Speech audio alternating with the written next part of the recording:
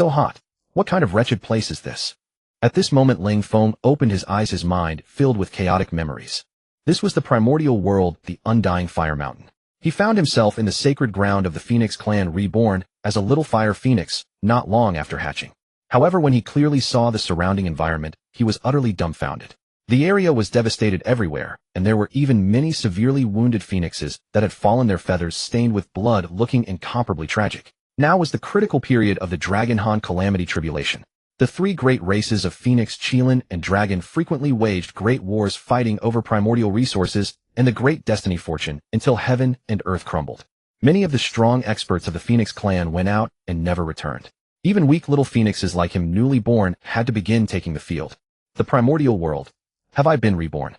After reacting, Ling Feng panicked even more. What kind of joke was this? He was a person from later ages, and he knew the plot trajectory of the primordial world very well. The Phoenix clan's Yuan Feng would perish in this calamity tribulation. Not only that, the Qilin clan's ancestral Qilin and the Dragon clan's ancestral Dragon would also bleed out across the primordial world. From then on, the three great races that had dominated the primordial world would completely fall into decline. No good. Should I just pack up and run? If I stay here, I'll be done for. After calculating in his heart for a while, Ling Feng immediately made up his mind. He was going to slip away. Wasn't living good. So weak, no need to stubbornly rush in to die. And at this moment, suddenly a mechanical voice sounded in Ling Feng's mind. Ding! Congratulations, host. The Divine Grade Choice System has been bound. The Divine Grade Choice System begins issuing quests. Participate in the Dragonhan Calamity Tribulation. Turn the tide for the Phoenix clan. Choice 1. Accept quest. Take the initiative to enter the war. Can obtain 1 dragon scale. Choice 2. Refuse quest. Can obtain the Phoenix clan's strongest cultivation technique, the 9 Revolutions Nirvana art. Hearing the system's voice, Ling Feng was first stunned. Then his entire being was incomparably excited. Was this his golden finger? Was this the rhythm of a counterattack? Upon carefully examining the quest, Ling Feng immediately chose to refuse the quest, and instantly the profound technique of the 9 Revolutions Nirvana art surged into his mind. After obtaining the reward, Ling Feng sorted through his memories and thought for a long while, then glanced toward the extreme southern lands and quietly slipped away from the undying fire mountain. He wanted to get far away from this place of trouble. And the extreme southern lands were the most barren place on the entire primordial continent. This place was extremely desolate, spiritual energy thin, fundamentally unsuitable for cultivation. Normally, even some of the lower demon races would not reproduce here. But for a weak little fire phoenix like Ling Feng, this place should be safe enough. Along the way, Ling Feng was incomparably cautious. And when he arrived at the extreme southern lands, he once again heard the system's voice. Ding! Detected. The Phoenix clan is at a disadvantage. Clan experts perishing successively. Will you go to assist?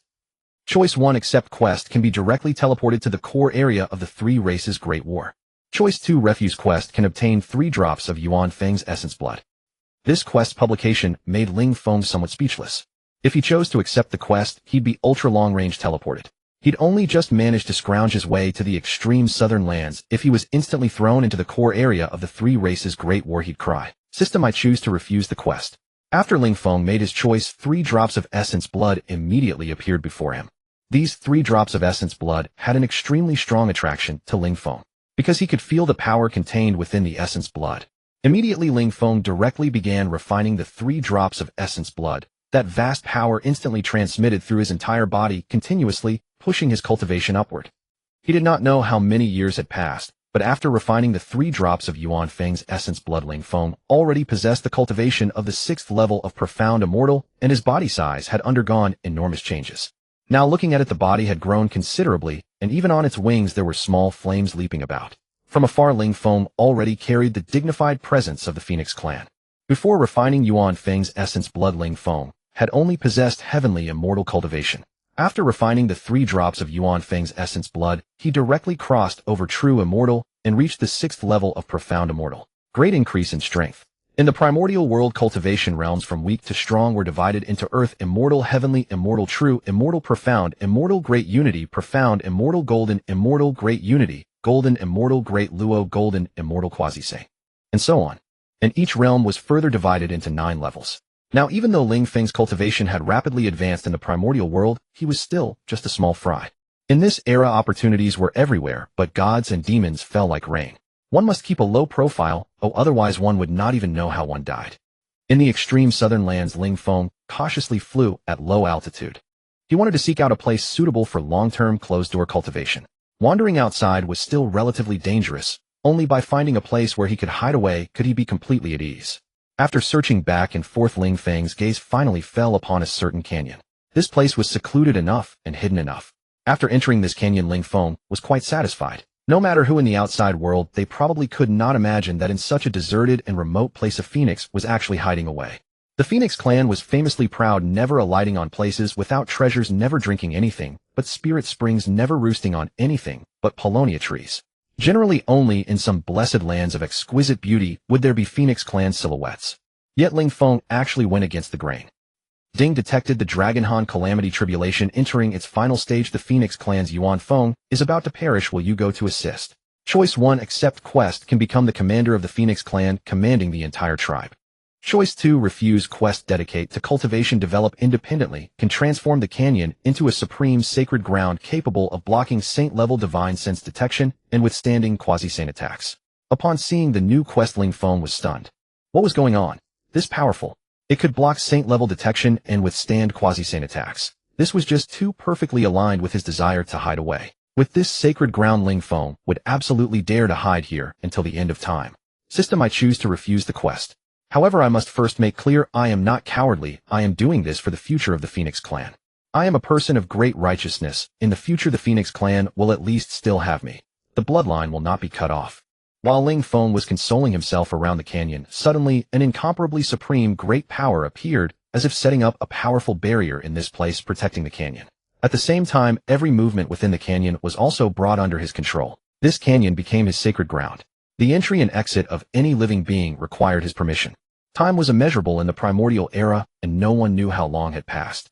Within the canyon, where he had been in secluded cultivation, Ling Feng once again heard the system's prompt. Ding. Detected. The Dragonhan tribulation has concluded. The demon ancestor Luo Ho, who has lain dormant for years, has now emerged. He is currently absorbing the spiritual energy of the western primordial lands along with the essence, blood, and resentment of the Dragon Phoenix and Qilin clans to strengthen himself. Host, will you go to stop him? Choice 1. Accept the mission. Stop the demon ancestor Luo Ho and you shall receive the postnatal spiritual treasure, the blood demon sword. Choice 2. Reject the mission. You shall receive the innate spiritual treasure, the Phoenix scepter. The supreme treasure of the Phoenix clan, once wielded by the primordial Phoenix, bearing the condensed destiny fortune of the entire Phoenix clan. Upon seeing this mission, Ling Feng did not hesitate. Rejecting was obviously the right choice. Immediately the Phoenix scepter materialized before his eyes. An invisible flame burned continuously along the scepter, wild, eternal, and untamed.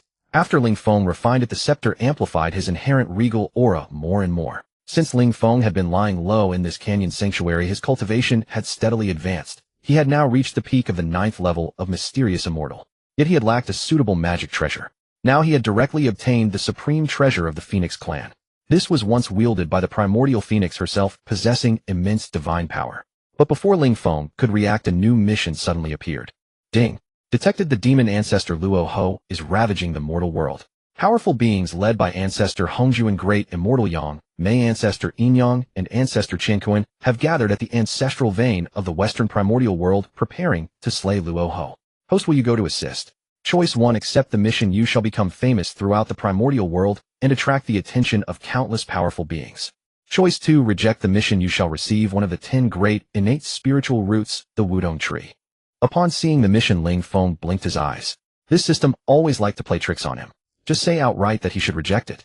It had to make things unnecessarily complicated. What was the point of becoming famous throughout the primordial world? Was choosing the innate spiritual root Wudong tree not sweeter? That thing was truly precious. The reason the Phoenix clan originally settled at the Undying Fire Mountain was because at the core of the volcanic range there grew a Wudong tree. This tree was extremely important to the Phoenix clan. If one built a nest and rested upon it, one could gain boundless benefits. But now, although Ling Feng was absolutely safe within his canyon sanctuary, this place remained somewhat desolate. Flowers and grass were rarely seen.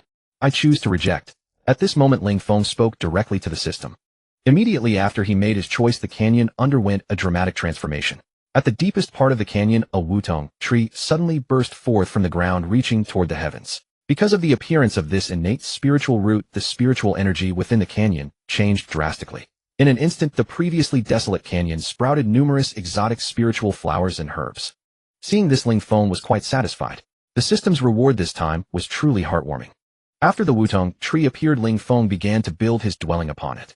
merely resting upon the tree for a short while he felt as though he was about to break through his current cultivation realm. This caused Ling Feng to immediately enter closed-door cultivation. No one knew whether this closed-door cultivation lasted 1,000 years, 10,000 years, or even longer. But when Ling Feng finally opened his eyes, he had reached the grand, mysterious, immortal realm, and the canyon had undergone earth-shaking transformations. The wutong tree beneath him had grown to a height of 10,000 zhang. Moreover, it had given rise to over a dozen smaller wudong saplings forming a wudong grove. Spiritual energy permeated the canyon, and at the center of the wudong grove, a spiritual spring had appeared. At this moment, Ling Feng sat upon the wudong tree, gazing at the changes within the canyon, his mood quite pleased. But at this instant, he suddenly sensed the appearance of Phoenix clan members outside his sanctuary. Immediately, he swept his divine sense outward and discovered that there were indeed 6 phoenixes outside the canyon. But these phoenixes each appeared weary in their demeanor. Their wings were disheveled and stained with bloodstains. They seemed to have endured countless battles. Lan Feng, do you think we sensed it wrong? Does this extreme southern land truly contain a habitat for our Phoenix clan? Our flight here has been so difficult, but upon arriving at this remote place we found no place suitable for our clan to rest. Could it be that after the calamity that befell our Phoenix clan we truly cannot rise again? The 6 young phoenixes continued to converse outside the canyon. Inside the canyon, Ling Feng observed their exchange through his divine sense and understood their situation. After the fall of the primordial phoenix, many powerful beings in the primordial world had begun to target the Phoenix clan. The ancestor Mingi, who had hidden in the sea of blood for years, seized the opportunity to invade the undying fire mountain, cutting down the wudong tree where the primordial phoenix once rested and taking its main trunk. The Kuanping, the future demon master of the later demon court, also took advantage of the chaos to enter the Phoenix clan's ancestral land and take away the cultivation resources the Phoenix clan had accumulated over many years. Furthermore, the demon ancestor Luo Ho, while collecting the essence, blood, and resentment of the 3 clans, sent his powerful subordinates to massacre the 3 clans. He sought to forge a greater calamity of slaughter, aspiring to prove the Tao of demons and become the first saint of the primordial world. Under such circumstances, some desperate Phoenix clan members began to seek refuge with powerful beings. For example, the Phoenix clan's powerful Jin Feng voluntarily became Nuwas Mount. A few other phoenixes went to Mount Kunlun to seek refuge with the Queen Mother of the West. From then on, the Phoenix clan suffered heavy losses and scattered in all directions. Inside his canyon sanctuary, Ling Feng sighed helplessly upon hearing their exchange. He waved one hand, and immediately the 6 phoenixes outside the canyon were drawn into the sanctuary. Do not panic. I am a member of the Phoenix clan. I have been cultivating in seclusion here for many years. Now that the Phoenix clan has suffered this calamity, you shall remain within this sanctuary to preserve a few more bloodlines of our clan. With my protection you shall be safe. The 6 phoenixes, having been drawn into the canyon by Ling Feng, appeared utterly shocked.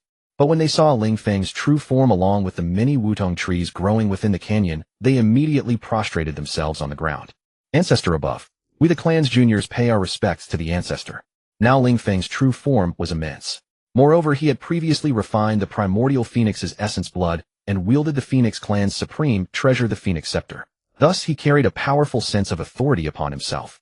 In the hearts of these younger phoenixes, naturally, they regarded him as the ancestor of the Phoenix clan. Very well, you shall remain within this canyon.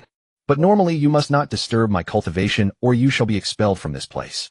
After Ling Feng finished speaking, he let them each choose a small wutong tree to nest upon and cultivate. After all, as members of the same clan, seeing them in such distress, Ling Feng could not help but extend his protection to them.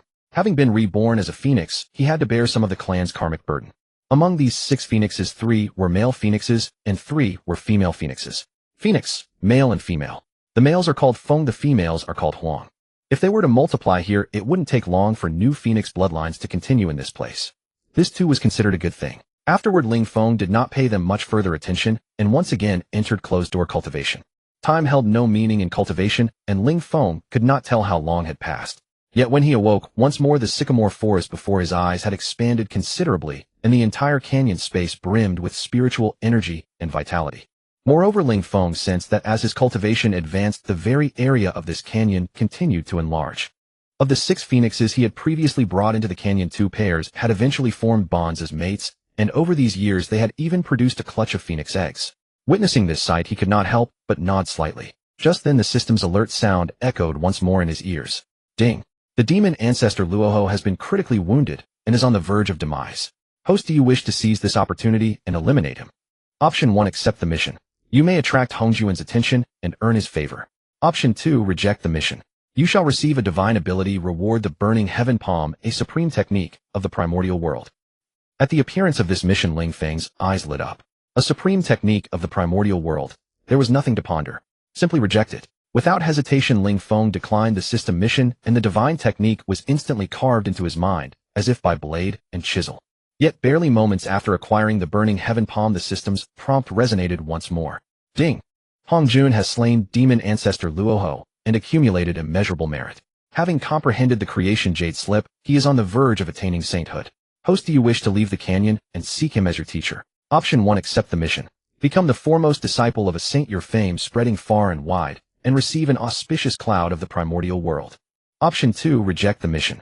You shall receive a single drop of Pangu's essence blood. Become Hongjun's disciple. Attain the rank of a saint's student. Truthfully, upon hearing this mission, Ling Feng did feel a flicker of temptation. But it lasted only that brief instant. Once he learned that rejecting the mission would grant him a drop of Pangu's essence blood, all other thoughts vanished without exception. System. Hurry up. I choose to reject. Are you kidding me? Pangu's essence blood. How invaluable could such a thing possibly be? Back when Ling Feng had refined the primordial phoenix's essence blood, his cultivation had surged forward dramatically. If he refined Pangu's essence blood, his realm would soar beyond all control. The moment he chose to reject the mission, a single drop of essence blood materialized before Ling Feng. Upon its appearance, a profoundly powerful aura immediately permeated the entire canyon. The several phoenixes within grew wildly panicked, utterly bewildered by what had occurred. Even Ling Feng himself was heavily oppressed by the surging aura, finding it extremely uncomfortable to endure. This single drop of essence blood was far more powerful than the 3 drops of the primordial phoenix's essence blood he had refined before. Nevertheless, Ling Feng did not hesitate and immediately began refining it. As he refined Pangu's essence blood, he dimly glimpsed a towering figure wielding a massive axe cleaving heaven and earth. The violent energy radiating from that presence held the power to obliterate him on the spot at any moment. Throughout this process, Ling Feng's aura underwent an enormous transformation, and the terrifying presence suffusing the canyon gradually diminished. After completely refining this single drop of essence blood, Ling Feng's cultivation leaped directly from the first stage of Tai Xianxian to the peak of the 9th tier of Jingxian. He had crossed an entire major realm in one stroke. It was far too fast, so fast it was almost unbearable enough to make him cry out. But it was incredibly exhilarating. Beyond the Jingxian realm lay Tai Jinxian, then Daoyuo Jinxian quasi-saint. In merely this short span of time, he had already reached the pinnacle of Jingxian. If he continued on this path, he would undoubtedly become a towering figure in the primordial world. While Ling Feng was refining Pangu's essence blood, tremendous changes were simultaneously unfolding across the primordial world. Ancestor Hongjun had attained sainthood, and the first saint in the history of the primordial world had appeared. Throughout the entire primordial world, ethereal, immortal music drifted upon the wind, and auspicious clouds spanned the heavens. Countless favorable omens manifested as innumerable powerful beings gazed toward the western region. For after Ancestor Hongjun slew demon ancestor Luoho, the latter had detonated his own cultivation in his dying breath. The western lands lay in endless desolation. Once a place of abundant spiritual energy and boundless opportunities, it had been reduced to barren wasteland. Hongjun had thus incurred immense karmic debt to this region. Therefore, upon achieving sainthood, he chose to manifest in the western region. When one attains sainthood, the heavenly Tao bestows its favor. Celestial chi descends from the heavens, and golden springs surge from the earth, nourishing all things. This could at least serve as partial compensation. It was precisely because of this act that the Western sect would later arise here, transforming the land into a pure land of supreme bliss.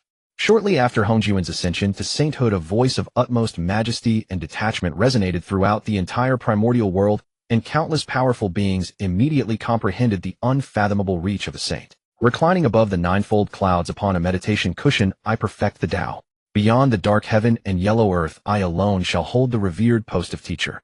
From Pangu emerged the supreme ultimate, the yin-yang, and 4 symbols follow their course. Leader of the profound gate, a single breath transforms into Hongjun. I am Hongjun, and now I have attained sainthood. As the first saint of the primordial world, I bear the duty of expounding the Tao across the world. 3,000 years hence, within the purple heaven palace, I shall teach. Those with destiny may come. As for the events in the primordial world, Ling Feng naturally knew little. Thanks to his canyon sanctuary, he was essentially isolated from the outside world. Especially now he was still immersed in the joy of his rapid cultivation breakthrough. As long as he remained low profile and stayed secluded within the canyon, he would be quite safe. Stay steady, do not recklessly push forward. We will surely win. After Hongjun attained sagehood, countless great powers from the primordial chaos made their way towards Zixiao Palace beyond the 33 heavens. Meanwhile, Ling Feng, who was in seclusion within the canyon, gradually awoke as the system's voice echoed in his mind.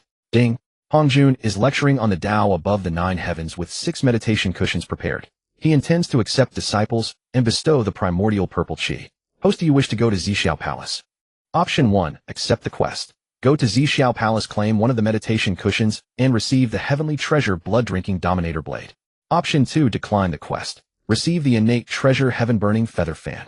He narrowed his eyes slightly. Since arriving in the southernmost reaches of the primordial chaos, he had been cultivating in seclusion within the canyon, learning only scattered fragments about the state of the primordial world through the system's quests. Hongjun's schemes were far from straightforward. To listen to his teachings and become his disciple would not be so simple. Though becoming his disciple meant gaining the primordial purple chi and attaining sagehood in the primordial chaos in the countless ages ahead, one would likely be manipulated by this man throughout. Ling Feng had no desire for such a fate. Holed up in the canyon enjoying such freedom, why give that up? Shaking his shoulders, he told the system plainly, I decline. Upon Ling Feng's refusal, scorching heat washed over him, and a fan wreathed in crimson flames materialized before him. The heaven-burning feather fan, forged from the plumage of countless fire elemental birds across the primordial chaos, and infused with myriad fire elemental treasures of heaven and earth. A gentle wave summons boundless seas of flame, wielding the power to burn the heavens and boil the seas. The moment his fingers closed around the feather fan, knowledge flooded his mind. This innate treasure suits me perfectly. With it, my combat prowess will increase significantly. After refining the heaven-burning feather fan, Ling Feng resumed his cultivation. He had reached the peak of Golden Immortal, just one step away from entering the realm of Great Love Golden Immortal. Years passed like a flying shuttle. Finally, on an unknowable day, Ling Feng suddenly opened his eyes, golden light shooting forth from them. His aura underwent a dramatic transformation. In mere seconds, the peak of Golden Immortal erupted upward, shattering through to the Great Love Golden Immortal realm. Boom, boom, boom. Great Love Golden Immortal. I've finally broken through to the Great Love Golden Immortal realm. Feeling the powerful energy coursing through his body, Ling Feng was quite satisfied, even harboring thoughts of stepping out of the canyon to showcase his abilities. No, don't get overconfident. Hongjun has finished his 3 lectures. According to the timeline, Yuhua will soon attain sagehood. The era of sages multiplying is upon us. The future holds much turmoil. Must maintain caution. Soon he restrained that impulse himself. During this period of seclusion, Hongjun had lectured on 3 occasions. Each time the system offered a quest, but he declined every single one. The system's rewards weren't meant to lure him out. They were designed to keep him holed up. So be it, he'd continue holed up. That was exactly how Ling Feng felt. Before possessing absolute strength, safety came first. As compensation for refusing, the canyon's right side now boasted over 30 heavenly spirit fruit trees, one of the top 10 later-stage spiritual roots of the primordial chaos. These trees continuously radiated dense spiritual energy.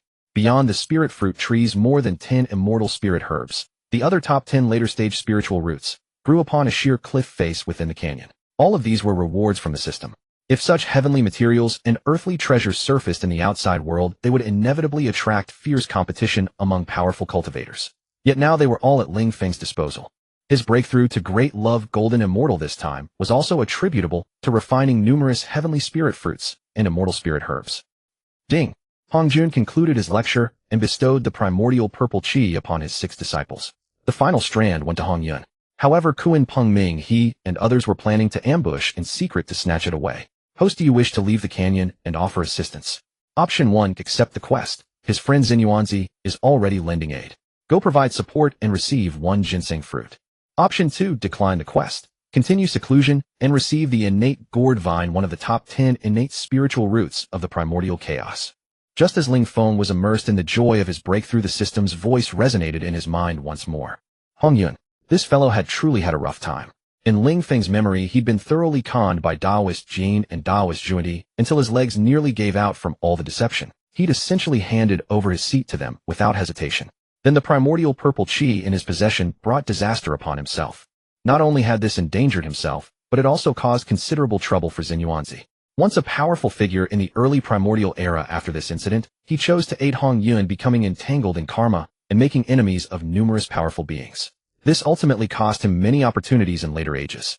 After all, the will of heaven is like a blade. No amount of force can alter it. Considering this, Ling Feng refused the quest. Instantly, a verdant gourd vine erupted from the earth, its tendrils wrapping around the tall parasol tree where Ling Feng resided. He had long grown accustomed to the system's habit of appearing and disappearing while delivering rewards. 2 gourds had already formed on this vine, one golden, one green.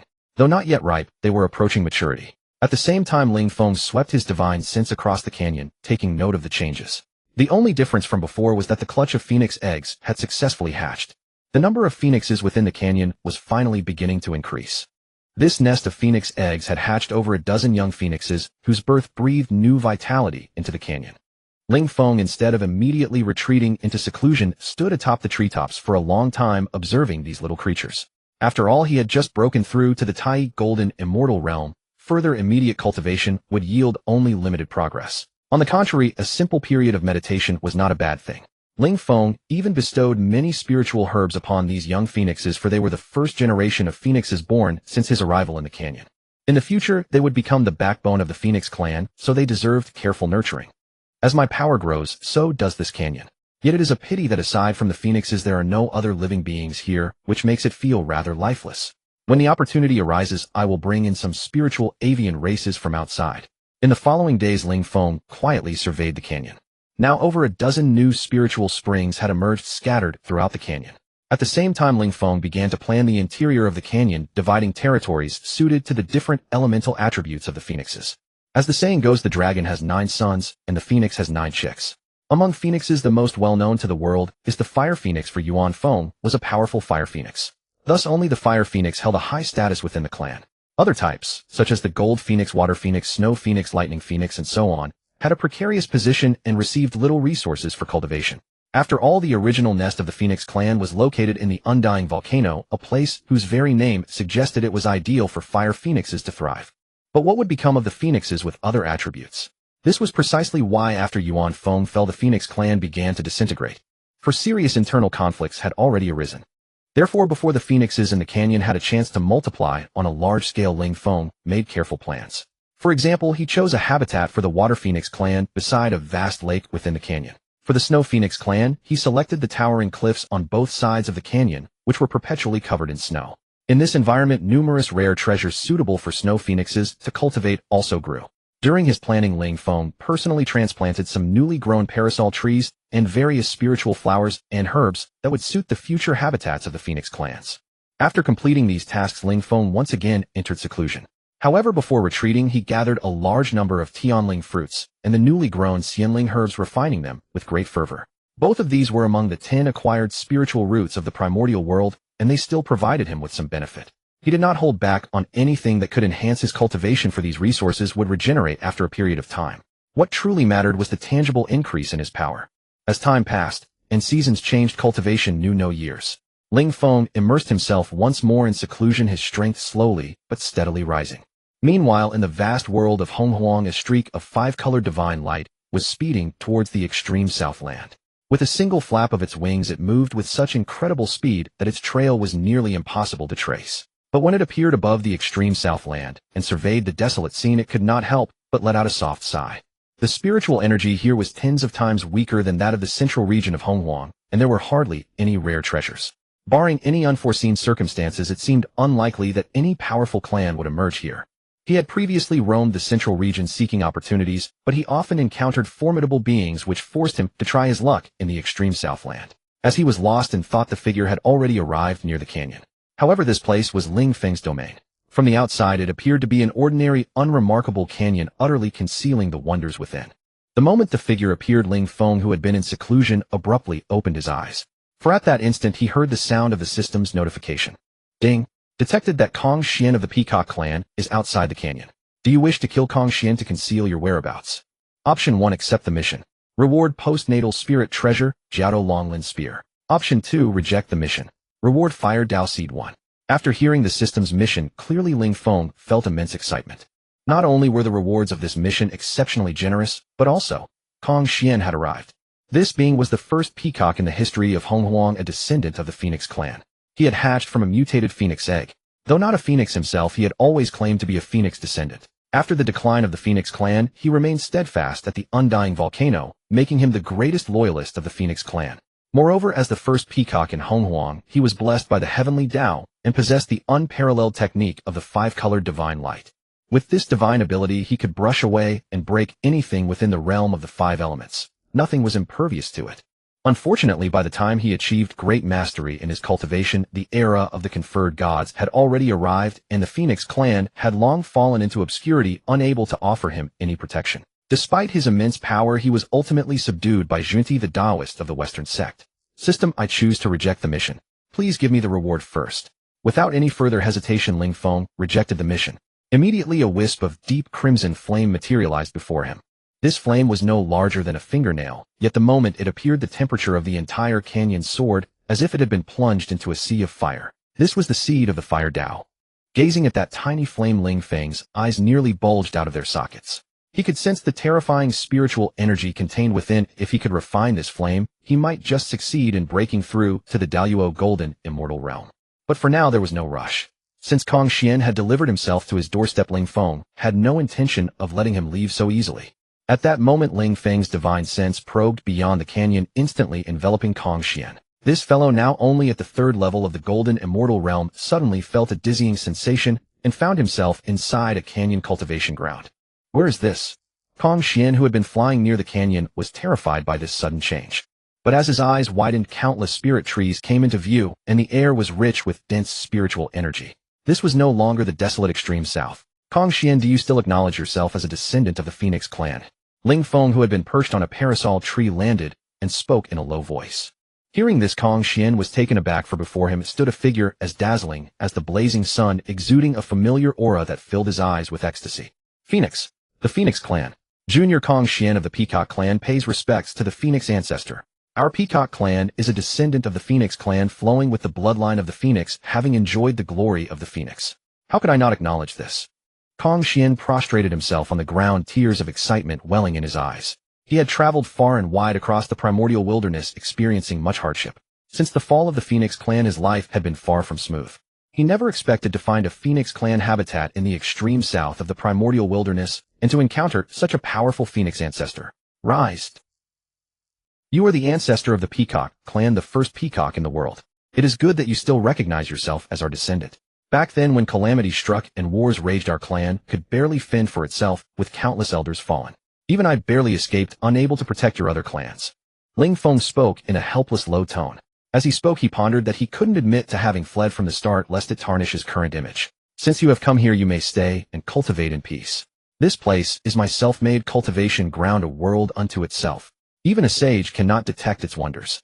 Hearing this, Kong Xian suddenly understood why he had noticed nothing unusual while flying outside. Ancestor, may I bring the entire Peacock clan here? Kong Xian's eyes blazed with excitement. With such abundant spiritual energy, it was only a matter of time before the Phoenix clan rose again, allowing them to march back into the primordial wilderness and reclaim their former glory. Of course, but remember, this location is top secret. Do not tell anyone, not even your clan members. Reveal nothing before arriving here. If any are willing to follow you, bring them, and I will usher all of you inside. Ling Feng raised an eyebrow slightly. While taking in the Peacock clan would strengthen the canyon, it also carried risks. If this fellow leaked the information, this place would be exposed. Rest assured, ancestor, Kong Xian will not breathe a single word. Kong Xian bowed his head deeply. The Peacock clan, once a mighty race following the Phoenix, now suffered greatly in the primordial wilderness. He detested this situation, but with their weak strength they had no choice but to endure. Now that there was a safe haven, he naturally wished to bring the entire Peacock clan. After giving a few more instructions, Ling Feng sent Kong Xian off to gather the Peacock clan. The Phoenix clan members were not yet suited to appear in the primordial wilderness, but the Peacock clan could. Upon seeing this fellow, Ling Feng had resolved to cultivate him as the canyon's future representative in the primordial wilderness. After sending Kong Xian away, Ling Feng turned and swallowed the tiny flame in one gulp, then began to refine it with all his might. Breakthrough, breakthrough. What he needed most now was to grow stronger. Rumble, rumble. Endless flames erupted from his body, engulfing him completely, transforming Ling Feng into a colossal firebird. As he continuously refined this flame, his aura surged at an astonishing pace. Third level of Tai Golden Immortal. Fourth level. Fifth level. In just a few decades, his cultivation skyrocketed from the early stage of Tai Golden Immortal to the middle stage. And this momentum did not cease.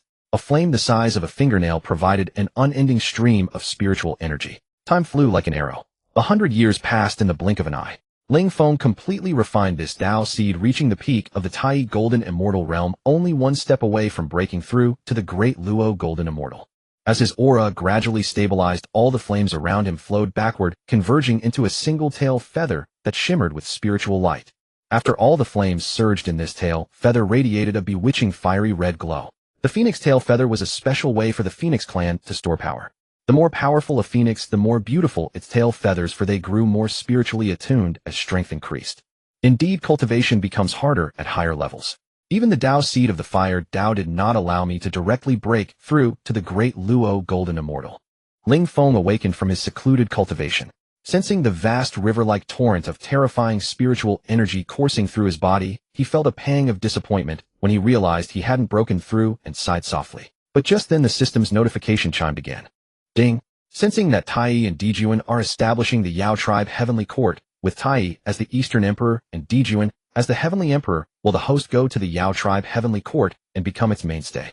Choice 1. Accept the mission. You will receive the post-celestial supreme treasure, the 12 water-dividing beads.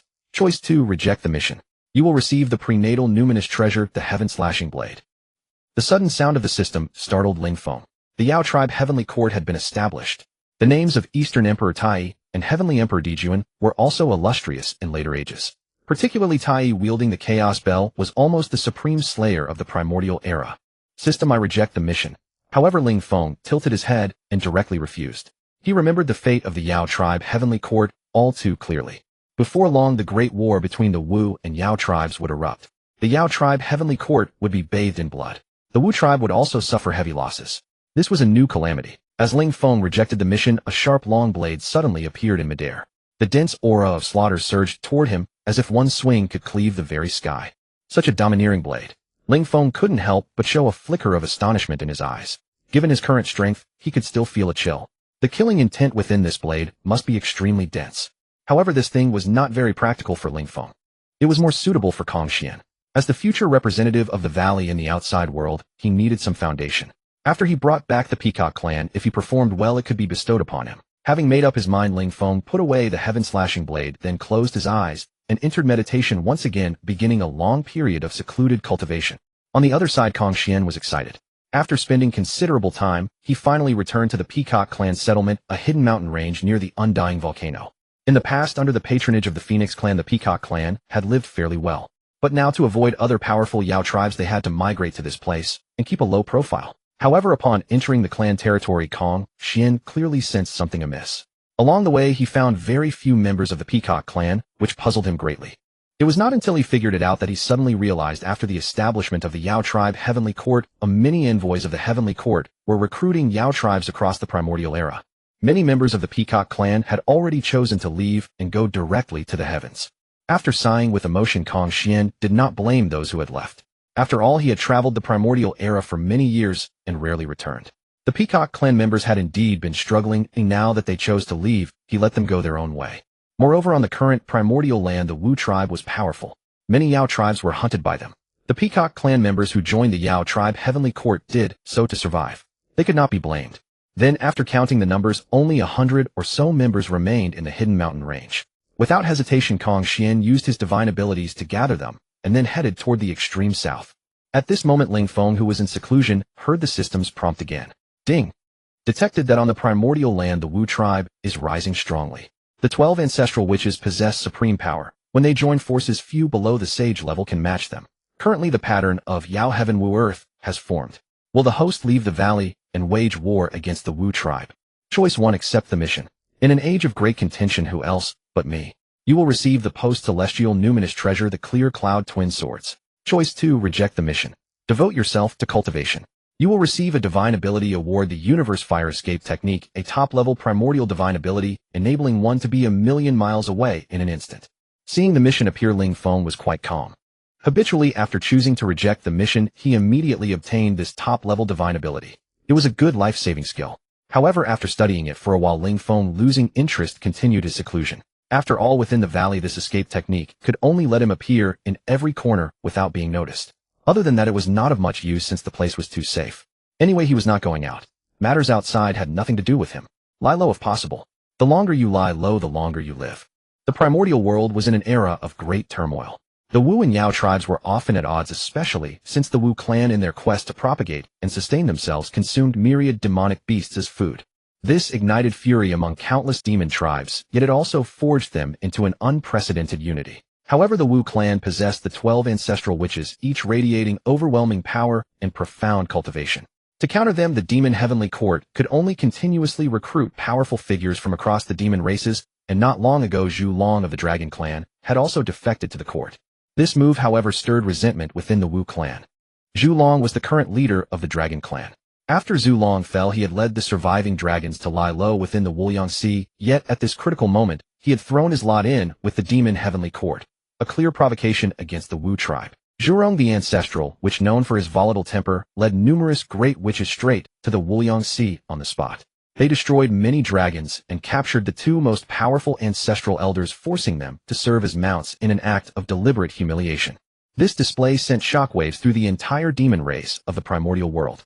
Meanwhile, Kong Xian, who had been making his way toward the extreme Southland, was likewise extremely tense during this period. As a member of the demon race, he constantly feared encountering powerful cultivators from the Wu clan. Yet after traveling by night and hiding by day, spending considerable time along the way, he finally arrived safely at the extreme Southland. When Kong Xian appeared near the canyon dojo, Ling Feng felt a disturbance. After observing for a while and finding no traces of other living beings, he drew Kong Xian into the canyon. I pay my respects to Ancestor. Kong Xian has failed. Many members of the Peacock clan have already defected to the heavenly court. I could only bring back over 100 of our kin. I beg Ancestor to punish me. No sooner had they entered the canyon dojo than Kong Xian released the over 100 Peacock clan members he had gathered, then fell to the ground bowing profusely. At that moment, Ling Feng materialized in a flash of firelight. The instant he appeared, all the phoenixes within the canyon flew toward him. Through years of nesting and reproduction, there were now over 40 phoenixes residing in the canyon. They regarded the Peacock clan members with varying expressions, some full of curiosity, others overjoyed, but all gathered closely behind Ling Feng, daring not to make any other moves. Rise. You have done well. The Peacock clan is descended from my phoenix lineage. Though you carved your own path, you remain forever one with us. When the great calamity struck, countless mighty ones of the Phoenix clan perished, and we were too overwhelmed to help. That some of your kin chose to seek refuge with the demon heavenly court was their own decision, and it is understandable. But now that your clan has returned and entered this dojo, you shall be under my protection henceforth. What befell you in the past shall never happen again. Ling Feng spoke in a low voice. Meanwhile, with a flick of his wrist, a long blade radiating spiritual luminescence materialized in his hand. He handed it to Kong Xian and continued. This is a primordial spiritual treasure known as the Zhantian blade. I bestow it upon you now. From now on, lead the Peacock clan to reside and cultivate within this canyon. Upon hearing these words, Kong Xian was overwhelmed with emotion. A primordial spiritual treasure. His ancestor had directly bestowed one upon him. Thank you, Ancestor, for your cultivation and guidance. Having risen, Kong Xian fell to the ground once more. This gesture instilled profound conviction in the Peacock clan members. The Phoenix clan was trustworthy, and even if they followed the Phoenix clan into battle across the primordial world once more, they would not flinch. After bestowing the Zhantian blade upon Kong Xian, Ling Feng also allocated a territory within the canyon for their clan, allowing them to reside here freely without restriction. This was a vast grove of spiritual timber within the canyon, featuring lakes, streams, and rare spiritual flowers and herbs. Compared to the barren mountain range where the Peacock clan had previously dwelled, this place was truly a paradisiacal realm. After settling all matters, Ling Feng suddenly heard the system notification sound. Ding! Detected that Nuwa is using the 9 heavens restless soil to create the human race, which will attract the favor of the heavenly Tao and yield boundless merit. Host, are you willing to leave the canyon to witness the birth of humanity? Choice 1. Accept the mission. Witness the birth of humanity and become the sacred teacher of humans. Obtain the daily skill drilling wood for fire. Choice 2. Reject the mission. Continue seclusion. Obtain merit sacred lotus 1. Condensed from 300 million units of heaven and earth merit. The merit sacred lotus only manifests when the heavenly Tao bestows boundless merit. Ling Feng's lips twitched at this new round of tasks. The system was growing increasingly perfunctory. If it wanted him to refuse, it should simply say so rather than concocting a false either-or dilemma. Drilling wood for fire. As a fire phoenix, what need would he have for such a mundane skill? Wasn't that rather insulting? The merit sacred lotus was far more appealing. This was an object condensed from 300 million units of heavenly merit. Once refined, Ling Feng's cultivation would surely break through to the Daluo Jingxian realm. After Ling Feng chose to reject the task, a sacred lotus appeared out of thin air before him. This sacred lotus exuded a pure and flawless aura, undefiled and dustless, supremely divine. And Ling Feng, without hesitation, immediately seized it in his hand and began the refining process. However, during Ling Feng's seclusion for refining, a terrifying aura burst forth from his body within the canyon. At the location of the phoenix tree at the canyon's center, a golden light appeared, illuminating the entire canyon. The aura was so powerful that it caused the whole canyon to tremble slightly. With such a great commotion in the canyon, Hongjun and the others immediately appeared, stepping out of their meditation spots one by one, standing at a distance and gazing at the massive phoenix tree at the center. This aura, the ancestor must be about to break through. This already carries the pressure of a Deluo golden immortal. No mistake, the ancestor is going to break through. Hongjun was the first peacock in the world, having witnessed many strong members of the Phoenix clan in the past, so he had some conjectures at this moment. At this thought, a gleam of determination flashed in Hongjun's eyes, and he immediately turned around to go back into seclusion. Even the ancestor with such formidable strength was continuously cultivating in seclusion. What reason did he have not to work hard? Moreover, after recuperating here, one day the Phoenix clan would surely return to the primordial world, and he did not want to become a burden then. In the past, the Peacock clan emerged late. Although they were descendants of the Phoenix clan, their actual status remained low, and they had no powerful combat strength. At that time, they couldn't help at all. Instead, many Phoenix clan experts provided safe shelter in their clan territory. But now, with everything starting anew, the opportunity for the Peacock clan had arrived. They too needed to prove themselves. Atop the phoenix tree, at that moment, Ling Feng's feathers were constantly changing, and his aura was continuously rising. After an unknown number of years, when Ling Feng had finished refining the power of the Merit Sacred Lotus, he slowly opened his eyes. This Merit Sacred Lotus is truly a rare treasure. After refining it, not only did my cultivation break through to the Deluo Golden Immortal realm, but it also directly advanced to the third level of Deluo Golden Immortal.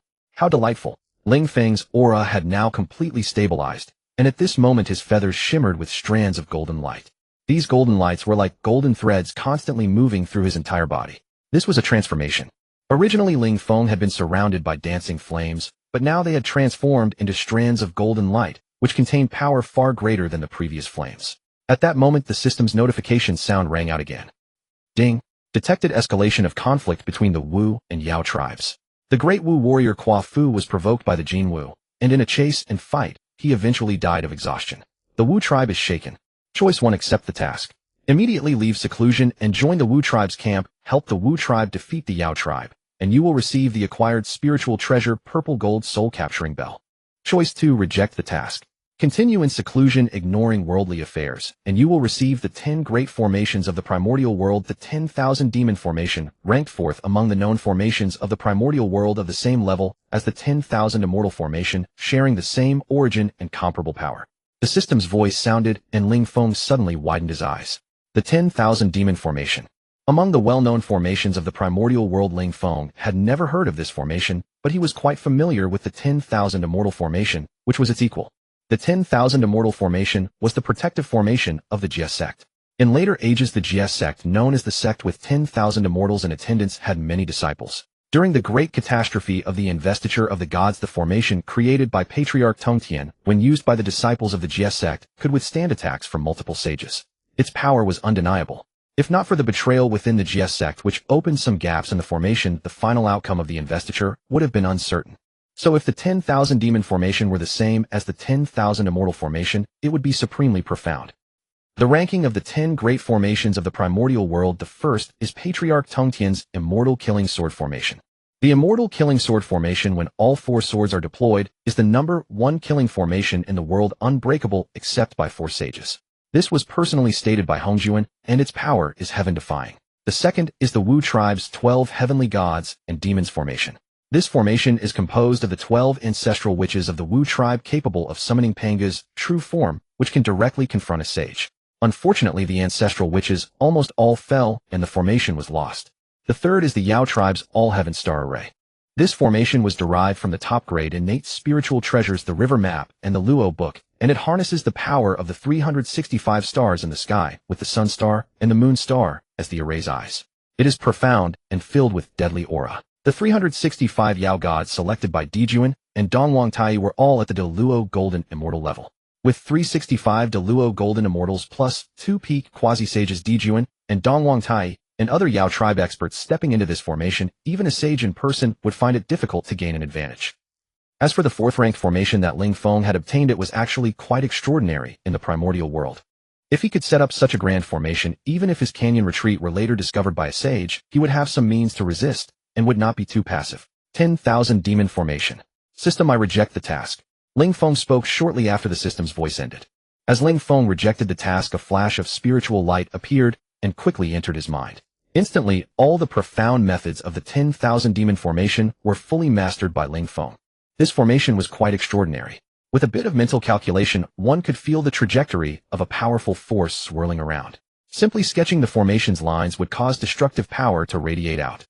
Forget it, there aren't enough people in the canyon now. To deploy the 10,000 Demon Formation, countless Yao tribe experts are needed, and my current strength is still insufficient. The Deluo Golden Immortal Realm is still not enough. During the great catastrophe of Wu and Yao, hundreds of Deluo Golden Immortals fell. I still need to keep getting stronger. Moreover, after Nuwa created humans, the three pure ones, Junti and Jane, will all become sages one after another. Soon the primordial world will enter the era of many sages. I need to keep a low profile. I must be even more low-key, to avoid being noticed by them before I become strong. Although his realm had broken through to Deluo Golden, immortal Ling Feng still couldn't be happy. His strength was growing, but the great trends of the primordial world were also changing. He was still very weak, very insignificant. In the primordial world, the conflict between the Wu and Yao clans continued to escalate. Huafu perished chasing the sun, sending shockwaves through the Wu tribe. The 12 ancestral sorcerers appeared before the heavenly court of the Yao, demanding that Emperor Jun provide an explanation. For a time, the situation grew tense. War between the two clans seemed imminent, but at the critical moment, Hongjun secretly mediated between the two sides. Ultimately, Emperor Jun relented, imprisoning his 10 sons within the sun for a millennium. Though the punishment was lenient, the Wu clan had no choice but to concede. After all, the feud between the two clans had not yet escalated to the point of outright war, and with the saints personally mediating, there was little they could say. Yet 1,000 years passed in the blink of an eye.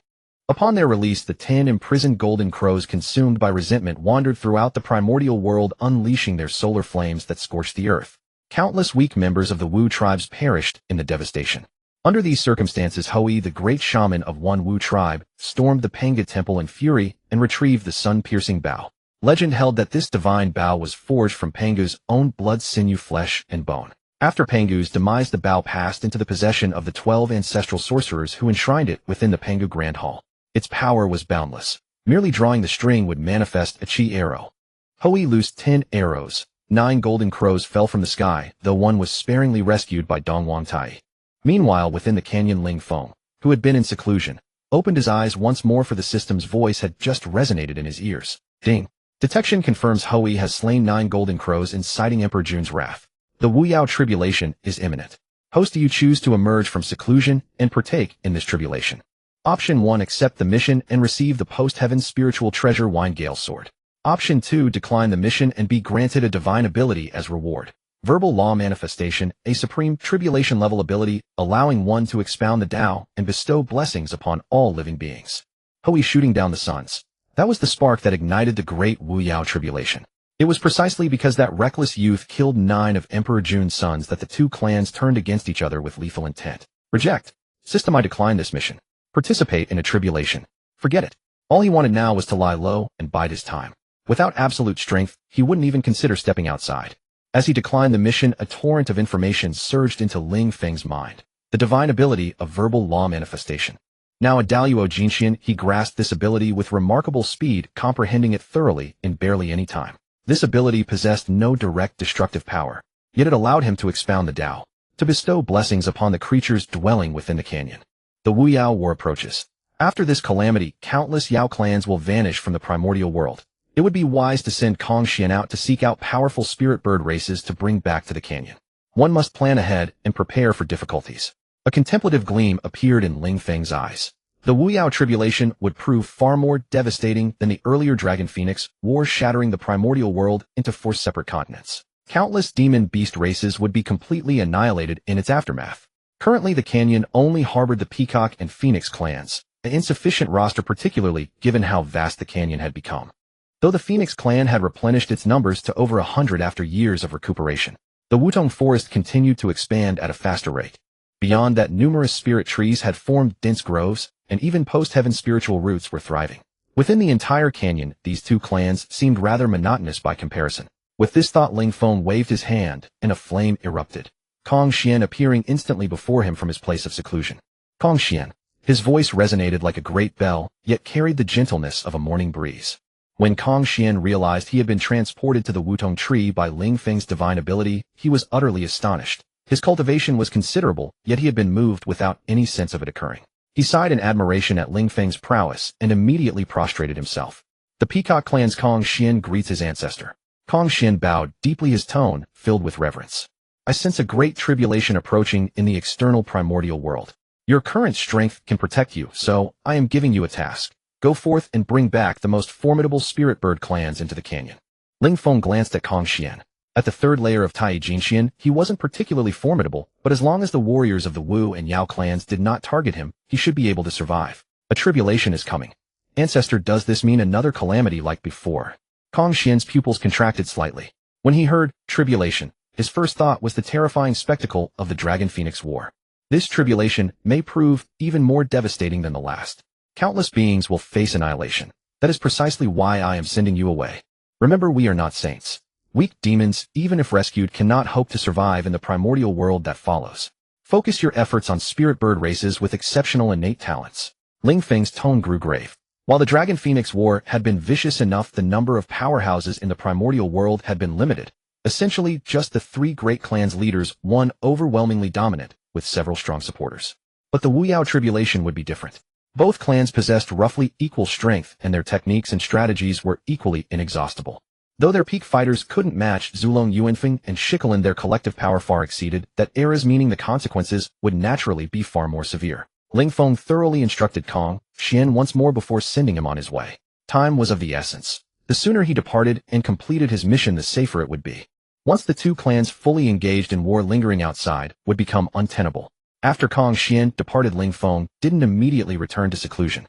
Instead, he observed the current state of the Phoenix clan. After all these years, the Phoenix clan had multiplied many times over, and other elemental phoenix varieties had begun appearing among them. Lightning phoenixes and ice phoenixes, which had never existed before, could now be spotted within the canyon. Though few in number, this was ultimately a positive sign. These phoenixes possessed attack power no weaker than fire phoenixes, only their reproductive rates lagged behind. After discovering that thunder phoenixes and ice phoenixes had emerged in the valley, Ling Feng once again divided the valley's territory. Their Phoenix clan inhabited the core area of the valley, possessing an entire grove of parasol trees, with numerous spirit springs and immortal herbs scattered throughout the forest. Such a habitat was rare to find across the entire primordial world. However, for the thunder phoenixes and ice phoenixes, Ling Feng felt they seemed utterly out of place here, deeply uncomfortable. He then chose a cliff face within the valley. As his cultivation had grown, the cliffs surrounding the valley had become even more towering, their summits perpetually capped with snow, a perfect dwelling for the ice phoenixes. Similarly, Ling Feng designated an extreme zone at the valley's edge for the thunder phoenixes, where countless thunderstorms and violent rains fell endlessly. To other demon beasts, this place was a desolate wasteland, but for the thunder phoenixes, it was the finest place to cultivate. Drawing heavenly lightning into their bodies not only increased their spiritual energy, but also tempered their physical form. Having made these simple arrangements, Ling Feng returned to the central parasol tree and sat cross-legged once more to enter seclusion. However, as he closed his eyes and began his meditation, the situation in the outside world was growing increasingly tense. Due to Ho Yi's act of shooting down the sons, Emperor Dijun of the Demon Heavenly Court was enraged and issued a demon recruitment decree across the primordial world, clearly intending to wage all-out war against the Wu tribe. In the primordial world within the Demon Heavenly Court, upon the Grand Hall's dais sat two men in magnificent robes, one clad in gold, the other in black, both with grim expressions and an underlying aura of killing intent radiating from their bodies. These two were the supreme powerhouses and actual rulers of the Demon Heavenly Court. The golden figure on the left was Dongwang Tai, while the black-clad figure on the right was the Heavenly Emperor Dijun. Your Majesty, the Wu tribe has gone too far. They have been slaughtering our demon kin relentlessly these past years, and now they have directly killed 9 of your Majesty's princes. I beg for the honor of command. Unless we annihilate the Wu tribe, I shall not return. Indeed, we demons have countless strong ones among us. Why should we fear the Wu tribe? Below, on both sides of the Grand Hall center, more than 10 figures of diverse appearances stood and voiced their opinions. Your Majesty, Guiche speaks truthfully. These years the Wu tribe has acted with outrageous arrogance, slaughtering countless members of our demon race. If we do not teach them a lesson, where lies the dignity of our heavenly court? Another figure stepped forward, their face filled with vicious killing intent. As they spoke, several phantom shadows flickered around their head. Upon closer inspection, it appeared as though 8 tongues were lolling out dripping crimson. This was precisely the demon race's ominous deity Jiuying. The other demons remained silent, their gazes all turning toward Jun upon the dais, waiting for his response. After all this time, it was the Heavenly Emperor's own sons who had perished. 9 died at once. Although the last one barely escaped with their life, they had suffered grievous injuries that damaged their very foundation. Their future achievements would be severely limited. It was almost impossible for them to ever become a top-tier powerhouse. Jiuying is correct. If we let this incident pass, without consequence, the dignity of our heavenly court will surely be compromised. However, if we engage in all-out war, the 12 ancestral witches of the Wu tribe are too formidable, and given our current strength, the losses would likely be catastrophic. Jun's brows drew together tightly, his fists clenched. This was his greatest concern. The demon race had worked so hard to reach this point. If this battle were mishandled, all their previous efforts would come to nothing. He did not wish to see such an outcome. That is why I have summoned you all here today, to hear your counsel. It is not yet time for all-out war, but how shall we ensure the Wu tribe suffers appropriate punishment? At Jun's words, the demons below fell into silence. Though they did not wish to admit it, the 12 ancestral witches of the Wu tribe were undeniably powerful, and the demon heavenly court had not yet completed the unification of all demon clans across the primordial world. Forcing a war, even if they ultimately defeated the Wu tribe, would leave the demon race severely weakened. The end result would mirror the calamity of the Dragon and Phoenix era. The three races, once the supreme overlords of heaven and earth, would fall into utter decline. Your Majesty, this humble subject has a stratagem that can bring the Wu tribe to collapse from within. At that moment, a black-clad figure at the very front of the assembled demons slowly stepped forward, bowing deeply as he spoke. Oh, do elaborate. In an instant, all the demons turned their attention to this figure. What we fear from the Wu tribe is nothing more than their 12 ancestral witches and the 12-fold heaven-earth divine fiend formation they form. If the 12 ancestral witches lose their unity, their formation will no longer be a threat. Over the years, I have gathered considerable intelligence on the Wu tribe.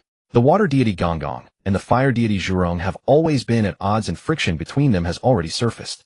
If we dispatch a demon skilled in transformation to infiltrate the Wu tribe and lay another trap, we can cause these two to fall out completely. At that point, the Wu tribe will inevitably plunge into internal chaos.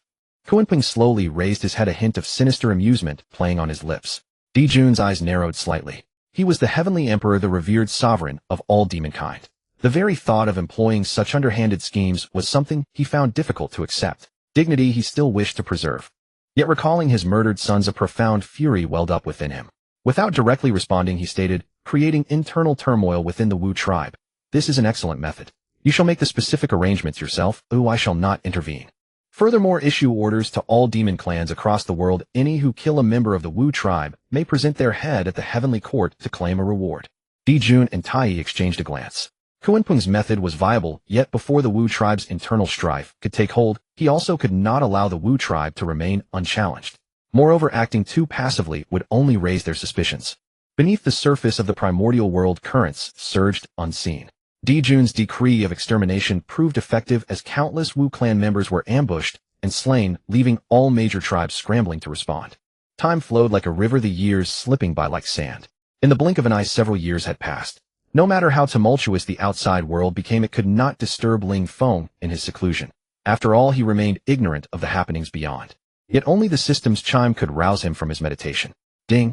Detected that the demon master Kuenpeng's scheme has succeeded, igniting the great battle between Zhurong and Honghuang. Host, will you immediately leave the canyon to reveal the truth to the two ancestral Wu? Option 1. Accept the mission. Prevent the two ancestral Wu from engaging in battle. Reward: post-celestial ultimate treasure, demon-slaying sword. Option 2. Reject the mission. Reward: 10 post-celestial spiritual roots of the primordial world. Azure wood, 10 post-celestial spiritual roots of the primordial world, 5 elements fruit tree. As the system's voice echoed in Ling Feng's ears, a faint smile curled at the corner of his mouth. What a treat. Truly thrilling. The system was delivering another batch of post-celestial spiritual roots to him. At this rate, he truly had no desire to leave. No place in the entire primordial world could compare to this haven. Hiding here was enough. With the canyon's existing resources, he could be entirely self-sufficient, and even nurture a group of powerhouses. How delightful. System, I choose to reject. Perched atop the phoenix tree, Ling Feng spoke. The moment his choice was made, 20 post-celestial spiritual roots sprouted in various parts of the canyon. With their appearance, the spiritual energy within the canyon grew even richer. As Ling Feng sensed the canyon's transformation, the system's voice rang out once more. Ding! Detected that Honghuang, unable to defeat Zhurong, has furiously crashed into Mount Buzhou. The mountain has collapsed and the sky has shattered. Host, will you immediately emerge to mend the heavens? Option 1. Accept the mission. Reward a primordial stone from the base of Mount Buzhou. Option 2. Reject the mission. Reward primordial divine objects. 9 heavens creation clay, 9 heavens stardust, sand, 9 heavens Tao stone. When they touch the earth, they sink in and bless the land. Even a desolate wasteland infused with such divine treasures can become a blessed cave heaven. This system is truly generous. Upon seeing the rewards for rejecting the mission, Ling Feng felt a surge of excitement. First, 20 post-celestial spiritual roots. Now 3 primordial divine objects. System I will continue to reject. After making his choice, the 3 divine objects materialized before Ling Feng. Recalling the system's introduction, Ling Feng waved his hand, and a golden light enveloped the 3 objects, merging them into the canyon's Tao field. In that instant, extraordinary phenomena erupted throughout the canyon. Golden lotuses burst from the earth, myriads of radiant rays cascaded, and celestial music resounded out of thin air. With a sweep of his divine sense, he noticed treasures sprouting in secluded corners of the canyon. A spiritual spring in the Phoenix Forest was directly transformed into a celestial pool that condensed the essence of heaven and earth. Just as the canyon underwent its profound transformation, traces of primordial beings appeared outside. Ling Feng checked and found that Kong Xian had returned. Behind Kong Xian followed a great multitude of spirit birds and demonic beasts. A smile of joy spread across Ling Feng's face, and with a wave of his hand, he welcomed them all into the canyon's Tao field. As a beam of spiritual light fell upon the central area of the canyon, these spirit birds and beasts were utterly shaken. Not to mention Ling Feng's mysterious methods, the mere sight of the canyon's splendor brought them overwhelming awe. Kong Xian pays homage to the ancestor. During my travels across the primordial world, I have brought back the Vermilion Bird Clan, Thunderbird Clan, Dark Sparrow Clan, Lark Clan, and Spirit Mandarin Duck Clan to rejoin the Phoenix Clan, seeking the ancestors' protection. When Kong Xian was guided into the canyon, he immediately prostrated himself in excitement, for he had sensed the canyon's immense transformation upon entering. The spiritual energy here was at least several times richer than when he had left. He even faintly heard celestial music and the rhythm of the Tao. What had happened? As Kong Xian pondered, the current clan leaders of the 5 races he had brought back also prostrated themselves, speaking in unison. Phoenix Ancestor, your divine might is boundless. The entire Vermilion Bird Clan rejoins, seeking the ancestors' protection. The Thunderbird Clan rejoins, seeking the ancestors' protection. The Dark Sparrow Clan rejoins. The Lark Clan rejoins. The Spirit Mandarin Duck Clan rejoins. The other spirit birds and demonic beasts, feeling Ling Feng's terrifying aura, did not hesitate to follow their leaders in paying homage. Especially the leader of the Vermilion Bird Clan, whose body trembled uncontrollably, tears nearly bursting from his eyes. The Vermilion Bird Clan had once been one of the Phoenix Clan's vassal races. After the Great War, they suffered a fate similar to the Peacock Clan scattered across the primordial world. Until this time, they encountered Kong Xian. When Kong Xian told him that the Phoenix Clan still had a surviving powerhouse, he was initially unwilling to believe it. But he could not defeat Kong Xian. Kong Xian was utterly unreasonable. When persuasion failed, he resorted to force chasing and beating him relentlessly. In the end, with no other choice, he had to agree to come and see. But now he wished he could slap himself twice. His gaze toward Kong Xian turned into one of profound gratitude. Rise. Since you have come to this place, cultivate with peace of mind. Here you shall enjoy the protection of the Phoenix Clan. Among you are veterans who followed the Phoenix Clan in the old days, as well as new clans that have just joined. But whether old or new, you must cultivate diligently and take the expansion of the clan as your mission. Ling Feng glanced at these demonic beasts. When he saw the Vermilion Bird Clan, he felt a hint of surprise, for their origins were not inferior. They were one of the 4 sacred beasts of the primordial world. In ancient times, they had produced many golden immortals, and even the clan leader at that time possessed a cultivation level comparable to a quasi-sage. He had not expected Kong Xian to bring back this clan. The young man's ability was truly impressive. Then Ling Feng assigned the various races to the previously divided canyon zones, leaving the Vermilion Bird Clan at the edge of the Phoenix Forest, a clan worthy of focused cultivation. With the arrival of these demonic beings, the entire canyon was filled with renewed vitality. And on this day, as Ling Feng prepared to go into seclusion again, a voice sounded from beneath the phoenix tree. Ancestor, it is Kong Xian. I have a matter to report. What is it? Our clan has hatched 2 peculiar peacock eggs. Although they contain the bloodline of the Peacock Clan, their forms are vastly different. We are perplexed and have come to seek the ancestors' guidance. Peculiar peacock eggs. Ling Feng frowned slightly, then his figure shifted, instantly transforming into a golden light that vanished in a blink. When he reappeared, he was already in the territory of the Peacock Clan. This place was located in a forest of spiritual trees where the 10 post-celestial spiritual roots, azure wood, rewarded by the system, had also grown. At this moment, Kong Xian stood behind him with a bewildered expression, not understanding how he had suddenly returned. In Ling Feng's line of sight, 2 golden chicks were flapping their tiny wings and chirping. Their eyes shimmered with divine light, and on their heads 2 fiery red-crowned feathers stood out as they curiously surveyed their surroundings. Could these be golden-winged roc? The birth of the golden-winged roc somewhat surprised Ling Feng, yet it was within reason. As the saying goes, the phoenix gives birth to the peacock, and the peacock gives birth to the roc. For Ling Feng, who had been reborn, this was quite clear. Moreover, this golden-winged roc had appeared in the later era of Journey to the West, stationed at Lion Camel Ridge, and later fought against 500 Arhats. A truly ferocious display. Now this clan had actually emerged in the Canyon Dao field. This was also a good thing. This clan possessed great potential and could be cultivated with emphasis. No harm, it's just a bloodline mutation. A brand new race has emerged. You must raise them well, and never let any mishap befall them. Ling Feng turned to look at the pair of Kong Xian before him, and said, "We understand." Kong Xian lowered his head slightly, and replied repeatedly. At the same time, he could also see that the ancestor favored these 2 little ones.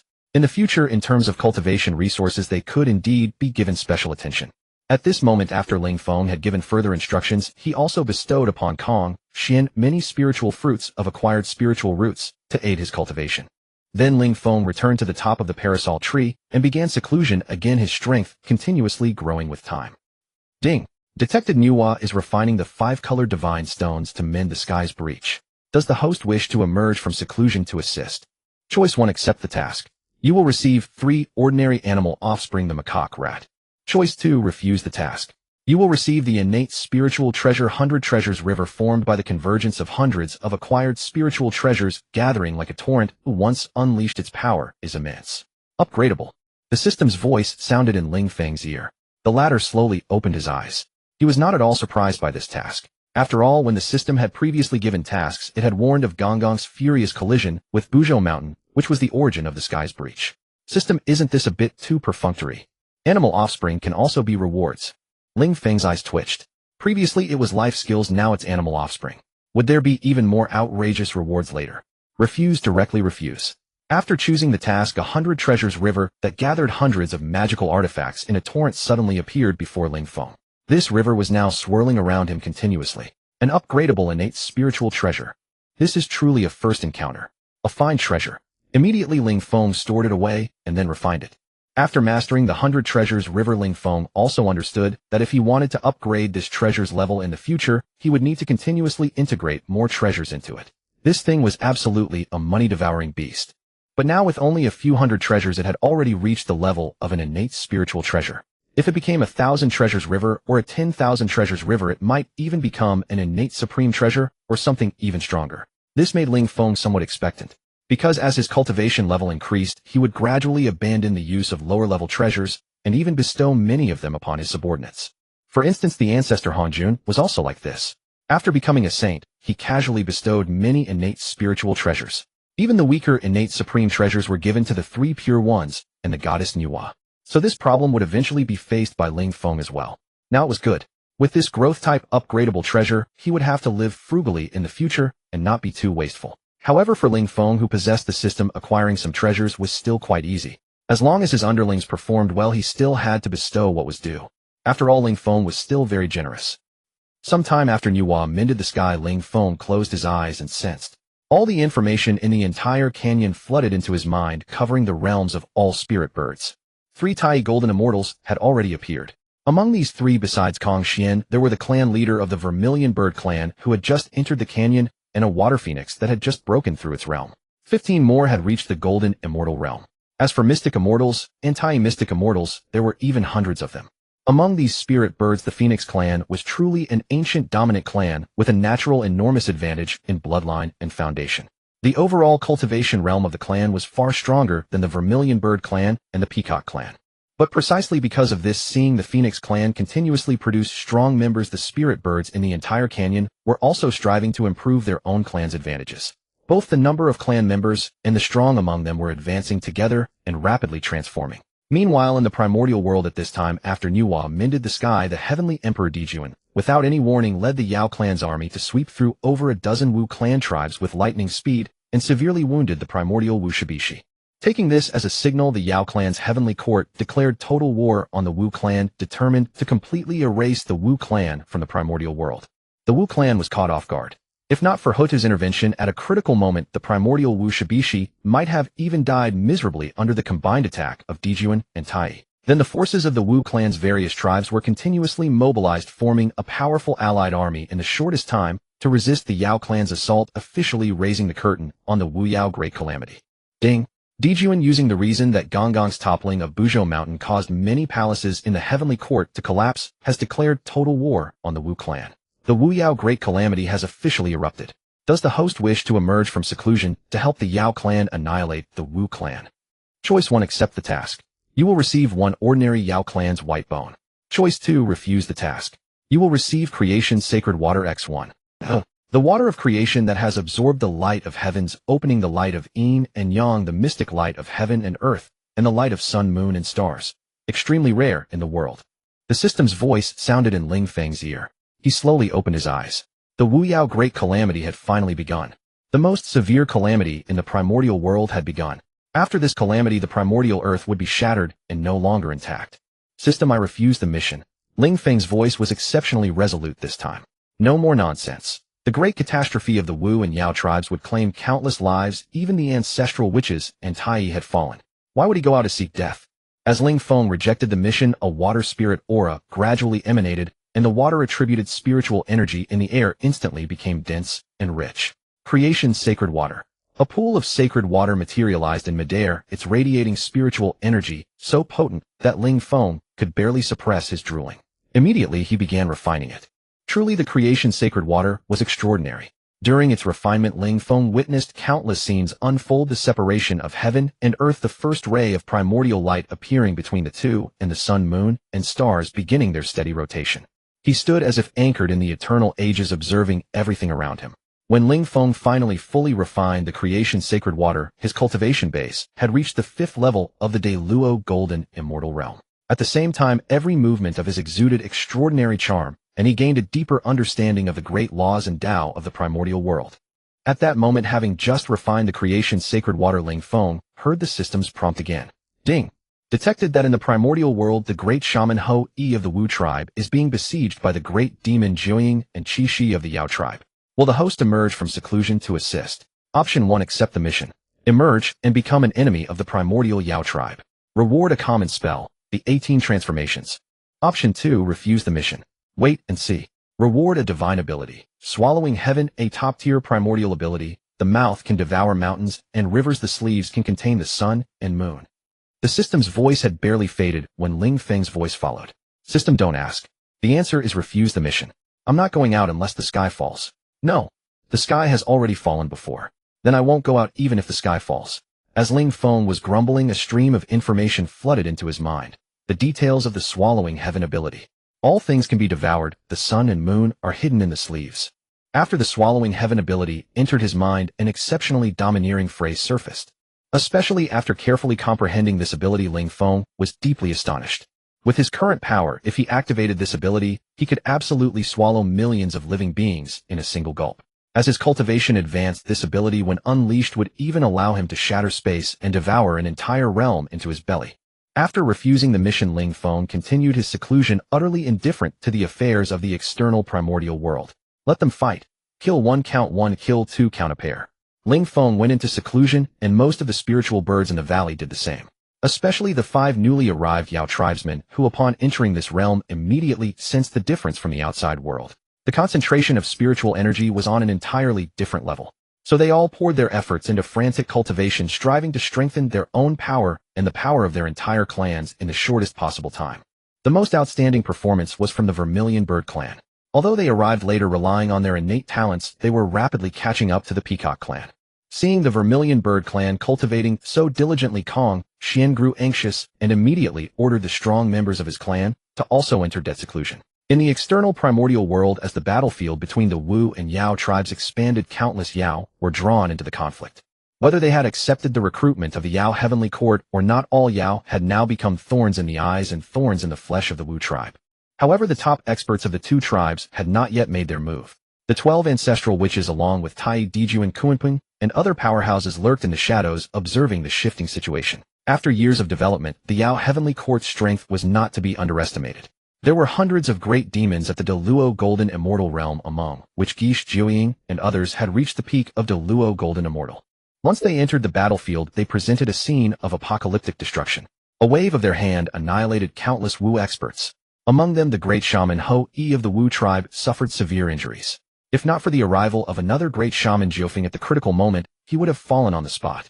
Jiufeng's strength had also reached the peak of Deluo Golden Immortal, and she possessed a courage that no demon could match.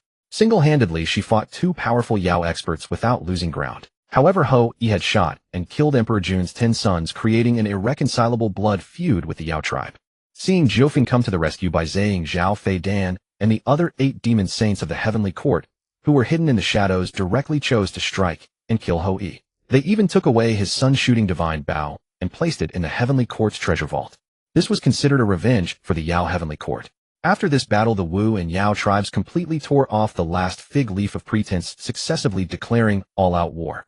Endless Yao armies were continuously sent to the primordial land. The Wu tribe was not to be outdone.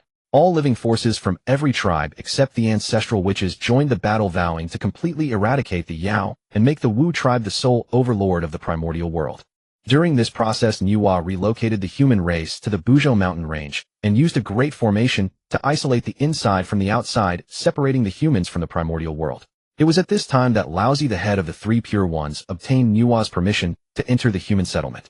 Heavenly stars shifted and constellations turned as the turbulence within the Honghuang world continued to intensify. Meanwhile, deep within the canyon, the system's voice resounded once more. Ling Feng, who had been in deep seclusion, awoke, and upon beholding the system's reward items, his eyes twitched slightly. Ding! It is sensed that Jiu Feng, a great shaman of the Wu clan, is being hunted by a powerful demon cultivator and is currently fleeing toward the extreme south. Host, do you wish to intervene and offer assistance? Option 1. Accept the mission. By taking enmity upon the demon clan, you shall receive 1 illumination pearl from the steps before Lingxiao Hall. Option 2. Decline the mission. By remaining detached from worldly affairs and continuing your cultivation at the Canyon Sanctuary, you shall receive 10 units each of the Dragon Phoenix, Immortal Herb, the Heaven, Earth Mysterious Yellow Wood, and the Moon Laurel. 3 among the top 10 post-heaven spiritual roots of Honghuang. System, what are you plotting? You even produced something as trivial as an illumination pearl. I find your offerings have grown increasingly perfunctory lately. Will you next offer floor tiles for the demon clan's heavenly court? If the system could converse, Ling Feng would dearly like to ask, couldn't you provide more sensible rewards? Nevertheless, the rewards for declining the mission remained exceptionally generous. A point at which Ling Feng was thoroughly satisfied, for his current desire was merely to lie low and grow steadily stronger. As for whether Jiu Feng, a great shaman of the Wu clan, lived or died, he cared little. He could not save everyone. However, judging by Ling Feng's memories, this individual seemed unlikely to perish, for after the great Wu demon war, Jiu Feng was among the rare great shamans who survived. Later, after Hutu incarnated as the 6 paths of reincarnation, he led numerous remnants of the Wu clan into the netherworld, where they found refuge under Hutu's protection. System, I declined the mission. Upon making his choice, 3 of the top 10 post-heaven spiritual roots of Honghuang materialized once more in a corner of the canyon, radiating massive surges of spiritual energy. His canyon sanctuary now already housed 7 kinds of post-heaven spiritual roots: the heavenly spirit fruit, immortal spiritual grass sky, azure tree, 5 elements fruit tree, dragon phoenix, immortal herb, heaven earth, mysterious yellow wood, and the moon laurel tree. He wondered whether the complete convergence of all 10 might manifest some extraordinary phenomenon. Scanning the canyon interior with his divine sense, Ling Feng swiftly plundered the entire valley of its heavenly treasures and earthly materials. Anything suitable for his cultivation was gathered without hesitation. Especially the newly appeared dragon phoenix, immortal herb, a treasure scarcely seen even in ancient times, where the appearance of a single specimen would inevitably ignite fierce contention between the dragon and phoenix clans. For both the dragon and phoenix clans, this spiritual root held extraordinarily potent benefits. Upon refining it, one's cultivation could surge forward with remarkable speed. Having collected some, Ling Feng prepared to enter another round of seclusion. After reaching the Daluo Jingxian realm, each successive breakthrough grew exponentially more arduous than the last. Despite years of secluded cultivation, his realm had remained stubbornly fixed at the 5th level of Daluo Jingxian. Yet this time, armed with an abundance of heavenly treasures and earthly materials, he believed a breakthrough should prove unproblematic. Beyond Honghuang, the great Wu demon war raged on, though after numerous defeats, the Wu clan's morale began to waver. Every battlefield had descended into grueling stalemates, with some fronts suffering large-scale routs. And as the Wu clan's great shamans continued to fall and sacrifice, the situation deteriorated further, forcing the ancestral gods of the Wu clan to intervene directly on the battlefield. In response, Dijun and Tai Yi also joined the fray.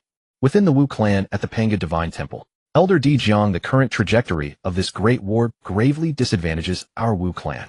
We cannot simply sit idle and await destruction. We must strike directly at the heavenly court.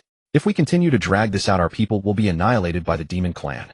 Within the Panga Divine Temple, all 10 ancestral gods had gathered. Legend held that this temple was formed from Pangu's very heart. This place also served as the gestation ground of the 12 ancestral gods, which is why whenever momentous matters arose within the Wu clan, they would convene here in person. Those demons truly deserve death. In years past, with all 12 ancestral gods united, the demon clan dared not push too far and even yielded on numerous fronts. But ever since Zhu Rong and Gong Gong perished, our Wu clan's deterrent might has greatly diminished, for we can no longer unleash the full power of the 12 universes' heavenly fiend array. Indeed, the demon clan has seized this opportunity to press their advantage. These past days, many of our great shamans have been slain. We truly cannot delay any longer, or the Wu clan shall never rise again. Seated within the Panga Divine Temple, Di Jiang rose suspended in midair. He possessed 6 legs and 4 wings, his form round and faceless, radiating an aura of unmatched majesty. War. Summon our clansmen. March upon the heavenly court. Since we've already torn off the mask, there's no need to hold back. Select 2 great shamans of profound depth from the clan to replace Gong Gong and Zhurong in forming the 12 heavenly fiend formation with us. This time we will bathe the heavenly court in blood. Dijiang issued the cold order, not expecting the sudden eruption of such terrifying power from the demon clan, especially the great golden immortal realm demons. Both in numbers and strength, they overwhelmingly suppressed the Wu clan, which was the cause of the Wu clan's defeat on the front lines. If this dragged on, the Wu clan would be destroyed at their hands. Big brother, we should have attacked long ago. No matter how powerful Dijuan and Tai are, they are only 2. Once we kill them, the demon clan's heavenly court will be a joke. A flicker of ruthlessness flashed in Gomong's eyes. From the very beginning, his suggestion was to concentrate all forces and strike directly at the heavenly court, it destroying its core, and the demon clan would collapse without a fight. It was only because Dijiang had many misgivings that they had chosen this current approach. Huta looked at the many fierce ancestral shamans in the hall, a trace of worry appearing between her brows. Her eyes flickered slightly, and she let out an imperceptible soft sigh. The battles between the Wu clan and the demon clan had ravaged the lands of the primordial world, causing untold suffering. Now Dijiang was about to deploy the 12 heavenly fiend formation, and who knew how many lives would be extinguished. Each tribe return immediately and gather all the strong. Concentrate our forces and follow me to attack the heavenly court. With Dijiang's command, all ancestral shamans responded in unison, then left the Panga temple and returned to their own tribes. Immediately, all cultivators above the golden immortal realm were drawn from the Wu clan's forces and assembled together. The strongest among the great shamans, Jiufeng and Shangliu, stood beside the ancestral shamans. They would replace Zhurong and Gonggong to form the 12 heavenly fiend formation with the 10 ancestral shamans. Boom, boom, boom. The 12 heavenly fiend formation was complete.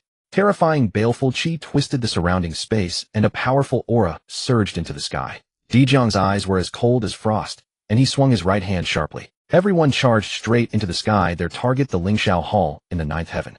The terrifying power spread all around, reducing every demon in their path to ashes. Even the powerful Tai golden immortal realm demons could not withstand this fearsome force. This sudden development shocked all demons. In panic, some demons reported to Dijuan. High above in the 9th heaven, the Lingshao Hall. A small demon covered in blood rushed to the hall in trance without any heed, then fell to the ground with a thud, shouting loudly. Reporting to the Heavenly Emperor, the ancestral shamans have made their move. They are now attacking the heavenly court, less than 10,000 li away. The small demon's voice echoed in the Lingshao Hall, which was deathly silent, devoid of any sound. The wrath of the Heavenly Emperor that he had expected did not come, which made the small demon lower his prostrate body even more. Issue the order: all great golden immortal realm demons are to return to the heavenly court immediately. As for the remaining demons, slaughter every Wu clan member on the ground. Leave none alive. Waited so long. These fellows finally couldn't hold back. Our demon clan's heavenly court shall fight. After an unknown time, several voices came from the Lingshao Hall. However, the small demon detected no worry in them, only a hint of excitement. Dijuan gave the order, and countless demon messengers turned into streams of light, vanishing in all directions across the primordial world. At the same time, several figures slowly appeared at the entrance of the Lingshao Hall. Leading them was a handsome man in a black robe with flames burning slowly in his bright eyes and a dignified, imposing aura between his brows. This was the heavenly emperor of the demon clan Dijuan. On his left, a figure in a golden robe stood with arms crossed, a hint of arrogance between his brows, and a faint golden bell-shaped phantom behind him. Golden flames like spiritual birds swirled around his body, constantly drifting, giving him an appearance of transcendent naturalness. The top powerhouse of the demon clan, equal to Dijuan in status, Dongwang Tai. I thought those old turtles of the Wu clan would hold out for another 10 years, but I didn't expect them to lose patience so soon. A cold voice sounded from behind Dijuan. A hunched figure slowly emerged, leaning on a staff, a cold smile on his lips. His eyes darted around as he looked into the distance. Around him, all light seemed to lose its effect, shrouded in darkness, as if he were a walking black hole devouring everything around him. The demon clan strategist, the Heavenly Court's demon master Kunpeng. Let's go. We'll go meet these arrogant ancestral shamans. As Dijuan's words fell, his body dissolved into specks of firelight and vanished. When he reappeared, his figure was already 1,000 li away. Tai and Kunpeng followed closely, while the great demons stationed in the Heavenly Court, Faden City, Qin Yuan, and others, followed in turn. Simultaneously, demons of the great golden immortal realm across the primordial world received the order and began moving toward the Heavenly Court, excited knowing that this battle might very well be the final decisive conflict between the two clans. Meanwhile, in the canyon, Ling Feng awakened again as the system's voice echoed in his ears. Ding! Detected the final battle between the Wu and demon clans. The 10 ancestral shamans are leading the Wu clan's elites to attack the demon clan's Heavenly Court, seeking a decisive showdown. Does the host choose to offer assistance? Option 1. Accept the mission. Appear at the demon clan's Heavenly Court and resist the Wu clan. Reward 3 liters of seawater from the boundless sea. Option 2. Reject the mission. Cultivate diligently. Reward the top-tier innate spiritual treasure, Xiantian Mirror. With this mirror, one can observe every corner of the primordial world, but cannot spy on the movements of quasi-sage realm cultivators and above. Seeing this new mission, Ling Feng felt a thrill. Because the reward this time was very practical. He was currently secluded in his canyon sanctuary, cut off from the world. He could only judge the situation in the primordial world through system missions. If he obtained the Xiantian Mirror, he could then observe some of the primordial world's happenings. This was a good thing. Though limited, unable to spy on quasi-sage realm cultivators and above, it was still sufficient. Ling Feng immediately chose the mission. A small, ancient-looking mirror materialized in his hand. The mirror shimmered with traces of Tao interwoven, with some laws of heaven and earth appearing exceptionally mysterious and powerful. Ling Feng gazed at the small mirror in his hand. Having refined it, he immediately stirred his thoughts, for the decisive battle of the Wuyao War had begun, and he could use the Xiantian Mirror to observe the shifting situation. Let me try first. After activating the Xiantian Mirror, its surface rippled like flowing water, and Ling Feng's divine sense gently brushed against it. Soon an image gradually materialized at the center of the mirror, revealing dense masses of the Yao and Wu clans locked in fierce combat. Within the Heavenly Court, various spirit treasures and world-shaking divine abilities being unleashed upon one another. Countless corpses rained down from the skies like torrential rain, mingled with splashes of blood. Both Wu and Yao forces fell, yet this time the Wu clan had committed only their elite troops, so the Yao casualties outnumbered those of the Wu by several times over. After all, the mighty powerhouses of the Yao clan across the Honghuang continent had yet to arrive in time. Above the battlefield, Ling Feng sensed a colossal vortex of spiritual energy swirling with terrifying power, though the image conveyed through the Xiantian Mirror remained stubbornly blurred. Worthy of their reputations as Dijun and Tai, Ling Feng murmured. Both are supreme powerhouses among the Yao clan of Honghuang, having achieved the realm of quasi-sage. Even the Xiantian Mirror cannot pierce through to track their movements. Ling Feng sighed in admiration. Yet realizing the mirror's limitations, he shifted his focus elsewhere, turning his gaze toward the vast expanse of Honghuang. With the Wu clan's elite warriors redeployed, the situation on the main front had deteriorated into utter devastation. Although the Yao clan's stronger cultivators were beginning to return and force their ranks, still harbored numerous golden immortals and Tai golden immortals, whose overwhelming power left the Wu clan with no chance to mount a defense. These Yao cultivators' artifacts are quite impressive. Within the Xiantian Mirror's vision, somewhere across the vast Honghuang region, a pack of Yao cultivators was besieging a Wu clan tribe. Despite the tribe's desperate resistance, the sheer gap in power rendered their efforts futile. What caught Ling Feng's attention was that the Yao forces wielded dozens of postnatal spirit treasures alone, alongside even some top-tier postnatal supreme treasures. Even though spirit treasures weren't uncommon in this era of Honghuang, seeing so many gathered before his eyes was undeniably enticing to Ling Feng. To most cultivators, these lower-grade artifacts would be little more than trivial curiosities, but Ling Feng possessed the 100 Treasure River, an artifact capable of evolution through absorbing and fusing other spirit treasures to elevate their ranks. Relying solely on the system's rewards would take an eternity to accumulate enough, and though his canyon held numerous postnatal and primordial spiritual roots that could be refined into artifacts, these resources amounted to only a drop in the ocean. Thus Ling Feng had never truly prioritized the 100 Treasure River. Yet witnessing this scene unfold on the Wuyao battlefield ignited a bold scheme in his mind. He harbored a daring idea. With the Wu and Yao clan's strongest fighters already deployed to the Heavenly Court's decisive battleground, the most powerful beings remaining below were merely Tai golden immortals. Equipped with the Xian Tian mirror granting him an almost godlike vantage point, he could simply pinpoint targets and send Kong Xian and the others to seize them. Once Kong Xian unleashed his 5-color divine light, these lesser artifacts would fall like fruit from a ripe tree. Wait, he corrected himself with a wry smile. Such a refined gentleman would never call it theft. These artifacts had been twisted into instruments of slaughter in their hands. Reclaiming them was an act of mercy, a righteous deed. Indeed, that was precisely it. A virtuous undertaking. With this conviction, Ling Feng resolved to dispatch Kong Xian and perhaps even the patriarch of the Vermilion Bird clan. After all, many hands make light work. This was a rare opportunity, one that wouldn't present itself again, while both clans threw their finest warriors into desperate combat, leaving no one to concern themselves with trivial matters below. Without delay, Ling Feng began shifting the Xian Tian mirror's view, focusing primarily on the southern and western reaches of Honghuang, where the presence of powerful Wu and Yao cultivators was sparse due to the terrain. He also knew this conflict drew the watchful eyes of hidden figures like Hongjun and Yuhua, so he dismissed the more prosperous eastern and central regions of Honghuang, where cultivation strength ran thick. As for the northern territories, distance alone ruled them out. Once his plan was set, Ling Feng's divine sense swept across the entire canyon as he prepared to summon Kong Xian and the Vermilion Bird Patriarch. After years of seclusion and growth, the Vermilion Bird clan had expanded from a mere 100 members to over 500. To accommodate this development, the entire clan pooled their efforts to transform their territory into an endless sea of magma and flame, for the Vermilion Bird race was special. Their descendants possessed no divergent attributes, as other Yao clans did. Every Vermilion Bird was a fire-aligned spirit bird, and each one could command the non-li bright fire, one of the 10 primordial flames of Honghuang. As patriarch of the Vermilion Bird clan, Zhu Li had broken through to the 6th stage of Tai Golden Immortal. Meanwhile, the Peacock clan, having entered the canyon sanctuary long ago, had grown to several thousand members, with over a dozen having attained the Golden Immortal realm.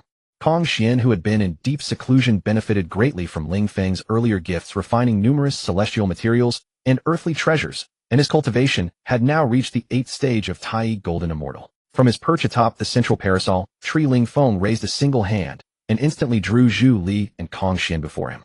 His voice carried both authority and warmth as he said, "Kong Xian, Zhu Li, I have important matters to entrust to you."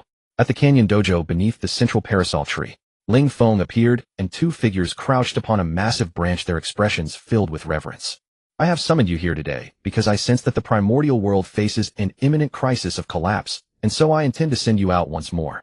I need a large quantity of spiritual treasures. The higher their rank, the better. I have already perceived the situation. Both the sorcerer and demon clans have concentrated vast numbers of powerful experts within the demon court. On the lands of the primordial world, your strength is more than sufficient for self-preservation. Therefore, upon this outing, you must gather as many spiritual treasures as possible for me. Of course, should you encounter spirit birds or demon clan creatures with sufficient talent, you may bring them back as well. To avoid impeding your operations, do not bring other clan members and act independently." Ling Feng's words caused Kong Xian and Zhu Li to exchange a brief glance before responding in unison. Ling Feng then informed them of what he had observed within the heavenly mirror and the target locations, leaving both utterly astonished, their eyes brimming with disbelief. For they knew that just like themselves, Ling Feng had never once stepped beyond the canyon. Yet he understood the outside world so thoroughly. How terrifying must his strength be? After a brief exchange of confirmations and instructions, Ling Feng dispatched them forth. Since Kong Xian's strength surpassed Zhu Li's, he was sent toward the western reaches of the primordial world. At that moment, having emerged from the canyon, the two stood upon a mountain peak, gazing out upon the primordial world. Smoke and haze filled the air. Countless fires and thick plumes of black smoke rose skyward, accompanied by faint cries of battle and anguished screams. Remember, this was merely the southern region of the primordial world, the most barren and desolate territory. Yet everywhere their eyes could see, this was the scene. What manner of devastation must the central regions, where clans stood in dense numbers and countless experts abounded, present? The patriarch spoke true, Kong Xian murmured with a sigh, gazing upon the scene before him. This great calamity surpasses even the previous Dragon Phoenix cataclysm. Had we not been taken in by the patriarch back, then the Peacock clan would likely have already perished in this primordial world. Kong Xian could not help but sigh at the devastation before him. Meanwhile, within the canyon, Ling Feng was not in seclusion, for the system's voice echoed within his ears once more. Ding. Detection complete. Dijun has deployed the Zhou Tianxing Do array at the Celestial Court to counter the 12 primordial heavenly fiend formation of the Wuzu clan. Host, do you wish to proceed to the Celestial Court now and assist the Demon Clan in utterly annihilating the Wuzu clan? Option 1. Accept the mission. You will receive 10 celestial herbs withered from the Celestial Court. Option 2. Decline the mission. Continue your seclusion and obtain 2 great Dao grass specimens. This treasure grows within the void of the 33 heavens and is extraordinarily difficult to manifest in the mortal realm. Listening to the system's voice, the corners of Ling Feng's mouth lifted ever so slightly. I knew it. The rewards for accepting missions have grown increasingly unacceptable. System, I choose to decline the mission. As expected, Ling Feng chose to reject the mission yet again. With such meager rewards, even his desire to save the Demon Clan had evaporated. Immediately upon making his choice, 2 great Dao grass specimens from the 33 heavens materialized before Ling Feng. Ling Feng did not overthink it. Once these heavenly treasures were in his possession, there was no need for further deliberation. He refined them without delay. He immediately set about refining them. As he refined the great Dao grass, waves of great Dao laws began to flood through his body. His blood surged and boiled throughout every vein, at times feeling as though he stood within an endless sea of flames, at others as though he plummeted into an abyss of glacial cold. Yet throughout this process, countless streams of spiritual energy began emerging within his body, coursing erratically and restlessly. An unstoppable torrent of spiritual energy raced through Ling Feng's physique, seemingly intent on tearing him apart. Ling Feng had no alternative but to furiously circulate his cultivation technique, continuously refining the power of the 2 great Dao grass specimens. However, the power within these grasses was far too formidable. Even possessing the cultivation of a Daluo Jinxian, Ling Feng was thoroughly tormented. Time flew like a shuttle. Years whirled past, and 100 years slipped by in the blink of an eye. Ling Feng's aura grew ever more formidable, his terrifying presence enveloping the entire canyon uncontrollably. Meanwhile, the experts from various clans who had been in seclusion at the canyon dojo had begun awakening several years prior. Not by choice, but because Ling Feng's oppressive pressure had become unbearable. Crow. At that moment, a cry rang out from the summit of the central parasol tree. This phoenix cry resounded across heaven and earth, sending the thousands of phoenixes within the canyon into wild excitement. For in that single instant, the explosive power that had erupted was simply too immense. The patriarch has broken through again. The Phoenix clan shall surely rise. No wonder it is called the great Dao grass of the 33 heavens. Having refined these 2 specimens, I have broken straight through to the peak of the 9th layer of the Daluo Jinxian realm. Ling Feng's voice rang out with excitement, his entire being thrumming with the immense power within him. Although he had anticipated that the great Dao grass of the 33 heavens would elevate his cultivation, Ling Feng had never imagined it would propel his realm directly from the 6th layer of Daluo Jinxian to the absolute pinnacle of the 9th layer.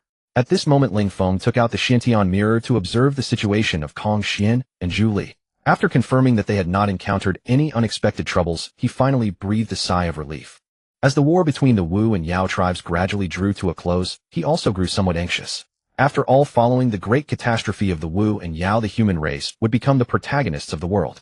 The era of saints was also approaching.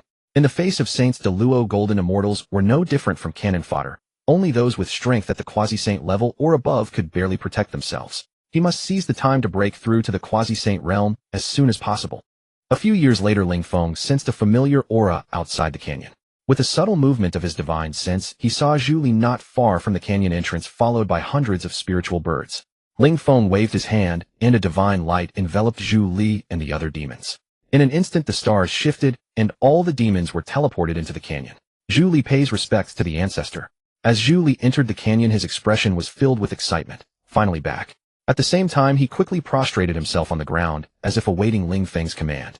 This scene stunned the demons behind him. They knew how powerful Zhu Li was, and it was precisely because of his strength that they had followed him here. Yet the strong man in their eyes had just knelt down. You have returned earlier than Kong Xian. Ling Feng's voice arrived before his figure appeared. Then a golden light coalesced before the crowd, and Ling Feng's form gradually materialized. His enormous body, resplendent wings, and long brilliant tail feathers filled the pupils of every demon present. Too dazzling. How could there be such a dazzling demon in the world?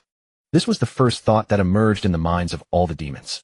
But soon their expressions turned strange, for Ling Feng's terrifying pressure descended at that moment. Thump! Countless demons fell prostrate one after another, lying on the ground, not daring to breathe. Phoenix! A phoenix! It really is a phoenix clan. The leading demons lay on the ground, their bodies trembling uncontrollably, yet their eyes were filled with excitement. When Julie had secretly told them before, they hadn't believed it. They never expected it to be true. Since you demons have entered the canyon, you must abide by its rules. The calamities of the primordial world have struck the demon race twice, depleting our numbers severely. This place is my Dao field.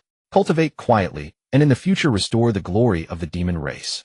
Ling Feng's gaze swept over the demons: the Snow Eagle Clan, Thunderfeather Clan, Bloodbat Clan, Rainbow Golden Pheasant, and Mystic Crane. Though these 5 races possessed decent talents, they were far inferior to the top-tier clans like the Peacock, Vermilion Bird, and Golden Winged Rock. However, at present the Canyon Dao field lacked living beings. The addition of these spiritual birds would make it livelier. Moreover, Ling Feng was playing a larger game, cultivating more races to prepare for the formation of the myriad demon array later. Julie, you have accomplished this mission well. I grant you 3 immortal spirit herbs, 5 elements fruits, and a top-tier divine ability, the Blazing Heaven Palm. After bestowing the rewards, Ling Feng settled the 5 newly arrived demon clans, assigning each a territory within the Canyon Dao field. Then Ling Feng returned to the top of the parasol tree, took out the Shantian mirror, and was about to check on Kong Xian's situation when the system's voice rang out inopportunely. Ding!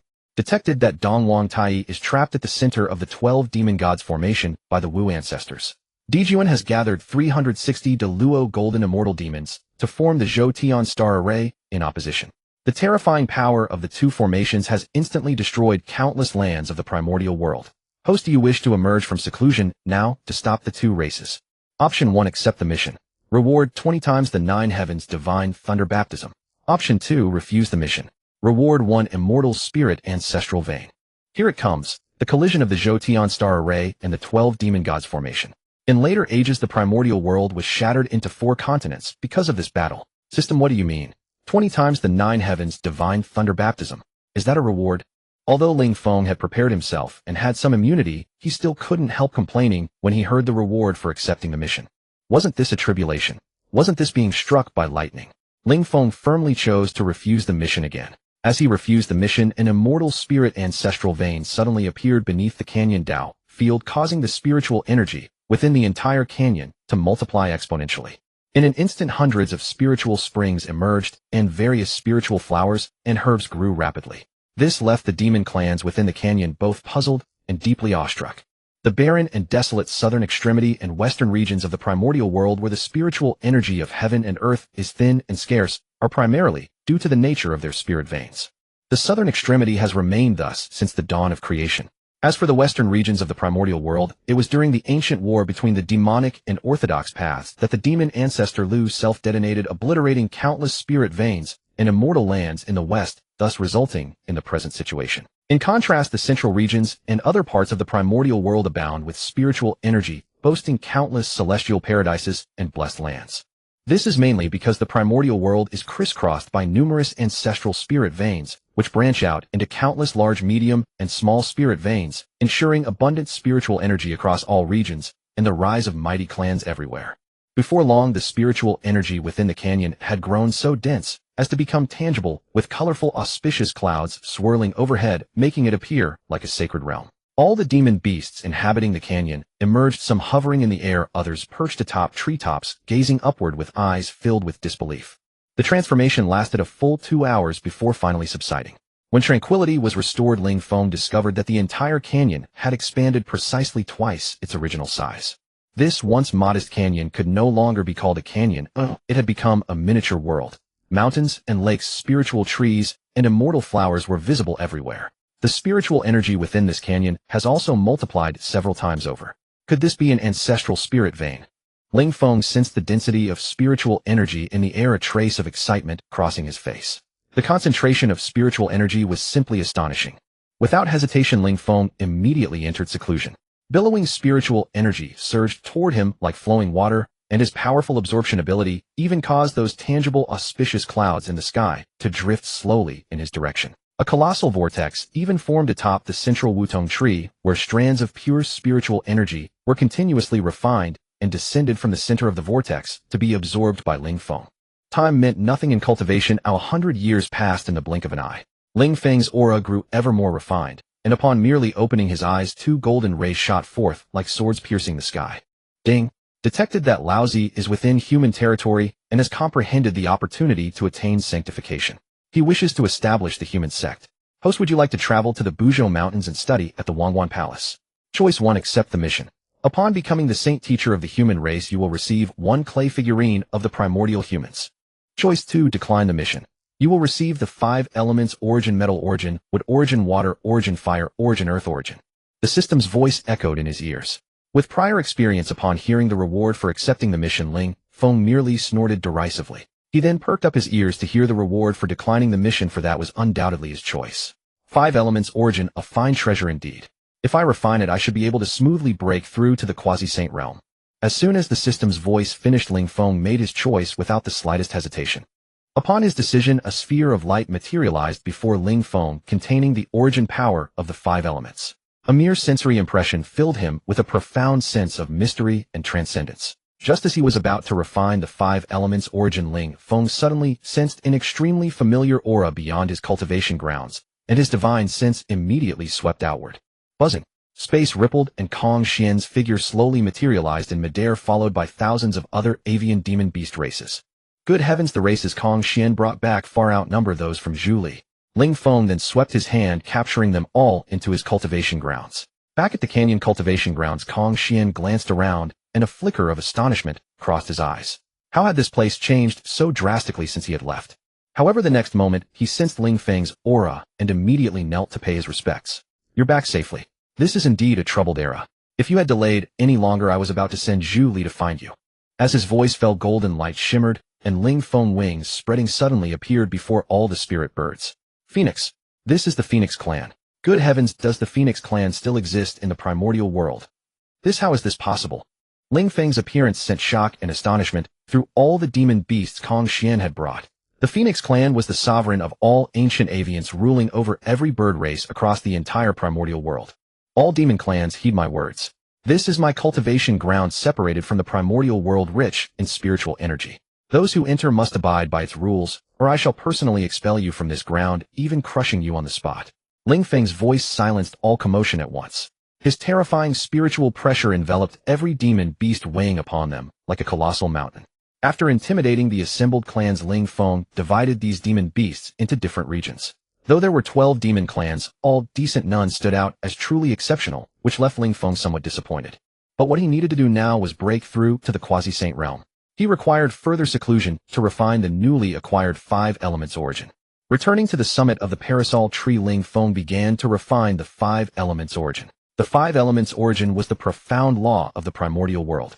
Ordinary powerhouses had to comprehend the origin laws through their own enlightenment, or gather numerous heavenly treasures condensed with the 5 elements origin, and only through long-term cultivation could they have the chance to fully master them. But now Ling Feng directly possessed the 5 elements origin. Without needing to spend much time on deduction, he continuously mastered the power of the 5 elements origin during the refining process. At the same time, his foundation was constantly transforming. He was only one step away from the quasi-sage realm. Currently, Ling Feng had refined less than half of the 5 elements origin. Once he completely refined it, breaking through the realm would certainly be no problem. Meanwhile, in the primordial world, the war between the Wu and demon clans had not yet ended. Especially on the heavenly court, the great battle between the 10 ancestral Wu and the strong experts of the demon clan dyed the heavens and earth with blood and shattered the primordial world. Because the Wu clan had gathered all their powerhouses, the demon clan found it difficult to withstand. Even though the demon clan had the Zhou Tianxing Do Grand Formation to resist, the Wu clan's 12 capitals Divine Fiend Grand Formation was not undeserving of its reputation. Even with only 10 ancestral Wu and 2 great Wu deploying the 12 capitals Divine Fiend Grand Formation, its power was unmatched. Each collision caused many demon clan powerhouses to instantly fall, their physical bodies shattered. It was said that the 12 capitals Divine Fiend Grand Formation was driven by the essence blood of the ancestral Wu. If all 12 ancestral Wu were present, they could even condense the Panga true body, and a single strike from it would be equivalent to a sage's attack, utterly invincible. But now, with Zhurong and Gonggong having fallen, the formation's power had sharply decreased. However, under the desperate burning of essence blood by the 10 ancestral Wu, the demon clan powerhouses were also suffering greatly. Dongwang Tai, who had been besieged for a long time, was now in a particularly sorry state. Ding! Detected that Dongwang Tai is locked in a bloody struggle with several ancestral Wu. He is now severely wounded and about to fall. His innate supreme treasure, the Dongwang Bell, has also begun to show cracks. He can no longer turn the tide, and currently intends to die together with the ancestral Wu Xianming. Host, are you willing to leave the Canyon Dao field and go to the demon clan's heavenly court to turn the tide? Choice 1. Accept the mission. Resist the Wu clan and become the new ruler of the demon clan's heavenly court. Choice 2. Refuse the mission. Continue your secluded cultivation and receive the top-grade primordial spirit treasure, Wanling Xianpao. Collected from the hard feathers of 10,000 kinds of spirit birds in the primordial world, it is the supreme defensive treasure of the spirit bird clan. Ling Feng, who was in the midst of charging toward the quasi-sage realm, suddenly heard the system's voice. But he simply did not want to bother with it. Don't mess around. This is a critical moment. Almost there. Just one last bit. He was about to break through to the quasi-sage realm. Please do not disturb. Then, without even looking at the mission, Ling Feng directly chose to refuse. Then the whole world became quiet, and he continued to refine the 5 elements' origin. After an unknown amount of time atop the parasol tree in the center of the canyon, a powerful vortex of spiritual energy appeared. Then from the center of the vortex, a powerful aura and a dazzling golden light burst forth. It's done. Finally, I have broken through to the quasi-sage realm. At this moment, Ling Feng was in high spirits. After refining the 5 elements' origin, his cultivation realm had broken through, and he was now a quasi-sage powerhouse. The powerhouses of all races in the canyon also turned their gazes to the top of the central parasol tree. They all sensed that the ancestor of the Phoenix clan had broken through another realm. He had gained immensely powerful cultivation. This canyon Dao field would become even safer in the future. They no longer had to worry about being displaced in the future. Especially the spirit birds brought in later, who had experienced the war between Wu and Demon and had fought against the Wu clan. Many of their clan's powerhouses had fallen and their habitats had been destroyed in the Great War. Thus they understood even more the importance of being protected by a powerful expert. Meanwhile, Ling Feng, who had just broken through to the quasi-sage realm, put away the Wanling Xianpao, and then took out the Shantian mirror, wanting to see the situation in the primordial world. After activating the Shantian mirror, Ling Feng saw the devastated land of the primordial world. Countless demon clan members had fallen. Countless Wu clan members were also bathed in blood. The primordial world was shattered into pieces, the heavens and earth undergoing cataclysmic change. Seeing this, Ling Feng sighed, and then shifted his perspective to the heavenly court. The demon clan's heavenly court was now in ruins, with all its palaces destroyed. Especially with the fall of Dongwang Tai and the death of many Duo golden immortals of the demon clan, the Zhou Tianxing Do Grand formation they had set up had been broken. The Wu clan was aggressively attacking. But despite that, although Dongwang Tai had fallen, the heavenly court still had Dijuan to hold the fort. He and Dongwang Tai were among the most brilliant and extraordinary beings below the saints. Long ago, he had comprehended the Hongyuan Hulua Grand formation from his treasure, the Hichu Luoshu. This formation, created based on the numbers of the acquired world, was the last great formation guarding the demon clan's heavenly court. Originally, Dijuan thought that with this formation the demon clan would surely hold out until the end, eventually surrounding and killing all the Wu clan powerhouses, causing all 10 ancestral Wu to be buried in the demon clan's heavenly court. But at the critical moment, the demon master Kuanpeng deserted in the face of battle. This fellow, cunning and treacherous, seeing the situation unfavorable, was unwilling to continue the bloody fight with the Wu clan. Because several of the ancestral Wu had already fallen, but when they fell they always took many demon clan powerhouses with them. It was precisely for this reason that he grew timid. A living dog is better than a dead lion. Besides, he had long laid his plans in the depths of the North Sea, gathering a group of demon clan members. He did not want to die here, he still wanted to live freely and happily in the future. Then not only did he choose to flee, but he also ambushed Dijuan and seized the Hichu Luoshu. With the loss of the Hichu Luoshu, the Hunyuan Hulua Grand formation lost its great power, forcing the demon clan powerhouses to engage in direct combat with the bloodthirsty Wu clan powerhouses. The demon clan's heavenly court had become a huge battlefield. Meanwhile, in the canyon, Ling Feng witnessed all of this. Although he could not directly observe every move of the various ancestral Wu Dijuan and Kuanpeng, he was well versed in the plot of this great calamity. Additionally, seeing other scenes of the great battle, he could still deduce some things. Because of the treachery of Kuanpeng, in an instant the demon race, which had originally held the initiative, fell into dire straits, leaving only Dijun leading the remaining demons in a final resistance. Ha ha ha. Wu clan, even if I die, I will not let you have an easy time.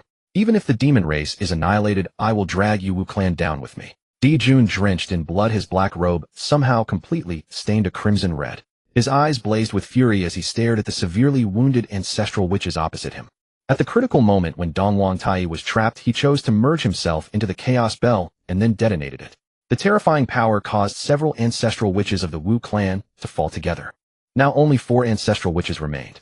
Dijun transformed into his true form, the Great Sun Golden Crow, and with a furious cry, he lunged toward the ancestral witches. Countless strands of solar true fire radiated from his body, dyeing the entire sky red with its terrifying power. All demons, hear my command. Fight to the death with me. In the demon court, the voice of Heavenly Emperor Dijun filled the heavens and earth as he issued his final command. Meanwhile, in the valley, Ling Feng was activating the mystic heaven mirror to observe the battle changes in the heavenly court. Although he had long known the outcome, he could not help but sigh. Back then, the demon court boasted hundreds of demons at the Deluo Golden Immortal Realm, radiating unparalleled glory. In the blink of an eye, they were only a step away from extinction. This time, he did not rush into seclusion. His cultivation had already reached the quasi-sage realm, and further breakthroughs would not be so easy. In the primordial world, worldly affairs passed like fleeting clouds. 50 years flew by in an instant. On this day, the system's voice once again echoed in his ears. Ding! Detected that the Wu demon catastrophe has come to an end. Dijun ultimately perished via self-destruction, dragging the 4 ancestral witches of the Wu clan to death, leaving only the severely injured Hudu to survive. Host, do you wish to lead the demons in your Dao field to charge out now? Option 1. Accept the mission. Gather the routed demons of the demon court, take control of the demon court, gain fame throughout the primordial world, and become the new demon lord. Option 2. Reject the mission. Obtain the primordial 10 divine waters of the Honghuang 1 yuan heavy water and 3 light divine water. This time, hearing the system's voice, Ling Feng was not in a hurry to make a choice, because he sighed softly. The fall of Dongwang Tai and Dijun meant that the demon race would henceforth decline. In this life, he was reborn as a phoenix. Watching the entire demon race's momentum fade, he could not help feeling a sense of sorrow for their kind. System, I choose to reject the mission.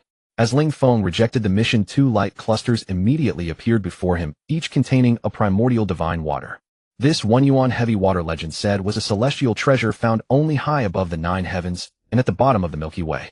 A single drop weighed tens of thousands of jin, making it impossible for those of lower cultivation to collect. As for the 3 light divine water, it was even rarer. It was formed by gathering sunlight divine water, moonlight divine water, and starlight divine water. Used alone, it could serve as a holy healing medicine, removing all toxins. However, these 2 items, though relatively precious in the primordial world, felt useless in Ling Feng's hands. But on second thought, the water phoenix Lan Feng in the Valley Dao field might be more suitable for these 2 items. His current cultivation had reached the 7th level of Tai Golden Immortal. If he refined these 2 divine waters, he should be able to break through to the Deluo Golden Immortal Realm smoothly. Thus, the Phoenix clan would gain another powerful member. With this in mind, Ling Feng immediately summoned Lan Feng and bestowed the 2 newly acquired primordial divine waters upon him. At the same time, he urged him to cultivate diligently. Now in the valley, the Peacock clan had Kong Xian, and the Vermilion Bird clan had Zhu Li. These 2 were on the verge of breaking through to Deluo Golden Immortal. He did not want the Phoenix clan to have no other strong members besides himself. The Phoenix clan, due to their sensitive identity, had remained hidden from the world for years. Although they possessed unparalleled talent, it was still not easy to produce a large number of powerful members in a short time. Moreover, over the years, Ling Feng had used the mystic heaven mirror to observe the situation of the immortal volcano. This once ancestral land of the Phoenix clan was now extremely desolate, with no phoenixes dwelling there. Originally, Ling Feng had thought that if there were any lone phoenixes in the primordial world, he could take them into the valley. But since the Dragon Phoenix catastrophe, the surviving phoenixes had either fled to remote ancient stars or shattered corners of the primordial world, never appearing. Or they had sought refuge with some great powers of the primordial world. In such a situation, Ling Feng found it difficult to summon them. Fortunately, in his Valley Dao field, there were already over 5,000 phoenixes. With proper cultivation, they would become a formidable fighting force in the future. He was not like Yuan Feng, who only cared about his own cultivation, choosing the immortal volcano as the ancestral land of the Phoenix clan and completely ignoring the fates of phoenixes of other attributes. What Ling Feng wanted to do now was to unearth the abilities of each phoenix type, so that they could quickly stand out. In this way, even if the number of phoenixes in the Valley Dao field was not large, it could still cultivate many strong members of the Phoenix clan. Ding! Detected that Laozi has founded the human sect, obtained boundless heavenly merits, and attained the sage status. Host, do you wish to leave seclusion now and pledge allegiance to Laozi's human sect, becoming its vice lord? 1. Accept the mission. You will obtain 3 buckets of ordinary river water from the primordial world. 2. Reject the mission. You will obtain the yin-yang origin. The yin origin and yang origin.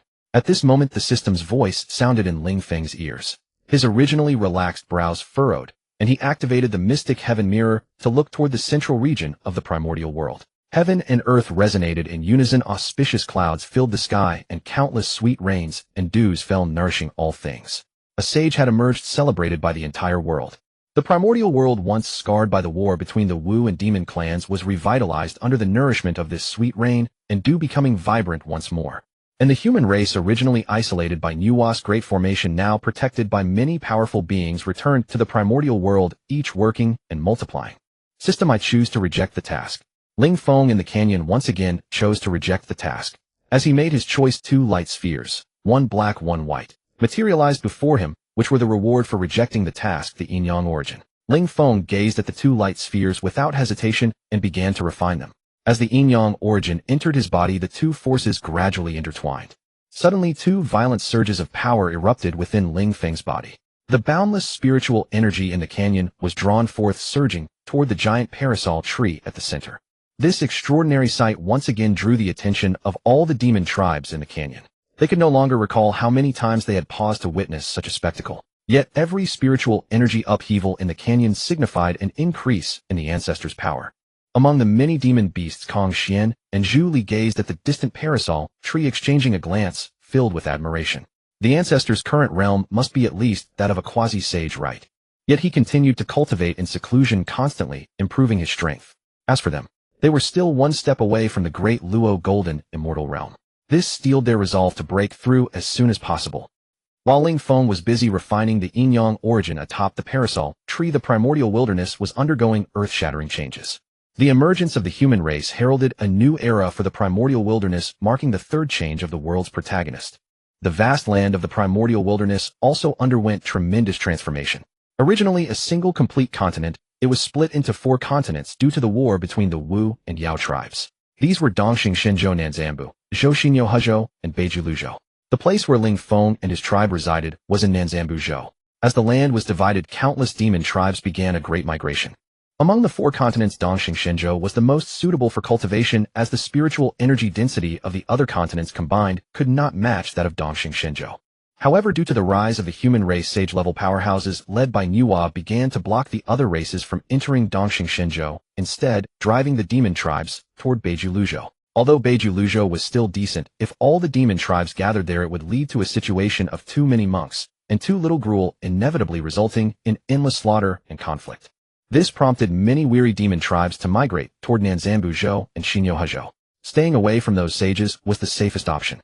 They only wished for their tribes to develop peacefully. Amidst this situation, 2 figures also headed toward Xinyo Hezhou. They were Zhuanti and Jian, who had obtained the opportunity to become sages just like the 3 pure ones. Laozi's establishment of the human sect spurred them on. They had originally wanted to seek the opportunity to become sages through the human race, but were ruthlessly rejected by Nuwa. Left with no choice, they had to seek other opportunities. Cultivation knows no time. Years later, after refining the yin-yang origin, Ling Feng's cultivation broke through to the second layer of the quasi-sage realm. Just then the system's voice echoed in Ling Feng's ears. Ding! Detected that Yuan Shi has comprehended the opportunity to become a sage. He has established the Chan sect. Widely accepted disciples taught cultivation methods to humans, obtained boundless heavenly merit, and attained the sagehood. Host, do you wish to immediately emerge from seclusion and join the Chan sect as its deputy sect leader? Choice 1. Accept the task. You will receive an opportunity to enjoy a night view of the starry sky once. Choice 2. Reject the task. You will receive the 9 heavens divine thunder and the all-heaven divine thunder, 2 of the 10 primordial divine thunders of the primordial wilderness. Hearing the system's voice, Ling Feng slowly opened his eyes, his vision shifting. After Laozi, Yuan Shi had also become a sage, making 4 sages in the world. System, reject the task. Ling Feng once again refused the task. That Yuan Shi was no pushover either. If Hongjun was an old abacus, then this one was a small abacus. Becoming his disciple was not a good thing. For example, Zhang Zia, the absolute core figure of the next great tribulation, was only a nominal disciple from beginning to end. In the end, he couldn't even secure a position on the investiture of the gods, and his fate was rather miserable. A classic case of being used and discarded without any regard. As Ling Feng rejected the task, 2 light spheres containing primordial divine thunders suddenly appeared before him. These 2 divine thunders were immensely powerful. Even a sliver of their aura could annihilate a cultivator with weak cultivation. 9 heavens divine thunder, all heaven divine thunder. Good heavens, another item of little use to me. I'll bestow them upon the chieftain of the Thunder Phoenix clan in the canyon later. Gazing at the 2 light spheres, Ling Feng waved his hand and stored them away. Just as Ling Feng was about to enter seclusion again to stabilize his cultivation, 2 voices suddenly came from beneath the central parasol tree. Kong Xian requests an audience with the ancestor. Zhu Li requests an audience with the ancestor. Hearing these 2 voices, Ling Feng's eyes flickered with a trace of doubt. What did these 2 want? Although he didn't know their purpose, Ling Feng still waved his hand and teleported the 2 before him. During this process, Ling Feng was pleasantly surprised to discover that both of them had already attained the great Luo golden immortal realm. It seemed they hadn't been idle while he was refining the yin-yang origin. Not bad, you have both reached the great Luo Golden Immortal Realm. In this world you now have some ability to protect yourselves. But what brings you to seek an audience? The two who had been suddenly teleported were still disoriented. Only when they heard Ling Feng's voice did they snap to attention, prostrating themselves on the canopy. Ancestor, earlier you instructed us to go out and search for spiritual treasures and also bring back some demon birds. We have brought back these promising spirit birds and demon beasts.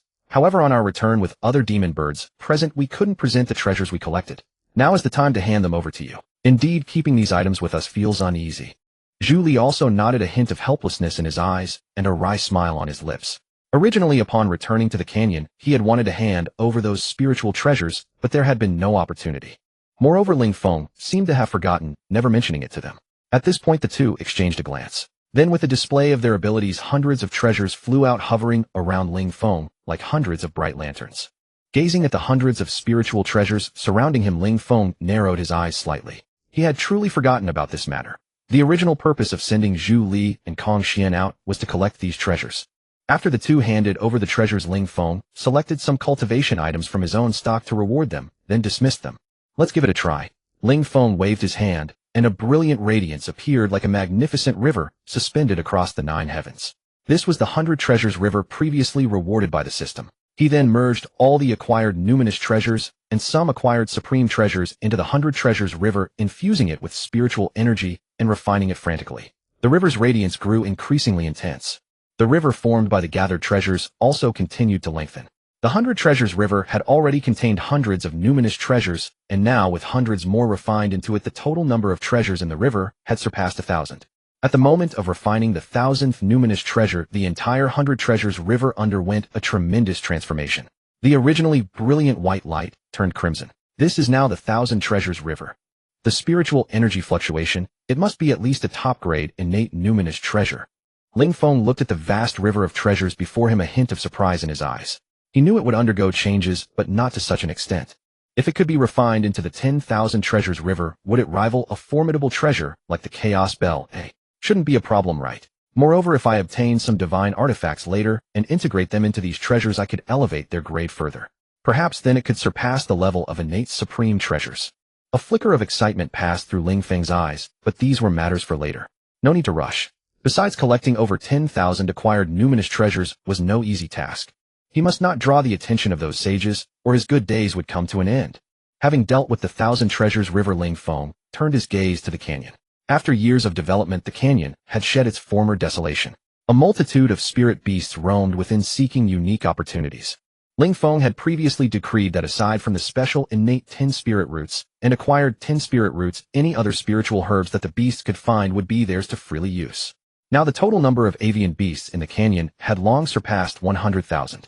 The largest group was the Thunderfeather clan with over 10,000 members, followed by the Peacock clan with over 9,000. With Kong Xian's strength, the Peacock clan had seized the opportunity to become the foremost beast clan in the canyon, second only to the Phoenix clan. Among the foreign beast clans, the Peacock and Vermilion Bird clans had developed the best. They had over a dozen Tai Golden Immortals, and Kong Xian and Zhu Li had even reached the Daluo Golden Immortal stage. Ling Feng then focused his attention on the Phoenix clan. Over the years he had been in seclusion, cultivating and strengthening his power, somewhat neglecting his kin. The highest cultivation level among the Phoenix clan, aside from Ling Feng himself, was Lan Feng of the Water Phoenix clan. Having been rewarded with 2 innate divine waters earlier, he had already refined one, reaching the peak of Tai Golden Immortal. Once he refined the other divine water, he would surely break through to Duo Golden Immortal. However, he was still a step behind Kong Xian and Zhu Li. Meanwhile, Yin Feng of the Fire Phoenix clan had reached the 7th level of Tai Golden Immortal, and his breakthrough to Daluo Golden Immortal seemed imminent. Following them were Honghuang of the Thunder Phoenix clan and Bing Huang of the Ice Phoenix clan. Due to the unique nature of their attributes, Thunder and Ice Phoenixes possessed terrifying combat power. Even at the 6th level of Tai Golden Immortal, their displayed strength might not be inferior to that of a 9th level Tai Golden Immortal. What slightly disappointed Ling Feng was that only the original 2 golden-winged rock had been born so far, and no new rocks had appeared, leaving the entire clan with just the sibling pair. Nevertheless, their talent was formidable. Their cultivation advanced rapidly, and they were now close to breaking through to the Tai Golden Immortal stage. Ling Feng observed carefully. Within the entire Phoenix clan, there were 17 Tai Golden Immortals, though most remained at the 2nd or 3rd level. As expected of the Phoenix clan, even without his direct oversight, they could still develop to this extent. Ling Feng reached out and teleported all the Tai golden immortal phoenixes to the main crown of the parasol tree. It was time for the Phoenix clan to produce more Daiyuo golden immortals. Listen well. With so many beasts in the sanctuary now, and even more to come if the Phoenix clan wishes to maintain its position as the foremost beast clan, it cannot rely solely on me. You must unite. You must feel a sense of urgency.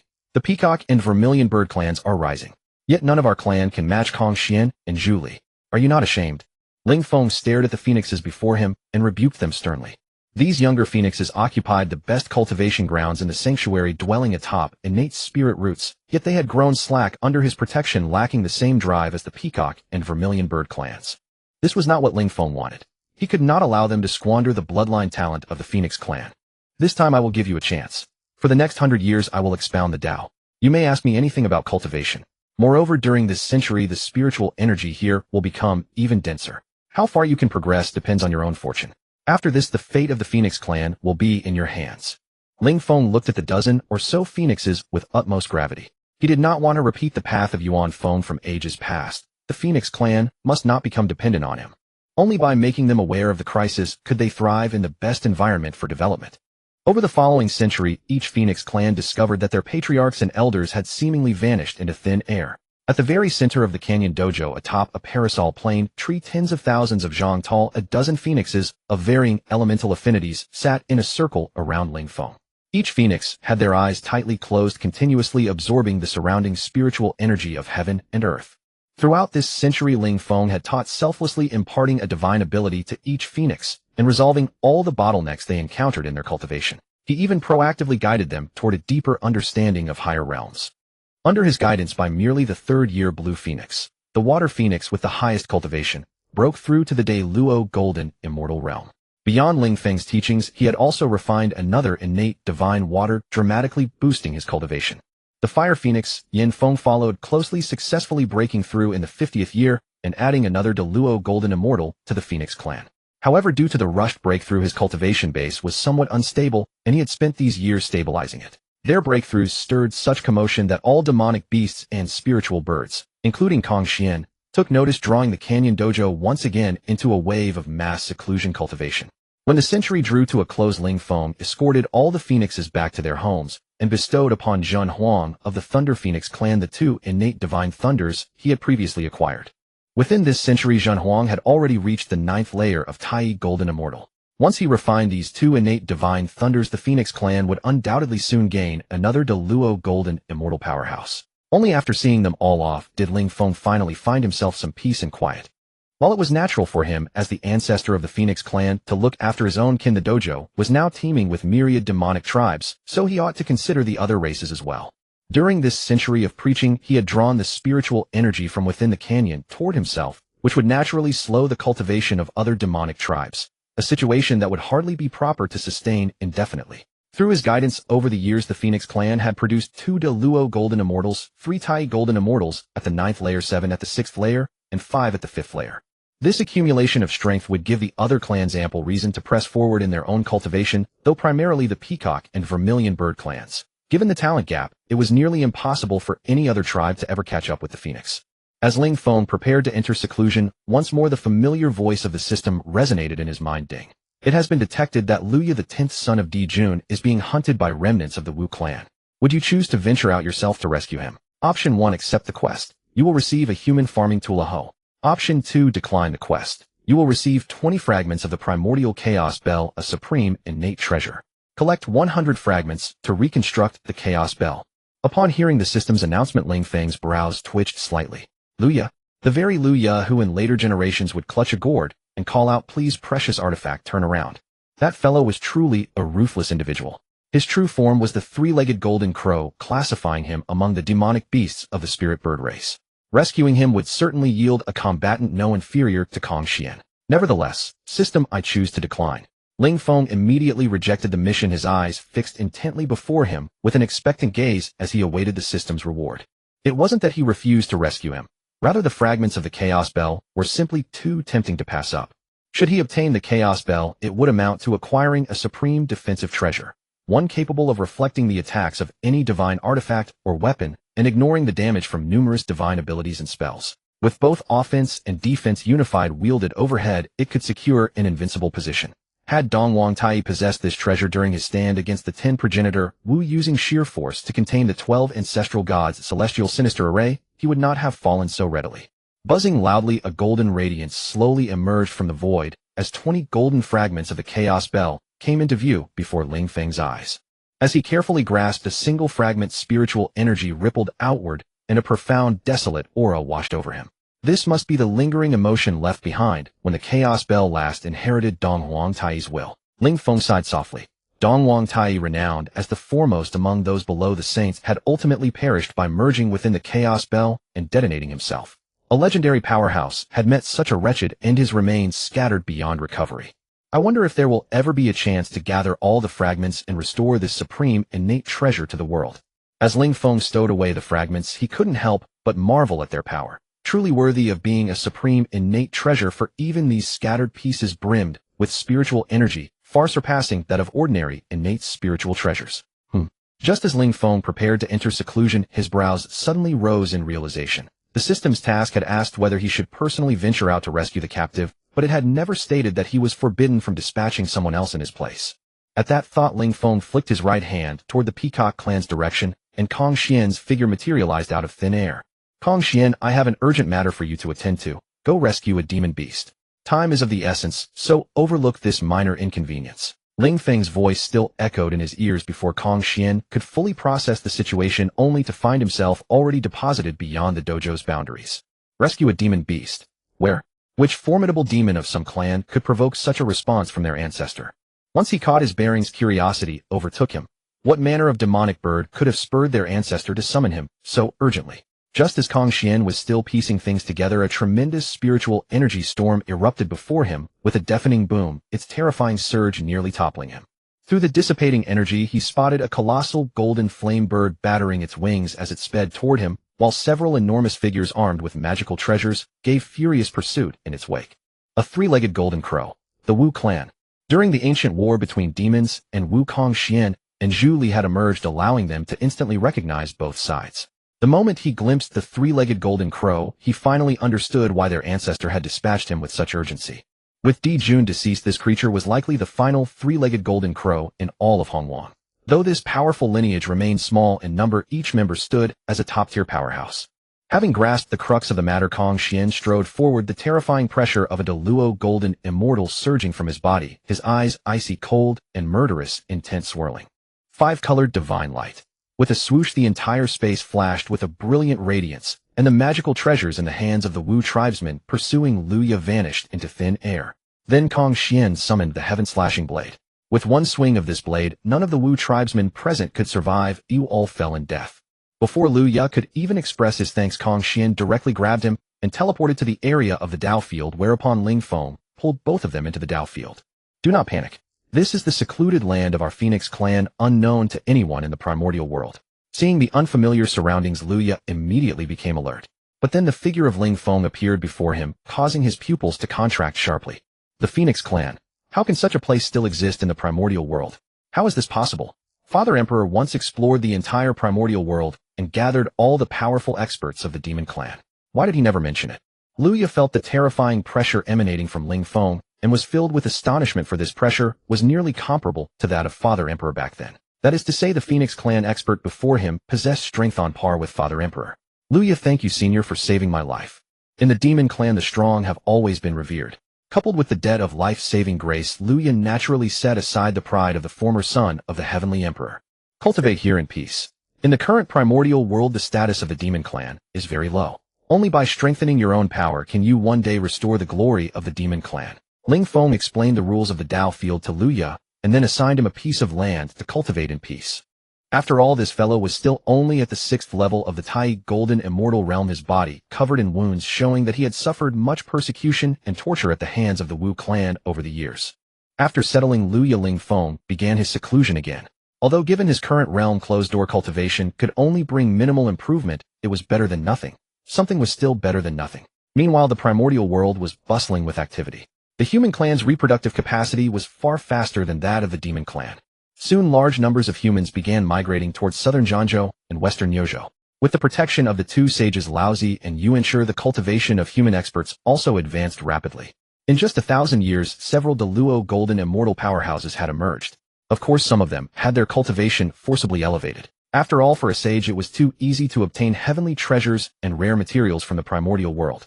Many items once refined could quickly boost one's cultivation. For instance, the Hongjun Li, one of the 10 innate spiritual roots, could instantly elevate a cultivator to Deluo golden immortal upon consumption. However, once this cultivation was achieved, further progress was impossible, and one would remain at that level for life. As the human clan expanded, countless demons faced a new wave of displacement.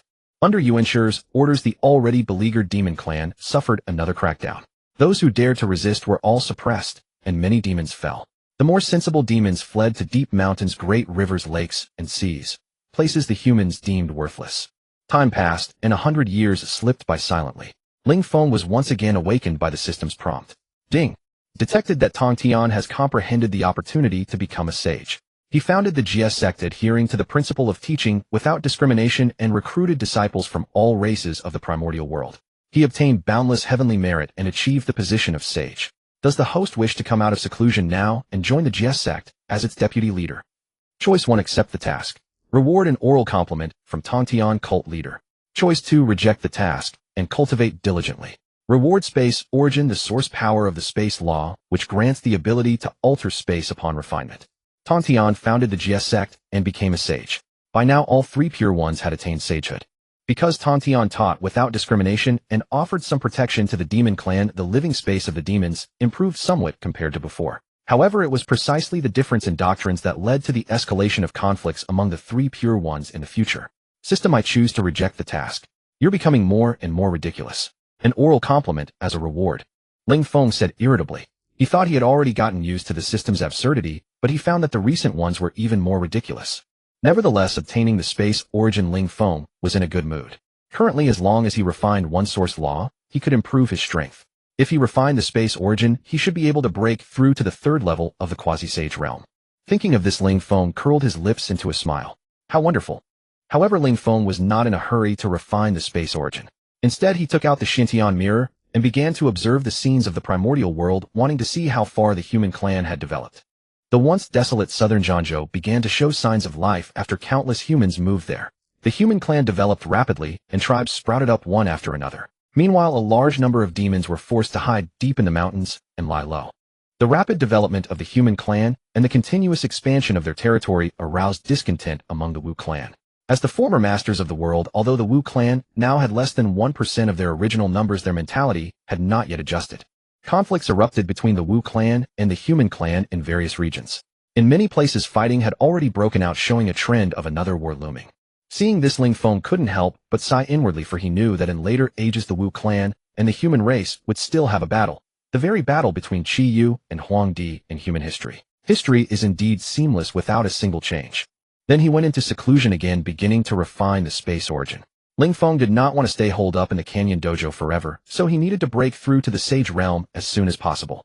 With absolute power, that is the safest. Cultivation knows no time, especially when refining a top-tier law like space origin. This time Ling Feng was in seclusion for a full century before he fully awakened. As expected, after refining the space origin, his strength had also broken through to the third level of quasi-saint. With every gesture, a terrifying aura radiated from him. Ding! Detected that Ho Tu, the last primordial Wu of the Wu clan, moved by life and death, comprehended reincarnation, created the 6 paths of reincarnation, secret realm, mastered the cycle of life and death in the primordial world, and merged her body with reincarnation, never to leave it for eternity. The heavenly Tao bestowed boundless merits, granting her the opportunity to become a sage, achieving the sagehood. Does the host wish to exit seclusion now and join the reincarnation secret realm as its guardian? Option 1. Accept the mission. Reward a remnant soul of the ancient dragon clan. Option 2. Reject the mission. Reward the 10 acquired spiritual roots of the primordial world: Purple Luo Lotus X10, Yin Void Vine X10 of Frost Divine TX10. The system's voice echoed in Ling Feng's ears, and his eyes flickered slightly. System, I reject the mission. Good heavens. This time it directly gave him 3 kinds of acquired spiritual roots. Before this, he had already collected 7 kinds: Heavenly Spirit Fruit, Immortal Spirit Grass Azure, Wood 5 Elements Fruit Tree Dragon Phoenix, Immortal Grass Heaven Earth Mystic Yellow Wood, and Moon Laurel Tree. Now he had obtained Purple Luo Lotus, Yin Void Vine, and Frost Divine Tea. The 10 acquired spiritual roots were now all collected by him. At this moment 3 light orbs appeared before Ling Feng. With a wave of his hand he placed the orbs in suitable positions according to his will, and immediately 3 acquired spiritual roots sprang up in several corners of the canyon. With the appearance of these 3 roots the entire dojo canyon trembled. Countless plants and immortal pools and springs emerged exuding overwhelming spiritual energy. Moreover, a large number of spiritual trees and herbs gained intelligence. Especially spiritual plants like Lingji Poria and yellow ginseng, though their intelligence was not yet mature, they ran everywhere across the mountains. At the same time, in various parts of the canyon, many beams of precious light shot into the sky. For example, the profound iron buried deep underground, the immortal stones that had absorbed the essence of the sun and moon, and the branches that had survived fire and lightning without being destroyed. All transformed into acquired spiritual treasures in an instant. Now this canyon dojo had become a brand new world with spiritual energy concentration several times that of the outside. Countless spiritual herbs and medicines grew rapidly. The various spiritual bird clans inside the canyon seized this opportunity and were developing vigorously. Honghuang of the Thunder Phoenix clan also broke through to the Deluo Golden Immortal Realm at this moment. In the territory of the Vermilion Bird clan, the magma sea they inhabited also saw the emergence of many heavenly materials and earthly treasures. From time to time, acquired spiritual treasures like Earth Fire Pearl and Spirit Fire Sword flew out of the magma sea, all obtained by the members of the Vermilion Bird clan. In the canyon, some spiritual bird clans with weaker talents also realized the gap between their own clans and these powerful clans after a brief period of seclusion. Therefore, some of the demon clans chose to pledge allegiance. Among them, the first to do so was the Thunderfeather clan. Although their current population was the largest in the canyon, in terms of strength this clan was truly too weak. So the chieftain of the Thunderfeather clan personally sought out the Thunder Phoenix clan, whose territory was in a special area, and chose to have the entire clan pledge allegiance. As for the Thunder Phoenix clan, although they now had a Deluo Golden Immortal powerhouse, due to the overbearing nature of the Thunder, attribute reproduction was extremely difficult, so their population was relatively sparse compared to other clans. Seeing the Thunderfeather clan come to pledge allegiance, the Thunder Phoenix clan straightforwardly accepted them. After all, with these little brothers of the Thunderfeather clan, they could relax a lot. They could leave the usual tasks of gathering cultivation resources to them. With such a precedent, the other weaker demon clans began to follow suit, forming small groups. Ling Feng, seeing this, did not intervene, because no matter how these creatures stirred things up in this canyon, he would always have the final say. He was its master. Looking at the changes in the canyon, Ling Feng was quite emotional. It was truly unimaginable that collecting all 10 acquired spiritual roots of the primordial world would cause such a commotion.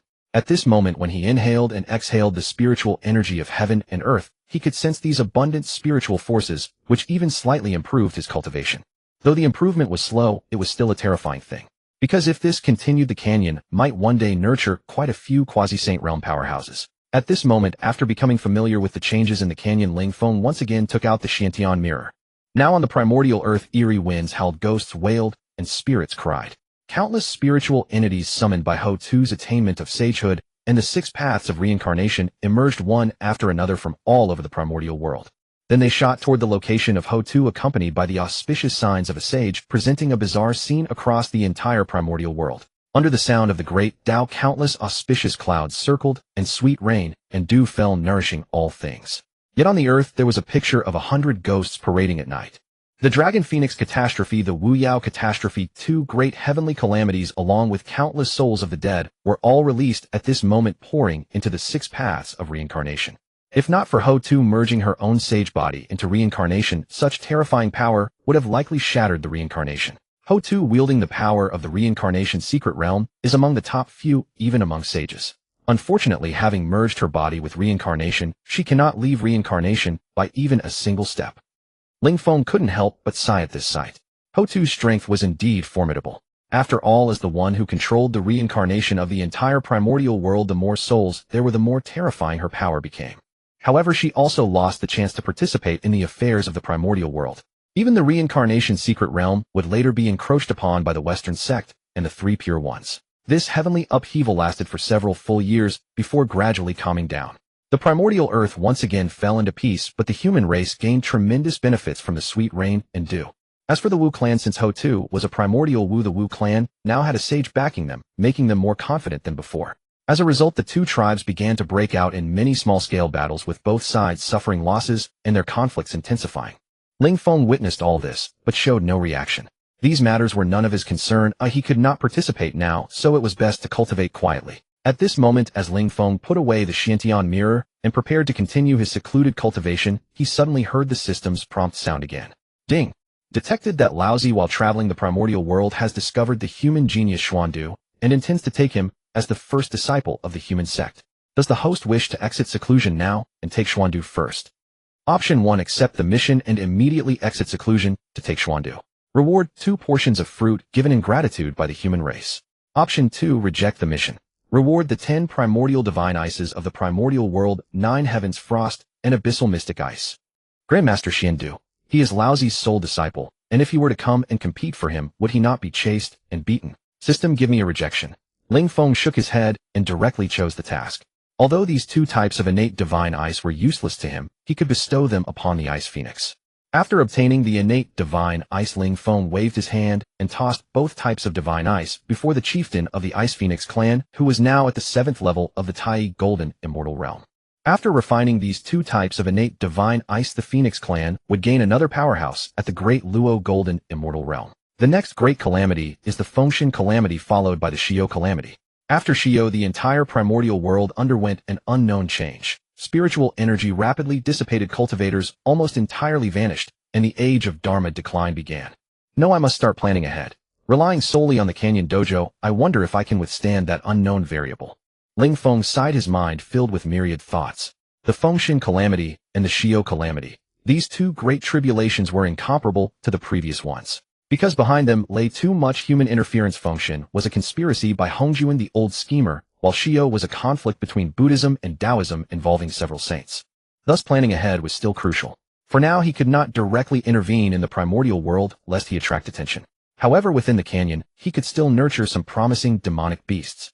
He did not necessarily have to cultivate only avian demonic beasts. Although the demon race had lost its momentum, there were still many talented and valuable great demons. If he could lure them into the canyon, it would enhance the canyon's overall combat strength. After all, the spiritual energy density in the canyon had reached an astonishing level. Once inside the Canyon Dojo, one could rapidly grow stronger. Thinking of this, Ling Feng flipped his hand, summoned the Xiantian mirror, and activated it to observe the southern continent, especially the area near the canyon, which was worthy of his focus. After a period of observation, Ling Feng was surprised to find that there were quite a few demonic beasts in the vicinity, including some avian ones, though most were of extremely poor talent. However, there were a few clans that piqued his interest: the Cloud Crane, the Nine-Headed Pheasant, and the Moon-Crying Crow. These 3 clans now lived in seclusion, acting very discreetly and not intending to stir up trouble in the primordial world. The Cloud Crane clan occupied a mountain range. The Nine-Headed Pheasant clan dwelled in an underground cave. The Moon-Crying Crow clan hid within a patch of spiritual trees. Although the members of these 3 clans were few, each had a golden immortal realm powerhouse guarding them.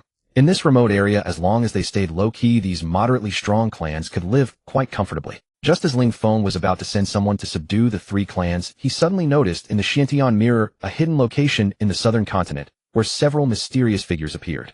These creatures had front claws like an eagle's and rear claws like a tiger's. Their bodies were covered in red fur resembling a qilin. Ding! Detected the Wantian Ho, one of the 10 great ferocious beasts of the primordial world. This clan is an innate being with extraordinary origins, but they delight in devouring dragons. In ancient times, they were repeatedly besieged by the Dragon Clan, causing severe damage and nearly wiping them out from the primordial world. Host, are you willing to leave the canyon and slay these ferocious beasts? Option 1. Accept the task. Go to slay the Wantian Ho and gain the gratitude of the Dragon Clan. Option 2. Reject the task. Cultivate in seclusion and obtain the essence of life and death. Essence of life and death comprehend the 2 fundamental laws of life and death, allowing one to establish a domain and protect all beings from the cycle of reincarnation. After discovering the Wantian Ho, the system's prompt suddenly sounded. This delighted Ling Feng greatly. Good things come in pairs. Not only had he discovered a race of ancient ferocious beasts with extraordinary talent, but he could also obtain the essence of life and death as a reward. System, don't dawdle. You know what I'll choose. Reject the task. Let's go, Ling Feng muttered to himself. At that moment, a ball of light brimming with boundless vitality and another ball of light full of endless death energy appeared before him. Ling Feng did not immediately refine them, but stored them away. Then he summoned Kong Xian and Zhu Li again. Both of you go out to a place in the southern continent and bring the Wantian Ho clan into the canyon. Upon success, you will be richly rewarded. Then both of you select some powerful juniors from your clan, and near the canyon recruit the Cloud Crane, the Nine-Headed Pheasant, and the Moon-Crying Crow clans. After that, I will also reward you. Ling Feng spoke to them in a low voice. Then he told them the specific locations of the Wang Tianhou clan and the 3 avian demon clans. Meanwhile, Kong Xian and Zhu Li exchanged glances repeatedly, their hearts filled with shock. What kind of divine means did the patriarch possess? How could he be so familiar with the outside world? But over the years they had grown accustomed to it. They immediately set to work selecting more than a dozen juniors with peak Golden Immortal or even Tai Golden Immortal cultivation from their clans. After giving instructions, they all gathered under the central Wudong tree waiting for Ling Feng's orders. Ling Feng said nothing more, simply waved his hand and sent them out of the canyon dojo. Before long, the 3 avian demon clans were brought back. Upon discovering that the Phoenix clan was stationed here, they immediately chose to submit, willingly serving under their command. However, when Kong Xian and Zhu Li went to subdue the Wang Tianhou clan, they encountered greater difficulty. After all, these were ancient ferocious beasts that could devour dragons alive. Even though they had declined, they were not easy to deal with. At first, Kong Xian and Zhu Li tried to persuade them, hoping to bring them back without a fight, which would be best for harmonious coexistence in the canyon later. But this clan was too violent. They didn't even give them a chance to speak, they attacked immediately. Although there were only 5 Wang Tianhou left, each possessed Tai Golden Immortal cultivation. Among them, one very old Wang Tianhou during the battle with Kong Xian even broke through to the great Luo Golden Immortal level. In ancient times, there was a saying that one Ho could fight 3 dragons and 2 flood dragons. From the current situation, it truly lived up to its reputation. However, over the years, Kong Xian and Zhu Li had also improved their cultivation. Kong Xian had reached the 3rd level of Great Luo Golden Immortal, and Zhu Li was at the 2nd level. In terms of both magical treasures and divine abilities, they could easily overwhelm the Wang Tianhou clan. In the end, the 5 Wang Tianhou were trapped by Kong Xian's divine abilities. They brought them back to the canyon dojo with great caution. Just as Kong Xian and Zhu Li led the Wang Tianhou clan into the canyon, the system prompt suddenly sounded again. Ding! Detected that Yuanshi Tianzuan, while traveling through the primordial world, discovered a being of extraordinary talent and fortune. He has now accepted him as a true disciple and bestowed the magic treasure, the Flipping Heaven Seal. Does the host wish to leave the canyon and forcibly bring him back to the canyon's dojo? Choice 1. Accept the mission. Forcibly bring back Guang Chengzi, who is cultivating at the Peach Blossom Cave on 9 Immortals Mountain. Reward 1. Ordinary Peach Blossom branch outside the Peach Blossom Cave. Choice 2. Reject the mission. Remain unmoved. Reward the remnant body of the ancestral dragon. The appearance of this mission left Ling Feng dumbfounded. Remnant body of the ancestral dragon. Good heavens. He was just worrying about what method to use to subdue the Wang Tianhou clan, and the system directly sent him such a generous gift. This ancestral dragon was a quasi-saint powerhouse, the ancient leader of the dragon clan. He had slain countless Phoenix clan experts and bore deep grudges against the Phoenix clan. Now his remnant body actually fell into Ling Feng's hands. Rather ironic, to say the least. Without much thought, Ling Feng immediately rejected the mission. Then with a flicker of his form, he appeared before Kong Xian and Zhu Li. They were currently suppressing the Wang Tianhou clan and were quite cautious in the canyon, for this clan's combat prowess was not weak.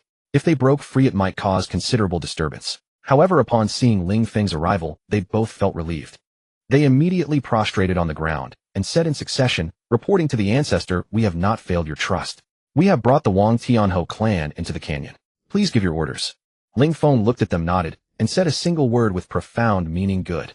Then from his inventory, he took out a number of acquired spiritual roots suitable for cultivation, bestowed them upon the 2, and then dismissed them. At this moment, the captured Wang Tianhou clan, upon seeing Ling Feng appeared somewhat shocked. The Phoenix clan, and moreover a phoenix possessing the quasi-saint realm. How could this be possible?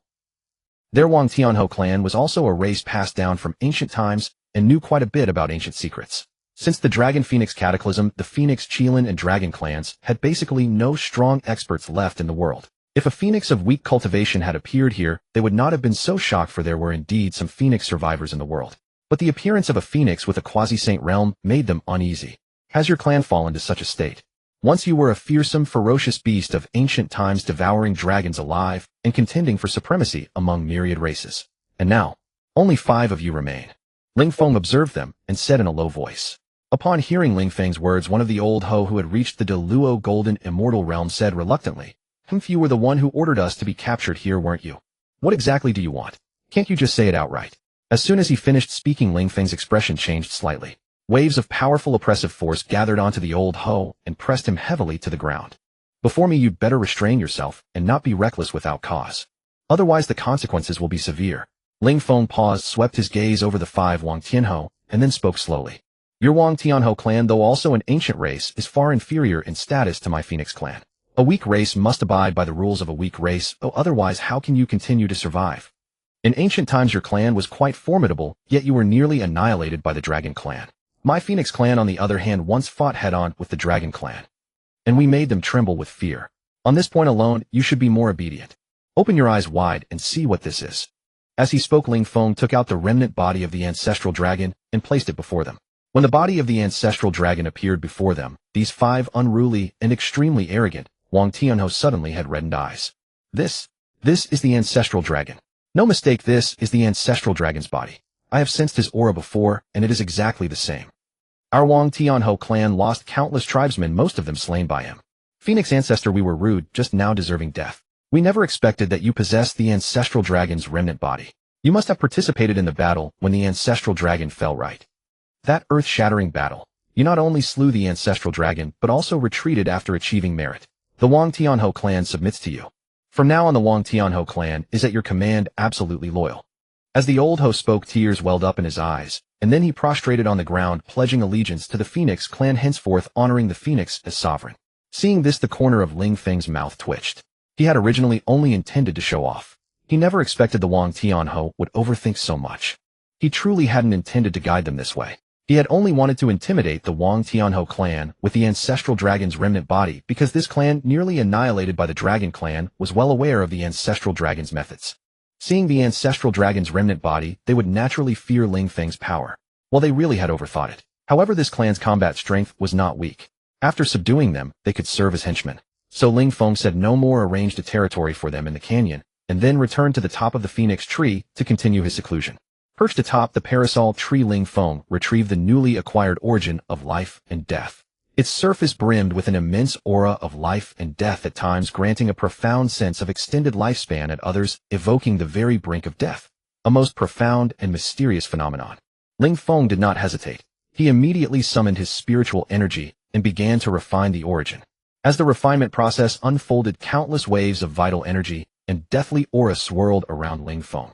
Wherever a wisp of life energy touched the parasol tree, new branches and leaves sprouted forth. Where deathly aura settled upon it, the branches and leaves would wither and decay. In this continuous cycle, Ling Feng's cultivation steadily advanced. His comprehension of the laws of life and death grew extraordinarily profound.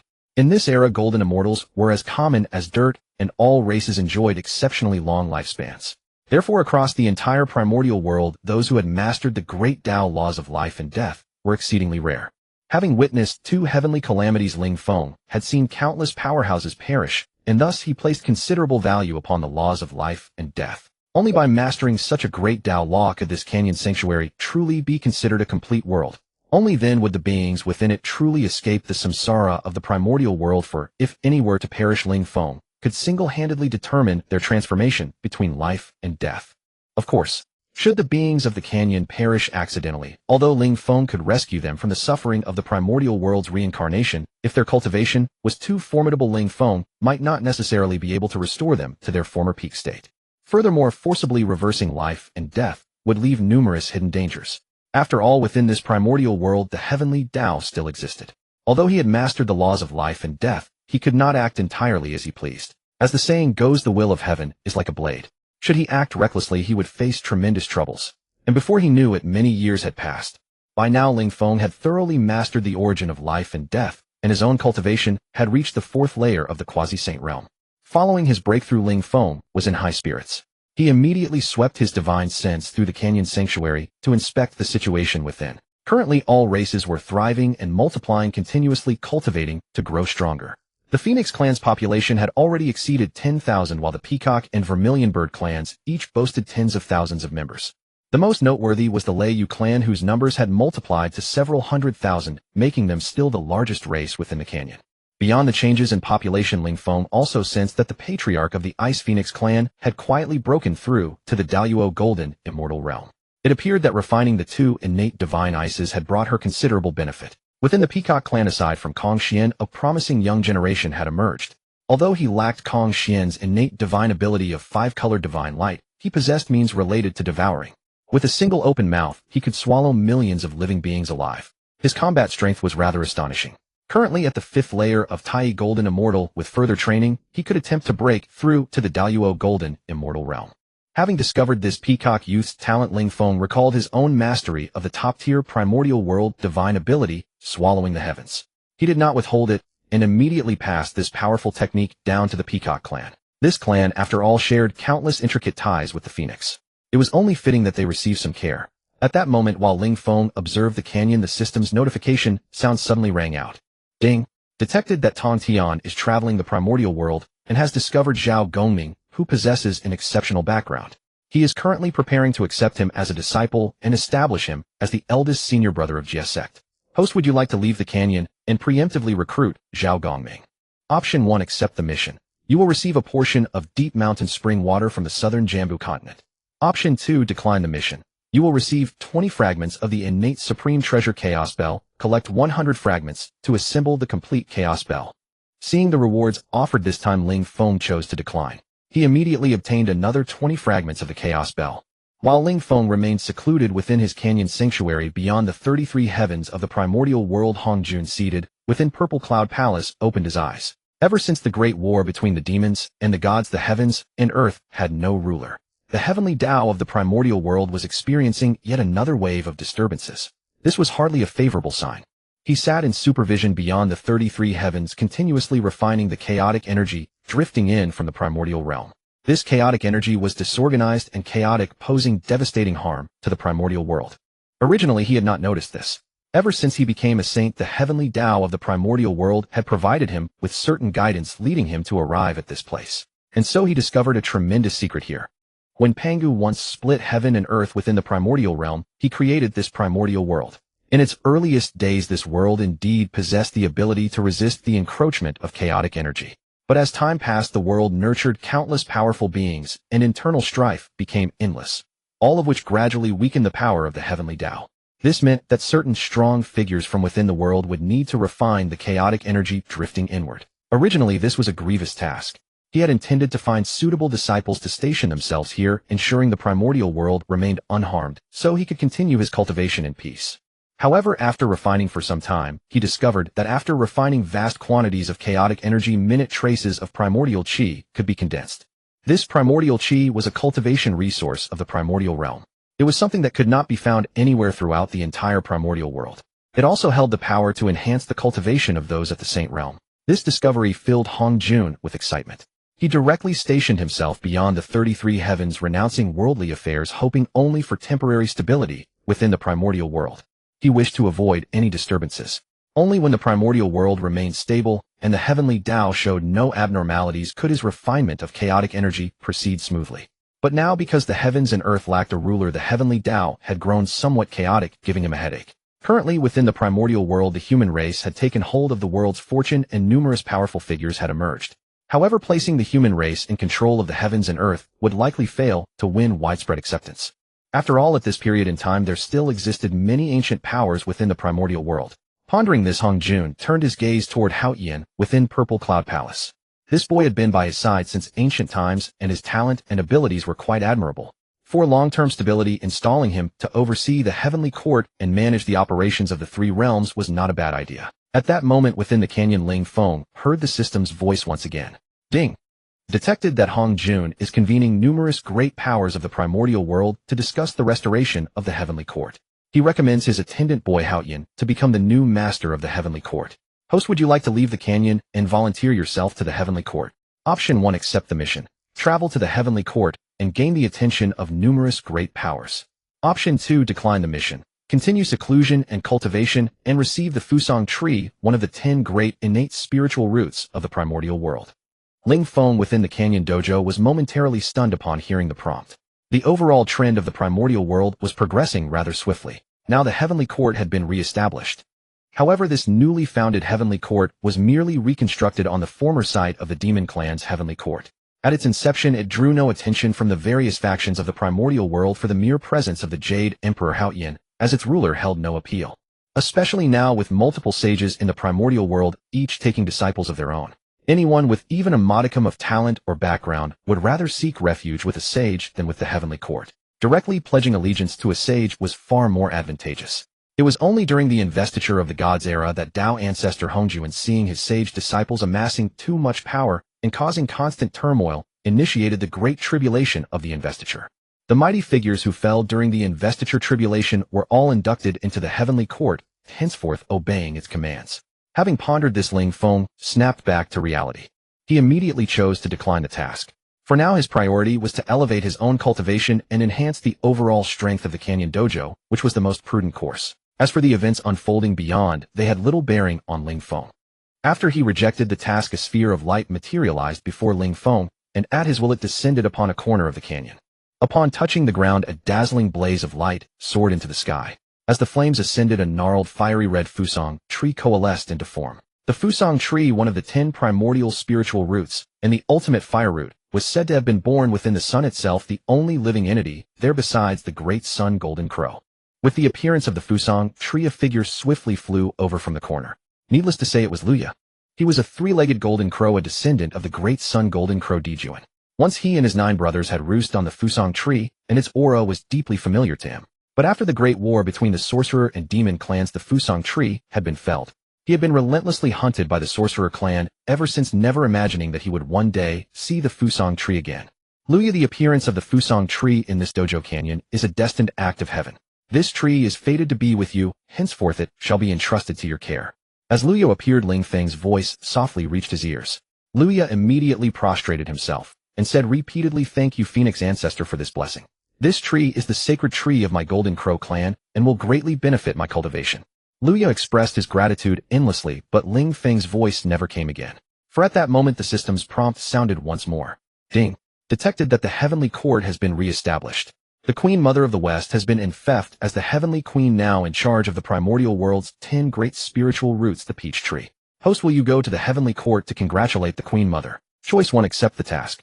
Go to the Heavenly Court and gain the status of the first Peach Garden Administrator. Choice 2, reject the task. Obtain the origin of time. The origin power of the time law, mastering it grants control over time supreme and profound. Seeing this system task, Ling Feng was quite satisfied. Another origin reward. He was already at the 4th level of the quasi-sage realm. By refining this time origin, he could surely break through to the 5th level, and such an origin law was among the most supreme in the primordial world, far from ordinary. Upon rejecting the task, Ling Feng immediately obtained the time origin. Without dealing with anything else, he began to refine it directly. As he refined the time origin and gained mastery over the time law, the flow of time within the Canyon Dojo gradually diverged greatly from that of the primordial world. Outside, 1 day passed, while inside the dojo canyon 3 days had elapsed. This meant that all living beings cultivating within the canyon obtained more training time. For every day a being in the primordial world cultivated, those in the canyon had already trained for 3 days. This was an immense advantage, allowing the beings within the Canyon Dojo to overtake others on the path of cultivation. Meanwhile, at the Heavenly Court, the newly infected Queen Mother of the West sat upon the throne of the Queen Mother in the Hall of Divine Mists. Over the years, she had been cultivating in the Jade Pool secret realm of Mount Kunlun, reaching the quasi-sage realm. She had mastered numerous techniques and possessed many renowned artifacts. Even powerful members of the ancient Ba clan, the Phoenix clan, had sought refuge with her willingly, becoming her mounts. Originally, she lived a carefree life in the Jade Pool secret realm and had no desire to become the Queen Mother of the Heavenly Court. However, she was also a disciple of Tao ancestor Hongjun. Moreover, with the persuasion of several sages, she had no choice but to accept. At the root of this matter lay the Queen Mother's origin. Hao Yin was born from the first yang energy of heaven and earth.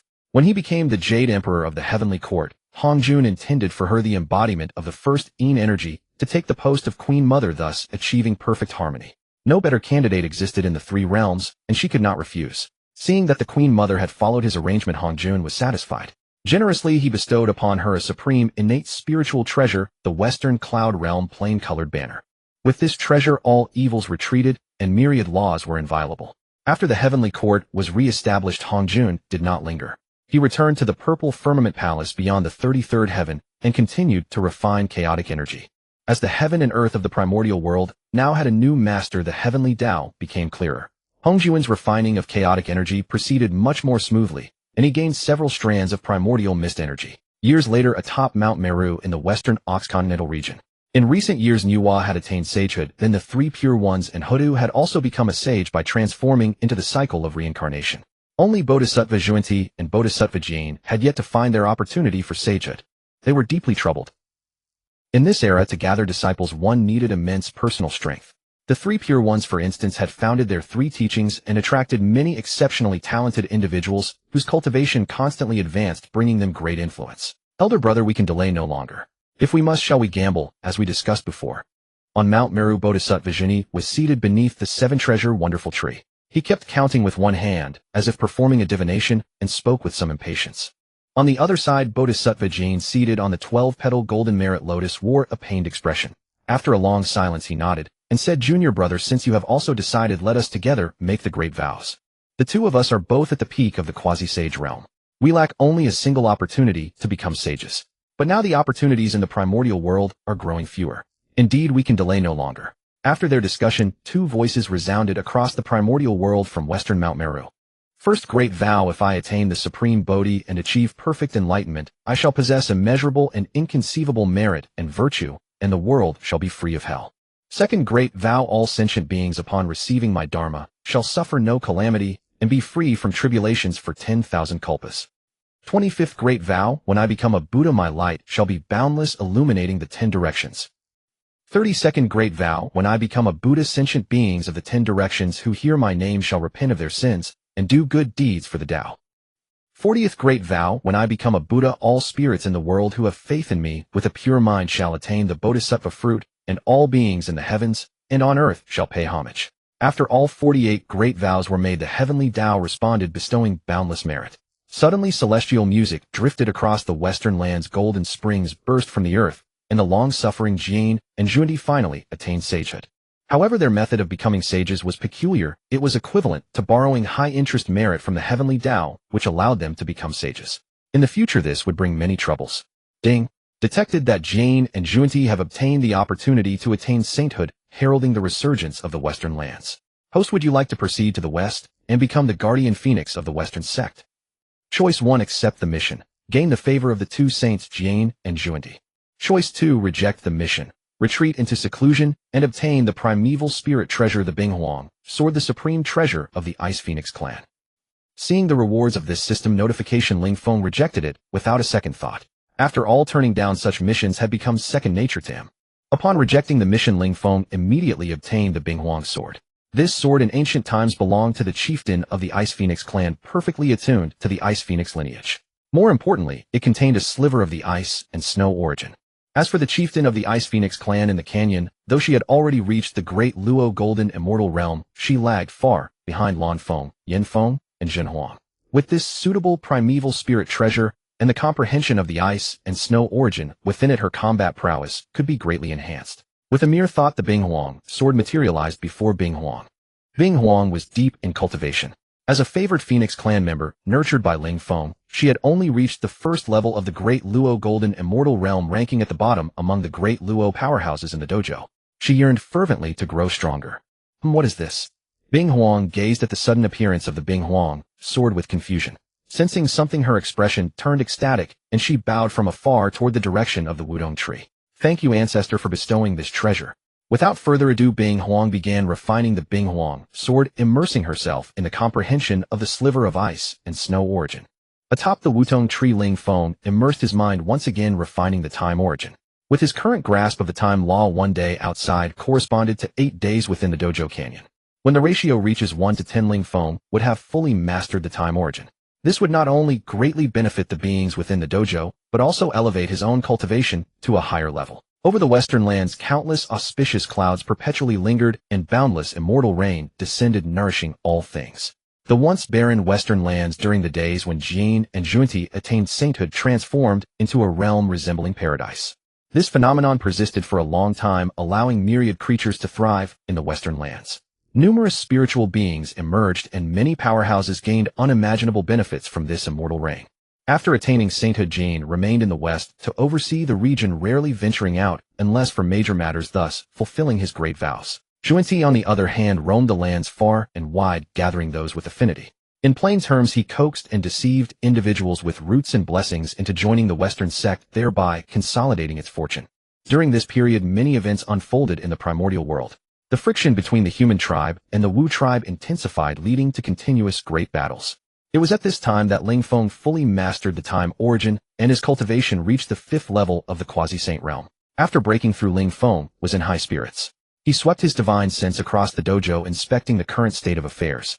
New faces appeared in the dojo. These were the newly hatched descendants of various tribes, numbering a great many, among which were quite a few promising talents.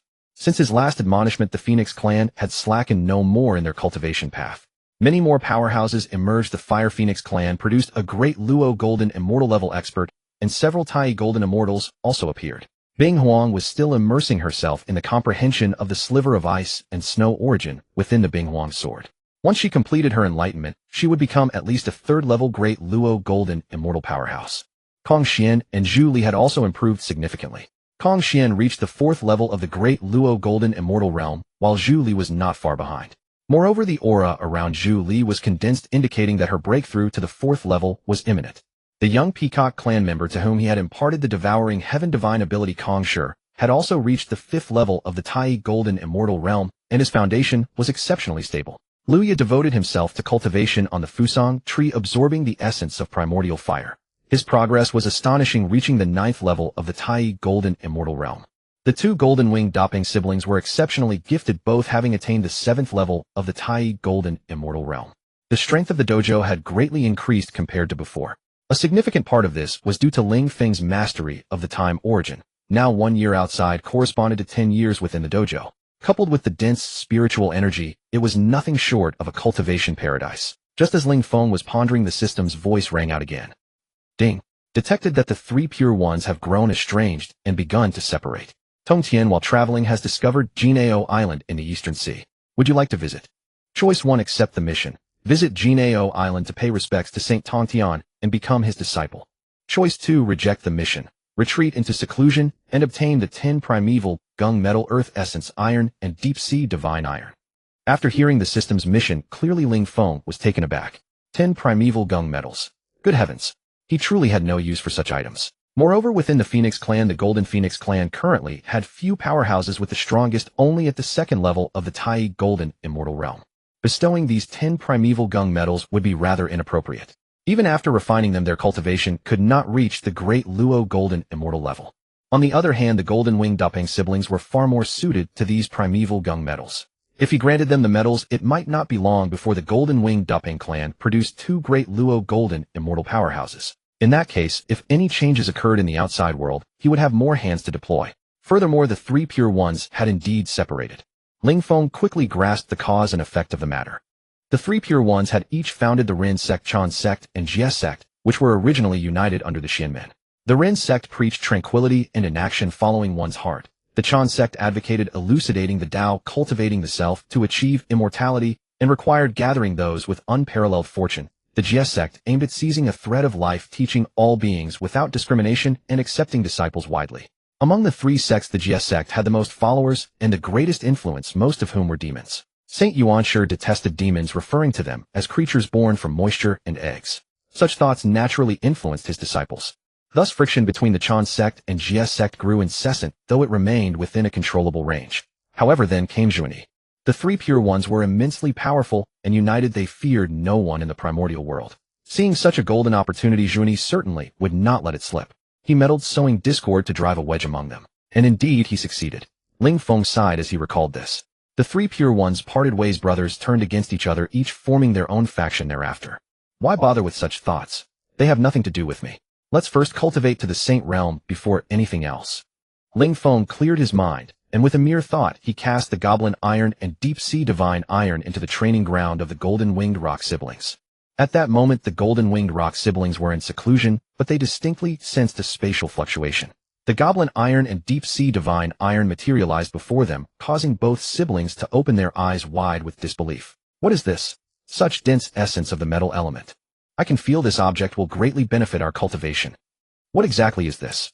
Could it be one of the primordial 10 gung metals?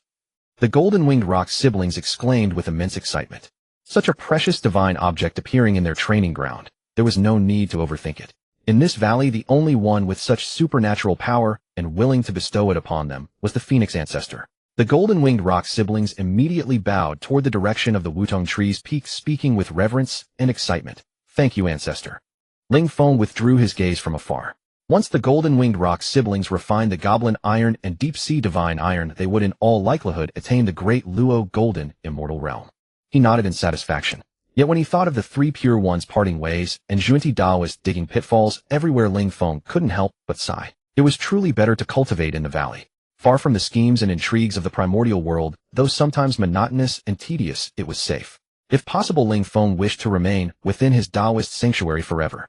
After Tontian Jiaozhu established his Daoist sanctuary on Mount Golden Ao in the East Sea, he fully propagated his teachings. His disciples and followers expanded continuously, and the Jia sect grew stronger once more. I am Tontian Daoist, the founder of the Jia sect. Today I shall expound the Tao on Mount Golden Ao in the East Sea. All beings of the primordial world, regardless of race or cultivation level, may come to hear the Tao. On that day the voice of the Tontian saints spread across the primordial world. At that moment Ling Feng, who was in cultivation, opened his eyes, for the system's voice had sounded again. Ding! Detected that Tontian Jiaozhu is expounding the Tao on Mount Golden Ao in the East Sea. Will you go to hear the Tao? Option 1. Accept the mission. Travel to Mount Golden Ao to hear the Tao and challenge Tontian Jiaozhu, thereby becoming renowned across the primordial world and assuming the role of vice sect leader of the Jia sect. Option 2. Refuse the mission. Retreat into seclusion and obtain the primordial 10 divine flames, the red lotus karma fire and the 9 heavens mystic fire. Refuse. Ling Feng refused without a second thought. Traveling to Mount Golden Ao to hear the Tao and challenging Tontian Jiaozhu. The system always loved to jest. With his half-saint cultivation, was he to risk his life challenging Tongtian, a saint? Was it truly appropriate to go and offer his head on a platter? Moreover, what was so good about becoming the vice sect leader of the Jia sect? Currently the Jia sect was at its peak, the foremost sect in the primordial world, with myriad immortals paying homage. Yet the peak is followed by decline. This was the immutable law of the primordial world. The Dragon Phoenix and Xilan clans all fell after reaching their zenith, as did the Wu and Yao tribes. In the subsequent great catastrophe of the investiture of the gods, the Jia sect, now at its most prosperous, would suffer the most. During the investiture calamity, the Jia sect saw its members slain, defected, or ascended to the heavenly court. After the investiture, the Jia sect ceased to exist. Even Tontian was forced to take the saint falling pill and was confined to the purple firmament palace, barred from ever entering the primordial world again. Alas, it's better to focus on cultivation. No matter the turmoil outside, I can maintain a peaceful solitude here in this valley sanctuary. At that moment, the primordial 10 divine flames granted by the system transformed into 2 beams of light, manifesting before Ling Feng. These primordial 10 divine flames, in theory, could benefit Ling Feng. However, having previously refined the Tao seed of the fire Tao and mastered the 5 elements' origins, further refining these divine flames would yield little significance. Moreover, his cultivation level was now quite high. Even if he refined these divine flames, they would not enhance his power. Thus it was better to bestow them upon his subordinates. The Fire Phoenix clan would be an excellent choice. To be fair, Ling Feng had bestowed various divine objects upon other Phoenix clans, such as the Thunder Phoenix, Ice Phoenix, and Water Phoenix. Yet the Fire Phoenix clan had received comparatively less. However, the Fire Phoenix clan harbored no resentment, for Ling Feng's original form was a Fire Phoenix, and the original Yuan Feng was also a Fire Phoenix. Among the Phoenix clans, the Fire Phoenix lineage was the most radiant. Thus, even without abundant heavenly treasures or divine artifacts, this lineage still produced powerful beings at the golden immortal level. With a thought, Ling Feng cast the 2 divine flames to Yin Feng. Yin Feng's cultivation progressed rapidly, and his realm was extremely stable. After refining these 2 divine flames alone, he would likely take a great leap forward. After casting the primordial 10 divine flames to Yin Feng, Ling Feng returned to his cultivation state. Meanwhile, on the primordial earth, various sects were vying for disciples, with Junti being particularly zealous. To revitalize the West, he had to board the great ship of the human race, the protagonist of the era. The other saints were not idle either. They sent their disciples out to recruit followers. Among them, the Chan sect took the high-end route, accepting only human disciples of noble lineage. As for the Wu tribe, due to their enmity with the Yao tribe and some grudges with the humans, they continued to stir up trouble across the primordial land. For a time, undercurrents surged in the primordial world. At that moment, the system's prompt sounded once more. Ding! Detected that the 3 Shao are preparing to travel to Mount Golden Ao in the East Sea to join the Jia sect and take Tontian Jiaozhu as their master. Will the host leave the valley in advance to bring the 3 Shao into the sanctuary? Option 1. Accept the mission. Bring the 3 Shao who have already caught Tontian Jiaozhu's attention into the sanctuary and receive the postnatal spiritual treasure, the Heavenly Thunder Sword. Option 2. Refuse the mission. Cultivate in seclusion and receive the innate spiritual treasure, the Purple Cloud Twin Swords. Ling Feng refused without hesitation. Whenever the system presented options, simply refusing was the way to go. Between a postnatal and an innate spiritual treasure, even a fool knew which to choose. Moreover, these 3 were the future 3 Shao ladies. Their journey to Mount Golden Ao in the East Sea was to join the Jie sect with whom they already had karmic ties. Tong Tian had long noticed them. If he brought them into a sanctuary, what would happen when Tong Tian came to claim them? It was best to avoid such figures deeply entangled with the saints with their great karmic debts. Since he had chosen to lay low, he must remain low-key to the end. He must never become arrogant. Speaking of the three Shao ladies during the investiture calamity, they had been formidable, sweeping all below the saint level, with only Kong Xian able to contend with them. Thinking of Kong Xian, Ling Feng swept his divine sense. This fellow had been in seclusion for some time. He wondered what level of strength he had achieved now. Oh, he has broken through. Zhu Li has also broken through. Ling Feng's divine sense revealed that both Kong Xian and Zhu Li had achieved breakthroughs. Kong Xian reached the 5th level of the Great Luo Golden Immortal Realm, while Zhu Li reached the 4th.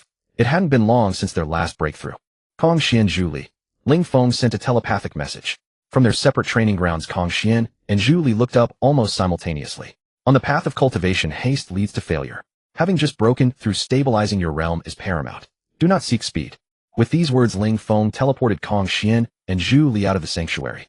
Go out and wander the primordial world to cultivate and stabilize your realms. If you encounter any promising remnants or treasures, bring them back, and I shall reward you accordingly. When Kong Xian and Zhu Li came to their senses, they were already outside the canyon Dao field. Ling Feng had given them no room for choice. These two had been competing and chasing each other in the canyon. Although this was greatly beneficial, spurring on their cultivation progress, haste makes waste. We still need to calm them down for a while. Otherwise their foundation will become unstable. Ancestor, do you mean our realm is unstable? Kong Xian and Zhu Li exchanged a glance, both puzzled. They immediately examined themselves. Upon inspection, they indeed found the problem. Breaking through too quickly had left their cultivation somewhat unstable. However, it was not a major issue. A period of settling would suffice. Thank you, Ancestor. The two understood Ling Feng's good intentions, their eyes filled with gratitude. They bowed deeply toward the Dao field, then walked side by side out of the extreme southland. It had been a long time since they last left the Dao field to suppress the Wangdian Hao. They were curious and unfamiliar with the current state of the primordial world. However, they did not forget Ling Feng's instructions. While traveling the primordial world, besides cultivating their hearts, they were to bring talented remnant tribes back to the Dao field. Additionally, various acquired spiritual treasures were also what the Ancestor needed. With their mission, the two plunged into the vast primordial world. Meanwhile, Ling Feng in the Dao field was about to continue his cultivation, but he suddenly noticed the Wangdian Hao within the Dao field. This clan only had 5 members left, but each one was extremely powerful. At this moment, the 5 Wangdian Hao were fighting each other. The cultivation method of the Wangdian Hao was different from other races. They needed constant battle. Through life and death combat, they could better understand themselves and thus break through in cultivation. Confining them within the Dao field was somewhat restrictive. Wangdian Hao. Ancestor. In the training ground of the Wangdian Hao, the 5 beasts stopped their movements, retracted their divine abilities, and looked up. Do you wish to go out? Upon hearing Ling Feng's words, the 5 Wangdian Hao were stunned at first, then their faces filled with excitement. They admitted that the Dao field was extraordinary. No other such paradise could be found in the entire primordial world, but they yearned for battle. To be honest, they desperately wanted to go out. This desire grew stronger with time. They urgently needed to fight, but within the Dao field they could not attack other races, so they could only spar among their own kind. Ancestor, we need to constantly fight outside to break through. The elder Wangdian Hao looked up at Ling Feng's projection and said respectfully and excitedly, granted. The next moment, the 5 Wangdian Hao appeared outside the Dao field. From now on, you may freely enter and leave the Dao field. Additionally, you may bring back some promising tribes from the primordial world to the Dao field, and you will be rewarded. As for the spiritual treasures you obtain in the primordial world, if you have no use for them, you can also exchange them with me. The elder Wangdian Hao was shocked, and the rest were also incredulous.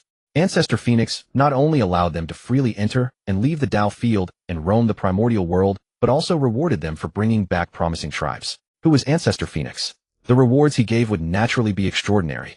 Thank you, Ancestor. Thank you, Ancestor. The 5 Wangdian Hao knelt down in gratitude one after another. After the 5 Wangdian Hao also left the Dao field, Ling Feng dispatched a group of experts from other races to travel the primordial world. He believed that before long the canyon Dao field would become much livelier. Just as Ling Feng was about to go into secluded cultivation, the system's voice sounded again. Ding! Detected that Fushi has reincarnated into the human race. Host, do you wish to go and take Fushi as your disciple? Option 1. Accept the task. Go to the primordial world and take Fushi as a disciple. Obtain the primordial spiritual treasure Fushi's Qin. Option 2. Reject the task. Stay in seclusion and obtain the destruction origin, the origin power of the destruction law. Mastering this origin grants supreme destruction power. Reject. As soon as the system prompt appeared, Ling Feng laughed scornfully and refused. Who was Fushi? The elder brother of Saint Nuwa, later known as Tai Hao, who unified the Central Plains and was appointed by Taishan Laozu as the Huayun Palace Heavenly Emperor Saint. His appearance had long been clearly arranged by the saints behind him. Wouldn't going out to take him as a disciple at this time ruin those saints' plans? It would be a miracle if he weren't killed by the saints. Fortunately, he was already used to refusing. The destruction origin, what a good thing. My current strength is at the quasi-saint 5th layer.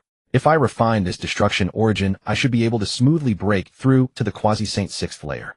Now Ling Feng had already obtained the 5 elements origin, yin-yang origin, space origin, life and death origin, time origin, and with this destruction origin, he would be mastering 6 supreme primordial laws. In the primordial world, many quasi-saint powerhouses only mastered one law and could still dominate a region.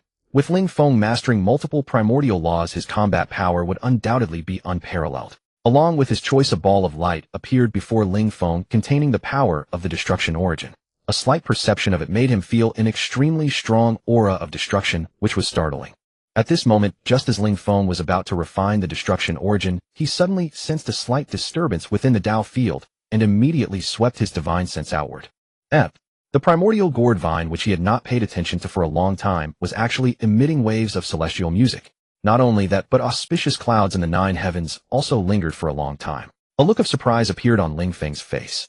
Such an extraordinary phenomenon must indicate a remarkable change. In an instant he appeared beside the primordial gourd vine. When he arrived beside the primordial gourd vine, 7 little girls with rich life energy were already there. These 7 little girls were all extraordinary. As soon as they transformed, they possessed celestial, immortal cultivation. Are you our master? As Ling Feng approached, a girl in a red dress spoke, her voice childish and soft, her big eyes full of doubt as she looked at Ling Feng. He must be our master. The little girl in a green dress clung tightly to Ling Feng's thigh, her face showing an infatuated and mesmerized expression. Ling Feng was startled when he saw this little girl. Around her body swirled terrifying true fire. This is the Samadhi true fire among the 10 primordial fires. Born with the Samadhi true fire accompanying her.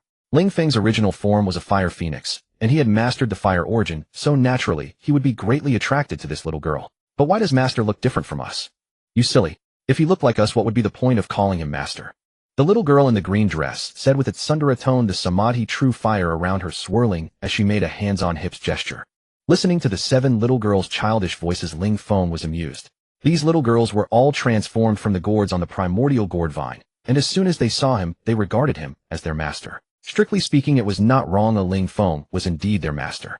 From then on, aside from his tedious cultivation, Ling Feng had one more thing to do: raising children. Soon after, Ling Feng returned to the top of the Wudong tree and took out the destruction origin he had just obtained. But what he needed to do now was to keep getting stronger. Gazing at the destruction origin before him, Ling Feng's eyes gleamed with a sharp light. The destruction origin ranked extremely high among the 3,000 great Tao laws, and comprehending and deducing it was very difficult. However, Ling Feng did not need such trouble. He could simply refine the destruction origin step by step. Day after day, year after year, Ling Feng's mastery of the destruction origin became more and more proficient, and his aura grew increasingly profound, giving a sense of illusion that one dared not approach easily. Time meant nothing to cultivation. The aura surrounding Ling Feng grew increasingly terrifying, every movement suffused with the Tao's essence of destruction. On this day, as Ling Feng was midway through his meditation, he opened his eyes. The system's voice had sounded once more. Ding! It has been detected that the Azura race created by ancestral Marrow River has been continuously utilizing fierce souls that should have entered the 6 paths of reincarnation for cultivation. Saintess Hutu intends to teach ancestral Marrow River a lesson. Would you like to assist Marrow River in opposing Saintess Hutu? Choice 1. Accept the mission. Receive a gourd of blood water from the Netherworld Blood Sea. Choice 2. Decline the mission. Obtain the innate spiritual treasure, 9 Heavens Rainbow Garment. The system's voice echoed in Ling Feng's ears as his eyes shifted slightly. With his eyes still closed, he made his choice directly. Reject. Good heavens. They actually wanted him to meddle in the feud between Saintess Hutu and ancestral Marrow River. Better to avoid trouble than seek it out, and Ling Feng had no desire to wade into these muddy waters. As for ancestral Marrow River, Ling Feng held a rather unfavorable impression of him. The Wutong trees that once served as the ancestral grounds of the Phoenix clan had been felled by his hand. He had wreaked havoc across the primordial world for many years, yet because he remained concealed within the Blood Sea for extended periods, powerful figures from all factions found it exceedingly difficult to track him down for revenge. Still, this fellow was rather pitiful. Despite possessing extraordinary lineage, cultivation base, and divine abilities, he was always short a bit of fortune. Born from the netherworld Blood Sea, he had walked the path of slaughter and destruction, yet at that time the demonic ancestor Luo Ho still lived, suppressing him mercilessly. And after Luo Ho's demise, Dao ancestor Hongjun had already attained sainthood, denying him this opportunity as well. Later, witnessing Nuwa create humanity and attain sainthood, he imitated her by creating the Azura race. Though the Azura were indeed brought into existence, he himself failed to become a saint. With the Witch clan growing overwhelmingly powerful at that juncture, a disheartened and disillusioned Marrow River led the Azura race straight into the Blood Sea. Thereafter, he spent his days collecting the wandering souls of the living across the primordial world, devouring them to strengthen his own prowess. Everything had been proceeding smoothly, but subsequently Hutu attained sainthood and assumed charge of the 6 paths of reincarnation. As the ruler of reincarnation, she would naturally not permit the Azura to continue devouring living souls that ought to enter the cycle of rebirth, for such acts disrupted the primordial order. If they were forbidden from devouring living souls, the very survival of the Azura race would become a grave concern. Ancestral Marrow River felt profoundly wronged. Let them fight. It had nothing to do with him. Ling Feng harbored a certain curiosity regarding this battle as well. Ancestral Marrow River had already attained the quasi-saint realm long before the witch demon Great Calamity. He had lain dormant in the Blood Sea for ages, never revealing his strength, and no one knew precisely what level his power had reached in the present. And Saintess Hutu possessed her full saintly power only within the 6 paths of reincarnation. Once outside in Marrow River's domain, how formidable would she truly become? At this moment, the reward for declining the quest also arrived. The 9 Heavens Rainbow Garment, an innate spiritual treasure. Though it was a dress, it was exceedingly extraordinary, possessing remarkably potent defensive properties. Upon receiving the 9 Heavens Rainbow Garment, Ling Feng immediately thought of the 7 infant girls who had just been born. But a single dress would hardly suffice to divide among them. Forget it, I'll store it away for now. Ling Feng had not paid much mind to those 7 little ones. Born of heaven and nurtured by earth, they possessed their own methods of cultivation. Aside from cultivation, they spent their days incessantly causing mischief throughout the canyon sanctuary, chasing spirit herbs across the mountainsides, grabbing members of the Thunder Feather clan and threatening to roast them for a meal, or riding atop the cloud immortal cranes and demanding they be carried everywhere. Though thoroughly unruly, they brought laughter and liveliness to what had otherwise been a dreadfully dull and monotonous cultivation sanctuary. Meanwhile, above the Blood Sea, an incomparably potent figure stood suspended above the Blood Sea. This was Saintess Hutu, emerging into the mortal realm for the very first time since she had transformed herself into the 6 paths of reincarnation. Marrow River, restrain your Azura clan, or there will be no need for your Blood Sea to continue existing. Saintess Hutu spoke, her voice like immortal music descending from the highest heavens, thunderous and resonant. Within the Blood Sea, the Azura clan fell deathly silent, daring not even to breathe, huddled tightly at the seabed. In the next instant, the crimson Blood Sea began to churn violently, and a figure emerged above its surface. He appeared as though he were the very incarnation of slaughter across heaven and earth, his murderous intent so formidable that it seemed to pierce through time and space itself. You push far too far. Those were the only words Marrow River uttered upon his arrival. The twin swords Abi and Yuanta, hovering above his head, roared with energy and struck directly toward Ho. This single strike embodied the supreme art of world-shaking devastation. Across all these years, Marrow River's strength had grown even more terrifying. He was indeed the undisputed #1 expert below the saintly realm, and his renowned reputation proved entirely justified. On the other side, Hutu displayed not the slightest trace of panic. Raising her hand, she manifested the 6 paths of reincarnation, and in an instant feral winds howled across the primordial world. Swiftly, the gazes of all powerful beings throughout the world turned toward the skies above the Blood Sea. The great battle raged fiercely and lasted for a considerable time. The Blood Sea, already bleak and lifeless, grew even more desolate. Ancestral Marrow River, his aura withered and diminished, sank deep into the Blood Sea to enter a death-like seclusion, while Hutu returned to the 6 paths of reincarnation. This battle ultimately ended in Marrow River's defeat. It also taught all the mighty ones of the primordial world a harsh truth: no matter how formidable a quasi-saint might be, they cannot prevail against a saint, even one whose cultivation had temporarily fallen. After the great battle, the Blood Sea lay in utter desolation. Ling Feng stowed away the Mystic Heaven Mirror and could not help but sigh. The Mystic Heaven Mirror could naturally not witness the battle between the two, but through the images reflected back through its power, Ling Feng had come to understand the outcome. The sanctuary remains the safest place after all. This ancestral Marrow River is far too wretched. Without sufficient strength, he cannot even protect the race he himself created. This also filled Ling Feng with a sense of crisis. If one day his canyon sanctuary were discovered by external saints, his fate would hardly be any better than that of ancestral Marrow River. The canyon sanctuary formed its own world containing countless post-heaven spiritual roots and claiming 3 of the top 10 innate spiritual roots along with various precious spiritual treasures. Even a saint would grow envious upon beholding it. After casting a glance at the situation within the sanctuary, Ling Feng fell silent. There are simply too few strong experts within the canyon. The path to deploying the 10,000 demon formation remains a long and arduous one. At present, if Ling Feng wished to contend with saints aside from reaching the saintly realm himself, his only option was to deploy the 10,000 demon formation. With such a formation in place, he would possess at least some measure of confidence to face a saint directly. All the thinking in the world won't change anything. I should focus on advancing my cultivation. With this thought, Ling Feng closed his eyes, preparing to continue refining the primordial origin of destruction. Only through strength could one prevent tragedy from occurring. Yet scarcely had he begun cultivating when the system's voice sounded once more. Ding!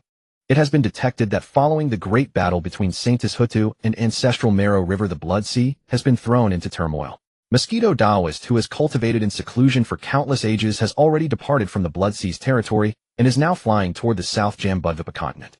Would you like to leave the canyon and eliminate him? Choice 1. Accept the mission. Upon killing Mosquito Taoist, you shall receive a handful of ordinary mud and sand from the Blood Sea. Choice 2. Decline the mission. Remain in seclusion, and you shall obtain the innate spiritual treasure, Ethereal Heaven Binding Belt. Refused. Ling Feng's rejection was as resolute as ever. Hutu had only just shattered the Blood Sea territory when Doran revealed his presence. But it was not surprising. Doran's true form was the blood-winged black mosquito, a ferocious beast of the primordial era, and like ancestor Mingi, he was born from the Blood Sea itself. The Blood Sea region had been shaken by the Great War, so naturally Doran was affected, as well, making his appearance hardly unexpected. Perhaps few others had noticed him yet, but Ling Feng would never underestimate this creature. This Doran was a fearsome existence indeed. During the Fengshan Tribulation, he had instantly drained Saintess Guiling dry, then flew to the Western Pure Land to devour the 12-grade Merit Golden Lotus, the supreme treasure of the Western sect. The 12-grade Lotus was directly reduced by 3 grades from Doran's feeding, causing it to degenerate into the 9-grade Golden Lotus. Taking advantage of the fact that the 2 Western saints Jane and Junti were trapped in the 10,000 Immortals formation, Doran laid waste to the Western sect until they returned and subdued him. Gazing at the Merit Golden Lotus reduced from 12 to 9 grades, they were left with tears they could not shed. Yet when it came to Doran's deeds, Ling Feng inwardly cheered with satisfaction. Those 2 petty Westerners finally suffered a bitter lesson. Ling Feng had no grievance with Doran, and in the days ahead, he could continue to disgust the Western sect. Only a fool would choose to kill such a creature. Floating before Ling Feng was the reward obtained from her refusal, the dissolving skybinding band. The moment she saw it, Ling Feng was momentarily stunned. This ethereal band was clearly a treasure for feminine use, yet its power was both magnificent and clear. It served as both ornament and binding tool, functioning similarly to the immortal binding rope, but far surpassing it in capability. Ling Feng flicked her wrist and stowed away the dissolving skybinding band. Cultivate, continue cultivating. Across the vast primordial continent, Kong Xian and Zhu Li had long since parted ways, heading in separate directions. Kong Xian journeyed toward Nanshan Buzhou, while Zhu Li headed north to Beiju Luzhou. The 5 Wangtianhao beasts, having left the extreme southern lands, were either engaged in combat or on their way to fight. If they encountered anyone who displeased them, they attacked without hesitation. They had been suppressed for far too long and desperately needed fierce battles to unleash their nature. Yet they had not forgotten Ling Feng's words. When encountering a promising lineage, they were to bring it back to the canyon sanctuary. In their eyes, only a lineage capable of matching them blow for blow, neither gaining nor losing the upper hand, could be considered promising. Unfortunately, throughout their journey, they had not encountered such a group. They feared they would be unable to complete the task Ling Feng had entrusted to them, and guilt weighed upon their hearts. Days passed across the primordial lands, and Ling Feng's aura grew increasingly terrifying. However, he controlled it masterfully, ensuring his energy would not disturb the cultivation of other lineages, especially the Fire Phoenix clan drawing near to him. After bestowing 2 of the 10 innate divine flames upon Yin Feng during their last encounter, her cultivation advanced at a breathtaking pace. She was soon on the verge of breaking through to the 4th stage of Daluo Jingxian. Just then commotion arose outside the sanctuary. Ling Feng glanced outward and discovered Kong Xian had returned. But he was not alone. Beside him strode a robed figure in black, radiating an aura equally terrifying. A look of astonishment crossed Ling Feng's face. Could this be Doran? The system had previously commanded her to eliminate him, yet soon after Kong Xian had brought him to the sanctuary instead. The mysteries of fate are truly beyond words. The robed figure had not yet noticed Ling Feng's probing gaze. He stood quietly surveying his surroundings with varying expressions, though his face bore bruises and swelling, as though he had recently been in a fierce brawl. Hey Peacock, surely you're not deceiving me. This forsaken wasteland is the immortal realm you claimed was carved by an ancient powerhouse. However, the next moment, everything turned upside down. Before he could process what was happening, he found himself inside the sanctuary. I pay my respects to the ancestor. During my travels, I encountered the primordial ferocious beast, the blood-winged black mosquito, and brought him back to the sanctuary. Beside him, Hongjun now bowed reverently before the immeasurably vast phoenix perched atop the Wutong tree. Hey, I am Wendarin. The robed figure protested defiantly toward Hongjun as though ready to wage war. But soon terror seized him. He could feel Ling Feng's aura deep and oppressive as an abyss of damnation. All around his body, the Tao rhyme of annihilation swirled fiercely. Such an aura was all too familiar to him. Ancestor Mingyi, from the same origin as himself, also possessed terrifying presence, yet compared to this phoenix, there was a distinct and considerable gap. Now trembling with both shock and dread, he thought, were not all the mighty of the Phoenix clan slain during that great tribulation? The remaining phoenixes had either become mounts of great powers or been devoured. How could such a forsaken place harbor a phoenix of such terror? Wait, when Doran's pupils slowly widened, disbelief washing over his features. That tree. That is the Wutong tree, one of the 10 great innate spiritual roots. And over there, is that the primordial gourd vine, another of the 10 great innate spiritual roots. The tree upon which a bird slept. No, that was actually a 3-toed golden crow, and that tree was the Fusang tree, one of the 10 great innate spiritual roots. Wendarin took a deep breath, feeling utterly overwhelmed. Not only were there innate spiritual roots. Scanning with his divine sense, he also discovered numerous post-heaven top 10 spiritual roots and spirit herbs scattered across the ground. By the heavens, how could so many phoenixes, so rare in the outside world, exist here? And those 7 little girls. Wendarin sucked in a sharp breath.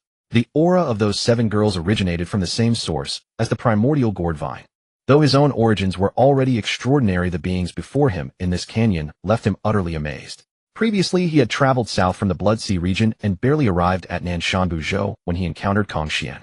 Originally, he had dismissed the peacock entirely, but once Hongjun detected his presence, the creature became relentlessly persistent, refusing to let him go. Over the years of seclusion deep within the Blood Sea, Wendarin had actually cultivated profound Daluo Jingxian cultivation. Against ordinary opponents, he could dispose of them with ease. But Hongjun's methods were truly exceptional. Especially that 5-color divine light. Within the 5 elements, nothing could escape its sweep, nothing could withstand its power. Even though their cultivation levels were comparable, Wendarin had been utterly suppressed, made to endure immense frustration. The result was inevitable. Hongjun had brutally beaten Wendarin. Along the journey to the sanctuary, Wendarin had attempted to flee several times, but each time Hongjun caught him and beat him senseless once more.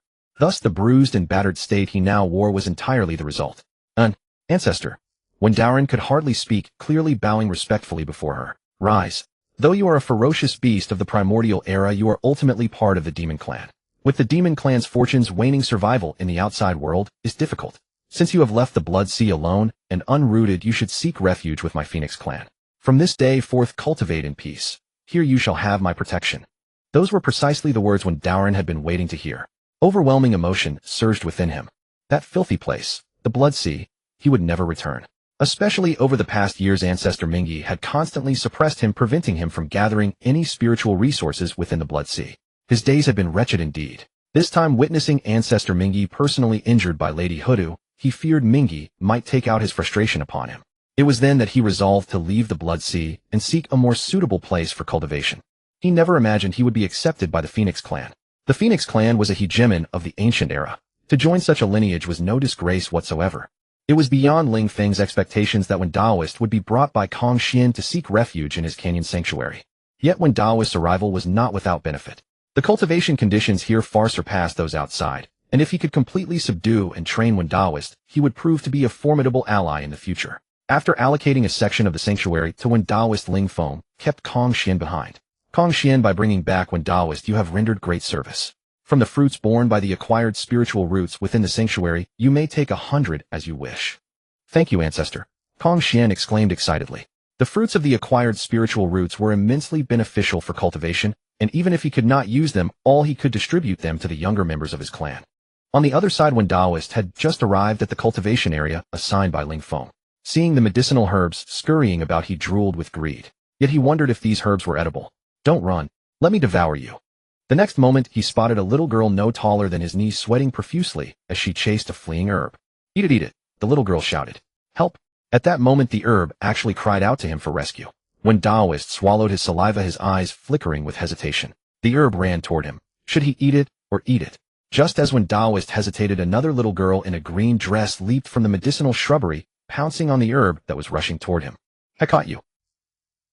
This little girl had very low cultivation only at the celestial immortal realm, but her body was wreathed in samadhi true fire. When Taoist was astonished and recognized them, these little girls were incarnations of the primordial gourds. Watching these adorable little girls brutally devour the medicinal herb, when Taoist's mouth twitched violently. So brutal. Years later, commotion arose again outside the sanctuary. This time the 5 Wantianho had returned. Behind them followed a vast procession of spiritual birds and beasts.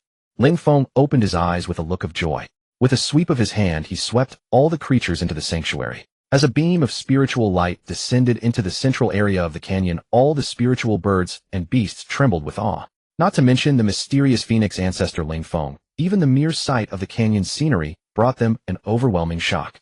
Their reaction surpassed that of Taoist when he first entered the sanctuary. The Wantianho clan pays homage to the phoenix ancestor. During our journey across the primordial world, we have not failed the ancestors' expectations. We have brought the Shangfu bird, the Mieming bird, and the Swanee clans to submit to the Phoenix clan, seeking the ancestors' protection. When the 5 Wantianho were led into the canyon, they immediately knelt down in excitement. They had not expected to find such promising clans, but in the end they had stumbled upon them. Among them, the Shangfu bird and Mieming bird clans were originally vassals of the Phoenix clan, formidable during the Dragon Phoenix cataclysm. But times had changed, and now neither clan possessed a single great Luo golden immortal. When they encountered the Shangfu bird and Mieming bird clans, the two groups were fleeing together, pursued by a band of witch clansmen. Though the sorcerer devil cataclysm had ended, the hatred between the two races was not easily dispelled. The situation for all demon tribes in the primordial world was grim. As for the Swanee clan, their origins were even greater. They were descendants of the dragon clan, fearsome in combat. When the Wantianho encountered them, they initially intended to annihilate them, but after a fierce battle, the 5 Wantianho gained no advantage. Finally, with great difficulty, they subdued them, recalling Ling Feng's words. What defined a promising race? One that could nearly defeat them. That was a promising race. Thus the Wantianho brought the Swanee clan back as well. All three clans were on the verge of extinction, seeking only an isolated safe corner of the primordial world to live and reproduce in peace. When the Wantianho spoke of the canyon sanctuary, they were initially skeptical, but with a last-ditch attitude they followed the Wantianho to the extreme south. Upon entering the sanctuary, they were stunned. The spiritual energy here was at least dozens of times denser than outside. Celestial music lingered endlessly, auspicious clouds gathered without dispersing, and sentient medicinal herbs ran everywhere. Most astonishingly, phoenixes, rare to see in the outside world, numbered in the tens of thousands here. What kind of place was this? I am the ancestor of the Phoenix clan. Are you willing to submit to the Phoenix clan, cultivate within the sanctuary, and receive my protection? As they stood dazed, Ling Feng spoke, his voice like the celestial sound of the 9 heavens, stirring the soul and reaching the depths of the spirit. Phoenix ancestor whose divine might covers the world, the Shangfu bird clan resubmits, seeking the ancestors' protection. The Mieming bird clan resubmits, seeking the ancestors' protection. The Swanee clan wishes to attach itself to the Phoenix clan, seeking the ancestors' protection. Upon hearing Ling Feng's voice, they hesitated not a moment, prostrating themselves before Ling Feng under the leadership of their respective chieftains. Especially the chieftains of the Shangfu bird and Mieming bird clans, who had lived in the era when the Phoenix clan was unprecedentedly powerful. Back then they too had enjoyed immense prestige. But after the Dragon Phoenix cataclysm, the Phoenix clan vanished, and their past glory shattered like a reflection in a mirror. Now in the canyon sanctuary they had encountered a mighty Phoenix ancestor once more. Their bodies trembled uncontrollably, tears seemingly about to burst from their eyes. The Shangfu bird, Mieming bird, and Swanee clans. Among you some followed my Phoenix clan in conquering the world, while others were once our adversaries. But times have changed. I hope you will set aside past grievances, cultivate diligently within the sanctuary, and take the expansion of your clans as your mission. The two clans now had few powerful members, only a few at the 9th heaven of Tai Golden Immortal. The Swanee clan during the Dragon Phoenix cataclysm had been immensely powerful and unmatched in combat, so much so that many dragons dared not face them. Now, however, they too had declined. He had never expected that these 5 Wantianho who only knew how to fight would actually bring them back. It seemed they were not entirely useless aside from fighting. Hearing Ling Feng's words, the Swanee clan was overjoyed. Then Ling Feng allocated the remaining empty areas of the canyon to each clan according to their suitability. The Swanee clan were worth cultivating, so Ling Feng placed them next to the Wantianho. As these demon tribes settled and the population of the canyon swelled. After the tribes dispersed, Ling Feng kept the 5 Wantianho behind. The 3 clans you brought back on this expedition are all extraordinary. You have rendered great service. This remnant of the primordial dragon is granted to you as a reward, hoping it will greatly benefit your cultivation. With that thought, Ling Feng summoned the massive, terrifyingly powerful remnant corpse of the ancestral dragon. Upon seeing it, the 5 heaven-roaring beasts stared wide-eyed. The remnant corpse of the ancestral dragon was indeed immensely beneficial for their cultivation and extremely precious to their kind. Yet Ling Feng simply offered it to them for cultivation. Ancestor, this ancestral dragon remnant is too precious. Our clan is unworthy of such a gift. The old beast flushed, lowering his head, without daring to meet Ling Feng's gaze. The moment he spoke, he regretted it. If Ling Feng retracted the gift because of his words, they would lose a tremendous opportunity. No matter. If you feel unworthy, then cultivate diligently. I hope to see other heaven-roaring beasts besides you reach the golden immortal of the great Luo level. Thank you, Ancestor. We shall strive with all our might. The 5 heaven-roaring beasts knelt in excitement.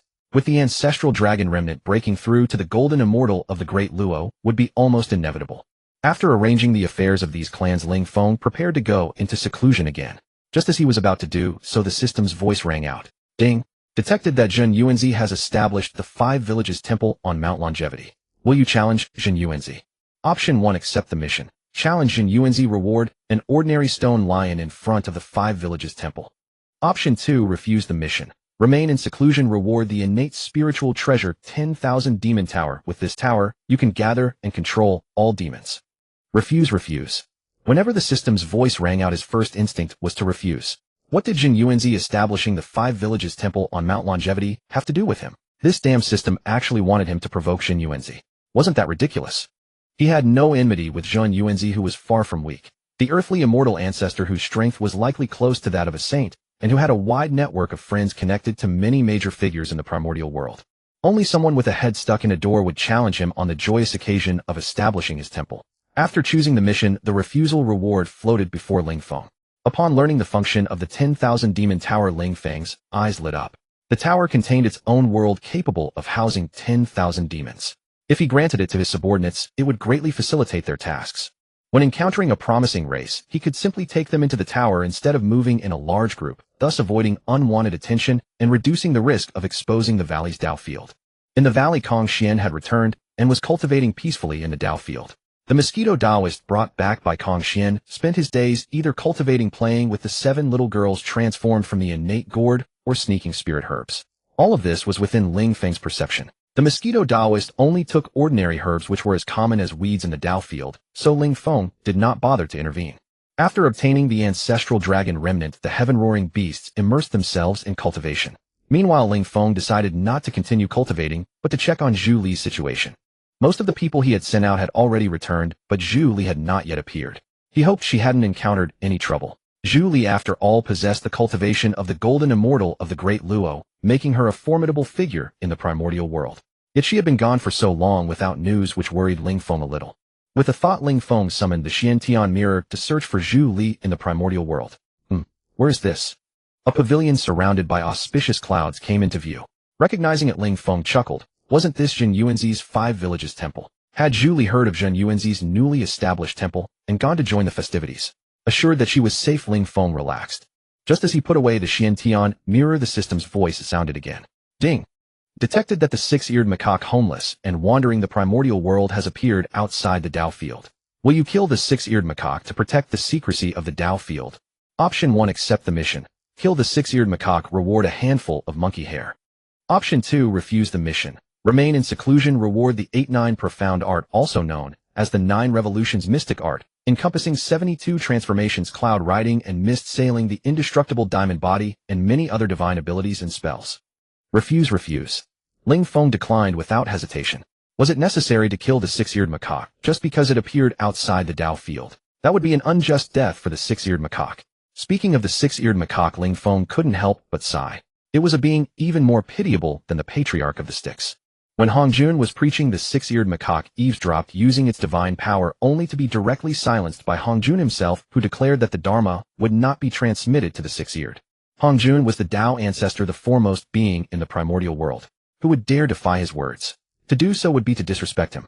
Thus, the 6-eared macaque's cultivation stagnated, and in a world where golden immortals were as common as dogs, and great Luo immortals filled the streets, it could only wander aimlessly. Yet this weak monkey managed to survive all the way to the journey to the West Era.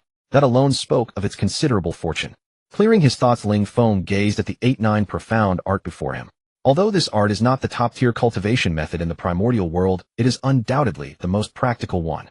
Later figures like Yang Jian Yuanhong and Sun Wukong all cultivated this art. Despite being latecomers, they achieved great mastery in their divine powers through this technique, becoming nearly invincible in their era. Now that I have this art, it wouldn't be amiss to popularize it within the valley. With that thought, a new idea struck Ling Feng. The six-eared macaque had appeared near his Dao field, suggesting a karmic connection between them. With a mere thought, the six-eared macaque outside the Dao field instantly appeared in the center of the field. The monkey was stunned, then saw a colossal phoenix that made his fur stand on end. Wasn't he just in the barren extreme south?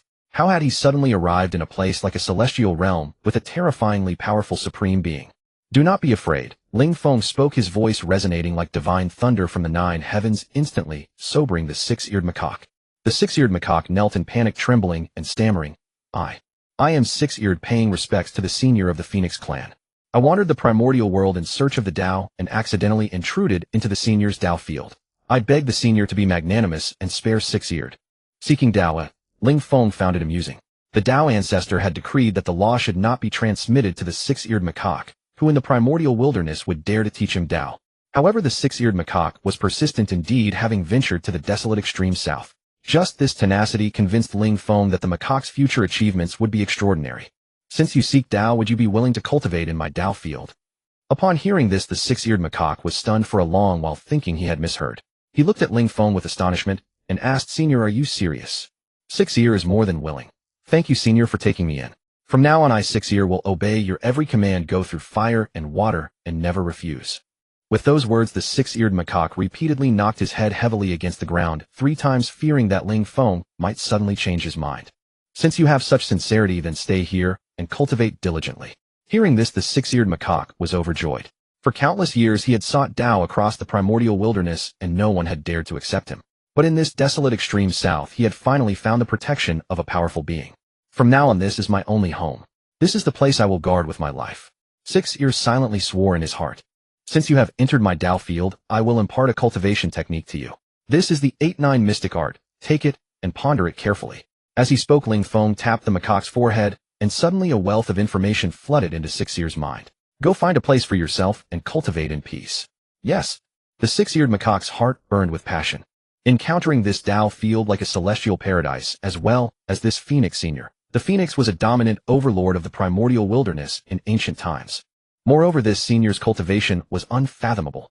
He also sensed dozens of immensely powerful auras within this Dao field. This place was incredibly strong beyond imagination. But why was there no news of it in the primordial wilderness? Go now, Ling Feng spoke, interrupting Six-ear's thoughts. Yes. Suppressing his excitement, the six-eared macaque plunged into a forest rich in spiritual energy. After settling, Six-ear, Ling Feng transmitted the cultivation method of the 8-9 mystic art to the chieftains of the various Phoenix clans, instructing them to pass it down when they had time. Having done all this, Ling Feng entered seclusion. The refinement of the destruction essence was nearing completion. This time, he planned to fully refine it, which would further elevate his cultivation. Time flew like a shuttle, years passed. Finally, after an unknown number of years, Ling Feng suddenly opened his eyes, and a beam of golden light shot forth from them. As his aura underwent a drastic transformation, he had completely refined the destruction essence. Now every movement of his was imbued with the ultimate principle of destruction. After fully mastering the destruction essence, Ling Feng's cultivation smoothly broke through from the 5th level of quasi-sage to the 6th level. Boom, boom, boom. Feeling the surging power within his body, multiple essences intermingled, each one possessing the might to destroy heaven and earth. Ling Feng was quite satisfied. With greater strength, he felt more confident.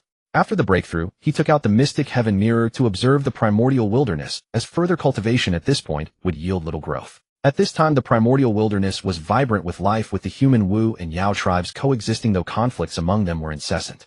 Although the Yao tribe was overall more powerful, the mighty Yao kings each occupied their own mountains and fought independently, lacking cohesion. Moreover, the soul, Yao Saint Yuhua, paid no attention to worldly affairs. As for the Wu tribe, they chased the Yao across the primordial wilderness. Their strength was not inferior. Moreover, behind the Wu stood the noble Hutu, who controlled the 6 paths of reincarnation. As for the human tribe, they were destined to be the protagonists of the world. Many saints manipulated behind the scenes, laying plans in advance. As time passed, the humans grew stronger. And what is this? Ling Feng looked at the image reflected in the mystic heaven mirror with astonishment. The image showed a primordial wilderness ferocious beast resembling a dog, but several times larger, entirely pitch black, and emanating a special divine radiance. However, they were now rarely seen in the primordial wilderness, having been nearly hunted to extinction. Ding! Detected that Huado, one of the 10 ferocious beasts of the primordial wilderness, is being hunted by the Wu tribe. This clan is a primordial being with extraordinary origins. However, after the Wu Yao catastrophe, they have been repeatedly besieged by the Wu, barely surviving. Now they are on the verge of extinction. Host, are you willing to leave the valley and stop the Wu? Option 1. Accept the mission. Stop the Wu tribe and gain the gratitude of the entire Huado clan. Option 2. Reject the mission. Cultivate in seclusion and obtain the primordial 10 divine waters, 8 treasures merit pool water, and 3,000 weak waters. Just as Ling Feng discovered the traces of Huado through the mystic heaven mirror, the system's voice sounded.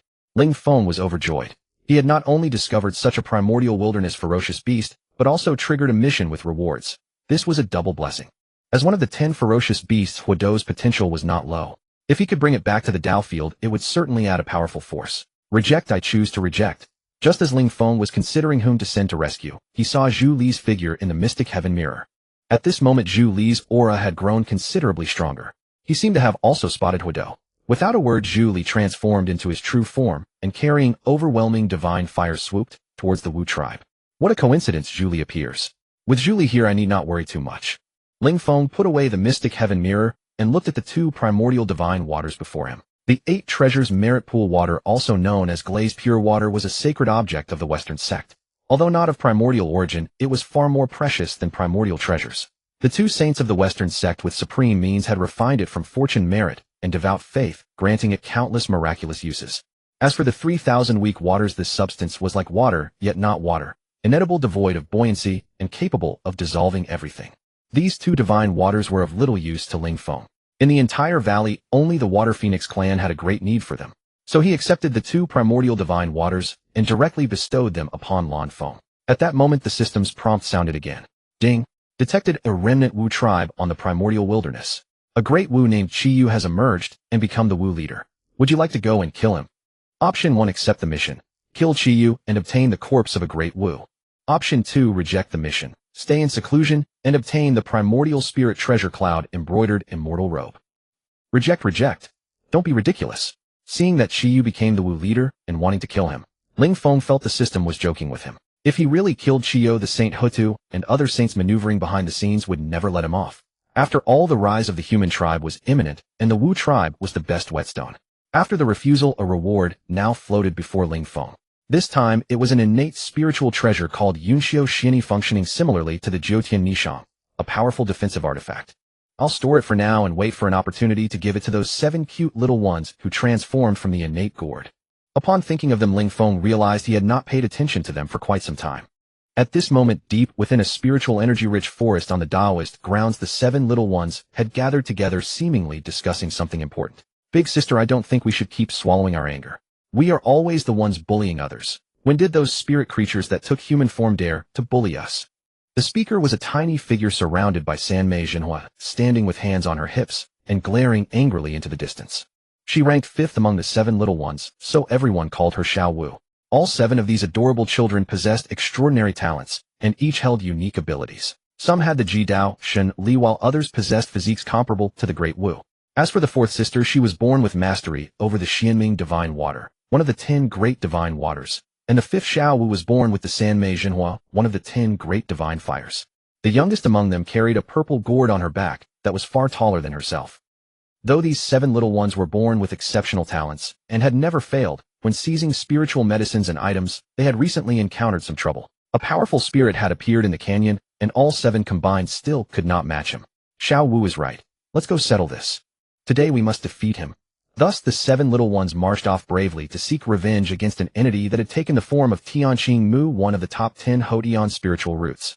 Having transformed for many years with a distinguished origin, his cultivation had progressed remarkably swiftly, placing him a step above the 7 children in power. However, this time, all 7 had broken through to new realms, which was why they dared to challenge him.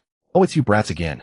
Beneath the Tianqing Mu, a figure materialized, an elderly man with white beard and silver hair resembling a little old man. Are you planning to fight me all at once or one-on-one? The little old man teased provocatively. Facing his provocation, the hot-tempered Xiao Wu immediately stepped forward, slapping her chest and declaring repeatedly, Do you take us for fools? Who said anything about one-on-one? We're going all at once.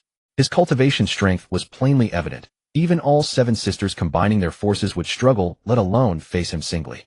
With that, the Sanmei Jinhua around Xiao Wu surged wildly in the storm, and the rest of the little ones attacked simultaneously. In an instant, various immortal lights flared around the little old man.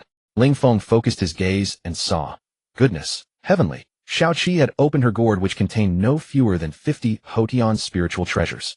Though Xiao Qi's method of using these treasures was rather crude, hurling them like stones, the 7 little ones each unleashed their divine abilities, and the beset old man gradually fell into a disadvantaged position. Xiao Qi, push harder, smash him harder. He can't hold out much longer.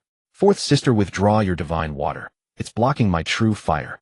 He's exposed a weakness, let's all strike together and beat him to death. Everyone don't relax. He'll be defeated any moment now.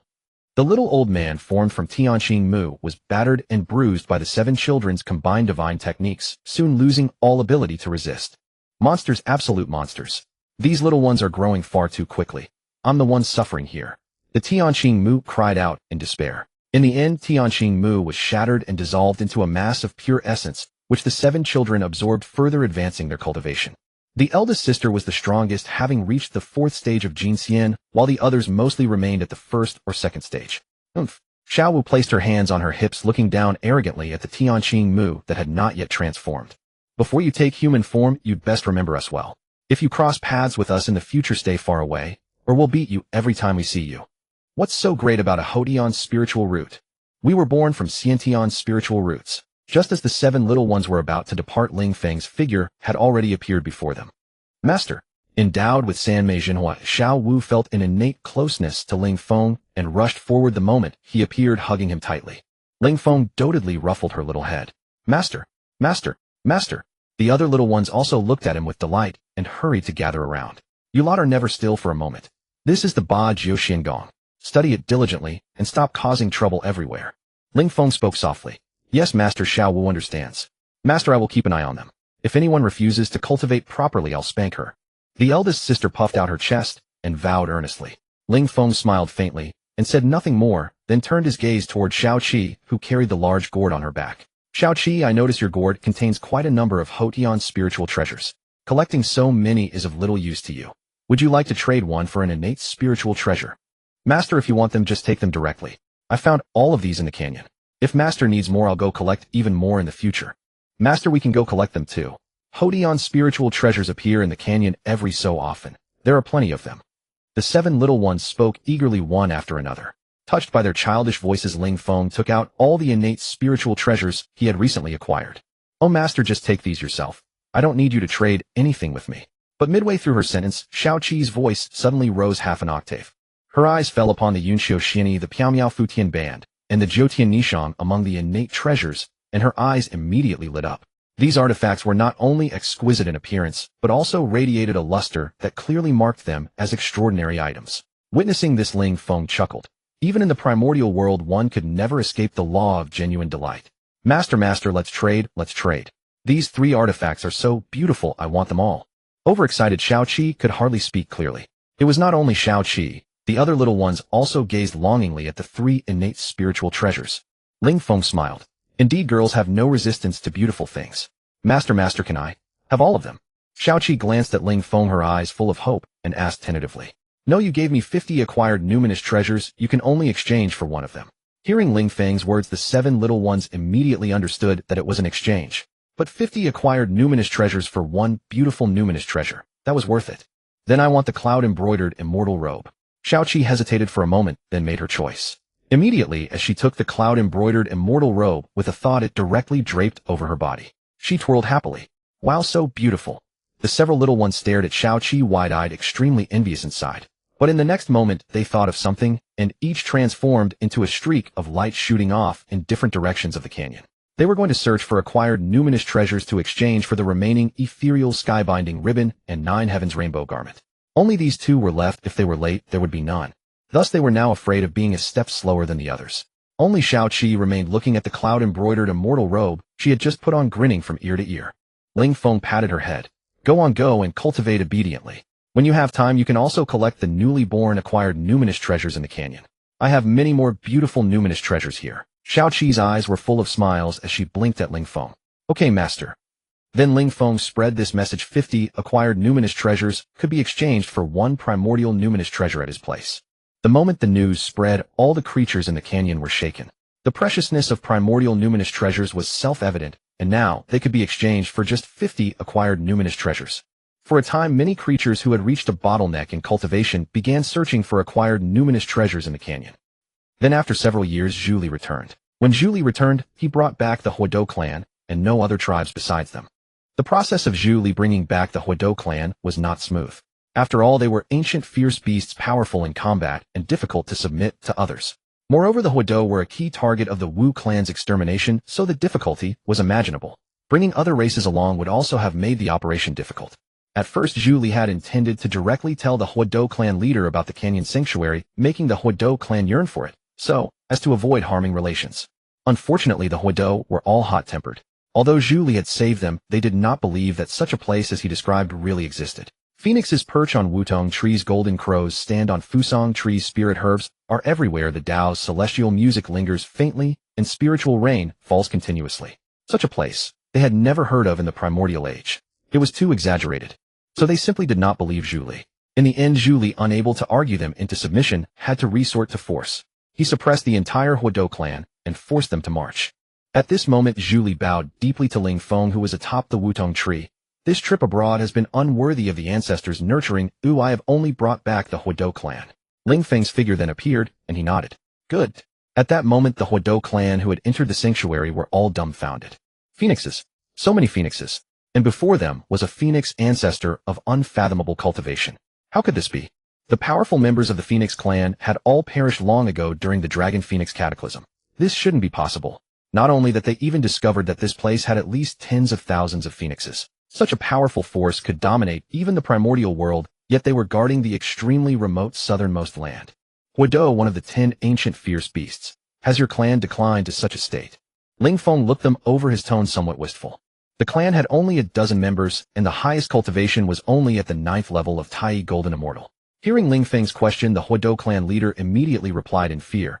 In reply to the Phoenix ancestor, our clan has been fighting against the Wu clan until now. Our members have dwindled, leaving only these last sparks. May I ask if the Phoenix ancestor would take us in? Enter my sanctuary and you must submit to me. The Huodou clan is willing to submit as a whole, revering only the ancestor with no second thoughts. The Huodou clan leader did not hesitate at all. He knelt down directly. Behind him, the other Huodou also quickly knelt down sincerely. Very good. I hope you will cultivate diligently within the sanctuary, multiply, and strengthen your clan. From now on, you will cultivate in the area near the fire phoenixes. The Huodou's cultivation method was different from other races. This race cultivated by devouring flames, and the stronger the flame, the better the effect on their cultivation. Coincidentally, the fire phoenixes would leak a lot of divine flames during their cultivation. All these years, he had been casting spells to prevent these divine flames from escaping, otherwise they would bring catastrophic disaster to the weak creatures in the canyon. Now that the Huodou clan had arrived, it served 2 purposes. Thank you, Phoenix ancestor. The Huodou clan excitedly bowed again, their eyes becoming red. The flames of the fire phoenixes were an unparalleled tonic for them, greatly beneficial to their cultivation. They had originally hoped to find a place to live peacefully, but unexpectedly, the Wu clan discovered their tracks and wanted to slaughter them. Just when they thought the Huodou clan was at its end, Zhu Li appeared and brought them to such a place. Now they not only had an extremely safe clan territory, but also an excellent place for cultivation. The Huodou clan was moved to tears. Not long after, Ling Feng went into seclusion again. Ding! Detected that Tongtian Zhaozhu is about to accept Duobao Daorin as a disciple. Does the host wish to take the lead and recruit Duobao Daorin into the sanctuary? Option 1. Accept the mission. Go and subdue Duobao Daorin and receive a random artifact of Duobao Daorin. Option 2. Reject the mission. Cultivate diligently and obtain the primordial 10 divine flames, Ziwei heavenly fire, and Luding divine fire. The familiar system voice sounded. Reject. Without any hesitation, Ling Feng immediately made his choice. Then 2 small flames radiating terrifying auras appeared before Ling Feng. This time Zhu Li had brought back the Huodou clan, which was actually a great merit. However, Ling Feng had no suitable treasures to reward him with, and the 2 primordial divine flames rewarded this time happened to be fitting to give to Zhu Li. With a thought, the 2 divine flames appeared in Zhu Li's cultivation place. At that moment, a powerful aura suddenly rippled through the Wutong forest. This aura has Yin Feng broken through. Ling Feng sensed it slightly and immediately understood the sequence of events. After fully refining the two types of primordial divine fire, Ling Feng's current strength had reached the fourth level of the Great Luo Golden Immortal, advancing from the early stage to the middle stage of the Great Luo Golden Immortal, which was why such a phenomenon had occurred. Ling Feng's breakthrough also brought considerable benefits to the Huodo clan. Over a dozen Huodo soared into the air, continuously devouring the divine flames scattered throughout the dojo, while their auras rapidly intensified. Several Huodo at the 9th level of the Tai Golden Immortal were on the verge of advancing to the Great Luo Golden Immortal. The profuse divine flames released during Ling Feng's breakthrough were nothing less than supreme sacred objects for their cultivation. Ling Feng. Ling Feng's voice resounded like thunder from the 9 heavens. Ancestor. Ling Feng hastily solidified his cultivation, controlling the rampant divine flames, and bowed respectfully to Ling Feng. Not bad, you've broken through to the middle stage of the Great Luo Golden Immortal. Continue cultivating. If you have leisure, you may also guide the younger generations of the clan. As you command, Ancestor. After devouring the surrounding divine flames, several Huodo were now in seclusion, especially the clan chief and another elder who were striving to break through to the Great Luo Golden Immortal realm. Once these two of the Huodo clan succeed in their breakthrough, they can spar with the Wang Tianho. Speaking of the Wang Tianho, this clan was still refining the remnants of the ancestral dragon. While doing so, their cultivation was also rapidly advancing. The Wang Tianho chief, who had originally entered at the first level of the Great Luo Golden Immortal, now had an increasingly dense aura around him. Soon he would break through from the early stage of the Great Luo Golden Immortal, reaching the middle stage as well. Among the other, Wang Tianho too had also gained immense benefits from refining the ancestral dragon remnants during this period, achieving the Great Luo Golden Immortal realm. The remaining two had profound Tao rhythms around them, and it was estimated that their breakthrough was not far off. Thus Ling Feng conceived the idea of having the breakthrough Huodo spar with the Wang Tianho. After observing the Wang Tianho, Ling Feng turned his gaze back to the Phoenix clan. The Phoenix clan's status within the canyon was unquestionable, but all phoenixes remained extremely low-key. After being reprimanded by Ling Feng previously, they had all become cultivation maniacs. Blue Phoenix had the highest cultivation among all phoenixes at the 5th level of the Great Luo Golden Immortal. He had not yet refined the two types of primordial divine water that Ling Feng had given him, otherwise his cultivation would have advanced further. However, he did not immediately do so, instead choosing to guide the younger members of the clan. Yet this was also good. Slowing down the pace of cultivation could stabilize his realm. As for Honghuang of the Thunder Phoenix clan, he was still devotedly refining the primordial divine thunder, and was also about to break through to the middle stage of the Great Luo Golden Immortal. Ice Phoenix had been the last to break through to the Great Luo realm, so her lower strength was understandable. However, Ling Feng had previously bestowed upon her an Ice Phoenix sword containing a sliver of ice origin. She was still focused on refining it, and her strength was increasing rapidly. Apart from these 4 clan chiefs, the Phoenix clan had gained 2 more Great Luo Golden Immortal first-level powerhouses, one from the Fire Phoenix clan and one from the Water Phoenix clan. The Golden Phoenix clan had also grown considerably stronger, with several Tai Golden Immortal late-stage experts appearing. It was expected that this clan would soon produce a Great Luo Golden Immortal. The vassal races within the canyon were also developing quite well. For instance, the Thunder Feather clan had an astonishing reproductive capacity, with a population reaching hundreds of thousands. Although no top-tier powerhouses had emerged yet, many Golden Immortal Realm experts had appeared among them. What surprised Ling Feng the most was the Peacock clan. Kong Xian had been in seclusion since returning last time, his cultivation towering, and his aura as deep as an abyss, only a step away from the 6th level of the Great Luo Golden Immortal. It must be noted that Ling Feng had never bestowed any divine objects upon Kong Xian to aid his cultivation. Kong Xian had reached this point entirely on his own, his talent so astonishing that it was no wonder he had swept through the battlefield during the function period. The child named Kong Shi had also grown up, reaching the 9th level of the Tai Golden Immortal, and would soon become a great Luo powerhouse. The golden-winged Peng siblings were still refining the primordial earthly metal that Ling Feng had given them not long ago. Their Tao rhythms were becoming more condensed, and after this seclusion, they would reach the Great Luo Golden Immortal level. As for the mosquito Taoist, apart from cultivating, he was dragged by the 7 little ones to pick up post-heaven spiritual treasures. No one could imagine that this notorious ferocious beast of the primordial wilderness, a bloodthirsty creature, would actually choose to babysit. Ding! Detected that the primordial lord is about to accept the great fortune-bearer Tai Junren as his disciple. Will you preemptively forcibly recruit Tai Junren into your dojo? Option 1. Accept the task. Go and forcibly subdue Tai Junren, gaining the primordial lord's attention. Option 2. Reject the task. Cultivate in seclusion and gain the primordial demon source. Just as Ling Feng was probing the situation of the various races within the canyon, the system's voice sounded. It had not been long since the system last spoke. Seeing the content, Ling Feng was amused. One moment, it was about Tongtian accepting a disciple, the next about Yuanshi accepting a disciple. This also indicated that the two great teachings were now vying to recruit figures with immense fortune. Reject, I reject. Ling Feng did not think twice and directly chose to refuse. No matter how great the temptation outside, as long as he had not been discovered, he would continue to hide in the canyon. That was the safest course. Seeing the information about Taizhenren, Ling Feng suddenly recalled many things. This fellow was one of the future 12 great Luo golden immortals of the Chan sect. He took Neza as his disciple, and Neza was a key figure in the Fengshen calamity, having forcefully drawn a divine Bao to shoot and kill Biyun Tongzi, the disciple of Shiji, who was a disciple of the GS sect thousands of miles away. Shiji was kind and reasonable. When she came to seek justice, she did not demand Neza's life outright, but asked for an explanation. However, Neza immediately went to Taizhenren for help. Taizhenren was also extremely unreasonable. Seeing that Shiji was merely an immortal of the demon clan, he used the 9 dragons' divine fire cover to burn her alive. Thinking of Shiji, Ling Feng could not help but sigh. During the Fengshen calamity, the GS sect had suffered a terrible fate. The demon clan had also been terribly unfortunate. First, become stronger. Without strength, nothing else matters. In this world, the right to speak ultimately belonged to the powerful. At this moment, the primordial demon source floated before Ling Feng, with terrifying demonic phantoms constantly appearing, slaying dragons, trampling phoenixes, plucking stars with one hand, and conjuring wind and thunder. Sensing it slightly, Ling Feng was secretly stunned. By refining this primordial demon source, his phoenix body could transform into the chaos divine phoenix body, and with a single thought, he could also transform into the chaos demon phoenix body. One thought of light, one thought of darkness. Refining this primordial demon source will not only greatly enhance my physical body, but also allow my cultivation to advance further. Ling Feng's current cultivation was at the 6th level of the quasi-sage in the middle stage. The next step was the 7th level, the late stage of the quasi-sage. The difference of one level was like an insurmountable chasm. Yet the increase in strength after the breakthrough was also worlds apart. Cultivate. This time I will break through to the late quasi-sage stage. After fully refining the primordial demon source, reaching the 7th level of the quasi-sage was a foregone conclusion. Ling Feng mobilized the vast spiritual energy and began to wholeheartedly refine the origin of the divine and demonic.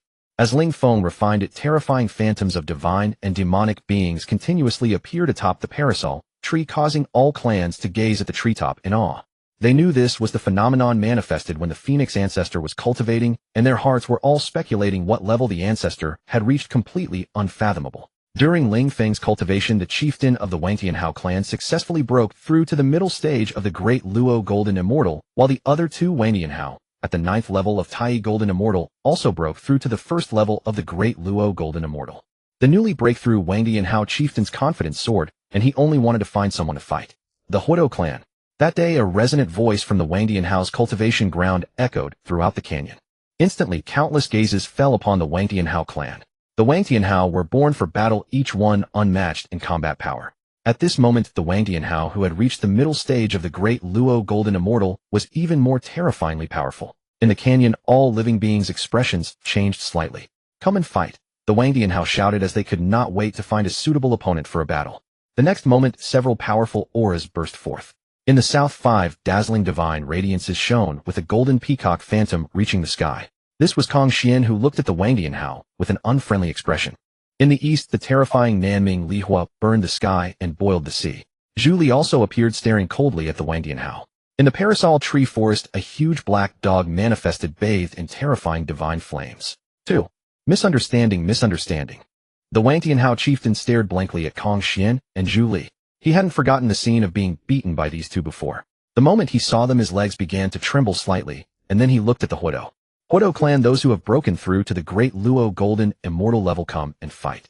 Before the ancestor went into seclusion, he sent me a message saying that when my clan members break through, they should practice with you. Our two clans are usually allowed to fight in the canyon. Hearing this, Kong Xian and Zhu Li exchanged a glance, and then withdrew. They had thought the Wangtianhao had become arrogant and wanted to disrupt order while the ancestor was in seclusion, which was why their gazes had been so cold. If the Wangtianhao dared to cause trouble in the canyon, they would mercilessly suppress them quickly. Exactly my intention. As his words fell, the divine flames around this Great Luo Golden Immortal level Huodo surged with the wind. A crisp canine sound echoed through the sky, capable of splitting rocks and piercing metal with strong penetrating power. If outside the canyon, it would definitely shake the hearts of some low cultivation beings. But inside the canyon, this was Ling Feng's dojo, and immediately special Dao patterns appeared to block all of this. Let's go find a more remote place to practice well. The Wangtian house, seeing that the Huodo's strength was not weak, immediately laughed. They really dared not fight around the dojo, even though mysterious Dao patterns protected it. But since they both possessed the cultivation of the great Luo Golden Immortal, they were still afraid of causing great damage to this realm. The battle between Huodo and Wangtian Hao attracted many onlookers. Blue Phoenix, Honghuang, Ice Phoenix, Zhu Li, and living beings from various clans. And the 7 little ones stopped picking up acquired spirit treasures and dragged the mosquito Taoist over. Six-eared macaque also set aside his cultivation to observe the battle between the two great fierce beasts. Amid the mountains and forests, a fierce wind howled. The Huodo revealed its true form, entirely jet black, surrounded by divine flames. On the other side, the Wangtian Hao, over 100 meters tall, stared at the Huodo with surging battle intent. The next second, the Huodo moved like a meteor falling from the 9 heavens, extremely fast and fierce. The Wangtian Hao's skin shone with a cold luster, its gaze fierce and murderous. Bang! With a loud noise, the two clashed together, and a powerful shockwave like a super hurricane swept across all directions. If this were outside, such intense commotion would surely turn the countless ancient trees into ashes, shatter the mountains, and boil the rivers in the aftermath. But this was Ling Feng's dojo, and when the shockwaves reached a certain point, they were immediately suppressed by mysterious Dao patterns, causing little damage to the interior. The two ended up in a draw. Because neither would engage in a life-or-death struggle, most of the time they would stop once they felt it was enough. After all, the two clans had no deep enmity, and both were among the 10 great fierce beasts of the primordial era. They had actually interacted in ancient times, and now that they had both taken refuge under the Phoenix clan, they naturally wouldn't act recklessly. While they were engaged in battle, Ling Feng was also continuously refining the origin of the divine and demonic, and his own cultivation was constantly growing stronger. However, on this day, the system's notification sound rang again. Ding! Detected that Saint Juanti is deceiving disciples of the Chan sect and Jie sect on the primordial land. Do you wish to go teach Saint Juanti a lesson and warn the disciples of the two sects? Option 1. Accept the mission. Go fiercely beat up Saint Juanti, and warning the disciples of the two sects will reward you with a wild grass. Option 2. Reject the mission. Cultivate diligently, and you will receive the primordial 10 great, innate spiritual roots, yellow plum. Reject. Ling Feng felt a bit speechless inside. This system really likes to joke more and more. Beat up Saint Juanti. Although Juanti is shameless, he is still a saint after all. I, a mere quasi-saint, would be crushed before him. Besides, I have no connection with the disciples of those two sects. Why warn them? The reward for rejection is an innate spiritual root. Isn't choosing rejection more appealing? After Ling Feng made his choice, a ball of light immediately appeared before him. Then, according to his will, the light fell at the edge of the parasol tree forest. Instantly, the yellow plum, one of the primordial 10 great, innate spiritual roots, took root in the canyon dojo. Seeing the appearance of the yellow plum, Ling Feng's eyes burned with excitement. This thing was extraordinary. It bloomed once in a yuanhui, fruited once in a yuanhui, ripened once in a yuanhui, and could only be eaten after a yuanhui. When it blooms, smelling the fragrance can grant 10,000 years of Dao cultivation. If one is fortunate enough to eat a fruit, they can instantly become a great Luo Golden Immortal. It had unparalleled wonders. However, those who break through to the great Luo Golden Immortal by relying on the yellow plum can never advance further in their cultivation. Compared to those who attain the great Luo Golden Immortal through arduous cultivation, they are incomparable in both their foundation and divine abilities, like the difference between clouds and mud. And as Ling Feng willed, the yellow middle plum landed in a spot of the dojo. As it took root, vast celestial music echoed within the dojo, and the phantom of the great Dao continuously evolved. The Dao rhythm within the dojo became even more profound. All races could feel their understanding of the Dao becoming clearer, as if suddenly enlightened. With the yellow middle plum, one of the 10 primordial spirit roots, the living beings in the dojo cultivated at an even faster pace. Continue refining my primordial divine demon origin. Thinking this, Ling Feng prepared to go into seclusion again. In the primordial world, the nether realm. Lady Huoda Juanti has come to call. On that day, an uninvited guest arrived at the nether realm. Juanti arrived at the nether realm. This place was the only path to the 6 paths of reincarnation. Juanti dared not enter directly, as doing so would be a great disrespect to Huoda. If it came to a fight, he would not have the advantage. What is the matter? A cool voice came from within the 6 paths of reincarnation. I have come to request your help, lady. As he spoke, Juanti forcibly suppressed his cultivation power, his attitude exceedingly sincere. Huoda was somewhat puzzled, but the 6 paths of reincarnation was her own creation. In this realm, she feared no one. After a moment of hesitation, she said, "Come in." Inside the 6 paths of reincarnation, it was extremely cold. Upon entering, a massive palace stood out prominently. If anyone had seen the ancestral witch hall before, they would notice that this palace was exactly the same. This was Huoda's residence. When Huoda last left the 6 paths to teach Mingi a lesson, she had won, but her origin was damaged. Otherwise, Patriarch Mingyi would not have had the chance to return to the depths of the Blood Sea. He would have been slain directly. All this time she had been in seclusion healing in the palace. Junti's sudden visit caught her off guard. Lady Hudu, I have come concerning Patriarch Mingyi. Sitting on a cushion, Junti spoke bluntly. This Patriarch Mingyi has long been stationed in the Blood Sea and single-handedly created the Azura race. Before the 6 paths of reincarnation was established, the Azura race, cultivated by devouring souls. The Blood Sea has a natural attraction for certain souls. But now times have changed. The primordial world has a new order. All beings have the chance to reincarnate, which aligns with your original intent in establishing the 6 paths. Yet this Patriarch Mingyi is utterly oblivious, still daring to devour souls. This is a complete disregard for you. Junti spoke with righteous indignation, but Hutu's suspicion only grew. What does this have to do with you? After the last battle, Patriarch Mingyi has restrained himself a great deal and also disciplined the Azura race. That is the current situation, but the conflict between you and Patriarch Mingyi cannot be resolved. He cannot stand by and watch the Azura race perish, and you cannot allow souls that should enter the 6 paths to be devoured by the Azura. Then what suggestion do you have? Hutu frowned. Junti had hit the point. Patriarch Mingyi's cultivation was not weak, and he hid in the Blood Sea, making him truly difficult to deal with. I dare not say suggestion, but I have a win-win approach. How so? Our Western religion has a bodhisattva named Xitigarbha who has long-standing enmity with the Azura race. However, his cultivation is not high, merely at the peak of the great Luo golden immortal realm. His lifelong aspiration is to convert the Azura race in the Blood Sea and all the suffering souls in the primordial world. Unfortunately, his cultivation is vastly inferior to Patriarch Mingyi's, so he has not achieved much. Could you, lady, grant him some opportunities in the 6 paths so that he may share your burdens? A multitude of thoughts flashed through Hutu's mind. She did not believe Junti would be so kind as to send someone to help her deal with the Azura race. And all she had to do was give him a place in the 6 paths to shelter him. Although Junti said this bodhisattva Xitigarbha had a blood feud with the Azura race who knew the truth, still this Western religion was interesting. Even with a blood feud, they still thought of conversion. Forget it. Whether he is faking or truly wants to convert the Azura to strengthen the Western religion, a great Luo golden immortal peak, like Xitigarbha, can't cause much trouble in the 6 paths. Hutu thought to herself, feeling a bit weary.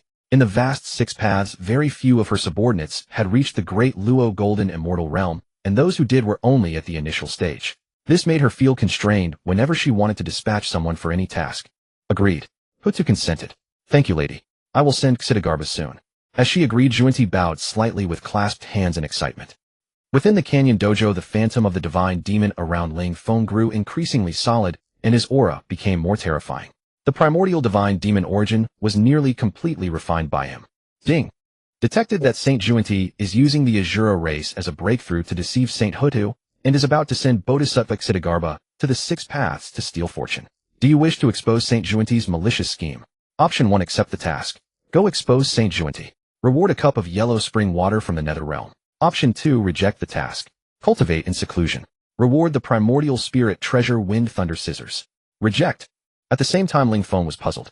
Did Xitigarbha enter the 6 paths so easily? Damn. Ling Feng would never believe that Hutu was foolish. It only showed that Junti's schemes were too deep. Even a saint could fall for his tricks if not careful.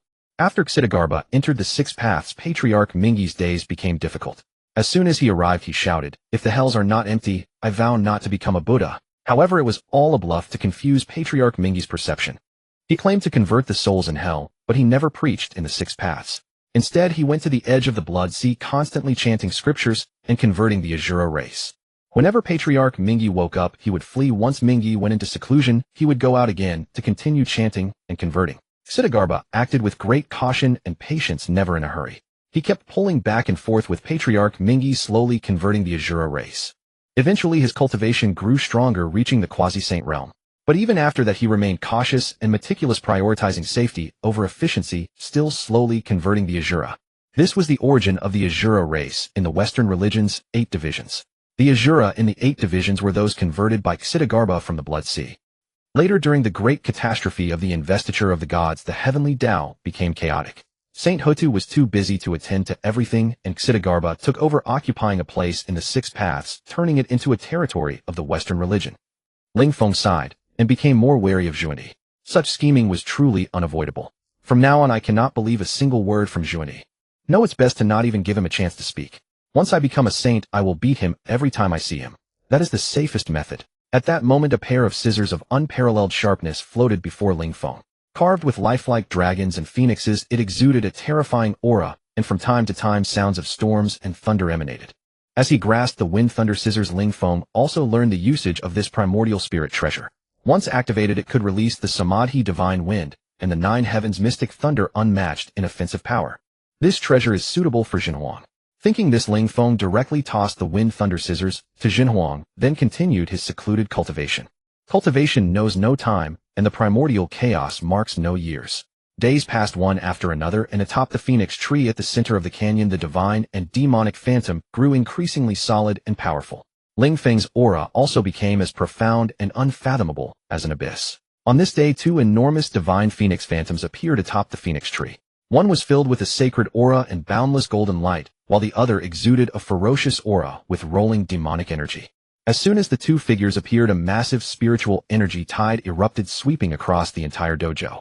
Everyone looked up toward the phoenix tree in shock and began to speculate. The ancestor has broken through again.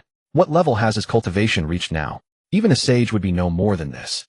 Having fully refined the divine and demonic origin, I have finally broken through to the 7th layer of quasi-saint. With a thought, the two divine phoenix phantoms merged into one and entered Ling Feng's body. The aura around Ling Feng became even more terrifying. Ling Feng was in high spirits. After breaking through to the 7th layer of quasi-saint, he found that every move he made resonated with the rhythm of the Tao, and he could unleash shocking attacks with a casual gesture. The difference between the 7th layer and the 6th layer of quasi-saint, though only a single layer apart, was as vast as the heavens from the earth. At the same time, having fully mastered several top-tier origins, Ling Feng's understanding of the great Tao grew even deeper. Every casual word he spoke could reveal the ultimate truth of the great Tao. Therefore, Ling Feng decided to preach the Tao. The last time he preached it was only to select strong members of the Phoenix clan, as his cultivation level was not high enough. But this time was different. Ling Feng decided to preach to all the races in the dojo to elevate the overall strength of the dojo. At that moment, the system's voice rang out. Ding! Detected the reincarnated Fushi who has awakened his past life memories, comprehended the past, and evolved the 8 trigrams. Do you wish to go and recruit him into the dojo? Option 1. Accept the mission. Go to recruit Fushi into the dojo. Reward: gain the attention of Nuwa. Option 2. Reject the mission. Cultivate in seclusion. Reward: primordial artifact Red Cloud Mysterious Iron Staff. Reject. Ling Feng was speechless. System, don't mess around. I'm about to preach the Tao. Why are you causing trouble now? But at least it didn't pop up in the middle of his sermon. Fushi's awakening of past life memories was all arranged by a sage behind the scenes. This was the first step in humanity's rise. If Ling Feng dared to interfere, he would be the first to be struck down by the sage. Ling Feng wasn't foolish. Hiding safely in the dojo and developing stealthily was the true path.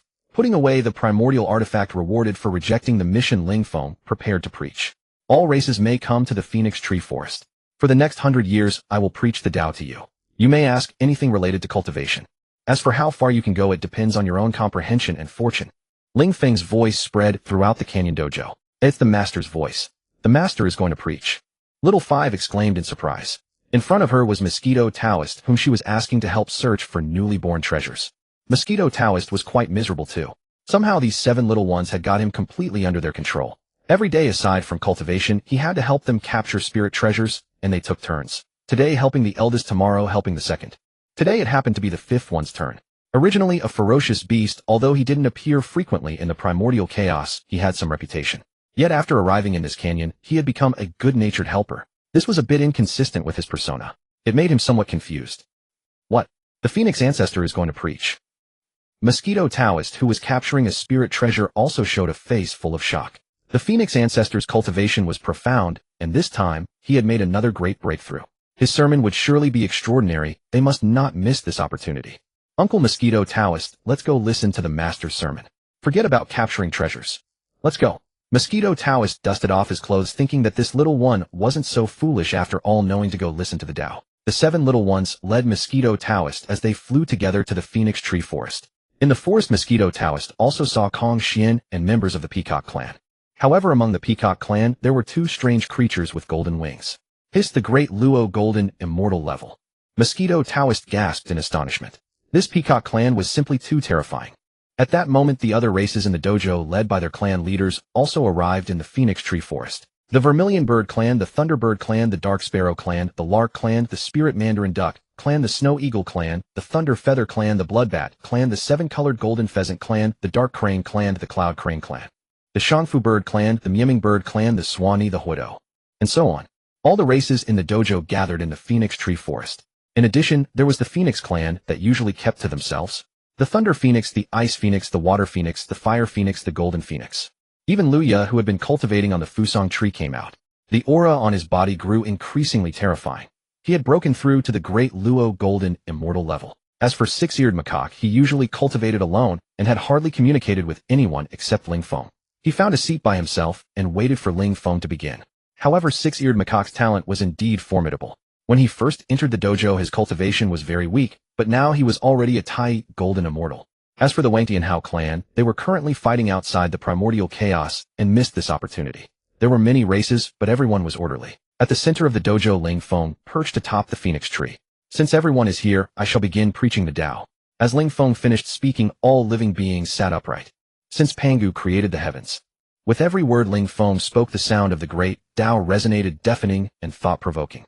While preaching, Ling Feng also activated the divine ability of words manifest the law, which made the sermon easier for everyone to comprehend. After Ling Feng finished a section, everyone closed their eyes as if immersed in the profound truths of the great Tao, unable to extricate themselves.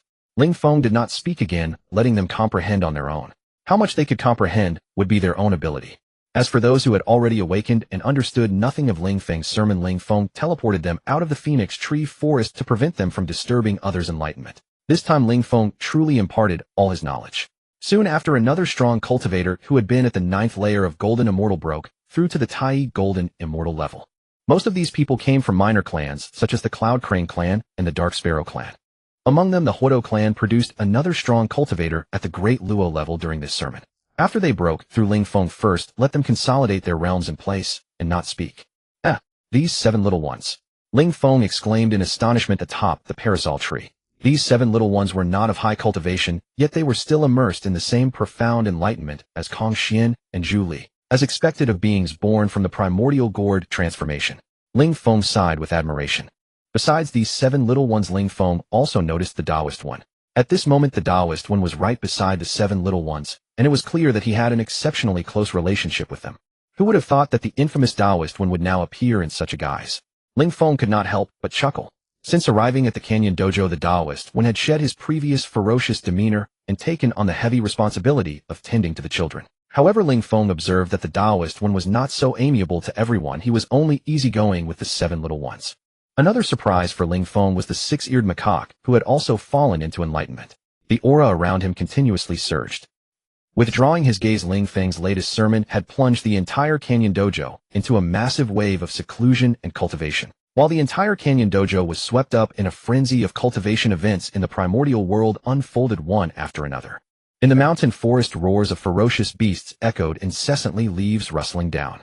Not far off, dozens of men clad in animal hides, wielding weapons made from beast fangs or bones, stood guard and moved cautiously.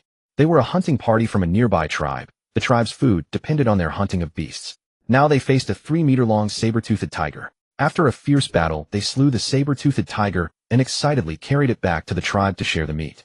However, their method of consumption was raw eating. Not far away, a young man named Sui witnessed this scene, compassion in his eyes. In this era, ordinary humans had no way to obtain fire, living a life of drinking blood and eating raw flesh, which made the overall lifespan of the human race extremely short. Moreover, without fire, ordinary humans could not withstand the cold. Every winter, countless people perished in the freezing cold. Without fire, ordinary humans could not see in the dark and were repeatedly attacked by beasts, leaving them in a very passive position. Sui, who roamed the primordial world, saw all this clearly. The ordinary humans struggled too much in this world, and he pitied them. One day, Sui saw a bird pecking repeatedly at a dead tree. Under the rapid pecking, the dead tree began to smoke, and soon a flame sprouted from the wood. Sui witnessed this with his own eyes, and it struck him with immense awe, plunging him into enlightenment. Soon after, Sui realized the method by which ordinary people could produce fire, drilling wood to make fire. Ding! Detected the human race's great fortune-bearer Suiren, sure realizing the method of drilling wood to make fire. Will you go to recruit him into the dojo? Option 1. Accept the mission. Go recruit Suiren Sure into the dojo and receive the blessing of human race's fortune. Option 2. Reject the mission. Devote yourself to cultivation and receive the innate spiritual treasure Golden Phoenix Hairpin, containing the origin power of a top-tier powerhouse from the ancient Golden Phoenix clan. Reject. Taking Swear-Ensure into the dojo. That would be asking for trouble. Swear-Ensure was one of the future 3 sovereigns, and his mere act of drilling wood for fire had earned him immense human fortune. Many sages were secretly watching, so Ling Feng dared not approach Swear-Ensure so openly, let alone bring him into the dojo. It's better to stay low-key in the dojo. Besides, the human race's fortune is of no use to me, so there's no need to take risks. After the rejection, a hairpin gleaming with a golden light appeared before Ling Feng, sharp and unrivaled. This innate spiritual treasure suits the Golden Phoenix clan.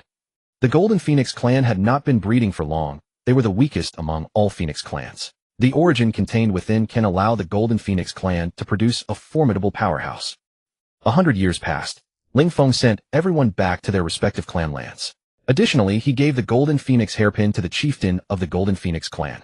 The 6-eared macaque was deeply immersed in the great Tao, still in a semi-enlightened state, in which his cultivation speed was extremely fast. Ling Feng also gave the 6-eared macaque the innate spiritual treasure Red Cloud Profound Iron Staff, which he had obtained last time. The staff looked similar to the future Dinghai Shenzhen, and Ling Feng thought it might suit the 6-eared macaque. After receiving the treasure, the 6-eared macaque was immensely grateful to Ling Feng, kowtowing and bowing repeatedly. It was clear that the child had suffered much over the years. This sermon benefited everyone greatly. Among the Swanee Huodo and various spirit bird clans, several individuals broke through to a major realm. Kong Xian's aura grew increasingly profound. He was now in seclusion in his clan land. During the sermon, he had already broken through to the late stage of the Great Luo Golden Immortal. After this seclusion, once he fully digested the profound principles of the Tao that Ling Feng had imparted, he would likely become a peak Great Luo Golden Immortal. The chieftains of the various Phoenix clans, along with Zhu Li the Taoist, when the 7 Little Ones, and others also received considerable benefits. Even the least improved among them had broken through a minor realm. 100 years had passed, and the strength of the dojo had increased significantly. After sending everyone back to their clan lands, the Parasol Tree Forest became much emptier. This time he had not deliberately favored the Phoenix clan. He had already done much for them, bestowing various divine objects and innate spiritual treasures. The cultivation area for the Phoenix clan was also the most spiritually abundant place in the dojo. Now the Phoenix clan had grown considerably. The clan was thriving with numerous members and a continuous stream of talented descendants, presenting a scene of vitality. Ding! Detected that Guang Chengzi, the foremost of the 12 Golden Immortals, is about to travel to the Yoxiong tribe to take Xianyuan as his disciple. Will you rush to the Yoxiong tribe to take Xianyuan as your disciple first? Option 1. Accept the mission. Take Xianyuan as your disciple and receive the acquired merit spiritual treasure, Xianyuan's sword.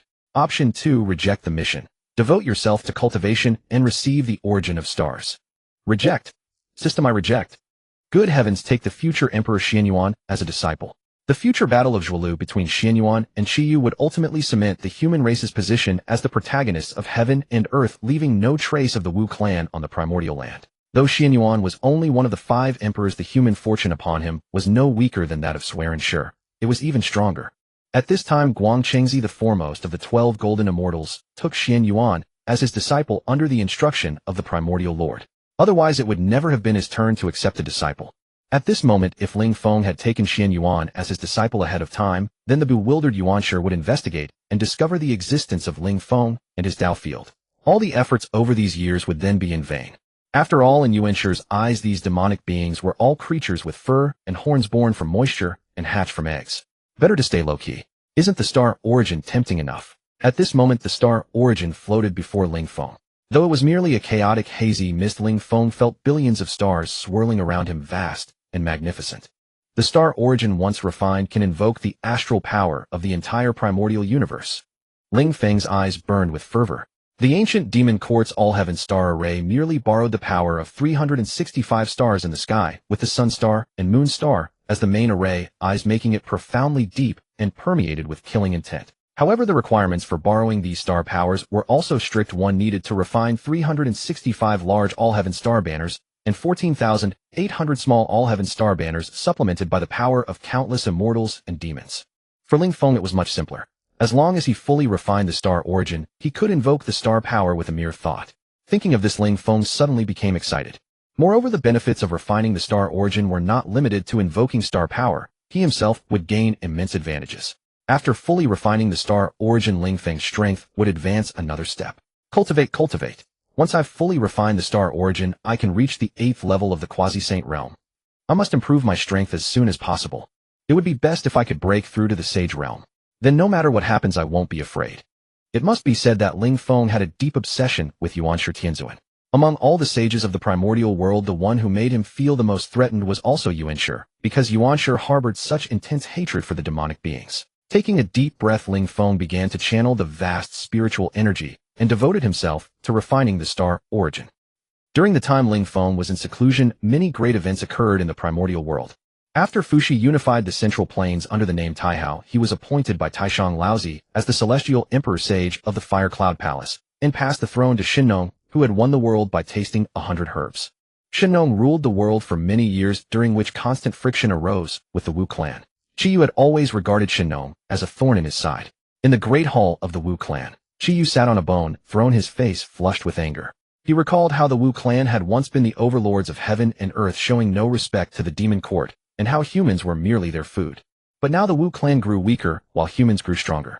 In the central plains was the Shinnong tribe, and in the north was the Yoxiong tribe, both extremely powerful. Chieftain, according to our spies, the human flame emperor has a young daughter named Nuwa who is deeply cherished by him.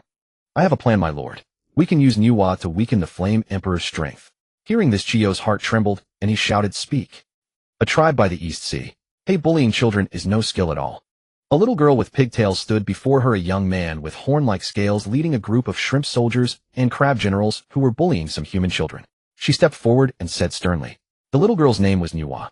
Having stayed too long in the Shinnong tribe, she wanted to see the sea.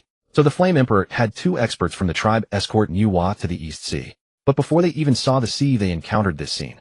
With her strong sense of justice, how could she tolerate such an act? You little brat, I am the son of the East Sea Dragon Clan's patriarch. I do as I please and you have no say in it. Ailey said arrogantly, completely disregarding Nuwa. So what if you're the son of the East Sea Dragon Clan's patriarch? I am the Flame Emperor's daughter. I don't care if you're the Flame Emperor's daughter or the Heavenly Emperor's daughter. Get lost now, or I'll make a move. Seeing Nuwa unmoved, Ailey grew angry. Very well, today I'll teach you a lesson, so you'll mind your own business from now on. With that, Ailey attacked. However, Nuwa was not weak. She leaped and kicked Ailey, sending him sprawling face first. Unwilling to admit defeat, Ailey swung his fists again, but ended up with a bruised and swollen face. So you're the Flame Emperor's daughter. I'll remember you. I'm going to tell my father. Ailey shouted as he fled in disgrace. Nuwa paid no heed to the incident. Not far away, a suspicious figure flashed by. One day, Nuwa went swimming in the sea. At the same moment she entered the water, the figure also submerged into the sea, moving so stealthily that even the 2 human experts protecting Nuwa did not notice. It's you again. Just as Nuwa was enjoying her swim, a somewhat familiar voice reached her. She looked closely and saw it was Ailey, whom she had beaten up last time. Nuwa smiled at him and said, "What's the matter, loser?" Ailey's face fell instantly. With a dark expression he said, "You got lucky on land that day. Now that you're in the sea, you can't beat me. Apologize quickly or I'll raise the waves and drown you." I did nothing wrong, why should I apologize? It seems you won't stop until you hit the Yellow River. Then Ailey transformed into a small white dragon riding clouds and mist, stirring up wind and rain to churn the sea. The 2 human experts hidden in the clouds immediately revealed themselves and raised their hands to suppress the waves. But as soon as they acted, they were horrified to find that their magical power seemed to be swallowed up, having no effect on the surging waves. "Quick, save the little princess," one of them shouted. But the next moment a great dread crept into their hearts. Their bodies were completely immobilized. They had been frozen by an extremely powerful being. This was the East Sea, and not long ago Nuwa had clashed with the son of the East Sea Dragon Clan's patriarch. The identity of the one who had immobilized them was thus obvious. The patriarch of the East Sea Dragon Clan. If anything happens to the little princess, the Flame Emperor will never let you off. Ding! Detected. The Flame Emperor's youngest daughter Nuwa is swimming in the East Sea and is about to drown. Do you wish to go to the East Sea immediately to save Nuwa? Option 1, accept the mission, go to the East Sea to save Nuwa. Reward 1 bucket of East Sea water. Option 2, reject the mission, cultivate in seclusion. Reward 20 fragments of the primordial chaos bell, a supreme treasure. Reject. This system was still as playful as ever. Saving Nuwa only rewarded a bucket of East Sea water, something anyone could get with their own hands. Who did it think it was fooling? The chaos bell fragments were much more tempting. However, Ling Feng was curious. Nuwa couldn't be an ordinary person. As the Flame Emperor's daughter, she must have been accompanied by powerful protectors. How could she drown? Moreover, after her death, she would transform into the Jingwei bird, which also had some connection to the spiritual avian clan. This piqued Ling Feng's curiosity. After putting away the fragments of the chaos clock, Ling Feng produced the Xiantian mirror.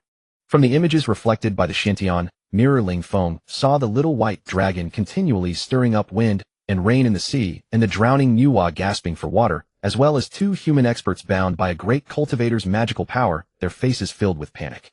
And there's a dark figure here. It's the Wu clan.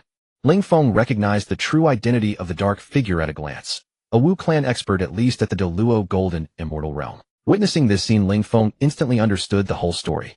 This Wu clan expert knew Nua's whereabouts and deliberately lured the little white dragon to encounter her, finally striking covertly when Nua went swimming in the sea, diverting the blame eastward. The incident occurred in the East Sea, and Nua had previously had a conflict with the son of the Dragon Clan's patriarch of the East Sea, so anyone would think that the East Sea Dragon Clan was behind it. Ling Feng clicked his tongue in secret. If he hadn't seen it with his own eyes, he would have found it hard to believe that the Wu clan was behind Nua's drowning. Then Yendi will confront the East Sea Dragon Clan. The Shinnong tribe will wage war against the East Sea Dragon Clan, and Chi will take the opportunity to attack the Shinnong tribe. What a clever scheme. Ling Feng put away the Shantian mirror and stopped watching. The prelude to the decisive battle between the human clan and the Wu clan was not far off. After the era of the 3 sovereigns and 5 emperors came the great calamity of investiture of the gods. During the investiture period, Deluo Golden Immortals were as common as dogs, and quasi-sages were everywhere. By the late investiture, even sages personally entered the battlefield. Ling Feng felt a sense of urgency, and the joy from the recent sermon that had greatly elevated the power of his retreat vanished completely. Continue refining the stellar origin without reaching sagehood 1 is ultimately an ant. Thus Ling Feng went into seclusion. One day a golden peacock phantom proudly manifested within the gorge, radiating 5-colored divine light with unmatched might. Hongjun had already broken through to the peak of the 9th level of Deluo Golden Immortal. One more step, and he would be a quasi-sage. After his breakthrough, Hongjun spent some time stabilizing his advancement, and then gave guidance to the younger generation. Hongjun arrived at the Phoenix Tree Grove, saw that Ling Feng was still in seclusion, said nothing, bowed respectfully to Ling Feng, and finally left the retreat. He had come this time to seek Ling Feng's permission. With his cultivation reaching this level, purely relying on secluded training was no longer useful for further breakthroughs, so Hongjun decided to travel through the primordial world. Ling Feng sensed his arrival teleported him out of the retreat and felt a little emotional inside. Over the years, many experts had emerged in the retreat, but in terms of cultivation talent, even the patriarchs of the various Phoenix clans were somewhat inferior to him. As expected of the first peacock between heaven and earth, favored by the heavenly Tao. Not only did he possess unmatched divine abilities, but his cultivation potential was also extraordinary. Shortly after Hongjun left the retreat, the heavens and earth within the gorge were illuminated crimson, and a vermilion bird figure expanded in the wind. Zhu Li also broke through his realm, reaching the 8th level of Deluo Golden Immortal. That day, not only he but also Blue Phoenix of the Water Phoenix clan reached the 8th level of Deluo Golden Immortal. Meanwhile, the Mosquito Taoist who had been accompanying the 7 little ones in catching spiritual treasures was also in seclusion. Once he emerged, he would likewise be a strong expert at the 7th or 8th level of Deluo. After Ling Feng's sermon, all the familiar experts in the gorge were in seclusion, breaking through and digesting the opportunities Ling Feng had given them. Ding! Detected that the Wu clan is attacking the Shinnong tribe, and the Shinnong tribe is unable to resist. Do you wish to emerge from seclusion to assist the Shinnong tribe? Option 1. Accept the mission. Emerge to assist the Shinnong tribe, help them achieve victory, and gain Yendi's gratitude. Option 2. Reject the mission. Cultivate diligently and obtain the 5 elements origin. Seeing the reward for rejecting the mission, Ling Feng's eyes went wide. He had already obtained the 5 elements origin before. He hadn't expected to get it again. Now this 5 elements origin was of limited use to him, but it was of great significance to the experts in the gorge. This 5 elements origin could allow the gorge to produce another quasi-sage expert. Reject. System I reject. Rescuing the Shinnong tribe was not his turn. Soon Xianyuan would ally with Shinnong to jointly attack the Wu clan. After rejecting, Ling Feng gazed at the magnificent 5 elements origin brimming with the laws of the 5 elements, grinning from ear to ear. This is like a pillow arriving when one is drowsy. This 5 elements origin couldn't be more suitable for Hongjun. He currently has the cultivation of the 9th level of Deluo Golden Immortal. Whether he can break through to the quasi-sage realm outside this time or not, bestowing this 5 elements origin upon him will still allow his cultivation to increase considerably. Ling Feng put away the origin, intending to bestow it upon Hongjun when he returned, and then continued his seclusion. One day Ling Feng was at the final stage of refining the stellar origin when the system's prompt sound quietly appeared. Ding! Detected that Qiyu is engaged in a fierce battle with Xianyuan. Adjualui, Qiyu is losing. Do you wish to emerge from seclusion to assist Qiyu? Option 1. Accept the mission. Emerge to assist Qiyu, help the Jiuli tribe win, and gain Hotu's gratitude. Option 2. Reject the mission. Cultivate diligently and obtain the fire origin. Fire origin. Ling Feng was shocked. What was going on recently? had he stumbled upon a nest of origins. First the 5 elements origin, now the fire origin. Reject. Ling Feng refused as usual. It was good enough that he didn't go out to kill the Wu clan, going to rescue them would be a foolish move. Moreover, this battle was crucial. It was a struggle for the fate of the Wu clan and the human clan. Whoever won would rightfully become the master of the world. Several sages were watching from behind. The outcome of this battle was already decided, not something that Ling Feng, a late-stage quasi-sage, could change. This fire origin contains vast principles of the fire path, but this origin law is ultimately a bit ordinary among the 3,000 great laws, not suitable for me to refine. If I bestow it to Zhu Li after his cultivation reaches the 9th level of Deluo Golden Immortal, he should be able to challenge the quasi-sage realm. With a thought, the fire origin was teleported to Zhu Li, who was in the midst of cultivation. At this moment Zhu Li was in seclusion. The aura around him grew increasingly terrifying. He was now at the 8th level of Deluo Golden Immortal, rapidly charging toward the 9th level. Sensing the scorching aura of the origin, Zhu Li's eyes twitched. Seeing the fire origin floating before him, his eyes showed an expression of disbelief. This is... Zhu Li trembled with excitement all over. He could feel that the massive origin before him held a fatal allure. Sacred object of the fire path, the fire origin. Zhu Li quickly stood up, disregarding his appearance, and bowed deeply toward the top of the phoenix tree with reverence and gratitude. Thank you, ancestor, for bestowing this treasure. Zhu Li was extremely excited and also deeply moved. He knew that his current achievements were all due to Ling Feng's nurturing. Ling Feng had provided him with an excellent training environment and vast amounts of cultivation divine materials, so he had never slackened in his cultivation for a moment. Yet even so, there were still many talented races within the retreat, which placed immense pressure on him. But now the ancestor had bestowed upon him the sacred object of the fire path. He had a feeling that after fully refining the fire origin, he would at least be at the peak of Deluo Golden Immortal. If he stabilized his cultivation and waited until his strength reached the 9th level of Deluo before refining it, he might even break through to the quasi-sage realm. After giving the fire origin to Zhu Li, Ling Feng continued his seclusion. This time he would not break through until he emerged. In the Canyon Dojo, another period of time passed, and the Mosquito Taoist also came out of seclusion. The Phoenix Ancestors realm is indeed profound. This lecture has benefited me greatly. My current cultivation is at the 8th layer of the Great Luo Golden Immortal. At this moment the Mosquito Taoist felt his formidable strength and was overjoyed. Uncle Mosquito Taoist, have you come out of seclusion? Shortly after he emerged, a childish voice came over. The Mosquito Taoist looked up and saw 7 little creatures flying in from the horizon, their eyes gleaming as they stared at him.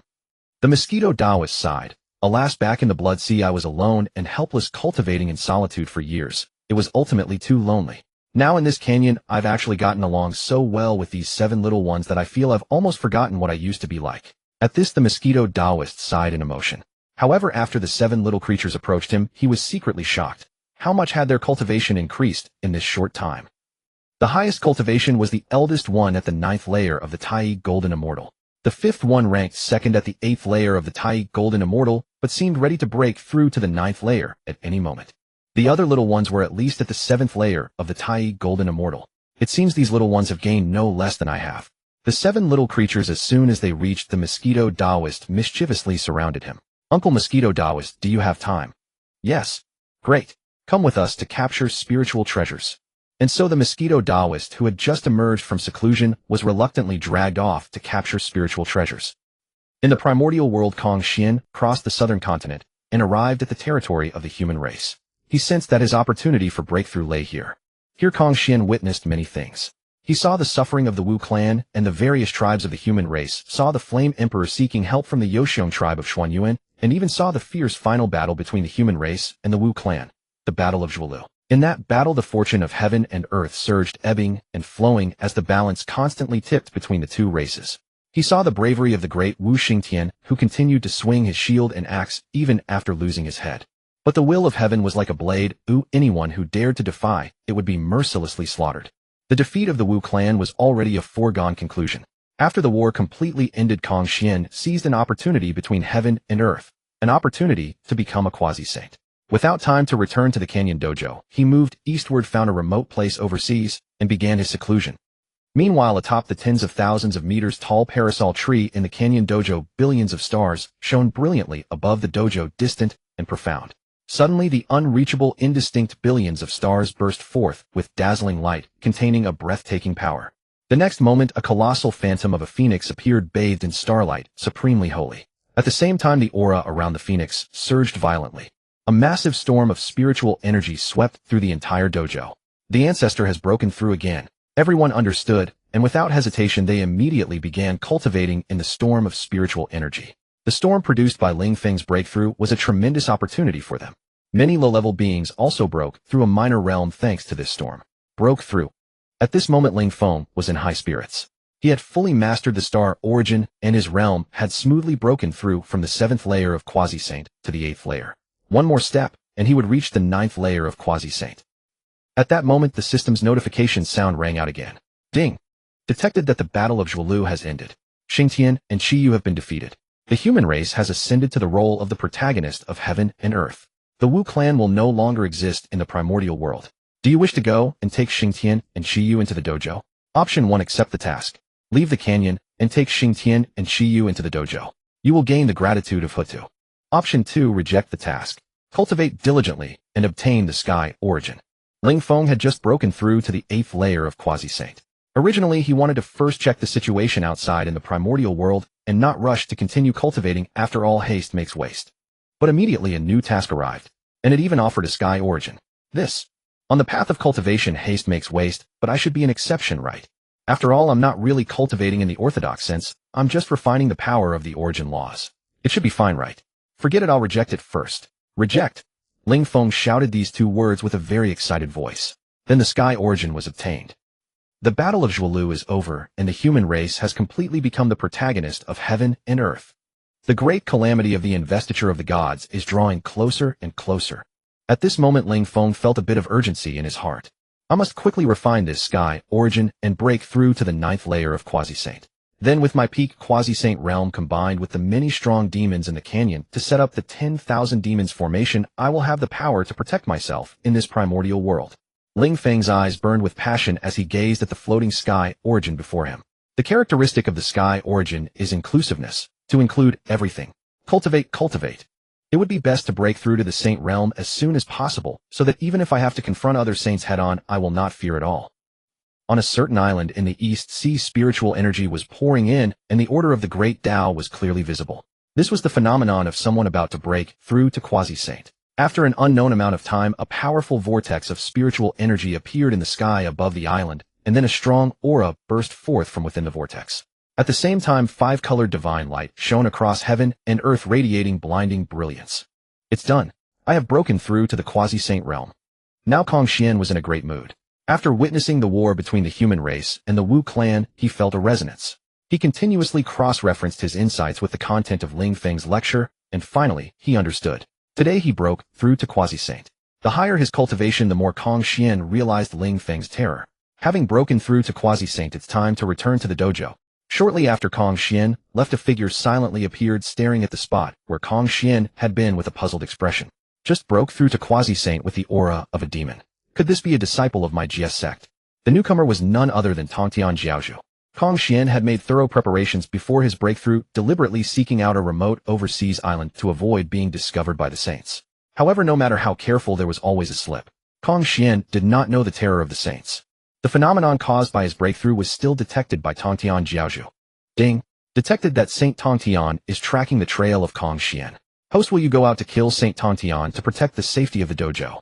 Option 1. Accept the mission. Leave the canyon, protect the dojo's safety, kill Saint Tongtian, and you will receive the acquired spiritual treasure Qingfeng sword. Option 2. Reject the mission. Cultivate diligently and obtain the lightning origin. Reject. The system is joking again. What is it doing? It actually wants him to go out and kill Tongtian. A saint, big brother. How can he kill with his head? But Ling Feng is used to it. He no longer complains about the system, but begins to worry about Hongjun. Hongjun is being tracked by a saint. What did he do? I don't know if it's a blessing or a curse. But fortunately, it was Tongtian who discovered him. Tongtian likely intends to take Hongjun into the Jia sect. If it were you, ensure good heavens, if displeased, he would directly slap Hongjun to death. At the same time, Ling Feng was also worried that the canyon would be exposed. Hongjun would eventually return, and if Tongtian followed him to the canyon would be completely exposed. So I won't think about that anymore. The most important thing now is to increase strength. Strength. Ling Feng had never felt such a strong sense of urgency. After rejecting the system's mission, the lightning origin appeared before his eyes. At this moment, the lightning origin was entwined with countless thunderbolts on its surface, emitting terrifying fluctuations that made one's heart tremble. However, to Ling Feng, now these were nothing. Ling Feng directly grasped the lightning origin in his hand. The lightning origin is not weak, but it is not too strong either. It is still not quite suitable for me. Ling Feng had never refined the lightning origin, but this thing was of little use to him now. The lightning origin should be given to Honghuang to cultivate. Perhaps the canyon will have another quasi-saint powerhouse in the future. With a thought, Ling Feng directly tossed the lightning origin to Honghuang, who was cultivating in the extreme area at the edge of the canyon. Honghuang's cultivation had now reached the 7th level of Daluo Golden Immortal, and her aura was solid. It was estimated that she would soon break through to the 8th level. Sensing the aura of the lightning origin, Honghuang, who was cultivating, suddenly opened her eyes. She could feel the immense attraction of the lightning origin to her. Honghuang, cultivate diligently. With the lightning origin by your side, you can more easily comprehend the great Tao of Thunder. When you break through to the 9th level of Daluo Golden Immortal, you can begin to refine this lightning origin and step into the quasi-saint realm. Just then Ling Feng's voice rang in her ears. I will obey the ancestor's command. Honghuang immediately became excited. So this was the lightning origin. The ancestor had actually bestowed such a precious treasure upon her. Her heart was filled with both awe and gratitude. Forcing down the urge to refine the lightning origin, immediately Honghuang began to cultivate, sensing the trace of origin power constantly emanating from the lightning origin. With the lightning origin by her side, she felt her cultivation speed was several times faster than before. Her heart couldn't help but feel even more grateful to Ling Feng. Originally relying on herself alone, she would never have been able to charge toward the quasi-saint realm in a short time, or even become a Daluo Golden Immortal. After handing the lightning origin to Honghuang, Ling Feng surveyed the strength of the other Phoenix clan leaders. Yan Feng had quietly reached the 8th level of Daluo Golden Immortal. Lan Feng was rapidly advancing toward the 9th level. Bing Feng's cultivation was slightly lower, only at the 7th level. However, even lower was the chief of the Golden Phoenix clan, whose cultivation was only at the 5th level. The Phoenix clan had many strong experts, with over 20 reaching the Daluo Golden Immortal level.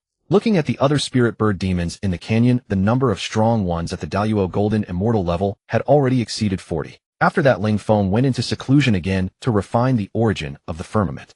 To face Tongtian, who might come to the canyon, next Ling Feng must reach the quasi-saint peak as quickly as possible. Being a bit stronger meant having a bit more ability to protect himself. On this very day, Lu Air broke through, reaching the 1st level of Daluo Golden Immortal. Soon after, the two siblings, the golden-winged Great Peng, broke through one after another to the 4th level of Daluo Golden Immortal. The next day, Zhu Li also broke through, reaching the 9th level of Daluo Golden Immortal. Zhu Li, having broken through to the 9th level of Daluo Golden Immortal, immediately began to refine the fire origin that Ling Feng had given him. Quasi-saint. This was a realm he had never dared to imagine before. After another period of time, more members of the Huodo clan broke through to Daluo Golden Immortal, and 5 at that. Now the Huodo clan had nearly 10 Daluo Golden Immortals. The highest cultivation was the chief of the Huodo clan at the 6th level of Daluo Golden Immortal. Staying around the Parasol Tree Forest, the Huodo clan's cultivation improved very quickly. Moreover, after some time in the canyon, the population of the Huodo clan had grown from over a dozen initially to nearly 50. The Swan and I, also one of the 10 great ferocious beasts of the primordial world, was not willing to fall behind. Its clan members broke through one after another. The chief of the Swan and I clan broke through to the 5th level of Daluo Golden Immortal, ready to break through to the 6th at any time. 2 reached the 4th level, and the rest were at the 1st or 2nd level. The Huodo clan cultivated around the Parasol Tree Forest with conditions far better than the Swan and I clan. But even so, the overall strength of the Swan and I clan was only slightly weaker than that of the Huodo. As for the Wang Tian Ho, they were still fighting on the primordial land, having not returned for a long time. It was unknown what level of cultivation they would have reached by the time they came back. In a place dense with spiritual energy, 7 little ones gathered together with joyful smiles on their faces. Mosquito Taoist was also happy for them. These 7 little ones had finally collected 100 acquired spiritual treasures. From now on, these cute but annoying little fellows would no longer drag him around treasure hunting. I can finally cultivate in peace. Mosquito Taoist looked up at the sky at a 45-degree angle, sighing repeatedly. During this time, the successive breakthroughs of many strong experts in the canyon also put pressure on him. What made him even more exasperated was that these little ones' cultivation was skyrocketing even without training. Afterward, the 7 little ones went to Ling Feng to exchange for the Misty Heaven Binding Belt and the 9 Heavens Rainbow Gown. After obtaining them, the 7 decided the duration of wearing based on the proportion of acquired spiritual treasures each had contributed, and they would take turns accordingly. On this day, at the top of the towering Parasol Tree, a terrifying spiritual energy vortex gathered once again. The momentum of this vortex far surpassed the previous ones. Immediately, the spiritual energy vortex burst open, and an extremely dense rain of spiritual energy fell all over the canyon. All living beings bathed in the spiritual rain, frantically absorbing the qi. Ling Feng at this moment had also fully refined the origin of the firmament. His cultivation had also advanced from the 8th level of quasi-saint to the 9th level. I have reached the quasi-saint peak before Tongtian arrives. Ling Feng felt much more at ease.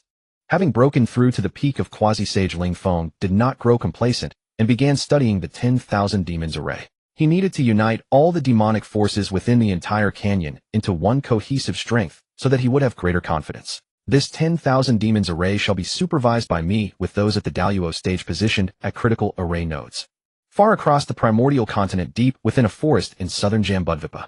At this moment, continuous roars of ferocious beasts echoed, shaking mountains and rivers, causing ancient trees to burst apart and rain down from the sky. Within the forest, 5 Wangtian Ho were fleeing for their lives.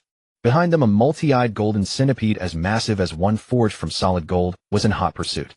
Has your brain been kicked by a donkey, you many-eyed golden centipede? Why do you keep chasing us? Was it not just an accident that we strayed into your territory? Do you really need to hold a grudge like this? You've been chasing us for nearly 100 years. Those dragon clans have all been eaten by you already. What more do you want? Are you not satisfied until you devour us as well? The clan leader of the Wangtian Ho cursed angrily, feeling utterly humiliated. He had already reached the 6th layer of the Daluo Golden Immortal cultivation, while the other 4 Wangtian Ho had each made breakthroughs as well. Even the weakest among them had reached the 3rd layer.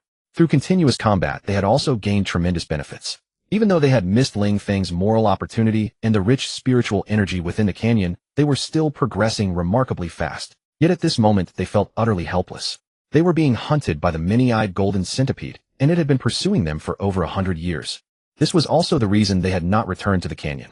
100 years ago, the 5 Wangtian Ho had been fighting a dragon when they stumbled into the territory of the many-eyed golden centipede. This creature possessed profound cultivation and devoured a massive dragon in a single strike. Seeing this, everyone dared not continue fighting each other, and instead united against the golden centipede, mercilessly hurling their most powerful divine abilities at it. But just then, yellow mist emanated from the golden centipede, completely neutralizing all the divine abilities launched toward it. Consequently, everyone retreated. Ding! Detected that the Wangtian Ho clan, who have been absent for a long time, are being pursued by the many-eyed golden centipede. Would you like to go rescue them and eliminate the centipede? Option 1. Accept the mission. Leave the canyon, rescue the Wangtian Ho clan, and slay the many-eyed golden centipede. You will receive an unidentified herb from the primordial continent. Option 2. Decline the mission. Focus on cultivation and you will obtain the origin of metal. First decline. Ling Feng, who was studying the 10,000 demons array, subconsciously declined as soon as he heard the system's voice. When he saw the content clearly, his eyes went blank. What kind of nonsense was this? The Wangtian Ho were being chased by the many-eyed golden centipede. The many-eyed golden centipede. Wasn't that the 100-eyed demon lord from later eras who eventually submitted to the Western sect and became the 1,000-armed, 1,000-eyed Buddha? The 100-eyed demon lord was together with Taoist when run one of the 5 creatures of the primordial world, known as the most ferocious beings. With many legs and many eyes, his body was forged from pure gold, impervious to fire and water, wind and thunder, fearless before blades and divine strength. Truly an invincible insect body of the primordial world. Although during the journey to the West era he appeared rather ordinary and did not seem like a particularly powerful demon, yet being hailed as one of the 5 most ferocious creatures of the primordial world, his methods and divine powers were extraordinary. Otherwise, after defecting to the Western sect, they would not have directly granted him a Buddhist title. After declining, Ling Feng handed the origin of metal to the golden-winged Great Peng siblings. These 2 siblings possessed exceptional talent and had both already reached the 6th layer of the Daluo Golden Immortal, while the patriarch of the Golden Phoenix clan had only just reached the 5th layer. The origin of metal would be more beneficial to the golden-winged Great Peng siblings. The golden-winged Great Peng siblings, who were cultivating since the aura of the origin of metal, and widened their eyes in disbelief. They then deeply bowed toward the Wutong Peak. They remembered all the kindness Ling Feng had shown them. First, he had given them the 10 great innate divine metals, and now he had bestowed upon them the supremely precious origin of metal. They knew that the Golden Phoenix clan also cultivated the great Tao of metal, yet Ling Feng showed no selfishness whatsoever and did not favor the Golden Phoenix clan in the slightest. "Thank you, ancestor," the golden-winged Great Peng siblings exclaimed in unison. Meanwhile, on the other side, Ling Feng took out the Xiantian mirror. He intended to rescue the Wangtian Ho clan. He could not let them be crippled by the many-eyed golden centipede.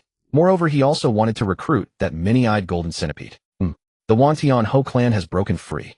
From the vision reflected in the Xiantian mirror, Ling Feng could see that the Wangtianhou clan was not only in no danger, but was actually pummeling the many-eyed golden centipede, making it scream in pain.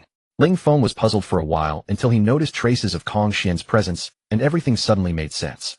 If it was Kong Xian, then it all explained itself. Furthermore, Ling Feng discovered that his Xiantian mirror could no longer directly probe Kong Xian. It seemed Kong Xian had obtained an opportunity and broken through to the quasi-sage realm. Taoist brother Kong Xian, what realm have you reached now? After exhausting himself beating the many-eyed golden centipede, the clan leader of the Wangtianhou asked Kong Xian curiously. The many-eyed golden centipede that had forced them to flee in disgrace could not even withstand a single strike from Kong Xian and was directly suppressed with overwhelming force. The other Wangtianhou also perked up their ears in curiosity, no longer beating the golden centipede. They had vented enough anger, that was sufficient. After all, this many-eyed golden centipede came from extraordinary origins.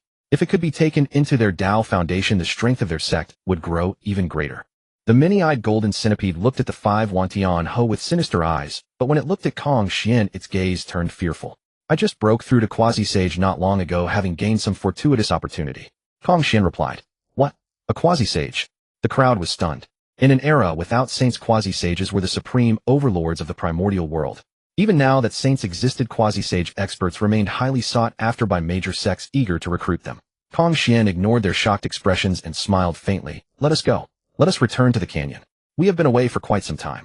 Thus the five Wangtianhou carried the many-eyed golden centipede and flew toward the extreme southland. Along the way, the golden centipede attempted to resist, but it was futile. They beat it mercilessly. After Kong Xian and the others departed, Tongtian's figure materialized at the scene. That peacock is quite cautious, leading me on a wild goose chase for so long. But you never expected that I remained right behind you all along. It seems that canyon of his is indeed extraordinary. And both he and those five Wangtianhou emerged from that same canyon. Over the years, Kong Xian had long suspected something was amiss and feared being followed. He had circled widely across the primordial continent, and only after confirming no one was trailing him did he head towards southern Jambudvipa. Upon reaching southern Jambudvipa, Kong Xian remained uneasy and spent another few decades circling the region before finally daring to fly toward the extreme southland. On his return journey, he encountered the five Wangtianhou being pursued by the many-eyed golden centipede. Unfortunately, day and night he guarded against it, yet he had underestimated Tongtian's patience. Shortly after, Tongtian followed Kong Xian's trail and flew toward the extreme southland. At this moment, within the canyon dojo, a colossal vermilion bird was wreathed in divine flames, exuding an unmatched aura of might and a depth of presence like an abyss. Zhu Li, having refined the fire origin, had successfully broken through from the peak of the 9th layer of the Deluo golden immortal realm to the quasi-saint realm. Another quasi-saint powerhouse had emerged within the dojo. Meanwhile, the myriad demon array had been silently deployed by Ling Feng within the canyon. He himself took charge of the main array I positioned atop the parasol tree, while the remaining array eyes were skillfully arranged by Ling Feng. At the opportune moment, with a mere thought, he could activate the great array, unleashing a world-shaking slaughter. Even if a sage were present, he would have the confidence to contend. Now that Zhu Li had broken through to quasi-saint, the myriad demon array had grown even more formidable, and Ling Feng's confidence had increased by another measure. Before long, Kong Xian returned accompanied by five Wangtianhou heaven-howling beasts and the 100-eyed demon lord, who had already attained the 8th layer of the Deluo golden immortal realm. The 100-eyed demon lord had initially been quite defiant, but upon entering the canyon, his eyes constantly betrayed shock. The spiritual energy density within the canyon was dozens of times greater than the outside world. Moreover, the passage of time was 10 times slower than the outside. This was the first impression of the 100-eyed demon lord, as he continued to observe his breath caught in his throat. By the heavens, the 10 acquired spiritual roots. By the heavens, the 10 innate spiritual roots. 4 of them. By the heavens, how could there be so many remnants of the primordial era here? Swanee Huodo, vermilion bird. That old vermilion bird's cultivation likely surpassed the peak of Deluo. The 100-eyed demon lord felt as if he had lost his composure entirely. The next moment, he also spotted the mosquito Taoist. It wasn't that the blood-winged black mosquito, equally infamous for his ferocity. But why was he accompanied by 7 little girls? Could these little girls be his offspring? The 100-eyed demon lord continued to look on. By the heavens, these 7 little girls were actually incarnations of innate gourds. The next moment, the 100-eyed demon lord was utterly dumbfounded. He saw the 6-eared macaque. The Tao ancestor had once said during his sermon that the Tao is not transmitted to 6-eared beings. Yet someone dared to commit such a great transgression, leading the 6-eared macaque onto the path of cultivation. And how could there be so many phoenixes in this place? This race had long been unseen in the primordial world. The The 100-eyed demon lord was completely bewildered. Not only were there many, but many of them had cultivation levels no lower than his own. In particular, the one atop the parasol tree, an innate spiritual root radiated an aura he could not fathom at all. At that moment he felt a stabbing pain in his divine soul. The 100-eyed demon lord quickly restrained his mind, not daring to look any further. He had no doubt that if he stared for even a moment longer his soul would shatter. This was too powerful. Was this cultivation level? A sage? The 100-eyed demon lord was horrified. So this peacock was not the strongest within the dojo. There was actually a sage within the dojo. Ancestor, on this expedition, we brought back this multi-eyed golden centipede. Hongjun set his tone, filled with reverence. What multi-eyed golden centipede? I am the 100-eyed demon lord. The 100-eyed demon lord cursed inwardly, but at this moment, he was trembling with fear. He was thoroughly terrified. Ling Feng looked at Hongjun and said with a smile, good. Then Ling Feng produced the 5 elements origins. These origins were originally prepared to help Hongjun break through to Quasi-Saint, but unexpectedly Hongjun had already achieved Quasi-Saint during his journey through the primordial world. Nevertheless, the value of the 5 elements origins remained immeasurable, especially since they were perfectly attuned to Hongjun. Seeing the 5 elements origins in Ling Feng's hand, Hongjun's eyes immediately blazed with fervor. You have rendered great merit this time. These 5 elements origins are bestowed upon you. Thank you, ancestor. Hongjun was now trembling with excitement. The 5 elements origins. This was a grand path to the heavens. By refining the 5 elements origins, he could fully master the 5 elements laws, and by cultivating step by step, could one day reach the peak of Quasi-Saint. After all, his path of cultivation differed from Ling Feng's. In the primordial world, most powerhouses cultivated a single major law. As long as their comprehension was deep enough, they could attain formidable strength. But Ling Feng was different. He had mastered multiple major laws. Moreover, by relying on different laws to elevate his cultivation, he had now reached the 9th layer of Quasi-Saint, possessing extraordinary combat prowess. He was far beyond the reach of ordinary Quasi-Saint powerhouses. Even against a sage, he might just have the strength to fight. Multi-eyed golden centipede. At this moment Ling Feng spoke. The words fell upon the 100-eyed demon lord's ears like thunder from the 9 heavens, shaking him so violently that he nearly disintegrated in body and soul. He hurriedly knelt down. Along the way he had learned some information. He was certain that he would not be killed, and he had roughly guessed the reason why Hongjun had brought him to the canyon. Are you willing to cultivate in my dojo and become a member of my domain? Yes, I, the multi-eyed golden centipede, am willing. The 100-eyed demon lord answered eagerly. With such excellent conditions here, and a master who might be a sage, only a fool would refuse. Good. After assigning a cultivation area to the 100-eyed demon lord, the latter could not sit still for long. He went to seek out the mosquito Taoist, asking him to guide him around the environment. But the mosquito Taoist simply told him to get lost, leaving the 100-eyed demon lord standing there dumbfounded for a long time. These days Ling Feng had been wondering where was Tongtian Jiaozhu. Last time the system had prompted that Tongtian Jiaozhu was tracking Hongjun's whereabouts, so Tongtian would inevitably find the canyon. Thus Ling Feng had long since set up the myriad demon array with himself at the center, along with 2 quasi-saints, Hongjun and Zhu Li, and the other Deluo powerhouses. Now Ling Feng was brimming with confidence. He stood ready awaiting Tongtian's arrival. Ding! Detected Tongtian Jiaozhu outside the dojo. For the safety of the dojo, will you step out and slay Tongtian Jiaozhu? Option 1, accept the mission, leave the canyon, slay Tongtian Jiaozhu, and your name will shake the primordial world. Option 2, reject the mission, cultivate in seclusion, and receive the innate spiritual treasure, heaven-scorching umbrella. Reject. Ling Feng rejected it without hesitation. Don't be ridiculous, asking him to go out and kill Tongtian Jiaozhu. He had no enmity with Tongtian. Why meet with a fight to the death from the first encounter? Moreover, Tongtian's combat prowess was no joke. Aside from Hongjun, Tongtian was the strongest in the entire primordial world. Go out and kill him. It would be a blessing if he wasn't killed himself. I am Tongtian. May I ask for your esteemed name, friend? Would you care to come out and meet? At that moment Tongtian's voice came from outside the dojo. Tongtian was prudent. He did not barge into Ling Feng's dojo without permission.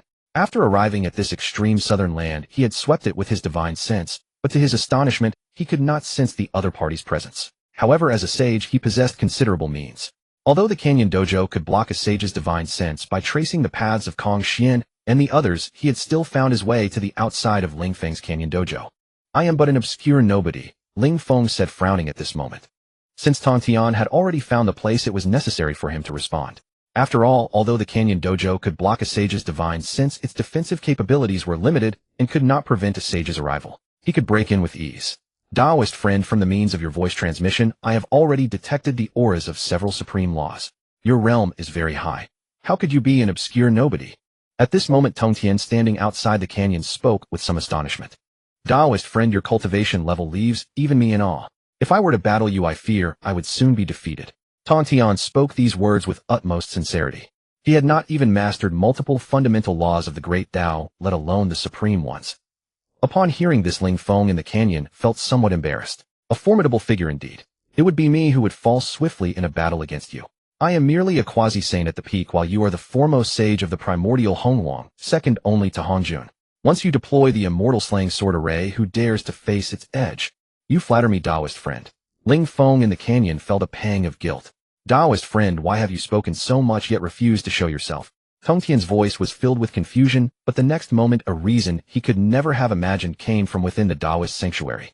I fear death. Tong Tian was somewhat speechless and even more bewildered. One who had mastered numerous supreme fundamental laws, and yet spoke of fearing death.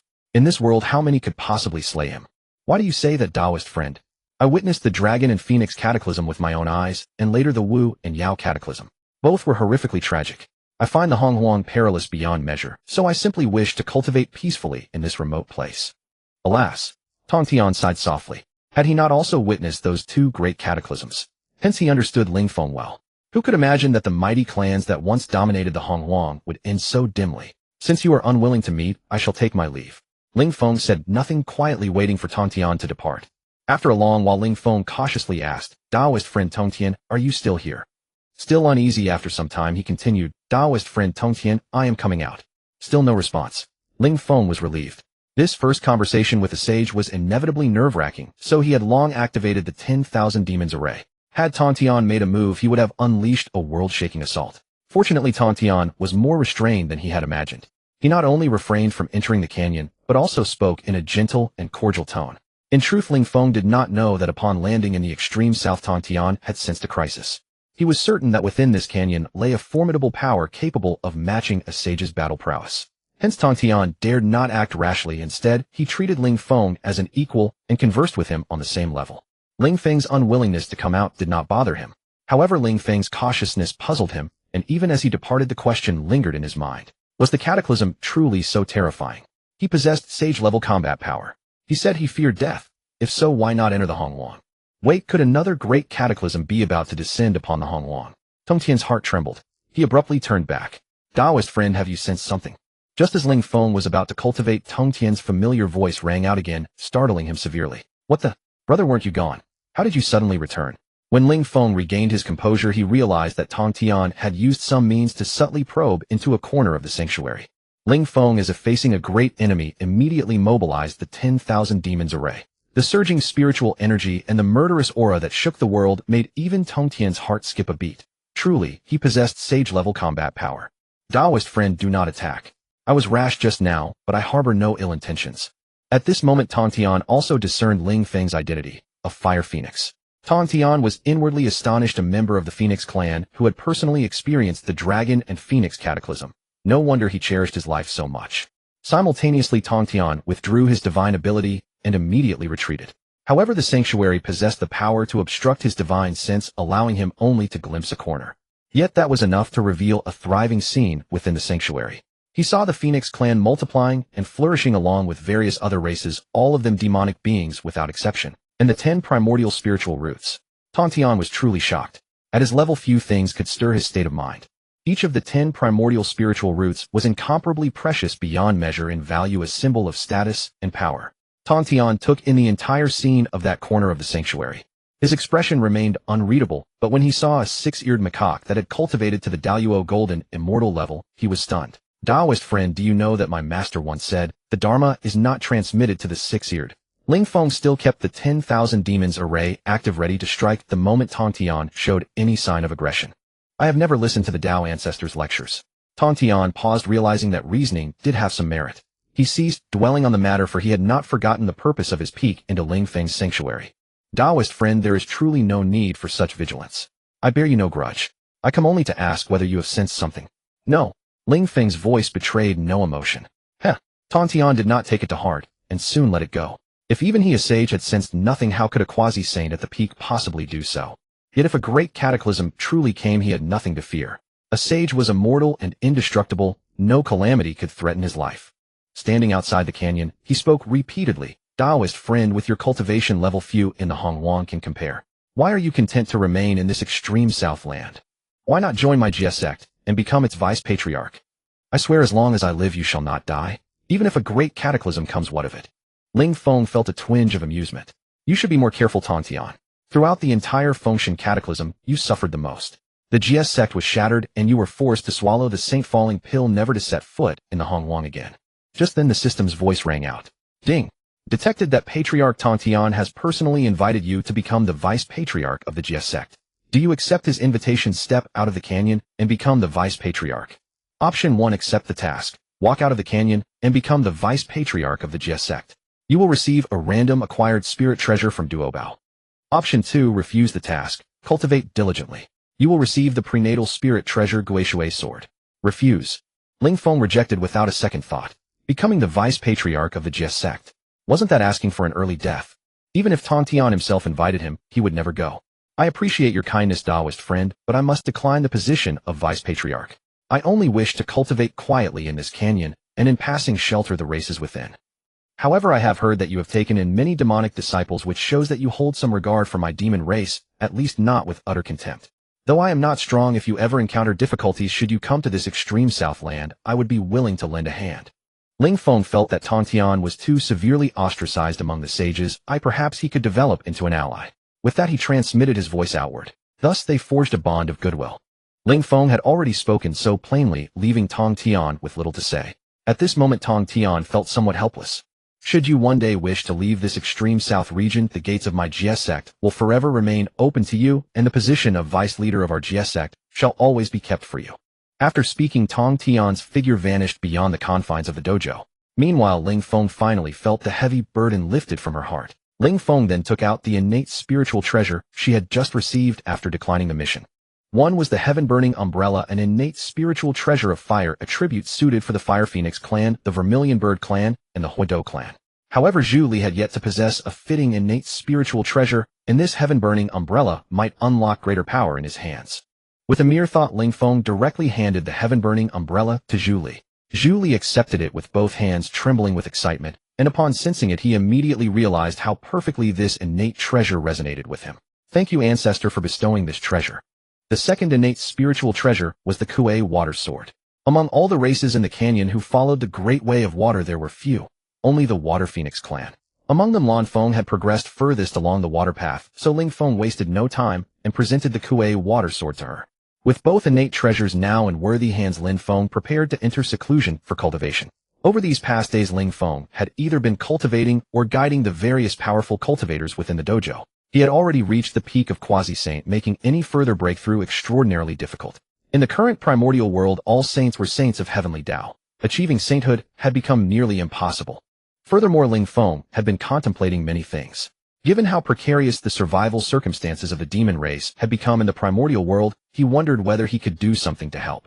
With combat strength comparable to that of a saint, he now possessed the means to accomplish much. He could take measures to improve the demon race's living conditions, and in the process recruit talented demons into the dojo, thereby strengthening the dojo's overall power more rapidly. He could not possibly bring every demon beast in the primordial world into the canyon, but on second thought, drawing all the demon clans of the world to gather in Nanzhan, Zhou might be a fine alternative.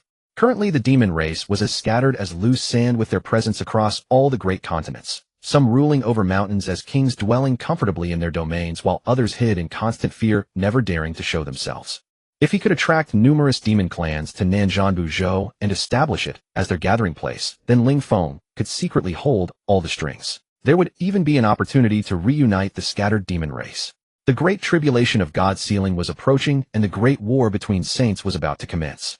Ling Feng knew she had to make preparations in advance. Just then the system's voice sounded. Ding. Detected that Niwa has transformed into the Jingwei bird since her death, continuously carrying stones to fill the sea for hundreds of years. The oceanic clans of the East Sea have suffered unbearably. Would you like to eliminate the Jingwei bird and relieve their suffering? Option 1. Accept the mission. Leave the canyon and slay the Jingwei bird, and you shall receive the great pearl of the East Sea. Option 2. Decline the mission. Focus on cultivation, and you shall obtain the origin of ice and snow. Decline. Kill the Jingwei. More like rescue her. The Jingwei bird was no ordinary creature. Her origins were extraordinary. Otherwise, the dragon clan of the East Sea would long ago have eliminated her given her constant stone throwing upon their waters, but alas they lacked the strength to do so. Setting aside whether the dragon clan of the East Sea could defeat the Jingwei bird, simply put they dared not offend Yan Di, the figure behind Jingwei, so easily. In the end, the tormented dragon clan of the East Sea appealed to the heavenly court, and the Jingwei bird was taken away and granted a celestial position. But now Jingwei belonged to him. He took out the Xiantian mirror and quickly determined Jingwei's location. Meanwhile, Kong Xian had refined a portion of the 5 elements' origin and his realm had advanced rapidly, now reaching the 2nd level of quasi-saint. Kong Xian, Ling Feng communicated mentally to him. Go to the East Sea and bring the Jingwei bird back to the dojo. Additionally, you may appropriately spread word to encourage demon clans to migrate toward Nanjianbuzhou. At once, Kong Xian had just emerged from seclusion, yet he bore no resentment in serving Ling Feng. The next instant the world spun around him, and before he knew it he found himself at the East Sea. Kong Xian was greatly shocked. He had reached the 2nd level of quasi-saint, yet the ancestor could still teleport him from the dojo to the East Sea. Just what level had his ancestor's strength reached? The higher his cultivation grew, the more he perceived the terrifying power of Ling Feng. Run! That foolish bird is back. Beneath the sea surface a group of oceanic clans fled in terror, while upon the horizon a massive shadow fell. In the sky a colossal bird clutched a towering mountain in its beak, flapping its wings as it soared toward the sea, then released its grip, letting the mountain crash into the water and send monstrous waves crashing upward. Foolish bird, our clan dwells here. What have we done to offend you? Upon the mountain several powerful demon cultivators took flight, cursing the Jingwei furiously. Had they possessed the strength, they would have attacked long ago. Their hearts ached with torment, their eyes burning red with desperation.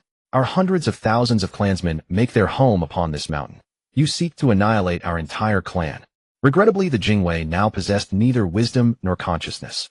Only obsession drove her single-mindedly intent on moving mountains to fill the sea. Witnessing this, Kong Xian immediately seized the colossal mountain. Several great demon cultivators gazed at Kong Xian, their faces alight with emotion, and knelt in reverence, even within empty air.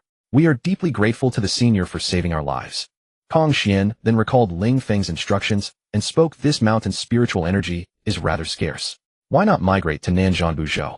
Their spiritual energy abounds, and your clan would thrive far better. Hearing this, their excitement only intensified.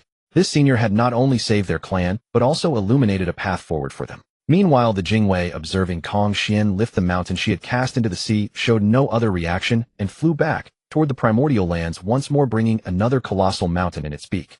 Witnessing this, Kong Xian grew curious. Why does this bird act so? The clan he had just rescued immediately offered every detail, recounting the complete story of Nuwa. Before long, the Jingwei bird arrived with yet another colossal mountain. Foolish bird, don't throw it. My clansmen are still on that mountain. A great demon nearby cried out in frantic desperation, on the verge of tears. Come here. Kong Xian beckoned toward the Jingwei, and the creature, though lacking spiritual intelligence, immediately stiffened and flew toward him against her own will. The great demon wept with joy, applauding in relief. So this foolish bird keeps moving mountains, and now it's encountered someone far stronger, has it? Kong Xian bound the Jingwei. You should migrate to Nanjianbuzhou. Their spiritual energy is rich and conducive to cultivation. Moreover, many demon clans already reside there, and with greater numbers you can support one another. I myself come from Nanjianbuzhou. The rescued great demon bowed gratefully upon hearing this. Kong Xian carried the Jingwei toward the extreme south, while a message quietly spread among the demon clans. Nanjianbuzhou, rich in spiritual energy, ideal for cultivation. In no time, vast numbers of demon clans made their way toward Nanjianbuzhou. At the moment Kong Xian took Jingwei away, the Flame Emperor, who was cultivating within the Huiyuan Palace, felt a spiritual sensation and opened his eyes. Then a hint of confusion appeared on his face. Who has taken my daughter? He raised his fingers and performed a divination, but the calculation only deepened his confusion. The celestial mechanisms were chaotic, making it impossible to discern what had happened. At this moment the Flame Emperor sought out Fu Shi and asked him to help with the divination. As Fu Shi performed the calculation, his originally ruddy complexion turned pale in an instant. The girl Nuwa has another karmic opportunity. Having said this, Fu Shi fell silent. Even though he was proficient in the art of the primordial 8 trigrams, he had felt immense strain during the divination. Encountering such a situation indicated that an invisible force was obstructing his calculation. However, during the divination, Fu Shi's hexagram formed on its own and appeared to be very auspicious. The Flame Emperor was astonished. The girl had her own karmic opportunity. Which powerful being had taken a liking to his daughter? Nonetheless, another karmic opportunity was a good thing, and since Fu Shi had said so, he had nothing to worry about. Jingwei's cultivation level was actually not high, merely at the Tai Golden Immortal realm. However, a host of primordial mighty beings allowed her to continuously move mountains and fill the sea by the East Sea largely out of deference to the Flame Emperor's status. Additionally, the Flame Emperor was also a disciple of Duo Bao Doran, who was the grand senior brother of the Jie school, holding a transcendent status. After the girl's death, they also discovered that the Wu tribe had been scheming behind the scenes, but the direct cause of death was still the East Sea Dragon clan. Thus, after death, she transformed into Jingwei and persistently moved mountains to fill the sea, and no one could say anything about it. At the same time, they also felt a sense of pity for the girl. As the daughter of the Flame Emperor, she held a revered status, and should have lived a life admired by all, yet she had ended up like this, bereft of intelligence, repeating the act of moving mountains and filling the sea day after day. Within the Dao field, Ling Feng sensed a slight ripple, as if someone was spying on him. The Dao field inherently possessed the ability to block the probing of sages. Even though the art of the primordial 8 trigrams was unparalleled in divination across the primordial world, as long as one was within the Dao field, the celestial mechanisms could still be obscured. Such exquisite divination technique. Is Fu Shi divining about me? Ling Feng was puzzled for a moment, then understood. It must be because I had Kong Xian take Jingwei away, and the Flame Emperor sensed it, so he invited Fu Shi to perform a divination. Knowing that Fu Shi had no ill intentions, Ling Feng thought no more of it. At this moment, he took out the recently obtained Ice and Snow origin. If refined, this Ice and Snow origin would be somewhat helpful to his strength, but not significantly. Within the canyon, there were not many races that walked the path of ice and snow, and the strongest among them was the Ice Phoenix. With a thought from Ling Feng, the Ice and Snow origin appeared before the Ice Phoenix. The Ice Phoenix's cultivation had now reached the 8th level of the Deluo Golden Immortal Realm. Having reached this stage, she already felt that the path ahead was too difficult to traverse. Her natural talent was not very good. Originally, she would have reached her limit at the Deluo Golden Immortal level. However, the spiritual energy in the canyon was terrifyingly abundant, and coupled with Ling Feng's teachings and the divine treasures he bestowed upon her, she was able to cultivate to the 8th level of Deluo Golden Immortal, nearly reaching the peak of Deluo. Having cultivated to this level, she felt that every step forward required countless years of effort, making progress extremely difficult. Just then she sensed an extremely familiar aura. The moment she opened her eyes, a brilliant light burst forth from her gaze. Ice and Snow origin. After refining this Ice and Snow origin, she was certain that she could become a quasi-sage. This Ice and Snow origin had arrived just in time, directly reconnecting her cultivation path that would have been severed, and it was a path leading straight to the heavens. Thank you, Ancestor, for bestowing such a supreme divine treasure. The Ice Phoenix respectfully bowed in Ling Feng's direction. Soon after, Kong Xian brought Jingwei back. Originally, Jingwei's form was enormous, but under Kong Xian's divine ability, her size was greatly reduced. Although she had lost her intelligence, when she looked at Ling Feng, she instinctively felt a desire to approach. The Phoenix is the lord of all birds, and Ling Feng's power far surpassed that of the previous Yuan Feng, so it was not surprising that Jingwei had this reaction. Ancestor Kong Xian has brought Jingwei back. Good. With a wave of Ling Feng's hand, the Jingwei bird, which had just been brought into the canyon, appeared before him. Jingwei's eyes were dull and lifeless, but she instinctively rubbed against Ling Feng, looking silly and dazed. Ling Feng couldn't help but feel a sigh of emotion.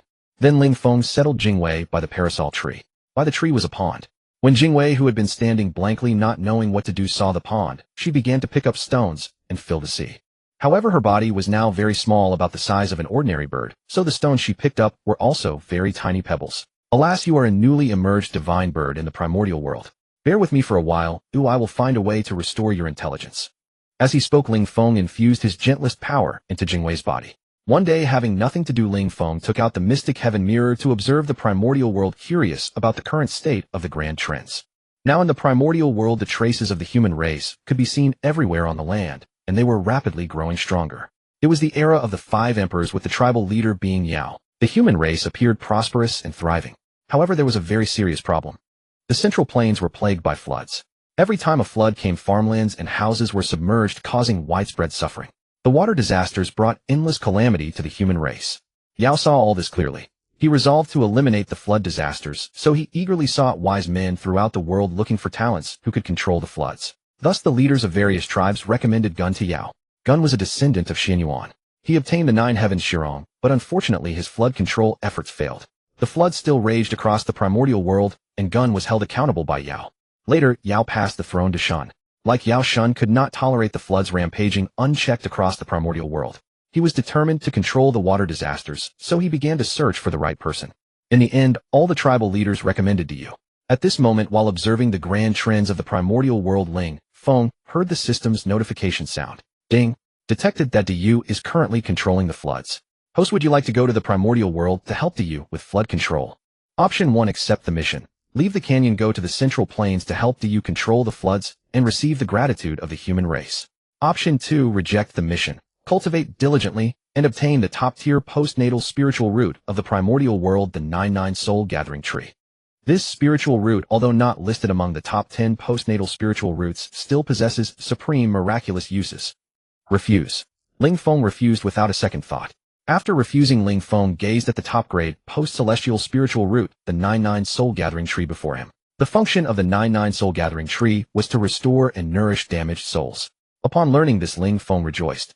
If this spiritual root's effects were in someone else's hands, it would be rather useless. But now that Ling Feng had obtained it, it was simply tailor-made for Jingwei. Ling Feng had already investigated Jingwei's condition. At the time of her fall, her soul was shattered by someone, but somehow her physical body underwent a tremendous transformation, turning into a Jingwei bird. After the transformation, Yuhua suddenly gained immense power, but lost her intellect, leaving only obsession. To restore Jingwei's intellect, her shattered soul must be recondensed. This was easier said than done. There were 3 methods. First, let Jingwei cultivate. If her cultivation level grew stronger, her soul would naturally be recondensed over time. However, Jingwei had lost her intellect and could not cultivate autonomously, so this method was infeasible. Second, heavenly merit. Heavenly merit was like a universal remedy in the primordial world. With enough heavenly merit, even sainthood could be achieved, so what couldn't be done? But heavenly merit was extremely precious, envied, even by saints, so it was beyond Jingwei's reach. Third, it was the top-grade post-celestial spiritual root, the 99 Soul Gathering Tree, which stood before Ling Feng. As long as the 99 Soul Gathering Tree was planted around Jingwei, her soul would slowly condense into form, and in time, she would gradually regain her intellect. With a thought, Ling Feng directly planted the 99 Soul Gathering Tree beside the pond, where Jingwei had been carrying pebbles to fill it. Day after day, year after year, Ling Feng sensed that the soul within Jingwei, which had been as weak as a candle flame in the wind, had grown somewhat stronger. Though faint, Jingwei now had hope of recovery. One day, a colossal phantom of an ice crystal phoenix appeared within the canyon. Its frigid aura caused the temperature inside the canyon to plummet to 0 degrees. At that moment, the cultivation ground rippled with waves, dispelling the terrifying extreme cold of the ice phoenix. Cultivating beside the essence of ice and snow, the ice phoenix quickly reached the 9th level of the great Luo Golden Immortal Realm. Now she was about to refine the essence. After refining the essence of ice and snow, she would become the first quasi-saint of the Phoenix clan in the primordial world, second only to Ling Feng. Not long after, the golden-winged rock siblings broke through to the 7th level of the great Luo Golden Immortal Realm. It must be said that these 2 siblings were indeed blessed with exceptional talent. Anyone whose cultivation reaches the great Luo Golden Immortal level may freely enter and leave the cultivation ground, and may choose a spot in the extreme Southland to establish a cave dwelling. Later, I will open a gap in the canyon to allow spiritual energy to nourish the extreme Southland. If anyone asks where you come from, you shall say the Demon Court. I want you to recruit more demonic beings to come to Nanchambu continent, to the extreme Southland. The Phoenix clan, due to their identity issues, shall continue cultivating within the cultivation ground and must not go out. On this day, Ling Feng's words resounded in everyone's ears. The number of powerhouses within the cultivation ground was increasing. It would not be feasible to keep them all inside forever. After all, they would eventually have to enter the primordial world. They could not remain cooped up in the canyon indefinitely. After all, Ling Feng had his own plans. He wanted to lay out his strategy in the primordial world so he could not become disconnected from it. That would be harmful rather than beneficial. As soon as Ling Feng's words were spoken, all races were thrilled. In the past, they had envied the Wangtianhao clan for being able to freely enter and leave the cultivation ground. But now, as long as one's cultivation reached the great Luo Golden Immortal level, they could also go to the primordial world and even establish their own cave dwellings. Although the extreme Southland, aside from the canyon, was a barren region with sparse spiritual energy, Ling Feng had already said that he would release some spiritual energy from the canyon, which put everyone's minds at ease. Moreover, having been away from the primordial world for countless years, they were also curious about what the primordial world was like now. Boom. In the next moment, an immense amount of spiritual energy violently surged outward, sweeping across the extreme Southland. Seeing this, everyone slightly sensed the concentration of spiritual energy in the extreme Southland. Although it was far inferior to the canyon, it was still much richer than the spiritual energy in their previous cultivation grounds. Why are they so excited? Is the outside of the cultivation grounds so fun? Sisters, do you want to go out and have a look? On a small hill veiled in spiritual mist, 7 little ones and 1 Daorin sat in a row. Seeing all the races so excited, they couldn't help but feel a longing for the world outside the cultivation ground. The 7 little ones were extraordinarily remarkable. The eldest and the 5th were already powerful cultivators at the 2nd level of the Great Luo Golden Immortal Realm. The 2nd and the 7th were at the 1st level. The rest were at the 9th level of the Tai Golden Immortal Realm, ready to break through into the Great Luo Golden Immortal Realm at any moment. But, Master said only those at the Great Luo Golden Immortal level can go outside, said the 3rd child. Unfortunately, she was one of the 3 at the 9th level of the Tai Golden Immortal Realm. It's okay, 3rd child. You just cultivate well in the canyon. Once you reach the Great Luo Golden Immortal level, you can go out. The 3rd child was moved. Big sister, will you wait for me? No, the 4 of us will go out first to have a look. Uncle Wen Daoren, do you want to go out? Upon hearing this, Wen Daoren nodded. At this moment, he had quietly broken through to the 9th level of the Great Luo Golden Immortal Realm. The more he spent time with these little ones, the more he could feel their terrifying potential. He was certain that if he stayed in the cultivation ground, these 7 little ones would eventually catch up to him. Therefore, he also decided to go out to see if there was an opportunity to break through to the quasi-saint realm, and also to protect these little ones who were going out. They had no idea how perilous the primordial world was. These innocent little ones once in the primordial world might be tricked and cry to come back. After some time, the 6-eared macaque came to Ling Feng's parasol tree and respectfully said, "Ancestor, I feel that my cultivation has become difficult to advance. I wish to seek opportunities in the primordial world." At this time, the 6-eared macaque was already at the 4th level of the Great Luo Golden Immortal Realm. In fact, ever since breaking through to the Great Luo Golden Immortal level, he had felt his cultivation speed slow down. Since breaking through to the 4th level of the Great Luo Golden Immortal Realm several decades ago, he had been unable to make any further progress. So he came to find Ling Feng and bid him farewell. "Go ahead," Ling Feng said softly. The 6-eared macaque respectfully withdrew. From then on, more than half of the Great Luo Golden Immortal level powerhouses in the cultivation ground had already gone out. Meanwhile, Zhu Li Kong Xian, the golden-winged rock siblings Huodo Swan Ni, and Bai Yin Mo Jun were still cultivating ceaselessly within their clan grounds. As for the Wang Dianhao clan, they were either fighting or on their way to fight. They were often not in the canyon. And some of the younger generation of the Phoenix clan were filled with infinite longing for the primordial world. They had grown up in the canyon since birth, never having laid eyes on the primordial world. However, they all understood that their identity was special, so they harbored no complaints in their hearts. As more and more demons from the cultivation grounds ventured outward, numerous great fiend cave dwellings began to appear in the extreme south. Meanwhile, the spiritual energy in this region had become extraordinarily dense, making it arguably the most ideal place for cultivation across the entire Nanjian continent. Consequently, an increasing number of demon clans migrated from other regions to Nanjian continent, with some even settling in the extreme south. With the mass migration of demon races, both the Jia sect and Western sects also became increasingly active across Nanjian continent. The two sects frequently clashed as their disciples competed for talented recruits. As time passed, most people noticed a peculiar phenomenon. Great fiends at the Daluo Golden Immortal level seemed to have a consistent preference for heading southward. This was because under Ling Feng's orchestrated scheme, many great fiends who arrived in Nanjian continent were promptly recognized by the powerful demon cultivators within the canyon, who immediately brought them back to the extreme south to establish their cave dwellings. Those with exceptional talent were even recommended into the canyon cultivation grounds. Although Nanjian continent stretched endlessly across vast territories, encountering great fiends at the Daluo Golden Immortal Realm remained extraordinarily rare, nearly impossible to find. On this day, 4 young ones and Wen Daoren were walking through a certain region of Nanjian continent. The spiritual energy concentration here was higher than elsewhere, and the 5 seasoned treasure hunters all sensed that a spiritual treasure was about to emerge from this land. Not far away, several races surrounded a fruit tree, their expressions filled with vigilance. This was a Qingyang fruit tree, which bloomed once every 1,000 years and bore fruit once every 1,000 years. As a post-heaven spiritual root in the primordial world, it was already enveloped in a layer of spiritual radiance, even before ripening, appearing extraordinarily remarkable. The Qingyang fruit contained extraordinarily rich and pure spiritual energy, which would greatly benefit the cultivation of anyone who consumed it. Now the Qingyang fruit tree was about to bear fruit, manifesting various extraordinary phenomena, though the commotion was far less pronounced than the signs they had witnessed back at the cultivation grounds when spiritual plants matured. In the shadows, several clans lay in ambush. Once the Qingyang fruit tree ripened, a bloody battle would surely erupt. It has matured. At that moment, the spiritual light surged violently, and an intoxicating fragrance of spiritual medicine spread through the air, causing everyone who caught the scent to shudder in their spirits. The next instant, several figures with formidable aura shot forth horizontally, all setting their sights on the Qingyang fruit before them. Battle erupted instantly. Various divine powers clashed in the sky, divine light, flashing spiritual energy, surging fierce winds sweeping through, and ancient trees shattering one after another. Isn't it just a fruit from a post-heaven spiritual root? We've grown tired of eating these in the canyon. Why are they fighting so fiercely over something like this? Little Wu pouted, confusion evident on his face. Indeed, many of the fruit trees in the cultivation grounds are far superior to this. You youngsters?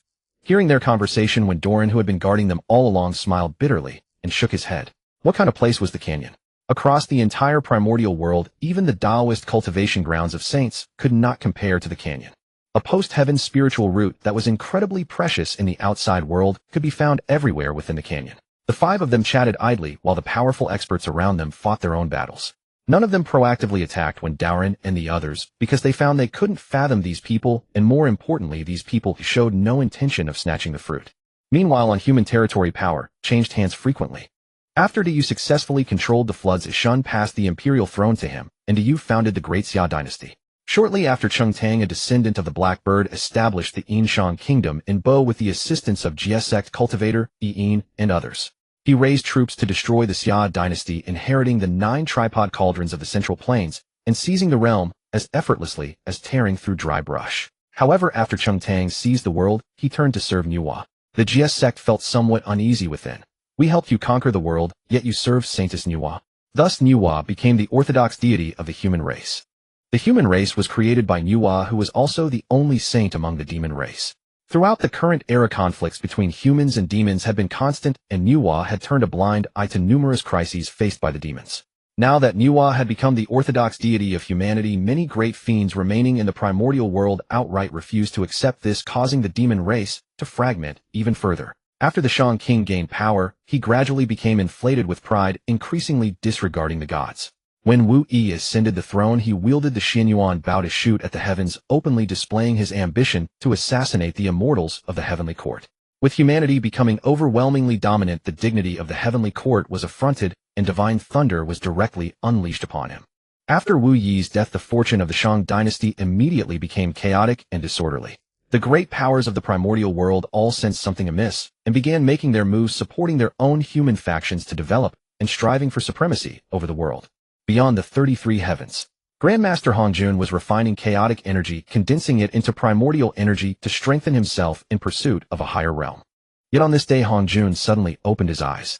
Recently, the heavenly Tao had shown some anomalies, making the refinement of chaotic energy somewhat unsmooth. Such situations had occurred before, but they had been particularly frequent and pronounced lately. Hongjun then began to deduce what had been happening recently. Why is the heavenly Tao in such disarray? Hongjun was slightly surprised, but he continued his calculations. The Great Slaughter Tribulation. Massive karma. Is another tribulation about to descend upon the primordial world? No, I must ease it. Ding. Detection confirms that Hongjun, who oversees beyond the 33 heavens, has discovered heavenly Tao disorder.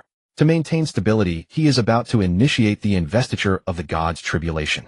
Would you like to proceed to assassinate Hongjun and prevent this tribulation? Option 1. Accept the mission.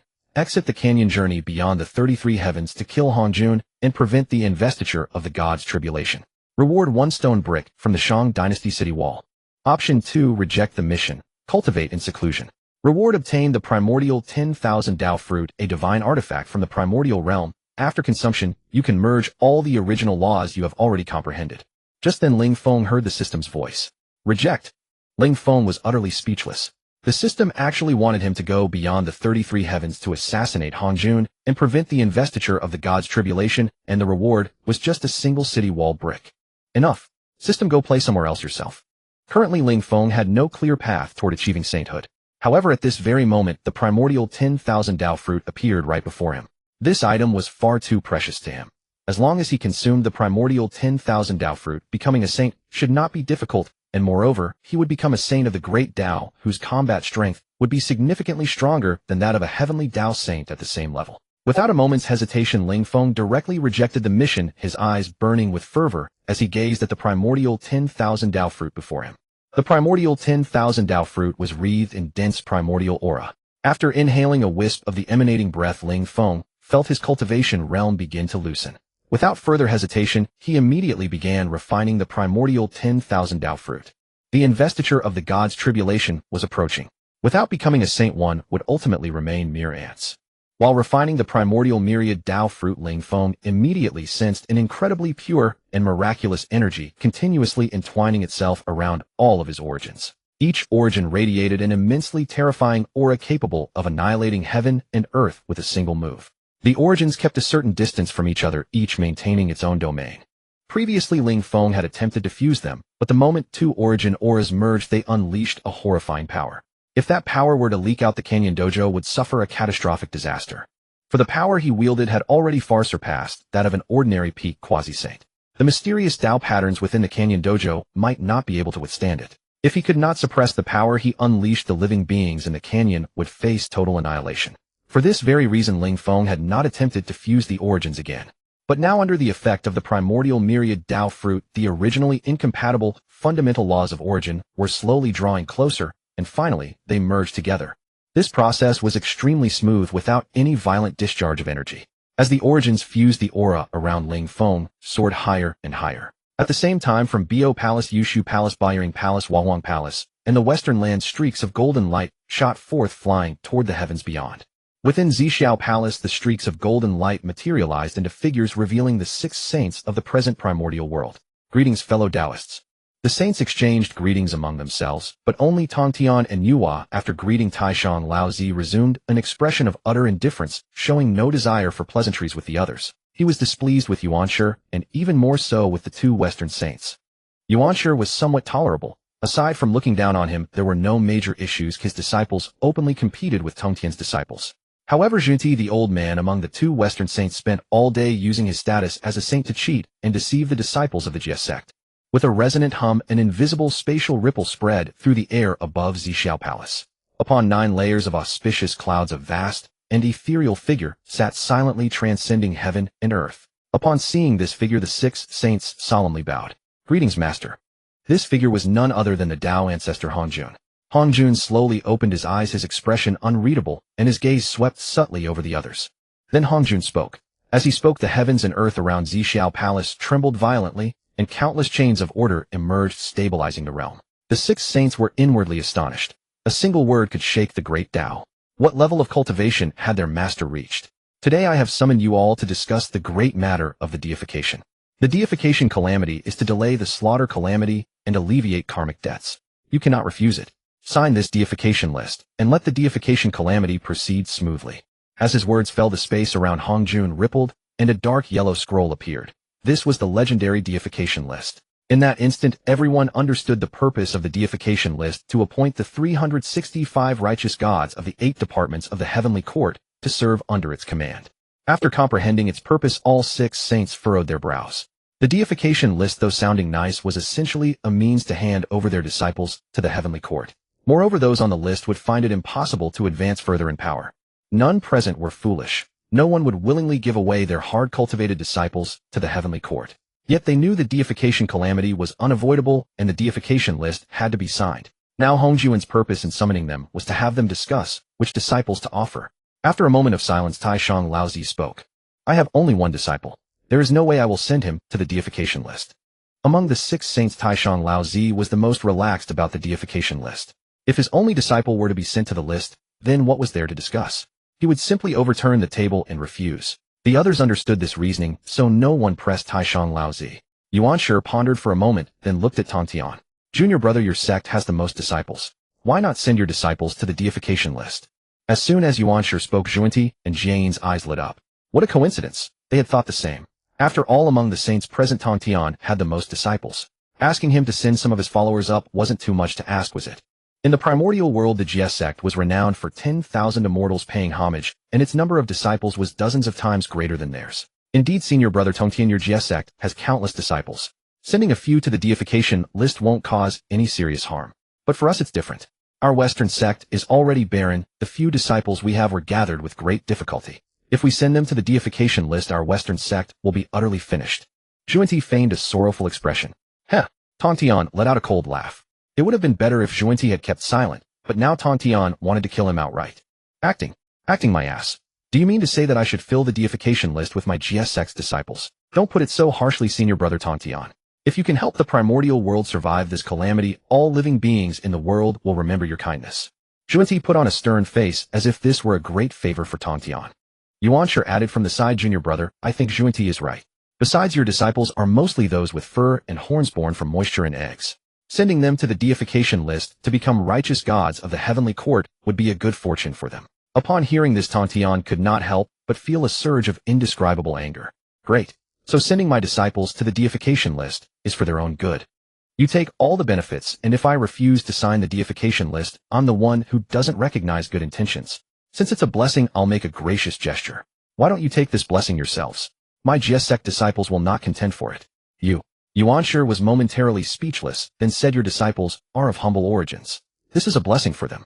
But my disciples are all outstanding talents. Sending them to the deification list would be a pity. Tantian sneered coldly. Nonsense.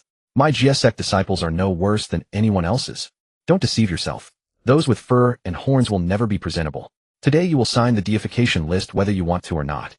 This is not open to discussion. Yuanshi's face darkened and Tongtian's expression was no better. Beside them, Juanti and Jane delighted in the scene. The greater the rift among the three pure ones, the happier they were. At this moment, Juanti fanned the flames. Senior brother Yuanshi is right. The disciples of the Jie sect are nothing but uncivilized beasts. Becoming righteous gods of the heavenly court is not a bad thing. In my opinion, senior brother Tongtian, you should sign the deification list as soon as possible. Shut up. Tongtian barked directly, his gaze icy as he stared at Juanti. When I am speaking, you have no right to interrupt. Alas, senior brother Yuanshi, it seems Tongtian does not recognize good intentions. Juanti sighed, looking pitifully at Yuanshi. At this moment, Tongtian's face was so dark it seemed ready to drip water, and the surrounding void trembled incessantly. Tongtian, cease your pointless prattle. Sign the list of investiture of the gods at once. Yuanshi snorted coldly, utterly disregarding that Tongtian's fury was already on the brink of eruption. Hearing these words, Tongtian stared fixedly at Yuanshi, the frost in his eyes growing ever deeper. He was now thoroughly disillusioned with Yuanshi. He had already tolerated being accused of neglecting his proper duties and taking in disciples of all kinds, even those with beastly features. These were matters within their brotherhood, but now Yuanshi had joined forces with Juanti to oppress him. He would rather help outsiders than cherish the bond of brotherhood. Ha ha ha. Tongtian's gaze was dark as he laughed recklessly. He had seen through it all. Fine, very well, my elder brother. Today we sever our ties completely. And as for this list of investiture, I refuse to sign it. What will you do now? As he spoke, Tongtian's aura surged violently. Boundless spiritual energy churned like raging waves, and the terrifying presence of a sage crushed the very space of Zixiao Palace, causing it to collapse repeatedly. Tongtian. Yuanshi glared at Tongtian, his eyes filled with icy light. Did this Tongtian not understand his good intentions? And now he even wanted to sever ties with him. The three pure ones were one entity. How could the bond be broken so easily? Enough. Taishang Laozu stepped forward, his expression stern as he spoke to Tongtian in a grave tone. Junior brother Tongtian, do not speak recklessly. This matter of the investiture is of great importance. It so happens that your Jie sect has many disciples of mixed quality. Why not send some of the less talented ones to the list? It would be beneficial for both you and us. Seeing this, Jane and Juanti quickly chimed in agreement. Senior brother Taishang speaks truly. Tongtian, since your elder brother has spoken, you should sign the list of investiture at once and hasten the progression of the Great Tribulation. By now Tongtian understood completely. These people all wanted to fill the list of investiture with his Jie sect disciples. Watching them put on their righteous airs, Tongtian sneered repeatedly. Elder brother, you share this opinion too. I am deeply disappointed. Today I refuse to sign this list of investiture. With that, Tongtian swept his sleeve and departed from Zixiao Palace. The sages in Zixiao Palace were dumbfounded. Tongtian had simply left as he pleased. How dare he show them such disrespect? Outrageous. Yuanshi roared, this Tongtian truly ungrateful. Taishang Laozu remained silent, but inwardly he felt a measure of resentment toward Tongtian. The happiest ones were the two Western sages, for they had achieved their goal of deepening the rift among the three pure ones. Nua's expression revealed neither joy nor sorrow. She had taken no part in this affair. Teacher Tongtian refuses to sign the list of investiture. What shall we do? Juanti asked with a worried tone. Every disciple of his Western sect was precious, and he was unwilling to send any of them to the list. Hongjun's eyes were half closed, his heart seemingly undisturbed. The investiture shall proceed. Let your disciples earn their place on the list through their own abilities. The list of investiture and the god-slaying whip shall be entrusted to Yuanshi. If you have no further business, you may depart. Within the canyon dojo atop the towering parasol tree. At that moment, 10,000 Dao resounded in harmony, the ethereal sound of the Dao lingering without end. Endless immortal radiance cascaded down, surrounded by 81 layers of auspicious clouds. With a thunderous roar, a profound and pure Dao resonance erupted violently from Ling Feng. Ling Feng's aura soared boundlessly, but all his presence was contained within the canyon dojo. The outside world had no idea what was happening inside the canyon. Only the creatures within the dojo could sense the monumental transformation taking place. In every corner of the canyon one could see a colossal phoenix phantom with 10,000 Dao trembling around it.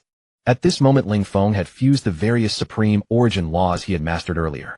He had become a sage of the great Dao, unbound by the heavenly Dao beyond its control, utterly transcendent in the primordial world. Finally, I have reached the sage realm. Ling Feng sensed the immense power within him. After countless years of lying low, he had finally attained this level. Ding!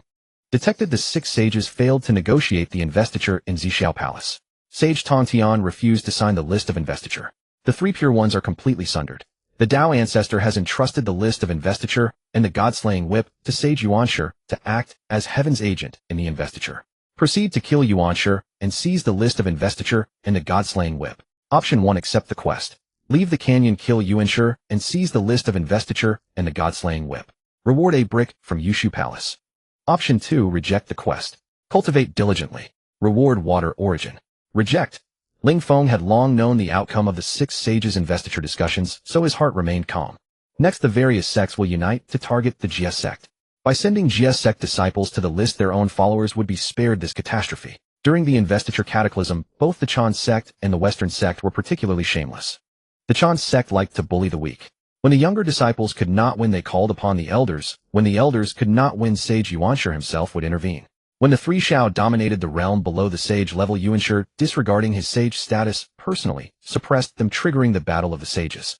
As for the Western sect, they were fond of poaching disciples. Whenever they saw a talented disciple of the Jia sect, they would say, "You have a destiny with our Western sect." Alas, with Tongtian's temperament, how can he outplay them? But let him suffer a little first. When the critical moment comes, I will lend a hand. Still, I can't let him be crippled. Winning a sage as an ally is a good thing. If my identity is exposed, I wouldn't want to be targeted by the other sages alone. After all, one hand cannot clap. Among the 6 sages, Ling Feng favored Sage Tontian the most. Tontian was straightforward, protective of his disciples, and his doctrine taught without discrimination. He saw no difference between demons and humans. Yuanshi, on the other hand, was an extreme discriminator against demons, while the Western sect only valued geniuses. Looking at the water origin in his hand, Ling Feng tossed it directly to Lan Feng without hesitation. Lan Feng had already reached the 9th level of Great Luo Golden Immortal. With this water origin, he could smoothly break through to Quasi-Saint. Lan Feng was ecstatic upon seeing the water origin. After expressing his gratitude to Ling Feng, he began to go into seclusion to refine it. Over this period, the strength within the canyon had greatly increased. After refining the 5 elements origin, Kong Xian became the strongest within the canyon after Ling Feng. His realm had reached the 5th level of Quasi-Saint. This was not only because the 5 elements origin was incredibly powerful and perfectly suited to Kong Xian, but also due to his own talent. With such talent, he would be the envy of countless beings in the primordial world. Another key reason for Kong Xian's rapid cultivation was that he focused solely on the 5 elements Dao, a more straightforward path. Unlike Ling Feng, who had refined many supreme origins and only broke through one minor realm each time, he refined a new origin during the Quasi-Saint stage. Compared to Kong Xian, Zhu Li was somewhat slower, now only at the 3rd level of Quasi-Saint. Meanwhile, Ice Phoenix was still refining the ice and snow origin, and her seclusion was likely to last a while longer. Just as Ling Feng was about to continue his observations, a voice sounded from outside the dojo. "Daoist, are you there?" From outside came Ling Feng's familiar voice. Who else could it be but Tontian?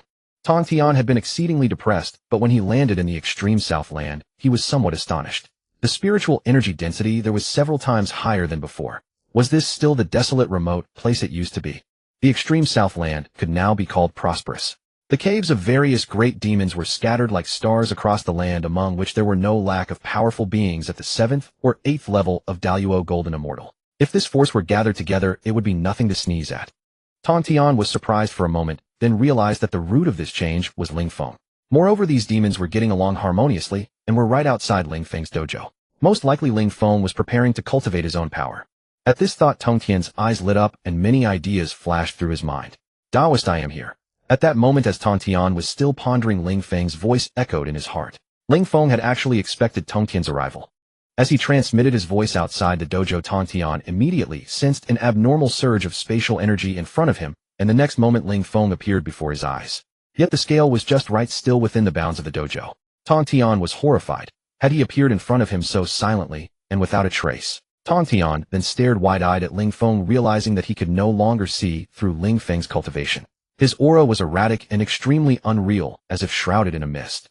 "Daoist, have you become a sage now?" Tongtian exclaimed while inwardly convinced. It must be a sage or else there was no explanation. Last time he came, even when communicating across the dojo, he could clearly sense Ling Feng's cultivation. But this time in face-to-face conversation Tantian found that he could not see through Ling Feng. Ling Feng smiled and said nothing. Tantian frowned. No, if you had become a sage there would be a resonance throughout the primordial world, and it would cause earth-shattering omens. If you had become a sage the primordial world could not possibly remain completely silent. So Taoist, have you become a sage or not? Ling Feng heard this and was amused, but he did not answer directly. Instead, he changed the topic. Taoist, have you come here today for something you need from me? Taoist, that matter is unimportant. Are you a sage? Taoist, I feel like you really have become a sage. Tongtian's heart was extremely anxious. If Ling Feng had not become a sage, why couldn't he see through him?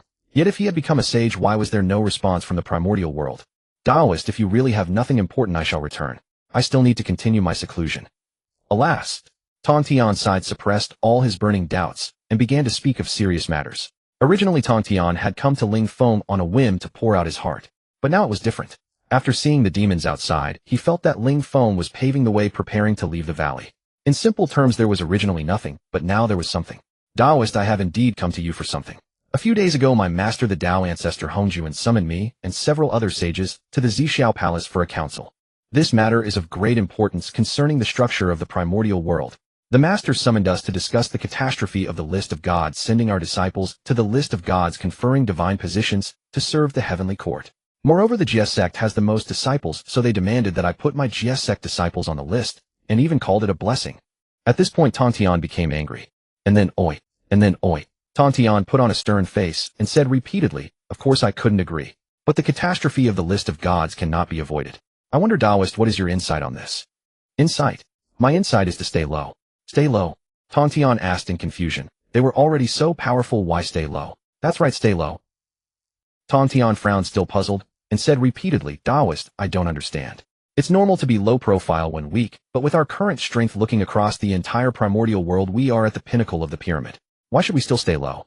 Ling Feng shook his head. No, you are wrong. The stronger you are, the more you need to stay low. Hearing this, Tantian became even more confused. We have both cultivated since ancient times and have experienced several great catastrophes. What do you think of the Dragon Phoenix and Qilin clans before the Tao ancestor Hongjun became a sage? Upon hearing Ling Feng's words, a look of recollection appeared in Tongtian's eyes. At that time his strength was not yet too great, and he always followed behind his two elder brothers. In that era, Yuan Feng, Ancestral Dragon, and Primordial Qilin were the supreme overlords of heaven and earth, utterly beyond their reach. Very strong. In that era, whether in personal strength or overall power, they were unmatched by others. Ling Feng nodded. But these three clans are now in decline. The Qilin clan is almost extinct. My Phoenix clan, aside from this dojo, has few members left, and the Dragon clan has only left some impure bloodlines that were utterly insignificant in that era. After the Dragon Phoenix catastrophe, the three clans withered. The other originally weak demon tribes, and the Wu clan grew stronger, eventually becoming the protagonists of heaven and earth. Tantian fell silent. He suddenly understood what Ling Feng said. It was indeed very reasonable. After the Wu demon catastrophe, the demon heavenly court collapsed, the 12 ancestral witches died, and the originally weak human race, once mere food for the two clans, rose up. Ling Feng's final words struck like thunder from the 9 heavens, resounding and deafening. In that instant Tantian understood. Stay low. He had become powerful, a sage, immortal and indestructible, but his disciples were still weak. In this catastrophe of the list of gods, they only needed to avoid the edge of the blade, and they would be fine. Thank you, Taoist, for enlightening me. Tantian bowed deeply, a bow of utmost sincerity. I'll just shut the door, stay low, and not play with you anymore. Let whoever wants to be on the list of gods go ahead. Tantian didn't believe that these sages would be so shameless as to force a sale and directly attack his GS sect's dojo. Ling Feng had pointed out a bright path for Tongtian, and Tongtian's admiration for him deepened. Now looking at Ling Feng with blazing eyes, he said, Taoist, why not come to my GS sect and be its leader? The two of us will be equals without distinction of primary and secondary. With you in the GS sect, we will surely achieve great things. No, I will not leave my dojo. Tantian was momentarily speechless. Last time you said you wouldn't leave your dojo because you feared death. Now that you have become a sage, what is your reason this time? Ling Feng looked at him and said with a smile, same as last time, still afraid of death. Tongtian. In the end, Tantian left speechless. As he left, he still couldn't understand. Now that he was a sage, what was there to fear about death? A sage's divine abilities are extraordinary. Even if all living beings in the primordial world died, you would not die? Too cowardly. On the way back, Tantian silently muttered this complaint. Inside the valley, Tantian had left, and Ling Feng was now looking at Jingwei. Jingwei's soul had grown considerably compared to before, and it was estimated that it was not far from regaining intelligence. Just then the system's notification sound rang again in Ling Feng's mind. Ding! Detected that after returning to the GS sect, Tontian restricted his disciples from going out, all staying within Jineo Island. Should we go to Jineo Island and beat up Tontian to teach him not to meddle? Option 1. Accept the mission, leave the valley, go to Jineo Island, and beat up Tontian. Reward: an ordinary palace lantern from Bo Palace. Option 2. Reject the mission, cultivate in seclusion. Reward: 10 strands of primordial chi, a cultivation resource from the primordial land contained in the turbid chaotic chi, requiring refinement. This item is also extremely beneficial for Sage Realm cultivation. Refused. Over the years, Ling Feng had come to understand a fundamental truth: simply refuse every system mission. That required absolutely no thought. He had just advised Tontian to keep a low profile, yet the system immediately issued a mission for him to thrash Tontian and tell him not to interfere. Wasn't this slapping his own face? And look at this reward, a mere ordinary palace lantern. How perfunctory. Who did he think he was looking down upon? But the reward for refusing tasks was quite appealing. 10 wisps of primordial chi. Though Ling Feng had no idea what it was the description suggested, it was remarkably formidable. If Ling Feng knew that Hongjun beyond the 33 heavens could only condense a single strand of primordial chi after refining vast quantities of chaos chi, he would likely be overjoyed. This item can enhance my current cultivation. Ling Feng was overjoyed. Since attaining sainthood, his cultivation realm had not fluctuated at all. Though he had become a saint, stagnation would not do, for unable to grow stronger equated to falling behind. He had never even encountered the other saints of the primordial world. Should they discover a place like the Canyon Taoist retreat, they might harbor ill intentions. Therefore, he needed not only to strategize across the primordial world and recruit Tongtian, but also to continuously transform himself. That was the true path. The next moment, 10 clusters of grayish mist appeared before Ling Feng's eyes, each radiating incomprehensibly vast energy from within. With the reward in hand, Ling Feng wasted no time and prepared to enter seclusion, fully refining the primordial chi. In the primordial world, the southern Jambudvipa continent, the demon race in southern Jambudvipa was growing increasingly numerous, with most lacking allegiance to any faction, wild demons of the primordial world. These demons had now gathered in southern Jambudvipa, seeking mutual support in desperate times. Across the entire primordial world, the demon race's sole saint was Nuwa. Yet despite being the saint of the demon race, Nuwa had never once intervened on their behalf. From the ancient war between Wu and demons to the present decline of her kin, she remained a cold observer, sealed away in cultivation, indifferent to the welfare of the demon race. Had she offered even minimal aid during that catastrophic era, the demons would not have suffered such utter defeat. She had long since abandoned them, and now she was worshipped as a true deity by the human race. This deeply troubled many powerful demons who felt Nuwa showed favoritism toward humanity. Dissatisfaction within the demon race grew louder and stronger. Yet despite their grievances, no one dared speak out. In recent years, the demon race's strong ones had scattered across different regions, developing independently, making it impossible to unite. Had it not been for the recent rumors about events in southern Jambudvipa, which rekindled the last spark of hope in many despairing demon cultivators, they would never have come here. At this moment, a mighty figure clad in garments woven from the feathers of innate spiritual birds streaked across the sky above southern Jambudvipa, followed by several powerful demons. The demons following her radiated the mana fluctuations of great Luo golden immortals. Meanwhile, another figure, handsome and bearing the aura of a true hero wielding a long halberd, marched forward with several great Luo golden immortals at his heels. Goha, Qinyuan. The two called out each other's names, old acquaintances, both ranked among the 10 great demon saints of the ancient demon court. They had fought side by side during the war between Wu and demons, yet in its aftermath few companions remained. Many powerful warriors had perished at the hands of the Wu clan. Qing'an, the woman in colorful robes, spoke first, her beautiful eyes gleaming as she addressed Gish. Your cave dwelling is in the northern Jian continent, is it not? Are you here in southern Jambudvipa? Because you've heard rumors of a demon cultivator of great power. Qinyuan had attained enlightenment as a member of the Feather Clan. Strictly speaking, she had once been a vassal of the Phoenix Clan, but her current cultivation was no less formidable. She had already reached the 8th layer of Great Luo Golden Immortal. Gish, standing opposite her, surpassed her by a narrow margin at the 9th layer of Great Luo Golden Immortal. During the era of the ancient demon court, he had been among the top of the 10 great demon saints, slaughtering countless powerful Wu warriors during the war between Wu and demons. TCH. There's no point in hiding it. I came here because I heard rumors of a demon cultivator near Saint level manifesting in southern Jambudvipa. Moreover, they're recruiting demons in the name of the demon court. I want to see if any old acquaintances from the ancient demon court remain here. Goha spoke in a low voice. Qinyuan heard these words and nodded. her purpose in coming was identical. In days of yore, the ancient demon court had reigned supreme, unparalleled in its glory. But now, the demon race had been driven to extinction across the primordial world, and their sole saint did nothing. Sigh. Now all the demons of the primordial world are converging upon southern Jambudvipa. Perhaps a great power is indeed driving this from behind. If the demon race still clings to even a sliver of hope, I believe it lies here, in southern Jambudvipa. Since our objectives align, why not journey together? It would be prudent to have mutual support along the way. That is precisely my intention. Within human territories, some of the more powerful demons had already departed for southern Jambudvipa. After Emperor Wu Yi fell struck by divine lightning, while shooting at the heavens with the Xianyuan Bao, he entrusted his heir to Grand Preceptor Wenzhong, a disciple of the Jie sect whose master was the sacred mother Jinling. The 7th year of the emperor's reign, the birthday of Lady Nuwa. As the true deity of the human race, Lady Nuwa's birthday was celebrated annually as the most vibrant festival among humanity. On this day, King Zhou departed in his ceremonial canopy from the capital of Zhaoga, journeying to the temple of Nuwa to pray for favorable winds and rains and the well-being of all people. Your Majesty, all preparations are complete. You may enter the temple for the ceremony. A court official in ceremonial robes stepped forward, bowing respectfully to offer his reminder. Very well. I am aware. King Zhou had borne an expression of reverent solemnity until he crossed the threshold of the Nuwa temple, when his entire body suddenly trembled. Within the great hall, the statue of Nuwa stood with cold majesty. Suddenly fierce winds erupted, and before King Zhou's eyes the divine image seemed to come alive. Exquisitely vivid, her beauty almost alluring. For an instant King Zhou's heart raced, his gaze thick with possessive desire. Bring the brush and ink. This king shall compose a poem.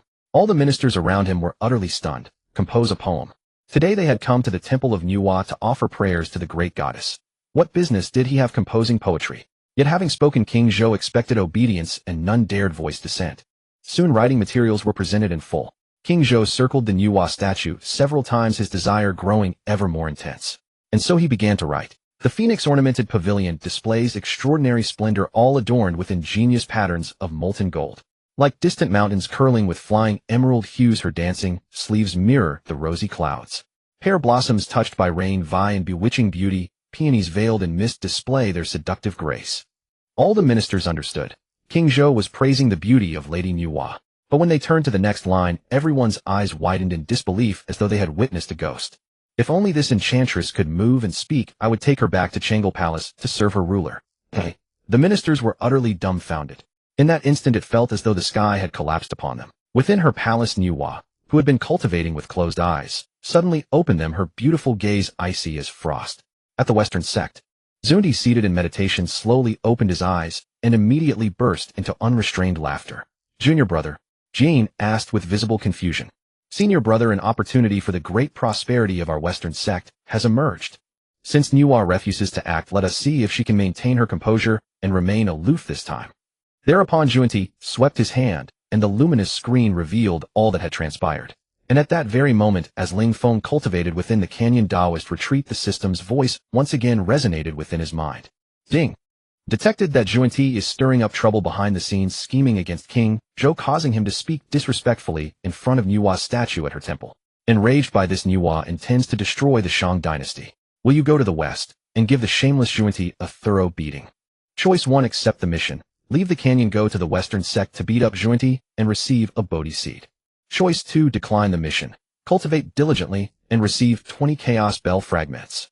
Decline. After collecting the reward, Ling Feng continued refining the primordial qi. Cultivation was the greatest joy, as Juanti would eventually be dealt with by someone else. With these 20 additional chaos bell fragments, Ling Feng now had 80 in total. He needed only 20 more to synthesize the complete primordial supreme treasure, the chaos bell. After King Zhou inscribed his poem, Nuwa descended in fury, intending to slay him. Yet when she arrived above Zhaoga, she discovered that the city was shrouded in thick heavenly Tao fortune. Nuwa immediately understood. This fortune was the heavenly Tao's favor toward the human race, preventing sages from descending to slaughter humanity. Thus Nuwa turned back and returned to the palace of Nuwa. King Zhou had insulted her, and she could not simply let it go. So she directly summoned the 3 demons of Xianyuan tomb. The 9-tailed fox demon, the 9-headed pheasant demon, and the jade pipa demon. At that moment the 3 great demons knelt reverently before Nuwa. You 3 go at once to bewitch King Zhou of Shang and exhaust the vitality of the Yin Shang dynasty. We obey the sage's command. Thus the 3 demons descended upon the lands of Yin Shang. Anzhou Post Station. Beneath a magnificent canopy stood a 16-year-old girl with skin as smooth as cream, delicate and flawless, her figure and features extraordinarily striking. The moment she laid eyes on this girl, the nine-tailed fox demon conceived a plan and without hesitation replaced the stunning beauty. This girl, her name is Su Daji. Then from now on that will be my name. To bewitch King Zhou of Shang, the first step is naturally to get close to him. Just as the three demons of Xianyuan tomb arrived in the lands of Yinshang, the Chan sect and the Western sect made their moves. Zhangzia, are you willing to become a nominal disciple of the Chan sect? Above the endless clouds of auspiciousness, Lord Yuanshi sat calmly, a colossal divine halo, behind him radiating mysterious radiance. Disciple is willing. Beneath Lord Yuanshi, an old man with white hair and a hoary head knelt down in excitement. His talent was meager, and over the years he had traveled to famous mountains and great rivers, blessed caves, and celestial lands, but unfortunately no immortal had been willing to accept him as a disciple. And today the founder of the Chan sect was willing to accept him as a nominal disciple. This was a sage. At that moment Zhang Zia truly felt that his ancestors' graves had emitted blue smoke. Such a colossal stroke of luck could actually befall him. Very well. These two items are the Fengshen Bang and the Divine Whip. Today I bestow them upon you that you may carry out the enfeoffment of the gods in my stead. This, Zhang Zia was utterly incredulous. Not only had a sage accepted him as a nominal disciple, but now he was also granting him such precious treasures to perform the great task of enfeoffment. At this moment words could no longer describe the excitement and joy surging within Zhang Zia. This disciple will not fail the mission.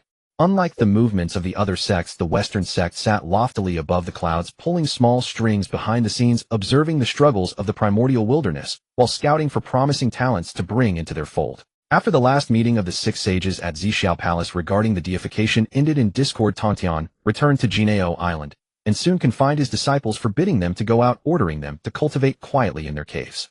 This gave the members of the Chan sect and the Western sect quite a headache. Their original plan was to send the disciples of the GS sect onto the Fengshen Bang, but now you simply refuse to play. What is this? However, there are always more solutions than difficulties. Zhuanti and Yuanshi both discovered that many disciples of the GS sect held official positions in Yinshang. This made things much easier. This game could not be ended just because Tongtian said he wouldn't play. In the extreme southland, Ling Feng had already refined all the primordial qi. A majestic and powerful aura swirled around him. The realm is loosening. But unfortunately, I'm still a little short of the second layer of the sage realm. This primordial qi is truly a fine thing. If I could refine a bit more, I would surely break through to the second layer of the sage realm. At that moment, within the canyon's Dao field, a colossal sun rose, radiating an intensely yang and blazing aura. Meanwhile, the Dao patterns in the field rippled continuously to neutralize the aggressive nature of the great sun. Within the great sun, a three-legged golden crow stood proudly. Luya, having cultivated on the Fusang tree for countless ages, had now successfully broken through to the quasi-saint realm.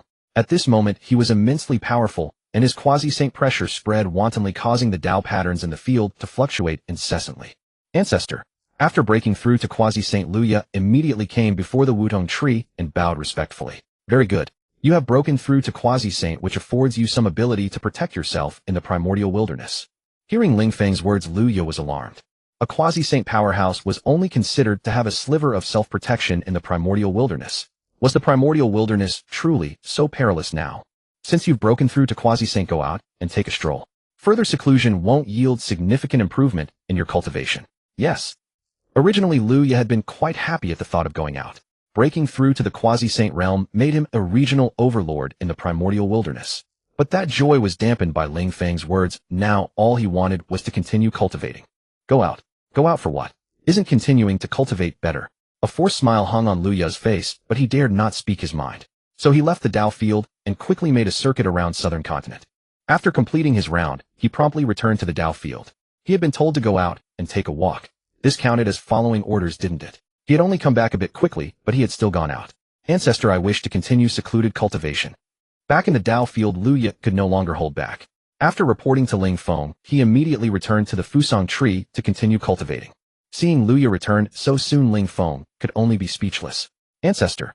One day Kong Xian also came to Ling Feng. Kong Xian's cultivation had reached the 6th layer of quasi-saint. He now consciously shouldered the burden of managing the many demon clans in the extreme southland on behalf of Ling Feng. Apart from the members of our Dao field, there are 36 great demons at the Grand Luo Golden Immortal level who have opened caves here.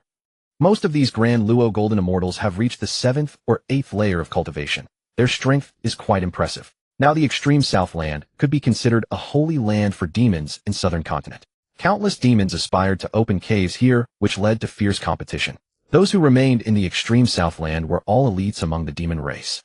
Demons with weaker cultivation simply did not qualify to open a cave in this place. Of course, the demons that left the Dao field were protected by Kong Xian in the extreme Southland. The foreign demons regarded these as Kong Xian's vassals. Knowing Kong Xian's power, none dared to offend the demons that came from the canyon. All of this was of course orchestrated by Ling Feng behind the scenes. He wanted some of the demons from the canyon to have opportunities to show themselves, so that in the future when they walked across the primordial wilderness, they would not arouse suspicion. Otherwise, a sudden appearance of a powerful group of demons would draw the attention of all factions. Instead now, many demons from all over the primordial wilderness were migrating to southern continent, creating a chaotic mix that was perfect for confounding the masses. This was conducive to Ling Feng's plans. After all these years of lying low, he would not make a move unless it was necessary. When he did, it would shock the world and overturn the order of things. At this moment in the canyon's Dao field, Ling Feng pondered for a while. Kong Xian, you may formally establish the demon court. I obey the ancestors' command. Kong Xian replied reverently, then directly departed from the Daoist sanctuary. After leaving the sanctuary, Kong Xian shed his usual elegance and declared with overwhelming authority, "Today I, Kong Xian, establish the demon court in the extreme Southland. All demons from across the primordial world may come here to advance together." The next moment, Kong Xian revealed his true form, a colossal peacock standing between heaven and earth. 5 divine rays of light tore through the sky, terrifying and unmatched in might. As Kong Xian's words fell, a voice immediately rang out. It belonged to a Daoyuo golden immortal of the 8th layer, a mighty demon whose cultivation was quite impressive among the great demons of the extreme Southland. His voice trembled with excitement. Almost simultaneously, several other impassioned voices arose. "Kong Xian, you have finally stepped forward. Our demon race is the strongest overall, yet we have always been scattered. Today a powerhouse has finally emerged to create the demon court. Can our race restore the glory of the ancient heavenly court? The Earth Tiger clan has waited too long for this day. I have traveled from Beiju continent to Nanzanbu continent, and then to the extreme Southland, all to partake in this grand undertaking. The name of the demon court can finally reappear in the primordial world." In an instant, the entire extreme Southland erupted in fervor. Every great demon was overwhelmed with excitement. At this moment, Kong Xian's re-establishment of the demon court gave them hope for the resurgence of the demon race. "I, Hu Jiao, am willing to join the demon court." Just as the great demons were still stirred with emotion, a Daoyuo golden immortal of the 7th layer from the Fox clan spoke out. Hu Jiao submits to the demon court and is appointed as the Fox King of the demon court. Almost immediately after Hu Jiao spoke, Kong Xian's voice rang out. "I, Yongqiu, am willing to submit to the demon court.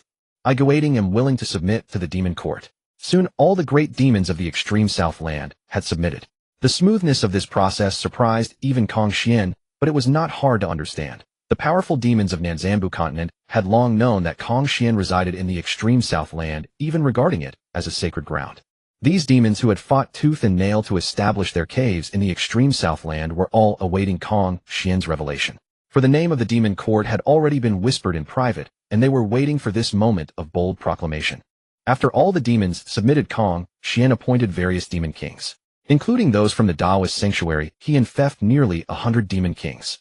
Then he began a massive construction project, building the demon court palace at the nearest location to the canyon sanctuary. The demon court was beginning to take shape. After completing all this, Kong Xian once again came before Ling Feng. "Ancestor, the extreme Southland has been unified. Together with the Daoyuo demons who emerged from the sanctuary, the demon court has now infected 95 demon kings. I have taken the title of demon saint, ostensibly leading the demon court. As for the demons around the extreme Southland and in Nanzanbu continent, they will need more time." Kong Xian spoke respectfully. Hearing his words, Ling Feng shook his head. "Too few. There are too few demon kings, less than 100. Look at the Jia sect, where 10,000 immortals come to court. Their momentum is immense. The number of demon kings in our demon court must increase. I will have all those in the canyon sanctuary who have reached the Daoyuo golden immortal level leave the sanctuary to receive your enfeoffment. And you cannot be the only demon saint. It won't hold the stage. I will send Zhu Li to the demon court to be infected as a demon saint. I obey the ancestors' command." Kong Xian was stirred with emotion. He seemed to envision countless demon kings manifesting in the demon court, making it possible to restore the glory of the ancient heavenly court. Moreover, behind the demon court stood the unfathomable phoenix ancestor. At that time, the heavenly court had no saints to preside over it. "Go, leave the demon court to your care." "Yes." Kong Xian departed and once again devoted himself to building the demon court. With a clear goal, his efficiency immediately soared. First, he expanded the reputation of the demon court, continuously attracting demons from all over the world. Any demon arriving at the demon court who had reached the Daluo Golden Immortal level was directly appointed as a demon king. Not long had passed, and the demon court now had over 200 demon kings. Of course, many of them came from the Canyon Sanctuary. Afterward, Ling Feng also informed Zhu Li of this matter. Zhu Li, who had already reached the quasi-saint 4th layer, received Ling Feng's command and left the sanctuary, choosing to emerge into the world. Today, the demon court gains another demon saint, a powerhouse from the ancient Vermilion Bird clan who will advance together with us. On this day, Kong Xian's voice resounded across the skies of Nanzanbu continent. The entire Nanzanbu continent erupted. A demon saint meant quasi-saint cultivation. The strength of the demon court once again gave all demons a clear understanding. Consequently, some demons who had been watching from the shadows changed their stance and became more enthusiastic about joining the demon court. At this moment, countless demons across the primordial world had only one thought: to go to the extreme Southland and join the demon court. In truth, it was not that the demon court was immensely powerful and could shelter these demons, but rather that the demons had suffered too much in recent years.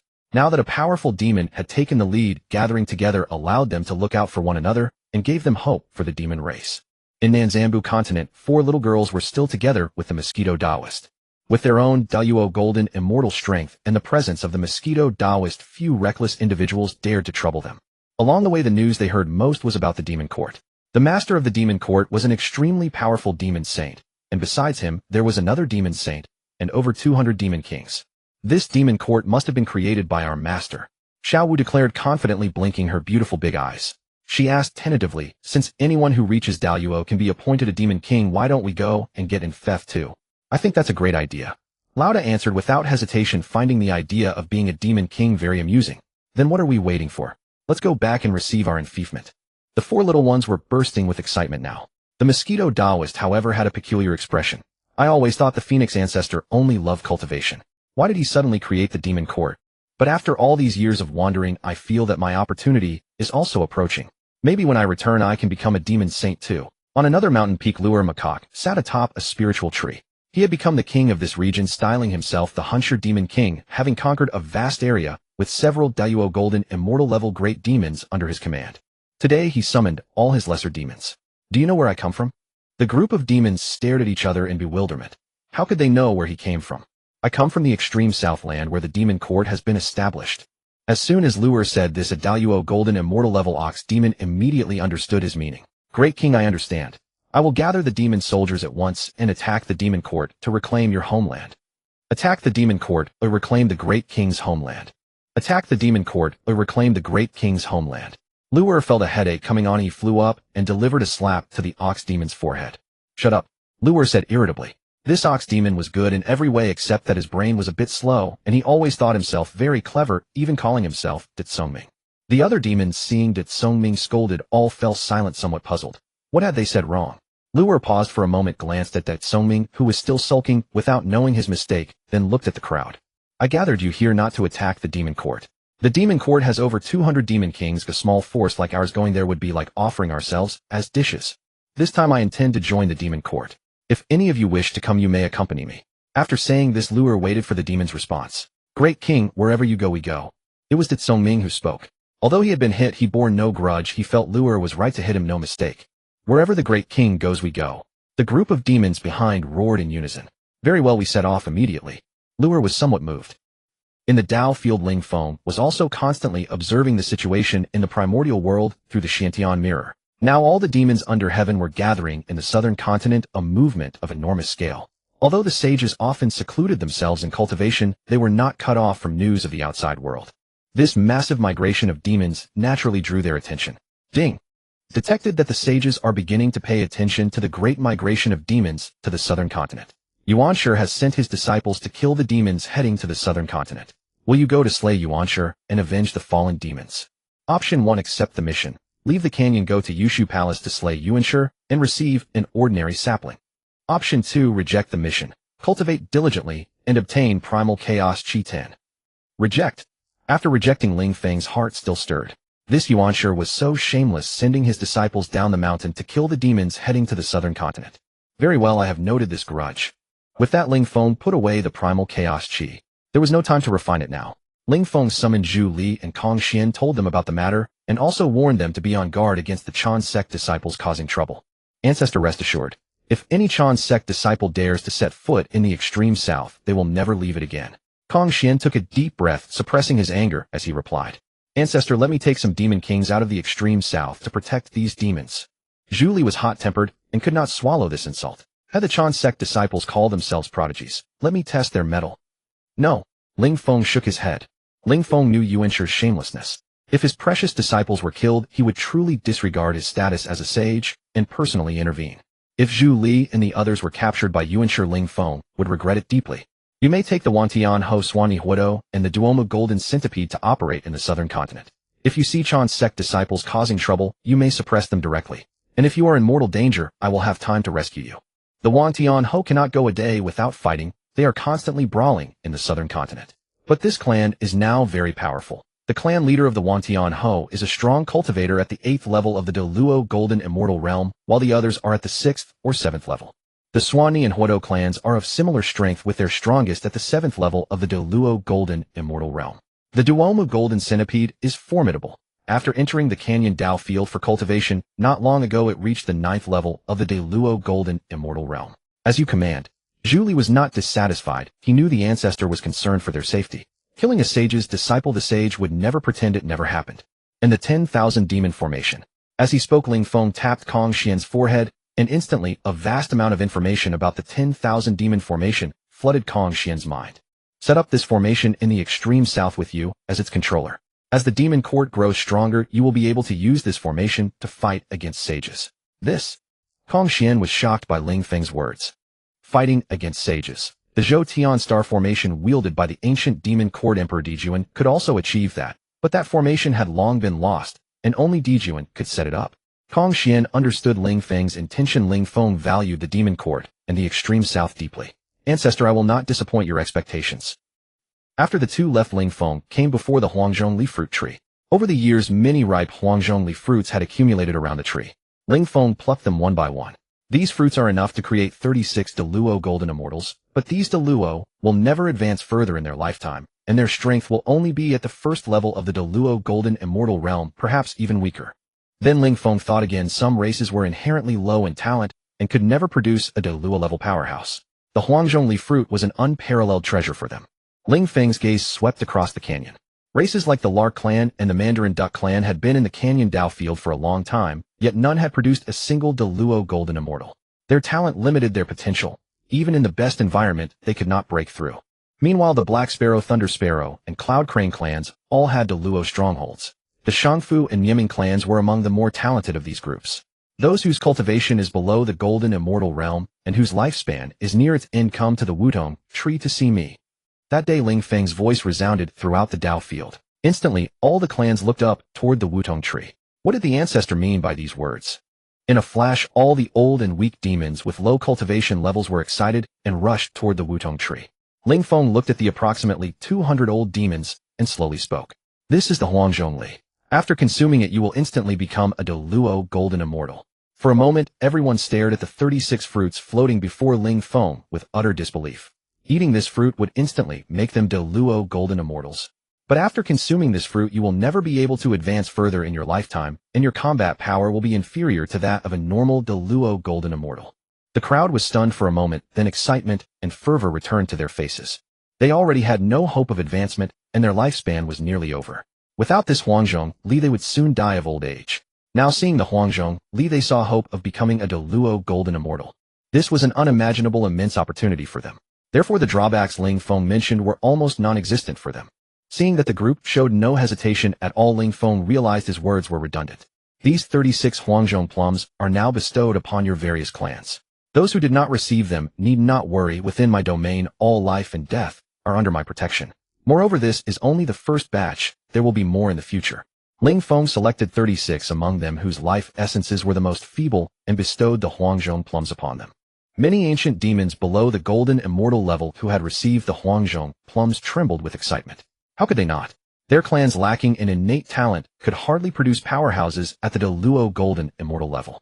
Now having this chance to become stronger, how could they not be thrilled? They swallowed the plums the moment they received them. Instantly pure energy dissolved within their bodies. The order of the great Tao interweaved around them, and their aura soared continuously. Golden Immortal. Tai Golden Immortal. Deluo Golden Immortal. They attained the Deluo status right on the spot. 36 of them became Deluo Golden Immortals simultaneously, and the spiritual energy under the parasol tree surged alarmingly. As for the ancient demons who did not receive the Hongjun plums, their faces were full of envy. They truly wished they could wait for the remaining fruits. Thanks to the Phoenix ancestor for granting the treasure.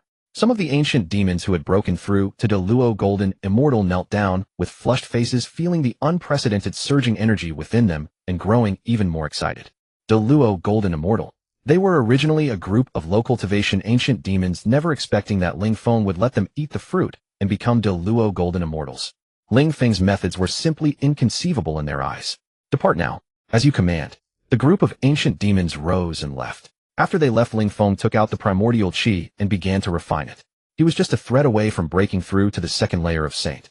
The Fengshen calamity had already begun quietly. This level of strength was truly insufficient. After Ling Feng went into seclusion, the affairs of the demon court proceeded in an orderly manner. Currently, the number of demon kings in the demon court had nearly reached 300. In the southern Zhan region, Zhu Li led Wang Tianhou and others, while Kong Xian operated around the extreme southern lands. Human territory, Yinshang. Daji had already arrived by King Zhou's side, and with her seductive arts, she had bewitched him completely, making him obedient to her every word. If she told him to go west, he would never go east. Gradually, Daji grew fond of the feeling of wielding power and cast aside the mission given to her by the sage Niwa. She indulged in debauchery with King Zhou and treated human lives like grass. For a time, the great Shang court fell into darkness. The ministers watched Daji toy with court affairs. Some spoke out urging King Zhou to eliminate Daji, but they were all executed by cruel punishments. Now the officials of the Great Shang Court dared not speak out despite their anger. Some were already seeking other paths. Li Jing, the general defending Qintang Pass, was also furious at King Zhou's debauchery and tyranny. But thinking of his pregnant wife who was not in a position to make any major moves, he had to lie low, do his duty, and protect the people of Qintang Pass. Madam, hold on. Outside the delivery room, Li Jing paced back and forth anxiously. Today was the day his wife was due to give birth. This child was strange. It had been gestating for 3 years without being born, and finally today it was coming. Suddenly above Qintang Pass, auspicious clouds stretched for thousands of feet, accompanied by echoes of celestial music. All the people of Qintang Pass looked up in astonishment. What was happening? Such a sacred omen had appeared. Li Jing also looked up in surprise. At the same moment, the midwife's voice came from the delivery room. Master, it's out. Mother and child are safe. Well, why is it a fleshy ball? At the end, the midwife's voice suddenly changed tone, her face filled with terror. What? Li Jing broke through the door and went in. Seeing his wife had given birth to a fleshy ball, he broke down emotionally. My wife was pregnant for 3 years and 6 months, and all she gave birth to is a fleshy ball. What demon dares to use my wife's womb to give birth? Li Jing was now filled with rage. He had originally thought something was wrong. How could a normal pregnancy last over 3 years? He just hadn't expected that his worst fear had come true. Inside his wife's belly was indeed a demon. You demon, today I will not spare you. With that, Li Jing drew his sword and angrily slashed down. Master, no. Madame Yin hurriedly tried to stop him, but it was too late. Li Jing's sword struck the fleshy ball. The next moment, the ball radiated a great light. Ding. Detected that Lingzhu, under the decree of Yuanshi Tianzuan, has reincarnated as the son of Li Jing, the general of Qintang Pass. He possesses great fortune. Do you wish to go and subdue the reincarnated body of Lingzhu? Choice 1. Accept the mission. Leave the valley, go to Qintang Pass, and subdue the reincarnated body of Lingzhu. Reward: postnatal divine artifacts, Qiankuan ring, Huntian ribbon, and windfire wheels. Choice 2. Reject the mission. Cultivate diligently and obtain the origin of gold. System: I reject. At this time, Ling Feng had just broken through to the second layer of Saint. Soon after, the system's voice sounded.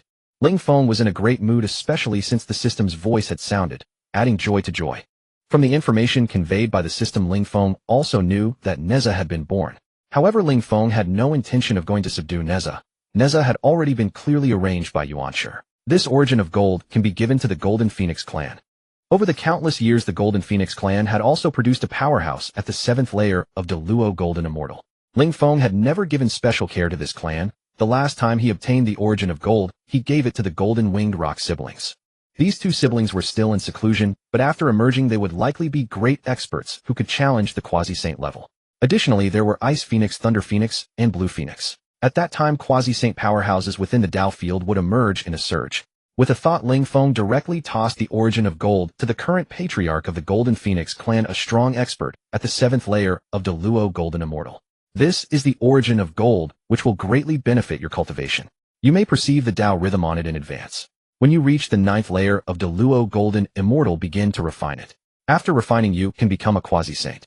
Hearing Ling Feng's words, the patriarch of the Golden Phoenix clan was thrilled. Thank you, ancestor. On the other side, after being infected as a king by Kong, Xian the Mosquito Taoist entered the Tao field again to cultivate in seclusion. He now felt that his own realm was loosening. Soon he would be able to achieve quasi-saint without relying on external forces. Boom. Suddenly a massive blue phoenix manifested in the valley. That was the true form of Blue Phoenix. At this moment, Blue Phoenix's aura was terrifying and spiritual energy surged. Blue Phoenix had broken through. A unique quasi-saint aura slowly emanated from his body. Among the Phoenix clan, besides Ling Feng, another powerhouse beyond Deluo Golden Immortal had appeared. After breaking through to the quasi-sage realm, Lan Feng sometimes secluded herself for cultivation and sometimes guided the younger generation of her clan.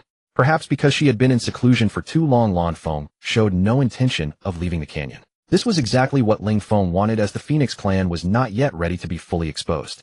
Ling Feng continued his seclusion, calmly observing the changes in the great trends of the primordial world. After Ling Feng entered seclusion, matters in the human territory proceeded orderly under the impetus of the sages. The nine-tailed fox demon, who had transformed into Daji, no longer obeyed the commands of Sage Nuwa, spending her days seducing King Zhou into pleasure. One day, Jiang Zia, by the order of Yuanshi, came to Zhaoga both to eliminate Daji and to go to Shiqi to help King Wu overthrow the Shang dynasty. The sword presented by Jiang Zia could kill Daji, but it was directly destroyed by King Zhou. Jiang Zia immediately retreated and headed to Shiqi. Chintang Pass. Shortly after Neza was born, he was taken as a disciple by Tai Junren, one of the 12 great Luo Golden Immortals of the Chan sect. Following Tai in cultivation and martial arts, though still young, he had already reached the 9th level of Golden Immortal. Truly worthy of being the reincarnation of the Spirit Pearl, his talent was envied by countless people. With an extraordinary background, profound cultivation methods, and having started cultivation and martial arts from a young age, coupled with a lack of discipline, Neza became a complete brat. Not long ago, Neza had killed the Dragon Prince on the East Sea beach, ripped out his sinews and bones. Upon learning this, the East Sea Dragon King was furious beyond measure. At this moment, dark clouds gathered over Chintang Pass, thunder and lightning flashed, rain poured down like a torrent. The sea outside Chintang Pass was raging with monstrous waves, turbulent beyond compare. Countless shrimp soldiers and crab generals surrounded Chintang Pass. Above the void, a massive dragon roared continuously. Li Jing, hand over Neza. He killed my son, I will make him pay with blood. Otherwise I will immediately unleash a flood, destroy your Chintang Pass, and drown everyone in it. Ding. Detected that Neza killed the 3rd prince of the East Sea Dragon Palace. The East Sea Dragon King is stirring up a storm over Chintang Pass, demanding Li Jing to hand over Neza, or else he will flood Chintang Pass. Do you want to go and rescue Neza? Option 1. Accept the mission, leave the canyon, go to Chintang Pass to rescue Neza, and obtain Tai Junren's horsetail whisk. Option 2. Reject the mission, cultivate in seclusion, and obtain the Bloodchi origin. System, I refuse. Ling Feng opened his eyes with some impatience. Stop messing around, system. I'm in seclusion cultivating. Neza killing the 3rd Dragon Prince and the East Sea Dragon King coming to demand the culprit were all prearranged. The Dragon King came to demand the culprit, threatening the lives of all the people of Chintang Pass. But no matter how much Li Jing disliked Neza, Neza was still his son, and he could not simply hand him over. Thus, the subsequent story of Neza cutting off his own flesh and bones to return them to his parents took place. Seeing this, the East Sea Dragon King could not continue to pressure. Since Neza was dead, they had no choice but to retreat. However, little did they know that this was a tribulation specially set by Yuanshi for Neza solely to allow Neza to be reborn and transformed. As soon as Neza died, Tai Junren appeared. Tai had originally intended to let Neza form a human body through 3 years of temple incense worship, but Li Jing inadvertently disrupted this plan. Thus, Tai had to piece together a human form for Neza using the flowers and leaves of the 5 Lotus Pond. Neza thereby underwent a complete transformation, and through this opportunity broke through to a higher realm. After Neza has stirred up the EC, he should be going to the Xian Yuan Pavilion to draw the Xian Yuan Bao right. Ling Feng deeply felt the schemes of Yuanshi, who was not only promoting the development of the God-sealing calamity, but also continuously targeting the members of the Jie sect. Even though this would enrage the entire Jie sect, what could be done? A child unintentionally drawing the Xian Yuan Bao shot a Jie sect disciple from an immeasurable distance. Ling Feng put away his thoughts and looked at the blood chi origin in his hand. It contains rolling waves of blood chi aura, even more intense than the blood sea. This thing is quite suitable for the Taoist one. Before coming to the canyon training ground, the Taoist one had been cultivating in the Blood Sea, so this blood chi origin was perfect for him. Moreover, the Taoist one was currently in seclusion, hoping to break through to the quasi-sage realm. Although it seemed just a step away, it felt like 1,000 miles when actually treading the path. The next moment, the Taoist one in seclusion suddenly sensed a ripple of spatial fluctuation in front of him. Before he could react, the blood chi origin exuding a rich and pure blood chi aura deeply captivated him. He felt his realm becoming even more unsteady. This is the blood chi origin. After you refine it, it can help you break through to the quasi-sage. The Taoist one looked at the blood chi origin before him, his face full of excitement. He felt that this blood chi origin could not only help him break through to the quasi-sage realm. After fully refining it, he felt he could continue cultivating indefinitely, and his path of cultivation had become very clear. Thank you, Phoenix Ancestor. The Taoist one did not speak much more. After thanking excitedly, he immediately began refining the blood chi origin. The aura around him grew increasingly dense and terrifying. On the other side, on the land of the primordial world, various schemes were constantly unfolding. Neza was using the Xian Yuan Bao to kill members of the Jie sect, quietly raising the curtain on the war between the Jie and Chan sects. Although the Jie and Chan sects had conflicts before, there had never been a case of killing each other's disciples. This time the situation had clearly escalated. The night was deep and the moon shone over the ditches. Neza learned about the Xian Yuan pavilion from his mother. He told Li Jing he wanted to go see it, but was immediately scolded by Li Jing. This only made Neza even more curious about the Xian Yuan pavilion. On the city wall of Chuntang Pass, Neza's figure flickered and disappeared. Under the cover of night, he successfully slipped into the Xian Yuan pavilion. Is this the Xian Yuan Bao and the heaven-shaking arrow that mother spoke of? Neza looked at the bao placed in the center of the Xian Yuan pavilion, its surface engraved with mountains, rivers, insects, birds, sun, moon, and stars, examining it curiously. Then Neza took down the Xian Yuan Bao. It was extremely heavy. Even with his current cultivation at the first level of Tai Golden Immortal, he found it strenuous to lift the bao. So heavy. Let me test its power. Suddenly Neza's playful heart surged. He drew out a heaven-shaking arrow, shouldered the Xian Yuan Bao, and went to the edge of the Xian Yuan pavilion. Summoning all his strength, Neza finally managed to draw the Xian Yuan Bao. The next moment, the heaven-shaking arrow shot out, carrying a terrifying momentum, tearing through the sky. Skull Mountain Whitebone Cave. This was the cave dwelling of Shiji Nyang, a disciple of the Jie sect. Under Shiji's tutelage were two young servants, Biyun and Kaiyun. One day at the break of dawn, amidst the morning dew and mist, Biyun and Kaiyun happily walked out of the cave dwelling, carrying flower baskets to gather spiritual herbs in the mountains. Arriving at the foot of the cliff, the two suddenly felt a surge of fear. Looking up, they saw a terrifying arrow tearing through the air with irresistible force. Biyun had no time to react. The next moment, the heaven-shaking arrow struck Biyun's throat, and she fell to the ground dead. Biyun.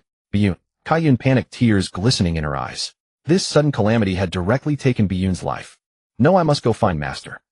What? Upon hearing this news, Shiji Nyang felt a sudden dizziness. Biyun and Caiyun, though merely her attendants, were practically no different from disciples. Yet just after they went out to gather spiritual herbs, how could they simply vanish? Over the years, she had strictly followed Saint Tongtian's instructions, quietly staying in her dojo, never venturing out, never stirring up trouble, and peacefully cultivating within her sanctuary. But she never expected trouble to find her. Let's go, take me to see. The two immediately arrived at the scene where Biyun had met her end. Seeing Biyun completely devoid of life with an arrow piercing her neck, Shiji felt as if her heart was being cut. Yet the next moment, Shiji could not afford to grieve. Her eyes stared fixedly at the arrow that had slain Biyun. This is the Jintian arrow. In all the world today, only Chintang Pass possesses this Jintian arrow, and the defender of Chintang Pass is Li Jing. Chintang Pass was far away from here. The Jintian arrow from Chintang Pass had shot all the way to her dojo, and by sheer coincidence it had struck down her attendant. If she told this tale, no one would believe it. It was too bizarre. Even Shiji herself would not have believed it if she had not witnessed it with her own eyes. Speaking of Li Jing, Shiji did know him. Back when the three pure ones had not yet parted ways, Mount Kunlun was home to many wandering cultivators besides the disciples of the saints. Li Jing's master was Dui Jinren, a powerful wandering cultivator, and Shiji had a cordial relationship with him. Bringing Biyun's body back to her cave dwelling, Shiji immediately summoned Li Jing. Having cultivated for countless years, Shiji's cultivation was profound, and it was effortless for her to summon Li Jing, who was merely at the golden immortal level. Shiji Nyang, why have you summoned me here? Li Jing was somewhat flustered. He had been drilling his troops when suddenly a great power restrained him. Anyone would be panicked in such a situation. Li Jing, my disciple, was slain by a Jintian arrow. Do you know of this? Hearing Shiji's words, Li Jing was first stunned, then his face filled with confusion. I know nothing of this. Yet after stepping forward to confirm, Li Jing was even more perplexed. The Jintian arrow had always been kept in the Xianyuan pavilion. How could it have killed Shiji Nyangnyang's attendant? I do not blame you for your ignorance. Return and investigate thoroughly. My attendant shall not die in obscurity. Rest assured, Shiji Nyangnyang, I will conduct a serious investigation upon my return. As Li Jing finished speaking, Shiji used her magic to send him back to Chintang Pass. Li Jing immediately went to the Xianyuan pavilion, and as he entered his heart sank heavily. This one Jintian arrow is missing.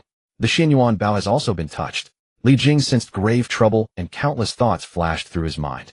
The Xianyuan Bao was not an ordinary weapon that just anyone could draw. Even Li Jing himself might not be able to pull it, let alone anyone else in Chintang Pass. No Neza. Li Jing suddenly thought of his extraordinarily gifted son. Neza had shown strong interest in the Xianyuan Bao before. In all of Chintang Pass, only Neza could draw this Bao. Li Jing's face darkened. Could it truly be that Neza had drawn the Bao and shot the Jintian arrow, killing Shiji Nyangnyang's attendant? It was entirely possible. Li Jing immediately found Neza. Neza, did you draw the Xianyuan Bao? Yes, father. How did you know? Neza laughed joyfully, but his laughter made Li Jing's face turn pale with anguish. Wretch! Wretch! You wretch! Do you realize the disaster you have caused? At Skull Mountain Whitebone Cave, Shiji Nyangnyang, I Li Jing bring my wicked son to atone for his crime. Outside the Whitebone Cave, Li Jing's mournful voice rang out. Beside him, Neza looked defiant, pouting stubbornly. He refused to believe that a random arrow he shot could have killed someone, especially from such a distance. Perhaps these demons were just making trouble and deliberately slandering him. He had learned from his master Tai Jinren since childhood that no demon was good, and now it seemed exactly as he had been taught. Inside the cave during this time, Shiji had come to understand many things. This was likely an unintentional act, so a slight punishment would suffice. There was no need to demand a life for a life. Sayan, go and bring Li Jing in. As you command, Yang. Waiting at the cave entrance, Neza grew wary.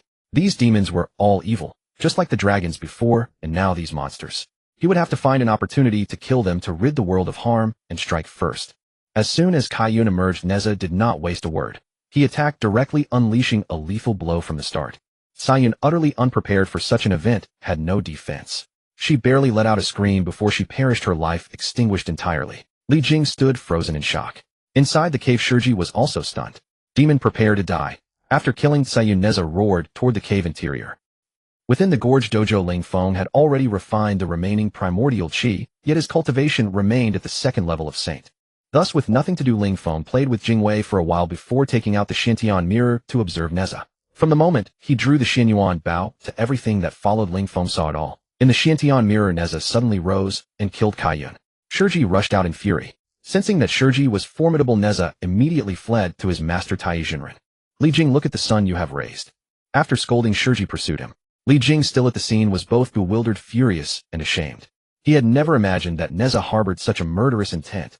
Inside the dojo, Ling Feng put away the Shintian mirror and shook his head. This Shiji is done for.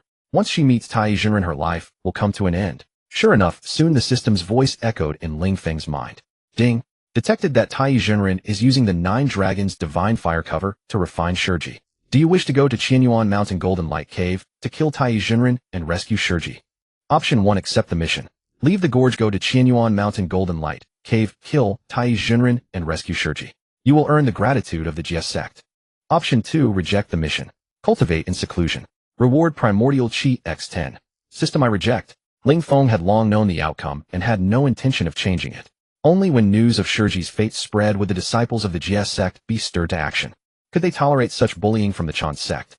In Ling Feng's view, Tong Tian needed to suffer a bit in order to cooperate better later on. After receiving the primordial qi, Ling Feng began to refine it in seclusion. It must be said that the primordial qi was truly an excellent treasure. Now he quietly awaited Tong Tian's arrival. That day would come soon. Shiji was destined to be on the list of deified after death, but not now. Now Tai dared not let Shiji ascend during their battle. Shiji had learned some of his secrets. If he allowed Shiji onto the list of deified, now she would surely expose them. Although he had completed his killing tribulation, his other fellow disciples had not yet. So Tai bound Shiji's soul and would send her to the list of deified when there was a vacancy later. Neza, go to Shichi and assist GFA in attacking Yinshan. After subduing Shiji, Tai Jinren looked at Neza with a doting gaze. As you command, master. Having just killed Kaiyun, Neza also saw Li Jing's expression, a mix of shock and confusion along with intense anger toward him. He knew that if he returned to Chintang Pass, he would inevitably suffer Li Jing's beating. So he dared not go back now. Fortunately, Tai Jinren had ordered him to Shichi, which was undoubtedly good news. The news of Shiji's death did not spread quickly. On one hand, Tai Jinren did not actively disclose it. On the other hand, Shiji had not been cultivating on Jinao Island, so even her disappearance would take a long time to be noticed. Therefore, Ling Feng planned to spread the matter through some demonic beings. Kong Xian. Ling Feng's voice echoed in Kong Xian's mind. Ancestor. Kong Xian sat in the hall of the demon court, replying respectfully. I have a task for you. Ancestor, just tell me. Tai Jinren, one of the 12 golden immortals of the Chan sect, has killed Shiji, a disciple of the Jia sect. Find some people to spread this news. Remember, do not reveal your identity, and do not let anyone know the news originated from our demon court. As you command, Ancestor. Kong Xian was momentarily stunned then surprised. Tai Jinren killed Shiji. Although Kong Xian spent most of his time in the demon court in the far south, he was not unaware of the news in the primordial world. Both the Jia sect and the Chan sect were factions of saints. They usually had some friction, but not to the extent of killing. Once it reached this point, the relationship between the two sects could be described as incompatible as fire and water. Kong Xian realized the gravity of the matter and immediately began arranging. If the source of the news were discovered, the demon court would instantly become a target. The news that Tai Jinren, one of the 12 golden immortals of the Chan sect, had killed Shiji, a disciple of the Jia sect, quickly became known to everyone under Kong Xian's manipulation. After the 4 little ones returned to be in theft as kings, the mosquito Taoist was also breaking through to the quasi-saint realm, while the other 3 little ones had successfully broken through to the golden immortal realm. Unlike these, for the other 3 little ones had always longed for the outside world. So after much cajoling the eldest, who had just returned, and the others set out again. The 7 little ones set off together, but this time their destination was the human territory. This Tai Jinren is too wicked. Shiji came to ask for an explanation politely, and he mercilessly suppressed her. That old bastard Tai. If I ever meet him, I'll use my gourd to capture him. Having heard a more detailed version and learned the whole story, the 7 little ones were all indignant. Not far away, Neza was traveling on his wind fire wheels heading toward Shichi, but he had some trouble recognizing directions, so he had been wandering for a long time without reaching Shichi. At this moment, he suddenly heard people discussing his master. After clearly hearing the content, Neza's anger flared up. His master killed Shiji to uphold the way of heaven and eliminate harm for the people. All the monsters in the world deserve to be killed. What nonsense are you talking? Neza, standing on the wind fire wheels in the sky, stared at the 7 little ones on the ground who were about his size with fiery eyes. A bunch of brats. If you keep spouting nonsense, don't blame me for killing you. The 7 little ones looked up, examined Neza, and the eldest exclaimed, Hun Tian Ling fire tip spear wind fire wheels. Could this be that brat Neza? The 5th added, exactly as described. It must be him. Indeed, like master, like disciple. He threatens to kill us at the slightest disagreement. Today you've met us. Your luck is bad. Let's see how we deal with you. Neza, hovering in midair, had veins bulging on his forehead. These people were so arrogant. They completely ignored him and talked about him as if he weren't there, showing no respect at all. Die! Neza roared, flames erupting around him as he launched a lethal attack. He Samadhi True Fire. Let me teach him a lesson. As the 5th spoke, Samadhi True Fire surged around her, growing even more formidable than Neza's. Startled, Neza realized he was outmatched, and without a word turned and fled. Don't think you can escape. The 5th chased after him relentlessly. Inside the Golden Light Cave on Qianyuan Mountain, Tai Jinren, who was in secluded cultivation, suddenly opened his eyes. Lately, whenever he practiced, he felt restless. Is something wrong with Neza? Tai Jinren immediately calculated with his fingers. As he did, a look of surprise appeared on his face. Indeed, Neza is in trouble. He is being chased and beaten. But it's not serious. The other party has no killing intent, no life-threatening crisis. Then where does this unease come from? With that, the puzzled Tai calculated again. After much deliberation, he finally calculated about himself, and his face was filled with horror. What? I will face a great calamity. Didn't I already break my killing tribulation by killing Shiji?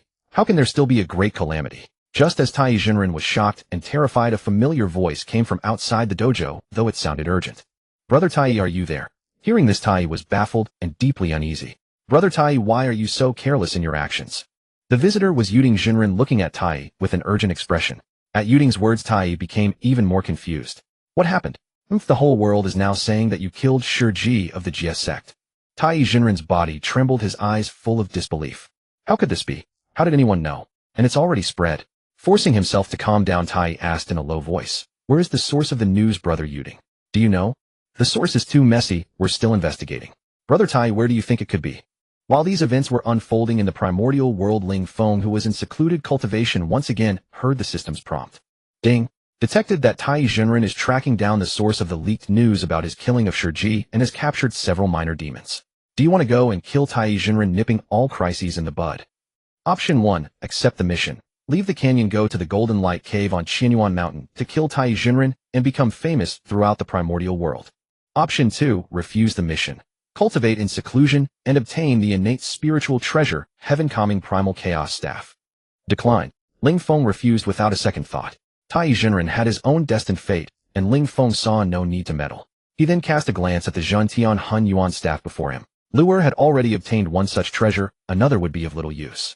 Moreover, with his own cultivation and the innate spiritual treasures bestowed by Ling Feng, Luer's combat prowess was formidable. After being appointed as the Demon King, he led his followers to find a new mountain stronghold in the southern continent. On the journey to find a mountain, Luer also recruited several great demons, all of whom were golden immortal paragon level experts. Luer already has a staff. Then who should use this one? Store it for now. We'll decide later. After putting away the Zhentian Hunyuan staff, Ling Feng continued to use the Xiantian mirror to watch Elder Fifth relentlessly beating Neza. At that moment, Elder Fifth had Neza pinned underfoot, stripped of all his spiritual treasures. Knowing he could no longer escape, Neza abandoned resistance. His large eyes curiously examined the little figures before him, who seemed roughly his own size. Where did these little ones come from? And why was each one fiercer than the last? Not only were they fierce, but their blows were also excruciatingly painful. And even beyond the pain, every one of them was breathtakingly beautiful, like porcelain dolls. Especially the little girl carrying a gourd on her back. She was utterly stunning. You brat, let today be a lesson to you. I've taken all your treasures. If you ever dare to act recklessly again, I'll obliterate you. Elder Fifth declared with hands on her hips, chin held high in pride. She had already removed all of Neza's spiritual treasures, the Qiankuan ring, the Huntian Ling, the wind-fire wheels, and the fire-tipped spear. Elder Fifth distributed these treasures among the other little ones, who joyfully played with them. Meanwhile, Neza remained utterly indifferent, convinced he would not die. Even if he did, his master could resurrect him, so he felt no fear of death at that moment. Instead, his gaze fell upon Xiaoqi, and his heartbeat quickened. This little girl was so beautiful. Is merely taking his treasures letting him off too easily? Just then Xiaoqi, with her bright eyes and pearly teeth, blinked her alluring peach blossom eyes and asked in doubt. Neza, that's enough. I see he's not evil at heart, just lacking discipline. A lesson is sufficient. The truly despicable one is that old man Tai. Eldest brother spoke up. At that moment, Neza suddenly felt Xiaoqi was not so beautiful after all. The eldest brother looked far better. His large eyes gazed at eldest brother with deep gratitude. Look at you, shifty-eyed and sneaky. What are you scheming in that head of yours? Get lost. With that, Elder Fifth kicked Neza flying. Neza's body crashed into a mountain, causing a 10,000-meter peak to collapse entirely, raising a cloud of dust. He stumbled out coughing, utterly disheveled. How infuriating. Neza now wondered whether to seek his master or head directly to Shichi. At this time, however, Tai Jinren was frantically busy. The matter of Shiji was no small affair. Originally, he and his fellow disciples had planned to eliminate the disciples of the Jie sect in a surprise move and send them to the list of enshrined spirits. But now that this had been exposed, things had become complicated. Who did this? Skulking in the shadows, shameless scoundrel. Across the southern continent, the affiliated forces of the Chan sect were now mobilizing. The Chan sect was strict in accepting disciples, only those of exceptional talent and brilliance could enter. This resulted in few direct disciples, so they relied on many other forces to handle affairs, offering protection in return. On one hand, they traced the source of the leak about Tai killing Shiji. On the other, they slaughtered the demons of the southern continent, as per the Chan sect's orders. The weak were simply killed, the slightly stronger ones had their souls captured to be used later to fill the list of enshrined spirits when needed. You lackeys are going too far. At that moment, 7 demons were being besieged by a group of Chan sect disciples. After a prolonged battle, they had all been forced to reveal their true forms. They were a white-furred ape, a water buffalo, a dog, a wild boar, a centipede, a white snake, and a goat. They had previously cultivated on Mount Mei. Hearing of the demon court in the far south, they had descended after transforming, hoping to make their name there. But along the way, these Chan sect lackeys clung to them like sticky plasters, chasing them relentlessly. When they drove off the weaker ones, stronger ones came. When they drove off the stronger ones, even more powerful ones appeared. Though they were only at the golden immortal perfected stage, their combat prowess was formidable, allowing them to kill enemies above their own level. They had slain many of the Chan sect's affiliated forces who were far stronger than themselves. Now the 7 of them were surrounded by over a dozen grand golden immortal level experts from the Chan sect's affiliated forces. Moreover, they had been fighting for a long time, their bodies utterly exhausted. Without some special intervention, they would meet the same obscure fate as the demons who had fallen along the way. The situation was extremely dire for them. Ding! Detected that the 7 monsters of Mount Mei are being besieged by the Chan sect's affiliated forces. Will you go to rescue them? Option 1. Accept the mission. Leave the canyon and kill all the Chan sect forces present. You will attract the attention of the Primordial Lord. Option 2, refuse the mission. Cultivate in seclusion. Reward ancestral dragon's essence blood x3. Declined. The moment the system's voice appeared, Ling Feng instinctively refused, then paused in surprise. The 7 monsters of Mount Mei. No, that won't do. I must save them. Over the years, various forces in the primordial world had been deliberately or unintentionally blocking the demons from gathering in the southern continent, for a united demon race would become too powerful, upsetting the interests of the saints. The Chan sect in particular was the most zealous. Many times Ling Feng had been tempted to act in secret to forcibly suppress the Chan sect. But then he thought a small impatience would ruin a great plan. He had to endure a little longer. Only when Tongtian Jiaozhu was sufficiently suppressed and chose to ally with him could he truly unleash his full strength. Even if all the saints of the primordial world discovered him later, so what? A duel or a melee. If they dared, let them try.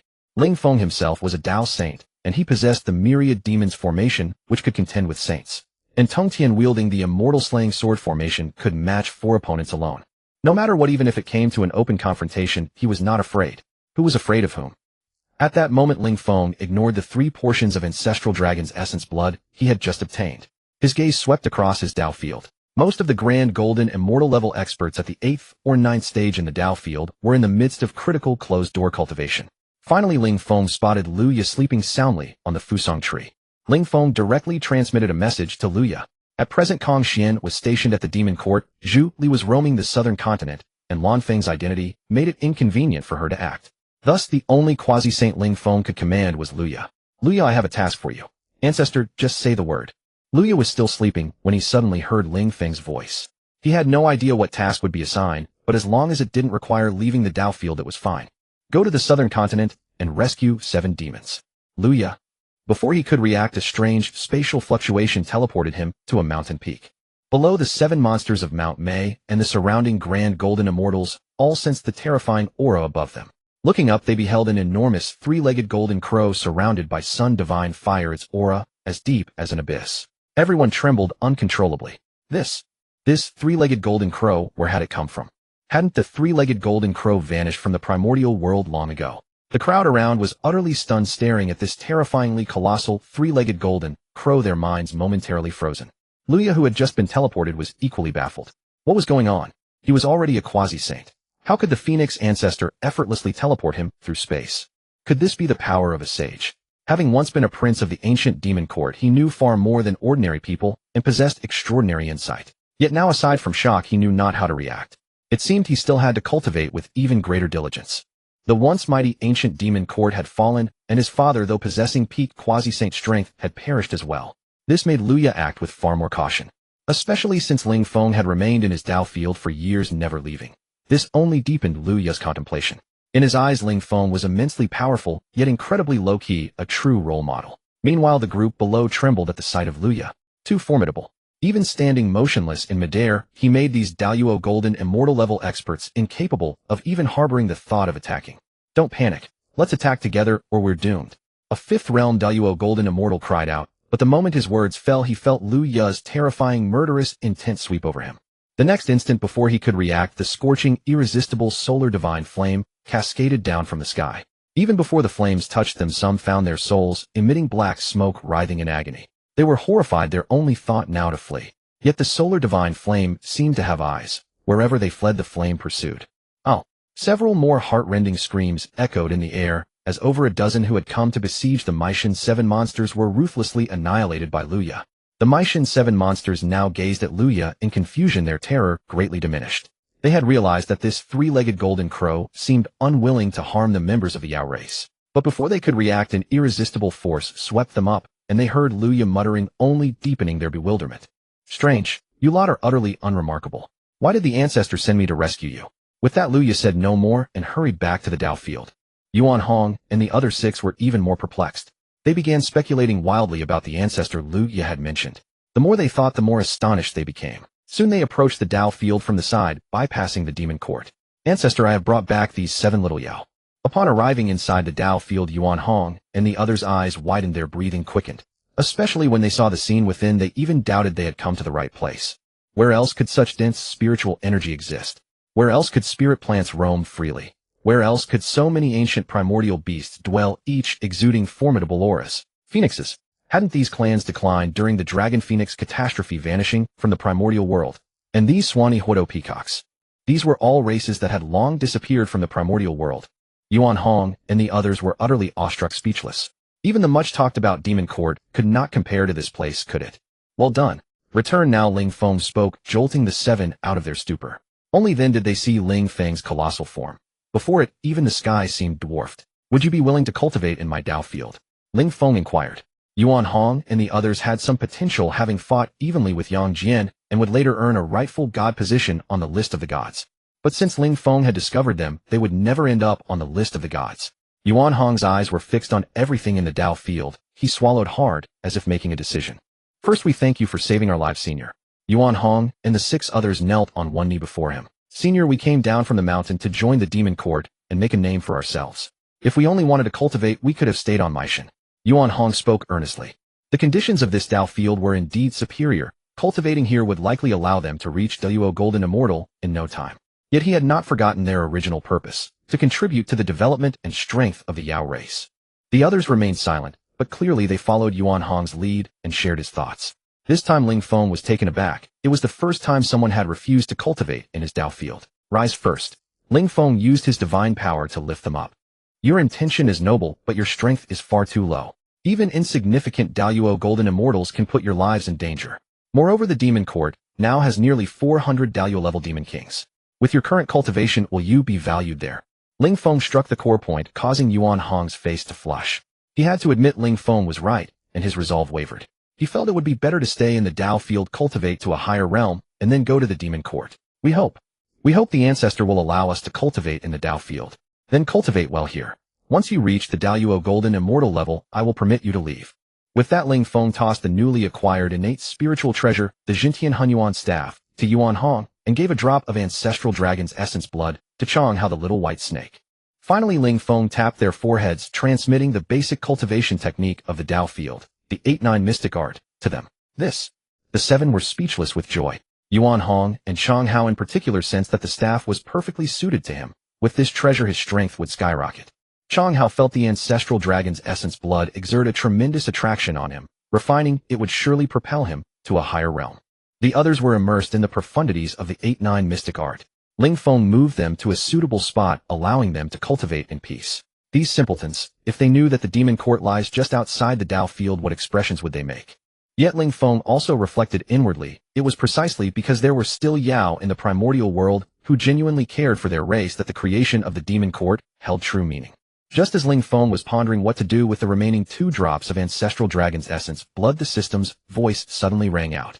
Ding! Detected Thunder General Star Lei Jinzi dispatched by Yun Zhongzi to Western Qi. He is also adopted by Ji Chang as his righteous son. Will the host take the initiative to bring Lei Jinzi into the Canyon Dojo? Option 1. Accept the mission. Leave the canyon, go to Western Qi, and bring Lei Jinzi into the dojo. You will gain Yun Zhongzi's attention. Option 2. Refuse the mission. Cultivate diligently. You will receive the flame origin. Refuse. Ling Feng had little interest in Lei Jinzi. Though Lei Jinzi was quite renowned in the investiture of the gods, being the sole disciple of Yun Zhongzi, skilled in aerial combat, and a distinguished general of Western Zhou on the battlefield against Shang, Ling Feng truly disliked such thankless tasks. Bring Lei Jinzi into the Canyon Dojo and gain Yun Zhongzi's attention. No way. Isn't the flame origin more tempting? Gazing at the flame origin floating before him, Ling Feng was momentarily unsure who to give it to. This flame origin could forge another quasi-saint powerhouse, but since Yin Feng had not yet fully refined the fire origin, giving it to him would be useless. Huodo. The mightiest of the Huodo clan had now reached the 8th grade of Great Luo Golden Immortal. Though newly broken through, their foundation was extremely solid. The Huodo clan cultivated by devouring flames, and the flame origin might be perfectly suited for them. Moreover, over the years, the Huodo clan leader, along with several powerful members of the clan, had been fighting alongside Zhu Li in the southern continent, rallying the demon race against the great sect disciples. Their contributions were immense. Giving the flame origin as a reward to the Huodo clan leader was a good idea. Having made up his mind, Ling Feng put away the flame origin, planning to give it to the Huodo clan leader upon his return. What remained were 2 drops of ancestral dragon's essence blood. This item had miraculous effects on the Swanee clan, as well as Chang Hao and Wang Tianho. 1 drop had been given to Chang Hao, leaving 2. Ling Feng intended to reward Wang Tianho and the Swanee clan each with 1 drop upon their return. He couldn't just reward the Huodo clan, could he? But why hasn't Tang Tian come to find me yet? Is he really that patient? Stroking Jing Wei's little head, Ling Feng murmured. Golden Ao Island. Under Tongtian's strict orders, all disciples were forbidden from leaving the island, forced to remain in seclusion and cultivate. Under this lockdown, the GS sect disciples on Golden Ao Island were cut off from the outside world. The news of Shiji being killed by Tai had already caused an uproar outside, yet the GS sect members on the island remained oblivious. However, the GS sect had numerous disciples. Besides those important ones cultivating on Golden Ao Island, a vast number were scattered across the primordial world. Upon learning of Shiji's death, their first reaction was to seek revenge on Tai. But Tai's status was exalted, one of the 12 great Luo golden immortals of the Chan sect. These disciples, though also members of the GS sect, had their dojos outside Golden Ao Island, which spoke volumes. In their eyes, they were not highly regarded by Saint Tongtian within the GS sect. Comparing themselves, they were inferior to Tai in both status and cultivation. How could they possibly avenge her? Thus some thought of returning to Golden Ao Island to inform their fellow disciples and let their master know. At that moment, dozens of immortals gathered outside Golden Ao Island. They were GS sect disciples from outside returning to report the matter of Shiji. Ding! Detected that Tongtian has learned of Shiji being suppressed by Tai. The GS sect is boiling with indignation, hoping Tongtian will allow them to go out and seek revenge on Tai. However, Tongtian, having heeded your words last time, forbids them from leaving. Will you go to Golden Ao Island and beat Tongtian to stop him from meddling? Option 1. Accept the mission. Leave the canyon, go to Golden Ao Island, and tell Tongtian not to interfere. You will gain the gratitude of the GS sect disciples. Option 2. Refuse the mission. Cultivate diligently. You will receive Quasi-Saint Pill 3. Taking one instantly makes you a first-grade Quasi-Saint. Refuse. Ling Feng was inwardly speechless. This system was getting more and more playful, even suggesting he go beat up Tongtian. Tongtian's actions were not wrong. The death of Shiji pained him as well, for she was his disciple after all. However, Tongtian knew that the Chan sect and the Western sect had already colluded. As soon as the more promising disciples of Golden Ao Island stepped out, they would be targeted by both sects and sent straight to the investiture list. If these disciples went out seeking revenge, none of them would likely return. For their safety, Tongtian absolutely could not allow them to go. He thought farther ahead than they did. But this well-intentioned effort was not something everyone could understand. Oh, this is a good thing.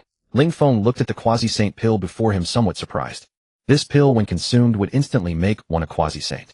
However, its effect was like that of the yellow middle plum. It created a false Quasi-Saint whose strength was inferior to a genuine one and whose cultivation could never advance further. Nevertheless, for many this was still a coveted divine object. In the various races of the primordial world, countless beings spent their entire lives unable to reach the Quasi-Saint realm. I'll put it away for now and find a suitable person to take it later. The threshold for taking the Quasi-Saint pill was higher than that of the yellow middle plum. One needed to be at the golden immortal realm to consume it, otherwise they would be unable to withstand the medicinal power and would explode, losing both the pill and their life. Thus Ling Feng continued his seclusion, refining the primordial qi. From time to time, he took out the Xiantian mirror to observe the situation in the primordial world. He knew that the time for Tongtian to come to him was not far off. Kunlun Mountain. At this moment, the 12 great Luo golden immortals had gathered together. All 12 of them were burdened with the killing calamity. They had to send someone to the investiture list in their place to lift the calamity. But now that news of Tai killing Shiji had come to light, the disciples of the GS sect and Chan sect would be at each other's throats at every meeting, making it impossible to achieve such an easy victory as Tai had. Since the news was out, they decided to turn the situation to their advantage. If any GS sect disciple came seeking revenge, they would join forces to suppress them directly. Yet after some time had passed, no GS sect disciples had arrived. This left them puzzled. Could it be that the GS sect disciples still hadn't received the news? That was impossible. In the Jade Void Palace, Yuan Shi had a panoramic view of everything happening in the primordial world. Naturally, he knew of Tongtian's sealing of Golden Ao Island. Tongtian, you sure can endure. Let's see how long you can hold out. If you won't let them out, I'll have my disciples slay all the GS sect disciples outside one by one. And many of your GS sect disciples hold official positions in the Shang dynasty. I don't believe you can watch them ascend the investiture list forever. As he spoke, another figure beside Yuan Shi chimed in, none other than Junyi. Brother, don't be anxious. Even if Tongtian keeps enduring, it's useless. I have already turned several within the GS sect to our side. Oh, Yuan Shi looked at Junyi with some surprise, not expecting Junyi to have such methods. Although somewhat shameless, there was no better solution. Now Tongtian was extremely cautious. Since the external could not be breached, they would have to work from within. Moreover, regarding the matter of the Yaoting, what is your opinion? Junyi looked at Yuan Shi and asked solemnly. The Yaoting? Just a mob of rabble. I have already instructed my disciples to deal with them. This Yaoting will not amount to anything. Speaking of the Yaoting, a look of disdain filled Yuan Shi's face. A bunch of fur-clad and horned creatures, they would never be fit for the stage. Elder brother, do not be careless. The Yaoting is now a considerable force, 400 demon kings, 2 great demon saints. The origins of these 2 demon saints are extraordinary. One is the first peacock in the world, descendant of the ancient dominant phoenix clan. The other is from the vermilion bird clan among the 4 holy beasts. But they are merely quasi-sages. Without becoming a sage, they are ultimately ants. Let them dance for a few more days. When the list of investiture of the gods has no names, we will send these demons to the list to be at the service of Hongjun. Hearing Yuanshir's words full of killing intent, Zhuani was startled and said awkwardly, Elder brother, what I mean is that when you attack the Yaoting, don't kill them all. My western sect is poor. The Yaoting still has many good seedlings. Send some to our western sect. Yuanshir cast a sidelong glance at Zhuani and said nothing. In the canyon Dao field, Ling Feng refined a strand of primordial qi. Now the aura around him grew increasingly profound, but he understood that the existing primordial qi was insufficient to support his breakthrough to the 3rd level of sagehood. However, the gratifying thing was that Jingwei had recovered a bit of her intelligence, no longer foolishly just moving stones to fill the pond. Suddenly Ling Feng raised his head and looked towards the area of Mosquito Taoist. Broke through. Above the Dao field, the ferocious aura was astonishingly dense, almost tangible, making one tremble with fear just from afar. I have broken through to quasi-sage. Mosquito Taoist's joyful voice resounded through the Dao field. Ling Feng waved his hand, directly dispersing the terrifying aura around him. Mosquito Taoist was stunned for a moment, then his face turned bitter. Why? When others break through, you don't care, letting their visions manifest freely in the Dao field.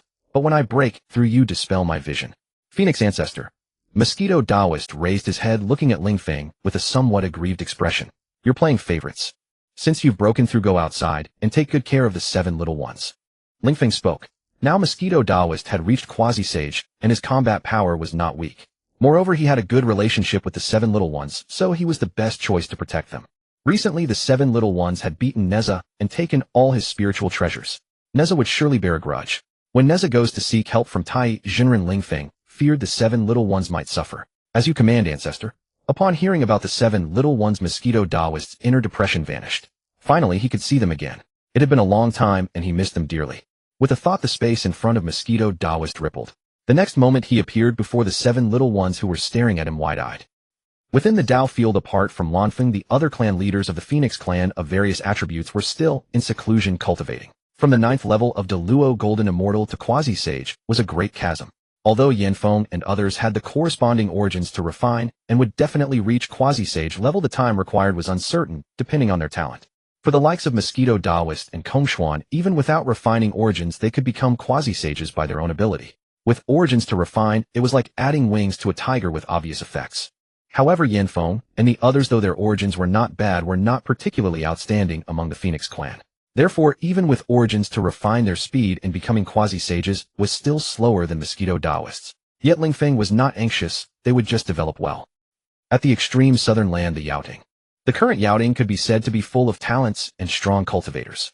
Moreover, these unruly demons, after being appointed as demon kings by the Yaoting, were all very obedient. The demon race worshipped power.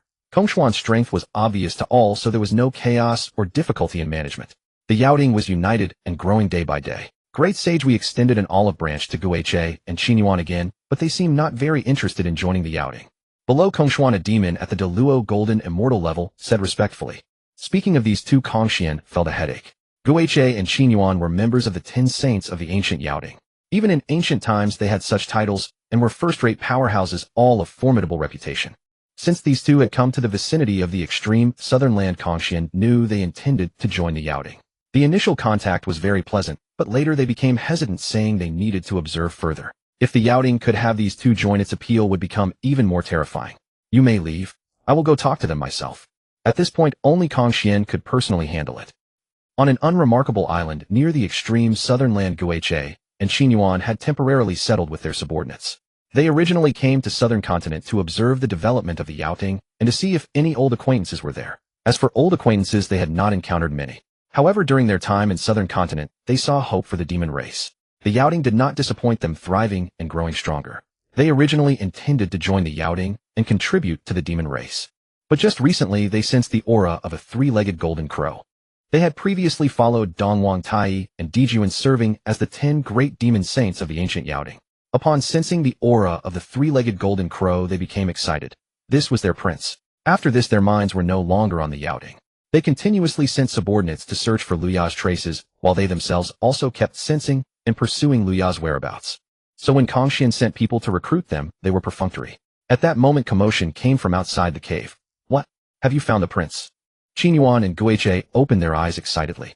Reporting to the great demon saint, the great sage of the southern Yaoding Kongshuan has come to visit. Upon hearing this report, Guiche and Qin Yuan immediately lost interest. Let's go. Kongxian is a quasi-sage after all, and we can't avoid meeting him. Guiche nodded. Indeed it was so. Thus the two stepped out. Though they were facing Kongxian, their spirits remained low, their minds consumed by thoughts of Luya. They only wished to find him quickly, and the demon court was the last thing on their minds. Thus the smiles plastered on their faces were perfunctory at best. What wind blows the great sage to our humble abode today? Kongxian, upon meeting them, immediately discerned the subtle shift in their expressions. Without any pretense, he stated bluntly, I know you intend to join the demon court. I've sent people to invite you many times, yet you always put me off with talk of needing more time to consider. Have you encountered some unforeseen change? The two exchanged glances, a hint of embarrassment in their eyes. Since the great sage already knows, we shall not conceal it any longer. Qin Yuan sighed and continued, we did come here to join the demon court and contribute what little we could to the prosperity of the demon race. But just a while ago we both sensed the prince's aura, a fleeting wisp in the southern continent. The prince has been missing for years, never appearing since the great calamity between the witch and demon tribes. We have searched for him for countless ages. That fleeting aura in the southern continent kindled our hope. We are desperate to find him. Thus we beseech the great sage not to press us, grant us some time to seek the prince. Indeed, great sage, please give us a little time. Guiche, who usually appeared fearsome and fierce, now spoke with a pleading tone. They wished to join the demon court, but they wanted even more to seize this opportunity to find Luya, whom they had sought for countless years. Hearing their words, Kongxian's expression turned peculiar. The prince. The ancient demon court's prince. That would be Luya, wouldn't it? That fellow who had been sleeping all along on the Fusang tree. He had indeed emerged not long ago, and though he was overly cautious, Kongxian had still detected Luya's traces. Could it be that Qin Yuan and Guiche had sensed Luya's aura when he came out last time, and that was what led to this whole affair? At the thought, Kongxian burst into laughter. I forgot to tell you, your Prince Luya is also a member of our demon court, and a hidden demon sage at that. Qin Yuan and Guiche stared at him wide-eyed, uncertain of the truth behind his words. You don't believe me? Kongxian studied them. Though neither spoke, their expressions and movements betrayed their doubt. Wait a moment. After a short while you will know the truth of this matter. With that, Kongxian did not even bid them farewell. He flew straight back toward his Dao field. Ding! Detected that Qin Yuan and Guiche, two of the 10 demon sages of the ancient demon court, do not believe Luya belongs to the extreme south demon court. They dare to doubt your capabilities. Shall you go and slay them? Option 1. Accept the task. Leave the canyon, go to the extreme south, and slay Qin Yuan and Guiche. Reward a handful of ordinary ice from the primordial snow mountain. Option 2. Reject the task. Cultivate diligently. Reward primordial chi x10. Reject. Ling Feng was speechless once more at this system. Guiche and Qin Yuan were of great use to the demon court, and their strength was not negligible. With proper training, they could become quasi-sages. This system was always clamoring for killing and fighting. What difference was it from that old thief Yuan? Sure. After rejecting, Ling Feng first stored the primordial chi, then sent a voice transmission to Luya, who was sound asleep on the Fusang tree. Luya, I need you to go somewhere. As soon as Luya heard Ling Feng's voice, he hurriedly opened his eyes, about to speak, but before he could utter a word, a strange fluctuation teleported him to the sky above the isolated island where Guiche and Qin Yuan were. Luya was dumbfounded. Ancestor, I really didn't want to come out. Sensing the terrifying aura above, Guiche, Qin Yuan, and the other great demons on the island looked up. Kongxian, who had just flown a short distance, immediately turned back. This. Guiche, Qin Yuan, and the crowd of great demons were stunned, their eyes filled with disbelief. It was the prince, the Golden Crow Prince of the ancient demon court. General Guiche pays homage to the prince. General Qin Yuan pays homage to the prince. The great demons on the island knelt one after another, their faces flushed with overwhelming emotion. Luya flapped his wings in the air. He naturally recognized Guiche and Qin Yuan. Back when the demon race was powerful, he was a second-generation aristocrat, and whenever he caused trouble outside, these two had often cleaned up his messes. But now he had no desire to acknowledge them. After a simple exchange, he immediately turned back toward the Dao field. Kongxian, who had returned, also wore a look of shock. He had intended to go back and consult Ling Feng, but the next moment Ling Feng had directly teleported Luya over. The ancestor truly knows everything. Kongxian was deeply astonished. Now seeing Luya rushing back, he glanced at Guiche, Qin Yuan, and the others still kneeling on one knee, then looked at the panic-stricken Luya and asked in confusion, Luya, why are you in such a hurry to return? Luya flapped his wings without turning back, his voice mournful. I want only to stay in the Dao field, but the ancestor always wants me to go out. Soon Luya vanished completely over the horizon. Kong Xian. And Luya's words left Gui Che, Qin Yuan, and the others stunned. What had happened to their prince? He was not like this before. In ancient times, he roamed the primordial world freely. Why was he so low-key now? Yet from the conversation between Kong Xian and Luya, they gleaned much information. The great sage Kong Xian of the extreme South Demon Court seemed to truly know their prince, and they had known each other for a long time. Great sage, has our prince encountered some trouble? How did he come to be like this? Qin Yuan approached Kong Xian and asked in confusion. Kong Xian was also bewildered. I don't know either. The prince was never like this before. Gui Che scratched his head, equally perplexed. But Kong Xian had even more doubts. That fellow had clearly broken through to the quasi-sage realm. Why was he even more timid? After talking with the two for a while, they learned more about Luya and finally believed that Luya was indeed the hidden demon sage of the demon court. In the end, the two, along with their subordinates, returned to the demon court, with Kong Xian, who infected them as kings. This time the demon court not only grew in strength, but also gained even greater influence over the demon race. When Kong Xian spread the news of Gui Che and Qin Yuan joining the demon court, demon tribes from all over converged. Meanwhile, in a secluded corner of the Dao field, Luya, who had just returned, found himself unable to enter. He knocked repeatedly on the barrier of the Dao field, crying out in desperation, "Ancestor, open the door and let me in. I want to follow your example. Cultivate earnestly and go into seclusion properly." Within the Daoist sanctuary, Ling Feng was utterly exasperated as he watched Luya desperately trying to enter from outside. He had no idea when Luya had become like this. Every time he ventured out, he would rush back with an urgent fervor. "Brother, you are already a quasi-sage powerhouse. Can't you stop being so disgraceful?" Ling Feng was speechless. "Ancestor, open the door quickly." Outside the sanctuary, Luya's voice echoed once more. Frowning, Ling Feng directly teleported Luya to his presence. "Is there something in the primordial wilderness that terrifies you? Why do you always rush back with such frantic haste?" Ling Feng stared at Luya, asking bluntly. Luya was stunned for a long moment before speaking with a lack of confidence. "Ancestor, I experienced the catastrophe of the sorcerer and demon tribes. Several of my brothers were shot dead by the great sorcerer Ho-E, and even the once mighty heavenly court of the demon tribe was destroyed. I feel that the waters of the primordial wilderness are too deep and my cultivation is far too weak. In this realm there are too many who could kill me. I wish to emulate you, Ancestor, and cultivate diligently within the sanctuary. Only by becoming strong enough can I roam freely across the primordial wilderness." Hearing this, Ling Feng looked at Luya in disbelief. He was already a quasi-sage, yet he called himself weak. At this moment, Luya continued, "Moreover, Ancestor, you are immensely powerful, yet you have never stepped out of the sanctuary even once. You are so cautious. No, I mean you are so hard-working and devoted to cultivation. As a mere quasi-sage, I should naturally be even more diligent." Ling Feng stared at Luya, the words of reprimand he had intended to utter dying in his throat. The logic was flawless, wasn't it?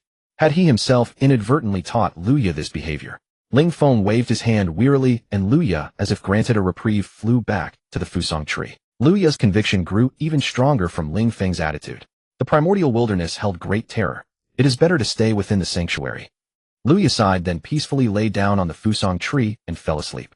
Meanwhile, in the primordial wilderness, Jiangxia was riding the foreign Lich on his way to Shiqi. When he reached the shore of the North Sea, Jiangxia was momentarily stunned, sighing, "If only I could abandon all worldly affairs and recite scriptures and cultivate here. That would be my true wish." But no sooner had the words left his mouth than the sea suddenly churned violently. A fierce wind arose from the calms, sweeping across the land, and the waves crashed with thunderous roars, churning up countless white sprays. Jiangxia stared in astonishment at the scene before him, muttering to himself, "Strange, why would such an anomaly occur?" As he finished speaking, the sea split apart from the center, and a figure emerged from within. Upon seeing Jiangxia, the figure immediately knelt. "Immortal, please grant me deliverance." In truth, Jiangxia was also panicking. Who was this? Given the commotion this person had caused, his strength far exceeded his own, and yet he was begging for deliverance. This left Jiangxia utterly bewildered. Taking a deep breath, Jiangxia steeled himself and asked, "Who are you?" "My name is Bai Jian. I was once the general commander under the Yellow Emperor Xian Yuan. 1,000 years ago I defeated Qiyu in battle, but was struck down by a fire weapon and cast into the sea. I have been trapped here for a millennium, unable to escape my fate as a wandering soul." Upon hearing this wraith's self-introduction, Jiangxia immediately recalled the words the primordial heavenly lord had spoken to him earlier. Bai Jian was a loyal minister. If he encountered him, he was to be placed on the list of the gods and later sent to Shiqi to oversee the construction of the altar of the gods. Jiangxia became excited. He took out the magic artifact given to him by the primordial heavenly lord and used it on Bai Jian. Ding. Detected that Jiang Zia has sent Bai Jian to Shiqi to supervise the construction of the altar of the gods. Bai Jian is currently en route. Should you go ahead and slay him to halt the process of the god conferment? Option 1. Accept the mission. Leave the canyon lie in wait at Shiqi and slay Bai Jian upon his arrival, thereby halting the god conferment. Reward a wildflower from the land of Shiqi. Option 2. Reject the mission. Cultivate diligently. Reward the innate spiritual treasure, the primal beast bone hammer. System I reject. Bai Jian was the first figure to ascend the list of the gods during the god conferment era. He was responsible for building the altar of the gods in Shiqi. Once the altar was complete, he would use the magic artifact 100 Spirit Banner to guide the souls of those who died in the Great War into the altar, thereby facilitating the subsequent conferment of gods. Once Bai Jian's altar of the gods was established, the god conferment would officially begin. Even if Ling Feng took the mission and killed Bai Jian, it would be futile. After Bai Jian's death, the primordial heavenly lord would simply appoint someone else to take his place.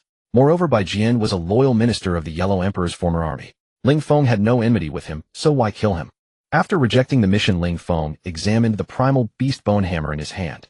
The object looked like an ordinary beast bone, but holding it one could feel an overwhelming aura of primordial wilderness, stirring a desire to fight and kill.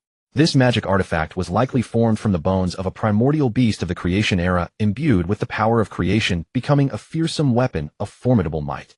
This kind of artifact should suit the Sky-Roaring Ho clan. With a thought, Ling Feng tossed the primal beast bone hammer to the chieftain of the Sky-Roaring Ho clan. Recently, the clan had returned to the canyon. Before their return, they had sparred with many demon kings of the heavenly court in the far southern lands. The experience had greatly benefited them. The chieftain of the clan had already reached the 9th level of the Great Luo Golden Immortal Realm and had returned to the canyon to break through to Quasi-Sage. Since they could freely enter and exit the canyon, whenever they felt their cultivation was stagnating, they would go outside to challenge the demon kings. A few days ago, the old Ho had even declared he would take on 10 demon kings at once. The result was a severe beating at the hands of 10 demon kings with formidable skills. He was almost pinned to the ground. After that defeat, he returned to the canyon to focus on seclusion. The next moment, the old Ho sensed a strange fluctuation in space, and the primal beast bone hammer appeared before him. Having never used an innate spiritual treasure before, the old Ho's eyes lit up with excitement the moment he saw the hammer. When he grasped it, he could feel the surging battle intent within. One swing of the hammer could cause heaven and earth to collapse. Thank you, ancestor, for bestowing this treasure. The old Ho stood up and bowed deeply. Meanwhile, on the parasol tree, Ling Feng took out the primordial qi and began to refine it. He still had 14 strands of primordial qi, but he calculated that even after refining them all, he would likely be unable to break through to his current realm. The god conferment catastrophe was steadily unfolding. Soon disciples of the Jia sect would be compelled to ascend the list of the gods. Ling Feng had pondered ways to prevent their ascension while achieving his goals, but no perfect solution came to mind. Sometimes to accomplish great things, sacrifices are inevitable. Without Ling Feng, the Jia sect would have ended up utterly destroyed. Tong Tian would have gone berserk and attempted to restart the primordial wilderness, only to be forced to swallow the saint-lowering pill by Hongjun, confined to the purple firmament palace, never to enter the wilderness again. First become stronger, and wait for Tong Tian to come. Ling Feng dismissed further thoughts and resumed his cultivation. Only strength is the ultimate truth. In the face of absolute power, all conspiracies crumble. If he were truly invincible in the primordial wilderness, Ling Feng would have long since leaped out and directly sent the 12 great Luo golden immortals of the Chan sect to the list of the gods right before the primordial heavenly lord's eyes. But that time had not yet come. His strength did not permit it.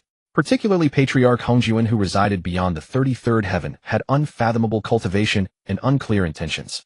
For now, Ling Feng had to remain steady. In the primordial world, within the territories of the human race. Ever since Ji Chang fled back to Shiqi and subsequently appointed Jiang Zia as his prime minister, the war between Shiqi and Yinshang had been advancing with unstoppable momentum. Now Shiqi had reached its zenith, and if this continued, the imperial court of Yinshang would be thrown into disarray. At this moment, when Zhong was riding his Mo Qilin heading toward the Julong Island in the West Sea to seek allies. For he had already realized that the war between Yinshang and Shiqi was not merely a simple power transition among mortals, but a direct confrontation between the Chan sect and the Jia sect. Initially, he had intended to seek out Tongtian Jiaozhu, but over the years Mount Jinao had been shrouded by a grand formation. Disciples like him, who were away from the sect, could not even enter, let alone send any message. Thus he had no choice but to turn around and head for the West Sea. The 4 saints of Julong Island in the West Sea were also quite formidable in their divine abilities. Moreover, they had a decent relationship with him. At the same time, when Zhong's master was Jinling Xingmu, who held an exalted status within the Jia sect. Therefore, whenever he personally extended invitations to other GS sect disciples for assistance, most would grant him face. Below, the surging waves continuously crashed against the cliffs, churning up white foam. Not far ahead lay Julong Island, where spiritual energy swirled in dense clouds, and immortal flora flourished luxuriantly. Just as Wenzhong marveled that the scenery here far surpassed that of Chaoga, a young boy suddenly emerged. "Is your master at home?" The boy blinked, his large, beautiful eyes scrutinizing Wenzhong. Upon seeing the Mo Qilin beneath him, he sensed that this man was no ordinary mortal, and thus replied, "My master is inside playing chess. Please inform your master that Grand Preceptor Wen of Yinshang has come to visit." Shortly after, the boy entered. A hearty laugh resounded across Julong Island. "Taoist friend Wenzhong, what wine brings you here today?" "To be honest, I've encountered some trouble." "Oh, what matter could be so important that it brings you all the way to this remote, bird-forsaken place to find us?" "Jiang Zia, a disciple of the Chan sect, has committed an act of treason by aiding GFA in rebellion. Not long ago I dispatched Zhang Guifang to lead an expedition, but now he is besieged by them. Moreover, the southeastern vassals are also in revolt. I wish to launch a western campaign against Shiqi, but I fear draining the nation's resources. With no other recourse, I have come to seek your aid, fellow Taoists. If you can lend me your strength to quell the turmoil, it will be a blessing for all living beings under heaven." At this time, none of them knew of the Fengshen Bang, but the news of Tai Junren of the Chan sect killing Shiji had already spread.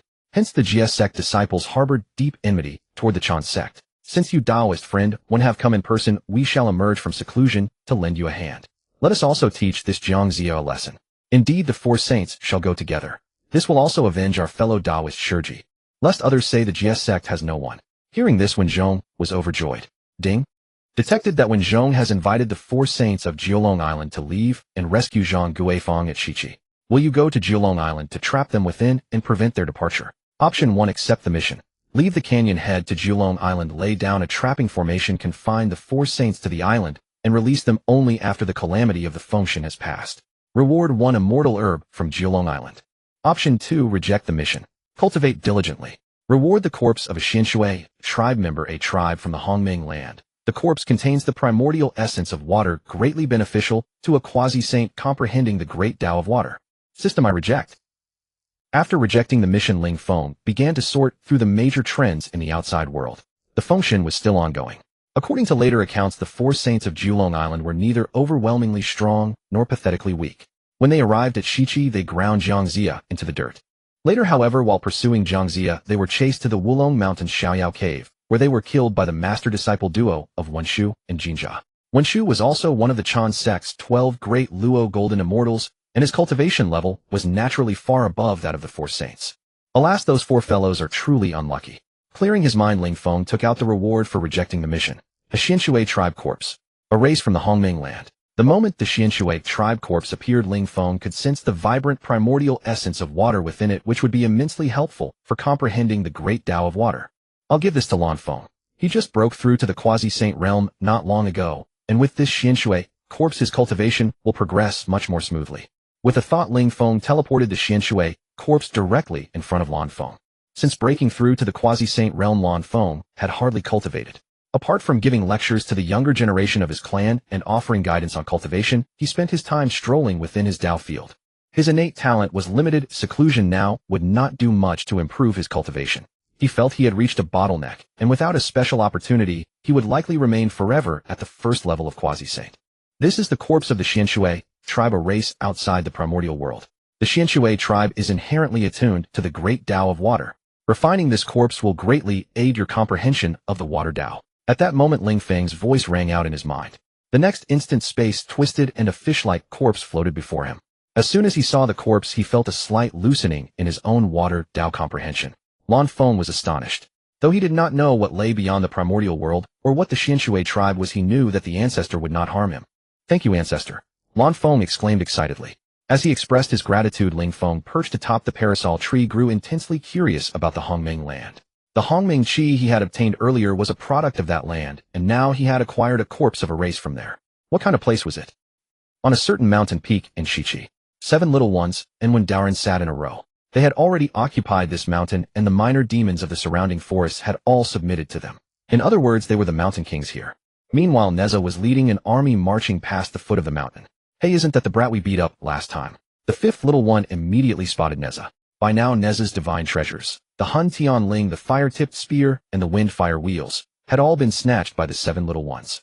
After losing them, Neza had returned to Tai Jinren. But Tai Jinren was already overwhelmed by his own affairs. He had never heard of the 7 little ones Neza mentioned, and at this moment, he had no spare energy to investigate their identities. Still, Neza could not go without artifacts. His combat power would be severely diminished. Thus, Tai Jinren gave Neza the 9 dragons' divine fire cover, which had previously killed Shurji along with the Enyang twin swords. Armed with these 2 treasures, Neza was invincible in the battles against Yinshan.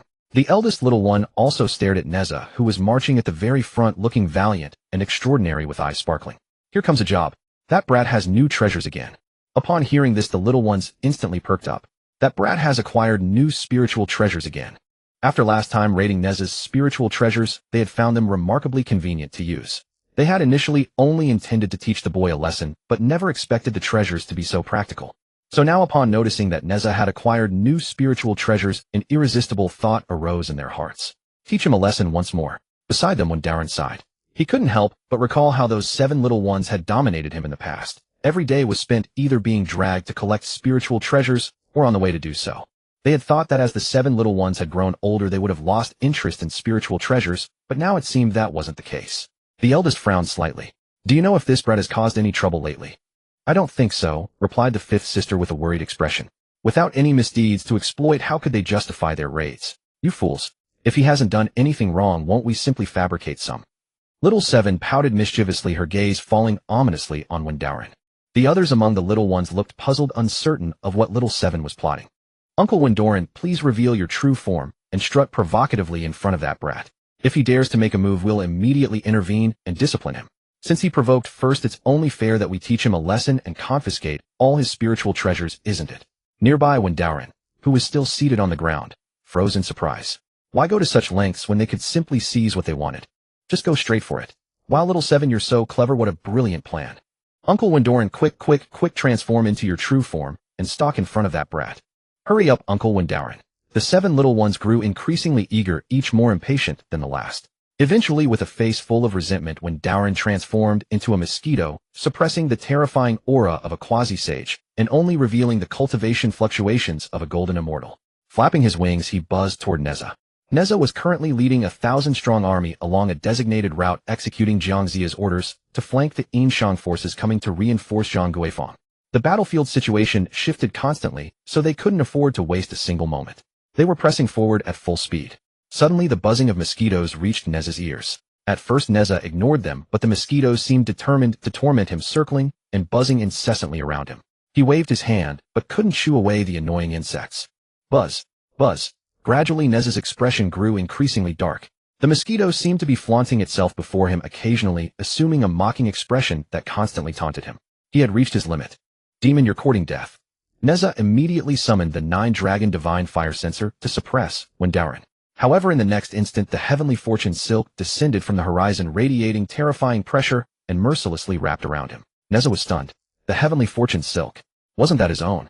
While he was in shock, a childish voice came from above.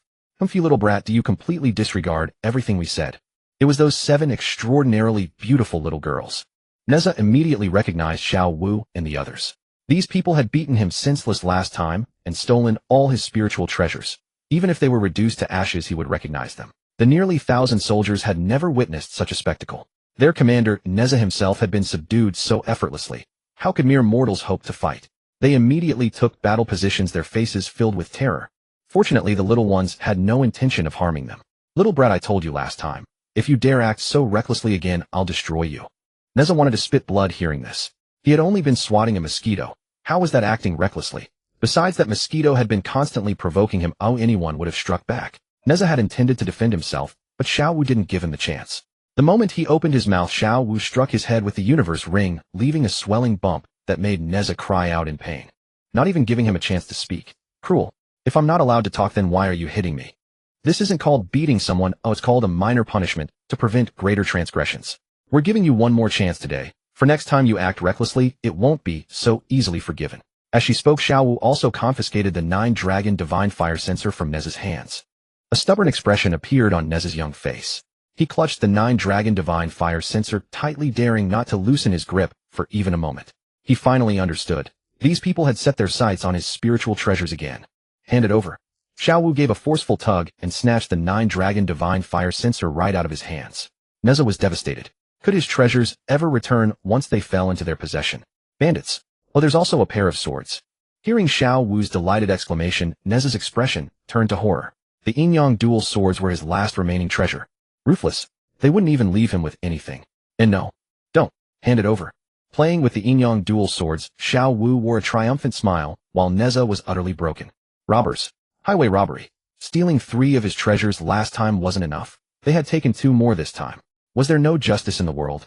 Little brat, remember this: next time you continue acting recklessly, I won't just be taking your treasures. Xiao Wu warned. She then broke into a smile. Uncle Windoran, that's enough. Let's go.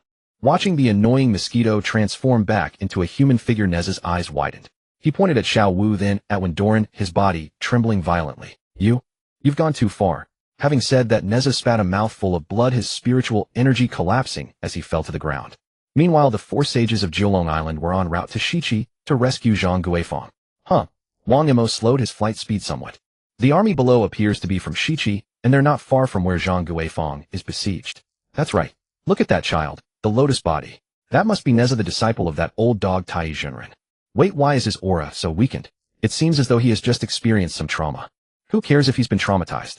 Since we've encountered him, let's eliminate this little demon first and avenge the 2 disciples of friend Shurji.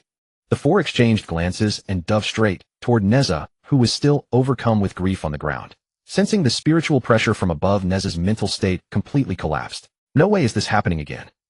They had originally been lost and could not find where exactly Zhang Guifeng was besieged. However, it was not entirely without gains. They had discovered the disciple of Tai Junren. By capturing this little scoundrel and forcing him to lead them to their destination, they could suppress him afterward. It was truly killing 2 birds with 1 stone.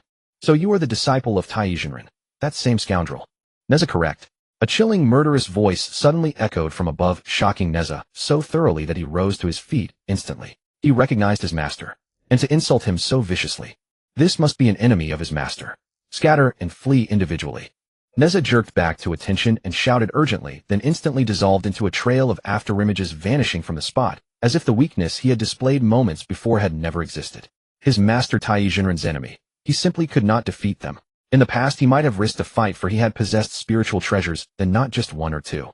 But now all his precious artifacts had been plundered. Coupled with his recent string of defeats constantly bested by those 7 young brats, Neza had come to understand that there were always greater talents beyond the known world, and his temperament had grown considerably more restrained.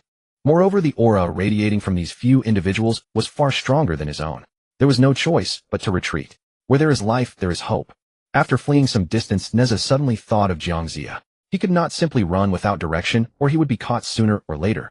He should return to Jiangxia's side. There were many capable experts there. If these 4 dared to follow, Neza would show them what it meant for fortune to shift. Today's West Bank would become tomorrow's East. Little thief, don't run. Behind him came several thunderous shouts. Seeing the 4 pursue him, Neza felt no fear. Instead, a flicker of satisfaction crossed his mind. Go ahead and chase. If you don't, I'll be disappointed. You'll regret this soon enough.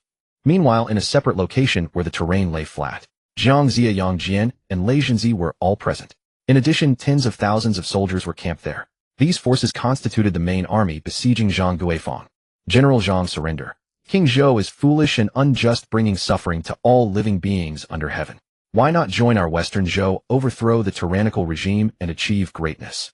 Jiangxia stood before the army, addressing Zhang Guifeng, who was trapped within the valley. Jiangxia, you treacherous rebel. Zhang Guifeng cursed in fury. Even in death, I would never associate with filthy vermin like you.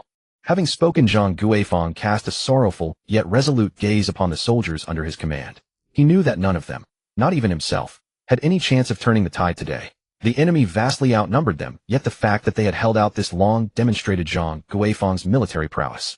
Alas, the enemy was simply too numerous, and not only that, but they possessed so many overpowered cultivators. Gentleman, Zhang Guifeng takes his leave first. With those words, Zhang Guifeng unhesitatingly raised his sword and drew it across his own throat. General Zhang. General. Whether from the Yinshang or Western Zhou, soldiers on both sides were stunned by Zhang Guifeng's loyal sacrifice, moved by his unwavering devotion. Sigh. Jiangxia sighed deeply. The next moment, Zhang Guifeng's soul rose into the air. Under the power of Bai Jie's divine treasure, the 100-spirit banner, it floated directly toward the Fengshan platform to be inscribed upon the heavenly enlistment register. Uncle, save me. At that moment, Neza's panicked cries for help echoed from the distance. Those on the ground looked up, sensing 4 formidable presences racing toward them across the horizon. Jiang Zia furrowed his brow, concerned by the formidable strength of these 4. He called out urgently, "Yang Jian, prepare to face them." "Yes." A youthful warrior clad in silver robes stepped forward, wielding the 3-pronged spear with a vertical I mark upon his brow. This was Yang Jian, the disciple of Yuding Jinren, one of the 12 great Luo golden immortals of Chan sect, and also the nephew of Hao Tian. However, Hao Tian held no affection for such a nephew. Yang Jian was born of his sister Yao Ji, an immortal man, and over the years Hao Tian had targeted him repeatedly. Not far away, the 4 sages of Julong Island who had been pursuing Neza fell silent for a moment before erupting in jubilation. They had recognized Jiang Zia. Their purpose in coming was to slay Jiang Zia and rescue Zhang Guifeng. "Where is Zhang Guifeng?" Wang Ma, one of the 4 sages, bellowed from the sky, his voice thunderous and resonant. Yet no response came from below. "Where is Zhang Guifeng? Grand Preceptor Wen entrusts us to come rescue you," Wang Ma repeated. This time a mournful voice drifted upward. "General Zhang has already taken his own life." "What?" The 4 sages were immediately shocked. They had come specifically to rescue Zhang Guifeng, and now they were told he was dead. "Jiang Zia, hand over your life." Wang Ma roared furiously and charged straight toward Jiang Zia. "Your opponent is me." Upon finishing his words, Yang Jian soared into the air, standing proudly. In the canyon dojo, Ling Feng was watching this scene through the Shantian mirror when suddenly a system voice resonated in his mind. "Ding! A major battle between the 4 sages of Jiulong Island and Yang Jian is imminent. Do you wish to rescue the 4 sages and slay Yang Jian? Option 1. Accept the mission. Leave the canyon and head to the Shichi battlefield to rescue the 4 sages and kill Yang Jian, earning the gratitude of the 4 sages of Jiulong Island. Option 2. Decline the mission and focus on cultivation, receiving the innate spiritual treasure 99 Fiery Sword." Decline. Ling Feng was speechless. For all their comical title, the 4 sages of Jiulong Island were clearly at a disadvantage. Though their title of 4 sages was somewhat ridiculous, these 4 from Jiulong Island were by no means weak. Even combined, everyone present might not stand a chance against just those 4. Otherwise, they wouldn't have pursued Jiang Zia to the very end. When Jiang Zia fled to Yunshao Cave, the 4 foolishly followed and walked right into a trap, ultimately subdued by one Shu. Through the Shantian mirror, Yang Jian was no match for the enraged Wang Ma and was quickly driven to retreat. Bloodied Yang Jian fell from the sky. "Jiang Zia, hand over your life." Having defeated Yang Jian as swiftly as possible, Wang Ma headed straight for Jiang Zia. It wasn't that Wang Ma didn't want to kill Yang Jian. Yang Jian had cultivated the 8-9 mysteries, giving him an extraordinarily resilient physique that would take considerable time to destroy. What Wang Ma lacked most was time itself. Seeing Wang Ma charge toward him, Jiang Zia was visibly alarmed. After barely parrying a couple of exchanges, he realized he stood no chance against Wang Ma, let alone facing the other 3 who had yet to join the fight. "Run!" Jiang Zia decided without hesitation and shouted loudly. Not far away, Neza was utterly confused. Hadn't he just fled back here, and now he was being asked to flee again? Forget it, just run. His life was what mattered. So Neza set off on another escape. Jiang Zia, hearing that furious gritted teeth shout Jiang Zia, didn't dare look back as he fled, cursing his fate inwardly. Why do you all hunt me alone? And 4 against 1. Just after Jiang Zia fled from the spot, Neza, who had already escaped some distance along with Yang Jian, Lei Jinzi, and the grand army of Shichi, all stood frozen in place. Seeing the 4 saints of Jiulong Island relentlessly pursuing Jiang Zia, they were momentarily stunned. Did these 4 powerful demonic cultivators hold a grudge against Jiang Zia? One person alone would have been enough to chase him, yet all 4 gave chase together. How ruthless. Everyone present began to sympathize with Jiang Zia. Neza especially, who had halted midair, suddenly realized he had stirred up a disaster. He had thought to lead the sheep into the wolves' den, but instead he had led the wolves into the sheepfold, and Jiang Zia was undoubtedly the plumpest sheep, now being hunted by 4 wolves. If Jiang Zia died, the consequences were too dire for Neza to even imagine. I'd better go back and report this to my master Tai Jinren. With this thought, Neza immediately flew toward Tai Jinren's cultivation site. On the other side, the 4 saints of Jiulong Island's thunderous pursuit of Jiang Zia drew the attention of the 7 little ones who had just plundered Neza's 9 dragons, divine fire cover, and Yin-Yang twin swords. They stopped playing with the new spirit treasures and looked up toward the direction where the spiritual energy was radiating. "Hey, who are those 4? Xiao Wu asked in surprise, her gaze fixed on the mounts of the 4 saints of Jiulong Island, Bian Swanni, Spotted Leopard, and Zhengnan. These creatures were rare in the current primordial world, and within the Gorge Dao field only the Swanni clan existed. The master is very interested in rare species from the outside world. Let's go take a look and see if we can bring these 4 ferocious beasts into the Dao field." The eldest one also grew excited at the sight of the mounts beneath the 4 saints of Jiulong Island. This time, even the mosquito Taoist's eyes burned with fervor. Previously, Ling Feng had bestowed upon him the blood fiend origin, enabling him to break through to the quasi-sage level with remarkable ease. Though Ling Feng never asked for anything in return, the mosquito Taoist felt uneasy and had been racking his brain for a way to repay Ling Feng's kindness. Now this was perfect. He had encountered Bayan. Like Swanee, Bayan was a descendant of the ancestral dragon. The Swanee and the Gorge were already so formidable, Bayan, also of the same lineage, could not be much worse. Moreover, this Bayan might be the very last of its kind in the entire primordial world, its rarity beyond words. Let's go bring these rare beasts back to the Gorge. The mosquito Taoist spoke, and the 7 little ones all grinned. The 4 saints of Julong Island were hunting Jiangxia, while the mosquito Taoist and the 7 little ones steadily followed behind them. They knew who Jiangxia was, and that he could not be slain so easily.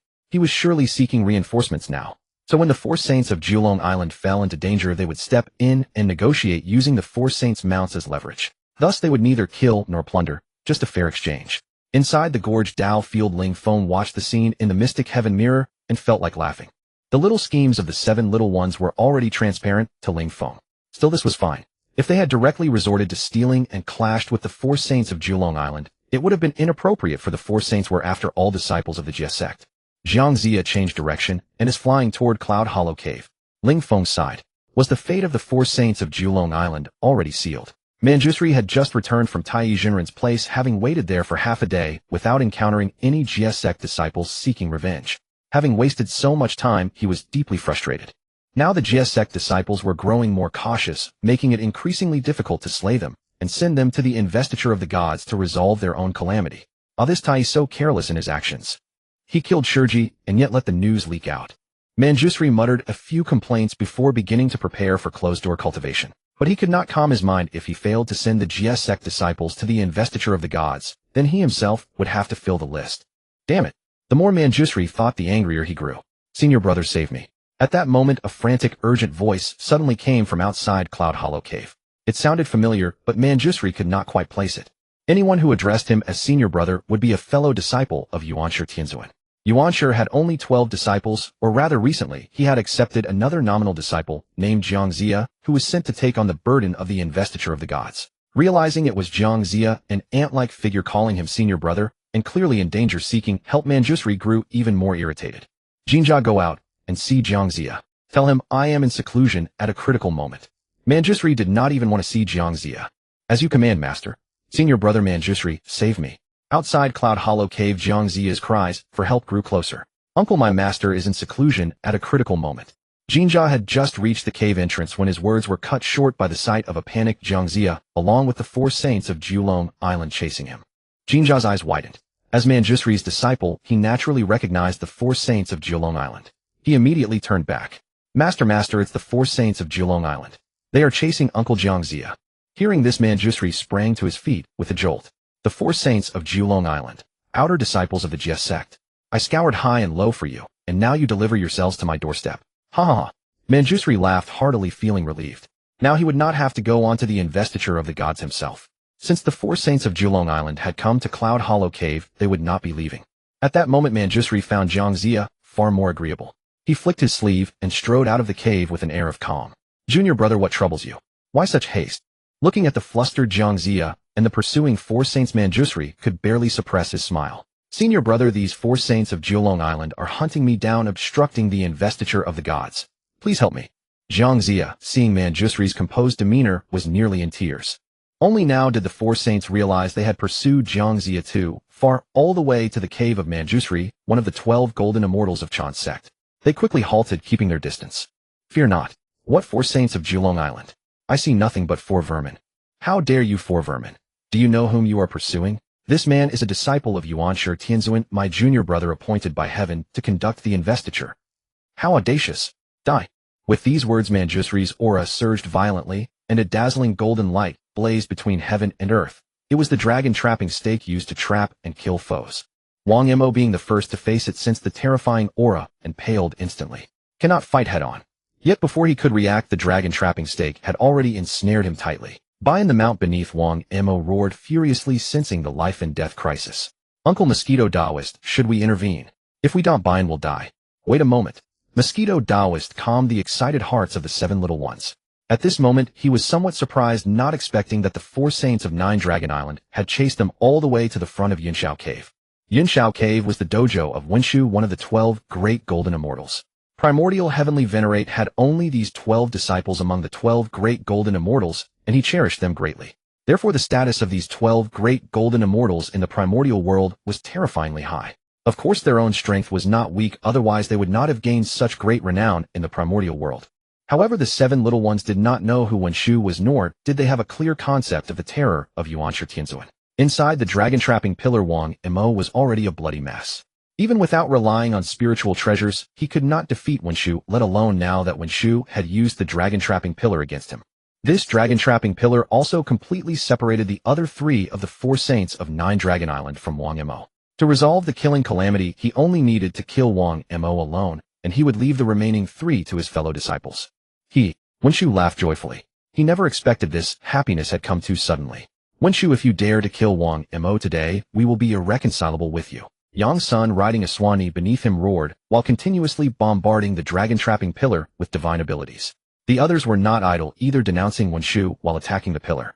The urgent task was to rescue Wang Mo. They had already sensed that his life force was rapidly fading, and he could not hold on much longer. "Humph, a bunch of hairy and horned beasts. My Chan sect and your Jie sect have always been irreconcilable." Wenshu snorted coldly, letting Jinjia control the dragon-trapping pillar to continuously refine Wang Mo, while he himself charged towards Yang Sun and the others. Of course, he acted with restraint, only intending to cripple Yang Sun and the other two. For a moment, spiritual energy surged before Yunshao Cave, golden light blazed, and various divine abilities clashed together. Uncle Mosquito Taoist Bishia's cries are so mournful, he's about to die. Little Five said anxiously. If Bishia died, their efforts would all be in vain. Just a little more. Mosquito Taoist was also somewhat urgent at this moment. He was helping the seven little ones conceal their auras. After all, Wenshu was no ordinary person. If Yuanshi later traced back to the Canyon Dojo through Wenshu, it would be too late to regret. He didn't know if Ling Feng could deal with Yuanshi, but better to avoid trouble than to invite it. When out on a mission, one must be thorough. In fact, he didn't know that Ling Feng had already anticipated all sorts of consequences when he sent them out, and these consequences were within his tolerance. Uncle Mosquito Taoist, is it not ready yet? At this moment, only the last step remained to conceal the auras of the seven little ones. As Little Seven finished speaking, Mosquito Taoist also breathed a sigh of relief and shouted, all right, charge, little ones." With that, he himself charged out, first launching a world-shaking assault to shatter the dragon-trapping pillar and rescue Bishia within. They had finally found Bishia. They could not let him die just like that. Charge! Charge! The next moment, the seven little ones were like horses that had broken their reins. The eldest expanded his form, stepping forward to crush Yunshao Cave. The second and third directly attacked using the 9-dragon divine fire cover and the Yin-Yang twin swords which they had just looted from Neza. The fourth Xinming divine water surged wildly, soon flooding Yunshao Cave. The fifth held the mixed heaven ribbon, stepped on the wind fire wheels, and was wreathed in divine fire, attacking with unparalleled might. The sixth was more ordinary, sitting idly in place looking around to observe the situation. The seventh followed behind the others, carrying a gourd on his back, not making a move, quiet and gentle. Meanwhile, Wenshu, Jinjia, Jiangxia, and the others were stunned, their hearts pounding. Damn, where did so many formidable people suddenly come from? The four saints of Nine Dragon Island were also horrified. What was happening? Ding! Detected that Mosquito Taoist and the seven little ones are attacking Wenshu, one of the 12 great golden immortals, to save Bishia. Should you leave the canyon and go to Yunshao Cave to rescue Wenshu and reprimand Mosquito Taoist and the seven little ones? Option 1, accept the mission. Leave the canyon, go to Yunshao Cave, rescue Wenshu, and reprimand Mosquito Taoist and the seven little ones. You will gain Wenshu's gratitude. Option 2, reject the mission. Cultivate diligently, and you will obtain the innate spiritual treasure, 12 flame banners. Reject. Ling Feng was speechless. This system was fucking insane. It actually wanted him to rescue Wenshu, and on top of that to reprimand Mosquito Taoist and the seven little ones. What a lunatic. Ling Feng accepted the 12 flame banners rewarded after rejecting the mission. These 12 flame banners, like the 9-9 flame sword, were fire attribute, innate spiritual treasures. However, the 9-9 flame sword was an offensive treasure, while the 12 flame banners were a binding and trapping treasure. Among the experts on the path of flame besides Yin Feng and Zhu Ke, there was Huidou. Ling Feng felt that the 9-9 flame sword would be more suitable for Yin Feng, but Yin Feng was currently at a critical moment of seclusion and should not be disturbed, so Ling Feng stored the sword away for now. The 12 flame banners could set up a blazing flame array, which could continuously generate various divine flames to burn those trapped inside, similar to the 9-dragon divine fire cover. Ling Feng gave this treasure to the Huidou clan. The Huido clan relied on devouring flames to cultivate. Giving them the 12 flame banners was a 2-for-1 deal. Not only could they trap and kill enemies, but they could also use the banners to cultivate. With a thought, Ling Feng directly teleported the 12 flame banners to the cultivation ground of the Huido clan. This is the 12 flame banners. You may first set them up and cultivate using the divine flames within. Wait until your chieftain returns, then let him make specific arrangements. The Huido clan had now grown to some scale with nearly 10 great golden immortals within the clan and over 100 members. Hearing Ling Feng's words, they all knelt in excitement. Thank you, ancestor. On the parasol tree, Ling Feng was still watching the scenes in the Shantian mirror. The 7 little ones were fierce, especially with Mosquito Daoist backing them up, but they were still one step too late. Wang Mo was refined to death by the dragon trapping pillar. Fortunately, Bixia still had a breath left. Mosquito Daoist rescued Bixia and then did not act further. With the combined strength of the 7 little ones, they could even fight against a peak great golden immortal. This Wenshu was just right as a practice opponent for them. If anything went wrong, he would immediately take the 7 little ones and flee. These 7 little ones are quite fierce. Watching the images reflected in the Shantian mirror, Ling Feng was somewhat amazed. First, Jinjia was beaten severely until his body exploded. In their eyes, Jinjia was one of the culprits for Bixia's current state, so the 7 little ones naturally did not let him off. When Jiang Zia saw Jinjia dead, he trembled all over. Should he send Jinjia to the investiture of the gods? However, he dared not make any move and only restrained Jinjia's true spirit. This Wenshu met the 7 little ones today. Oh, he's out of luck. The 7 little ones cooperated flawlessly, brutally beating Wenshu. Whenever Wenshu unleashed a divine ability, it was all absorbed by Little Seven's purple gourd. Fight! It's time for the demon court to establish its authority. However, just as Ling Feng finished saying this, his eyes widened in disbelief as he stared at the scene in the Shantian mirror. Within the profound heaven mirror, Wenshu was being pinned to the ground and ruthlessly pummeled by 7 little ones. His wails of agony echoed relentlessly, heartrending and shrill. On the other side, Jiang Zia was utterly stunned. What had he just witnessed? Wenshu, one of the 12 great Luo golden immortals of the Chan sect, was being mercilessly beaten by 7 children who had appeared out of nowhere. He was panicking now, but panic was useless.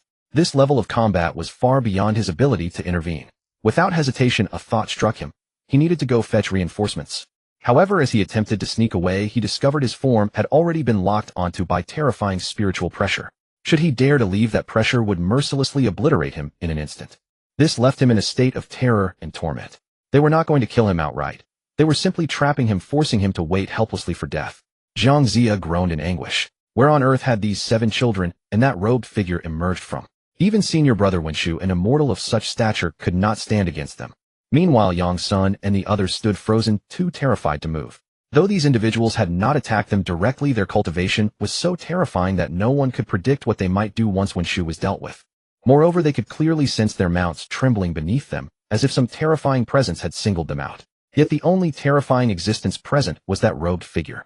Why would he lock onto their mounts with his spiritual pressure? Could he actually be eyeing them as prizes? Blast! Without restraint, Yang Sun exclaimed. His eyes widened as he stared at the scene before him, disbelief etched across his face. The remaining 2 sages and Jiang Zia were equally stunned. The 7 children grew increasingly vicious in their assault, ultimately beating Wenshu to death. Good heavens, Wenshu is dead. Yang Sun murmured blankly, his gaze vacant. Wenshu ranked among the 12 great Luo golden immortals, himself a direct disciple of Yuanshi Tianzuan. If they had killed him, would not Yuanshi lose all control? This has pierced through heaven itself. In the next instant, when Daoran swept up the 7 children and prepared to flee, while Shaoqi moved with astonishing speed, swallowing Wenshu's spiritual treasures and Yang Sen's mounts into his gourd. Perhaps due to the pressing urgency, Yang Sun and the others were also drawn into the gourd. Little ones, let's go. When Daoran called out, his heart racing. Having settled matters, he withdrew his sleeves and vanished, leaving no trace of merit or fame behind. When Daoran inwardly savored the thrill of it all. Thank goodness he had taken the trouble to conceal his aura earlier, otherwise after killing Wenshu there would have been no escape. Left behind were only the dazed Jiang Zia and the shattered Yunshao cave. Jinjia and Wenshu were both dead. It's all over. Jiang Zia felt as though the sky had collapsed, his vision darkened, and he fainted completely. Within the Taoist grounds, Ling Feng put away the profound heaven mirror. Wenshu had died slain by 7 children. And among the 4 sages of Julong Island, only Wang Mo had made it onto the investiture of the gods. His fate shifting, Ling Feng wondered whether this alteration would prove fortunate or dire. Still, he expended considerable effort to veil the heavenly secrets from Daoran and the 7 children. Better to avoid unnecessary complications and handle matters cleanly. He did not distrust Doran's concealment technique, but for added security, an extra layer of protection seemed prudent. Within the Jade Void Palace on Kunlun Mountain, Yuanshi Tianzuan seated upon his meditation cushion sensed the disturbance and opened his eyes sharply. Strange, what has occurred? As soon as he spoke, Yuanshi began his divinations. Gradually astonishment crossed his face. Wenshu is dead. Who did this? Who is responsible? He divined again, but obtained nothing. It was as though someone had concealed the truth, rendering everything obscure and indistinct. The heavenly Tao has been obscured. Which sage is responsible? Several figures flashed through his mind. Hongjun was the first to be eliminated, followed by Laozi, Nuwa, Zhuanti, and Jian. One by one, Yuanshi ruled them out. Only Tongtian remained as the prime suspect. Tongtian. Yuanshi's expression darkened profoundly. In the next moment, his figure vanished from where he stood, reappearing at the devastated Yunshao cave. Upon seeing the unconscious Jiang Zia, and sensing that both Wenshu and Jinjia's true spirits had been preserved within him, Yuanshi's countenance softened considerably. He then employed his spiritual power to rouse Jiang Zia from his faint. Jiang Zia, still semi-conscious, felt a piercing coldness breach his mind, instantly jolting him awake with a visage contorted in alarm. Calm yourself. Panic becomes no one. Yuanshi cast a displeased glance at Jiang Zia. Master. Upon recognizing Yuanshi, Tianzuan Jiang Zia hastily composed himself and offered a respectful bow. I am already aware of Wenshu's death. Tell me what transpired. As you command, Master. Jiang Zia recounted the recent events in detail, from the 4 sages of Julong Island pursuing him, to Yunshao Cave, to Wenshu subduing Wang Mo, and then the sudden appearance of 7 children accompanied by a figure in black robes. The unfolding events shifted dramatically at every turn, each development more unexpected than the last. Yuanshi's countenance grew progressively darker. Those 4 vermin from Julong Island. This affair is undoubtedly connected to you, Tongtian. Without another word, Yuanshi tore through the void, making for Jinao Island. Meanwhile, across the western reaches, Zhuani, seated upon his meditation cushion, suddenly opened his eyes, his expression shifting between dark and light. Wenshu has perished. He was destined for our western sect. Zhuanti lamented, regret consuming him. Had he not hesitated to poach from Yuanshi's ranks out of deference to their alliance, Wenshu would never have fallen to assassination within the Chan fold. Why had he not acted sooner? Could Tongtian be responsible? The urge to journey to Jinao Island overwhelmed Zhuani at that moment. Ding. A notification appeared. Yuanshi is en route to Jinao Island to confront Tongtian over Wenshu's death. Would you join him in demanding answers? Option 1. Accept the quest. Depart the canyon and accompany Yuanshi to Jinao Island to challenge Tongtian, earning the gratitude of Yuanshi Tianzuan. Option 2. Decline the quest. Dedicate yourself to cultivation and receive the Yanhua clan bloodline, an ancient lineage from the primordial realm naturally attuned to the great Tao of fire. Integrating this bloodline will accelerate your comprehension of fire's path 100-fold. Decline. Ling Feng sighed inwardly. The system had become increasingly whimsical. How could he possibly ally with Yuanshi to confront Tongtian when their interests stood in direct opposition? Yet Ling Feng had not anticipated that the blame would fall squarely on Tongtian. When Yuanshi Tianzuan eventually confronted him, Tongtian would likely be equally bewildered. In a way, when Daoren and the others have inadvertently accelerated events, Ling Feng mused. He believed that following this incident, Tongtian would seek him out much sooner. Ling Feng sensed the nearby Flame Fire clan's bloodline. After a brief perception, he understood that this item served merely an auxiliary function. It could enhance the perception of the path of fire for those of low talent, enabling them to comprehend the path of fire more easily. This was a valuable treasure, but for Ling Feng, who had already attained the sage realm, it was of no use. Refining it would even bring considerable drawbacks. Yin Feng is still in seclusion. He has been in seclusion for a long time, yet has not refined the fire origin to step into the quasi-sage realm. He realized that reaching the quasi-sage realm required more than just heavenly materials and earthly treasures, it also demanded talent. Yin Feng perhaps lacked just that bit of talent, which was why he had been unable to enter the quasi-sage realm for so long. This Flame Fire clan's bloodline might be of some help to Yin Feng. With that thought, Ling Feng infused the Flame Fire clan's bloodline into Yin Feng's body. Do not resist. Yin Feng, who was refining the fire origin, had instinctively resisted, but upon hearing Ling Feng's words, he immediately abandoned all resistance. He knew that the ancestor would not harm him. Soon he was overjoyed. As the Flame Fire clan's bloodline slowly merged into his body, he felt that the path of fire around him became even more vibrant. In reality, the path of fire remained the same as before, it was just that Yin Feng's perception of it had become clearer. After the Flame Fire clan's bloodline fully integrated into his body, Yin Feng felt his mind become completely clear. Ignoring the earth-shattering changes in his body, he knelt excitedly before Ling Feng and said, "Ancestor, what is this? Why do I feel that my comprehension of the path of fire has become markedly clearer? The bottleneck that previously hindered me has vanished like smoke. This is the bloodline of the Flame Fire clan from beyond the realm. It can permanently enhance your perception of the path of fire. With this item, I believe you will soon break through to the quasi-sage realm and even reach higher realms. This? Yin Feng was thrilled. Not only could he break through to quasi-sage, but he could even aspire to higher realms. Such a divine treasure, and the ancestor had given it to him. Yin Feng will not disappoint the ancestor's expectations. I will train even more diligently from now on. Go and cultivate. As you command, ancestor. Suppressing his inner excitement, Yin Feng took out the fire origin and began to refine it. As he did so, he perceived the heaven-defying nature of the Flame Fire clan's bloodline even more clearly. His speed of refining the fire origin was now over 100 times faster than before. The quasi-sage realm was now within his easy reach. At the top of the parasol tree, Ling Feng also withdrew his gaze. This Flame Fire clan's bloodline was indeed heaven-defying. It was almost a surefire path to the fire sage realm. However, it also had limitations, and quite obvious ones. Those who integrated the bloodline would find it extremely difficult to comprehend any other paths besides the path of fire. In other words, after integrating the bloodline, reaching the sage level would be relatively easy, but cultivation beyond the sage realm would be extremely arduous. That was why it was said earlier that this item had considerable drawbacks for Ling Feng. However, for Yin Feng, this drawback was almost non-existent. Yin Feng had always focused on comprehending the path of fire. Other paths were matters to worry about only after reaching the sage realm. Given Yin Feng's original talent, even reaching the quasi-sage realm was a struggle. Now his talent ceiling had been elevated to the sage realm, so this was hardly a drawback for him. This 9-9 blazing fire sword. I will give it to Yin Feng after he successfully breaks through to the quasi-sage realm. Yin Feng had never used an innate spiritual treasure. If the 9-9 blazing fire sword were in his hands, he would certainly play with it for a while, thus wasting time for cultivation. What the Dao field urgently needed now were quasi-sage level powerhouses. The more quasi-sages within the 10,000 demons array, the greater its power. If they ever faced a sage, they could not only resist, but even slay a sage on the spot. Outside the formation of Jinao Island. Tongtian, come out here. At this moment, Yuanshi Tianzuan was shouting outside the formation. Yuanshi did not attack the formation, but just the aura emanating from his body caused the protective formation of Jinao Island to ripple with waves. Such was the terror of a sage. Just standing there, the lethal force of his aura was unparalleled. Inside Jinao Island, Tongtian, who was meditating quietly, opened his eyes. Someone had triggered the protective formation he had set up, causing a cold expression to appear on his face. These juniors are utterly ungrateful. They dare to come to my Jinao Island. This is completely disregarding me as a sage. The fluctuation of the formation was not intense, the level of attack was roughly that of a quasi-sage, so Tongtian did not think of a sage.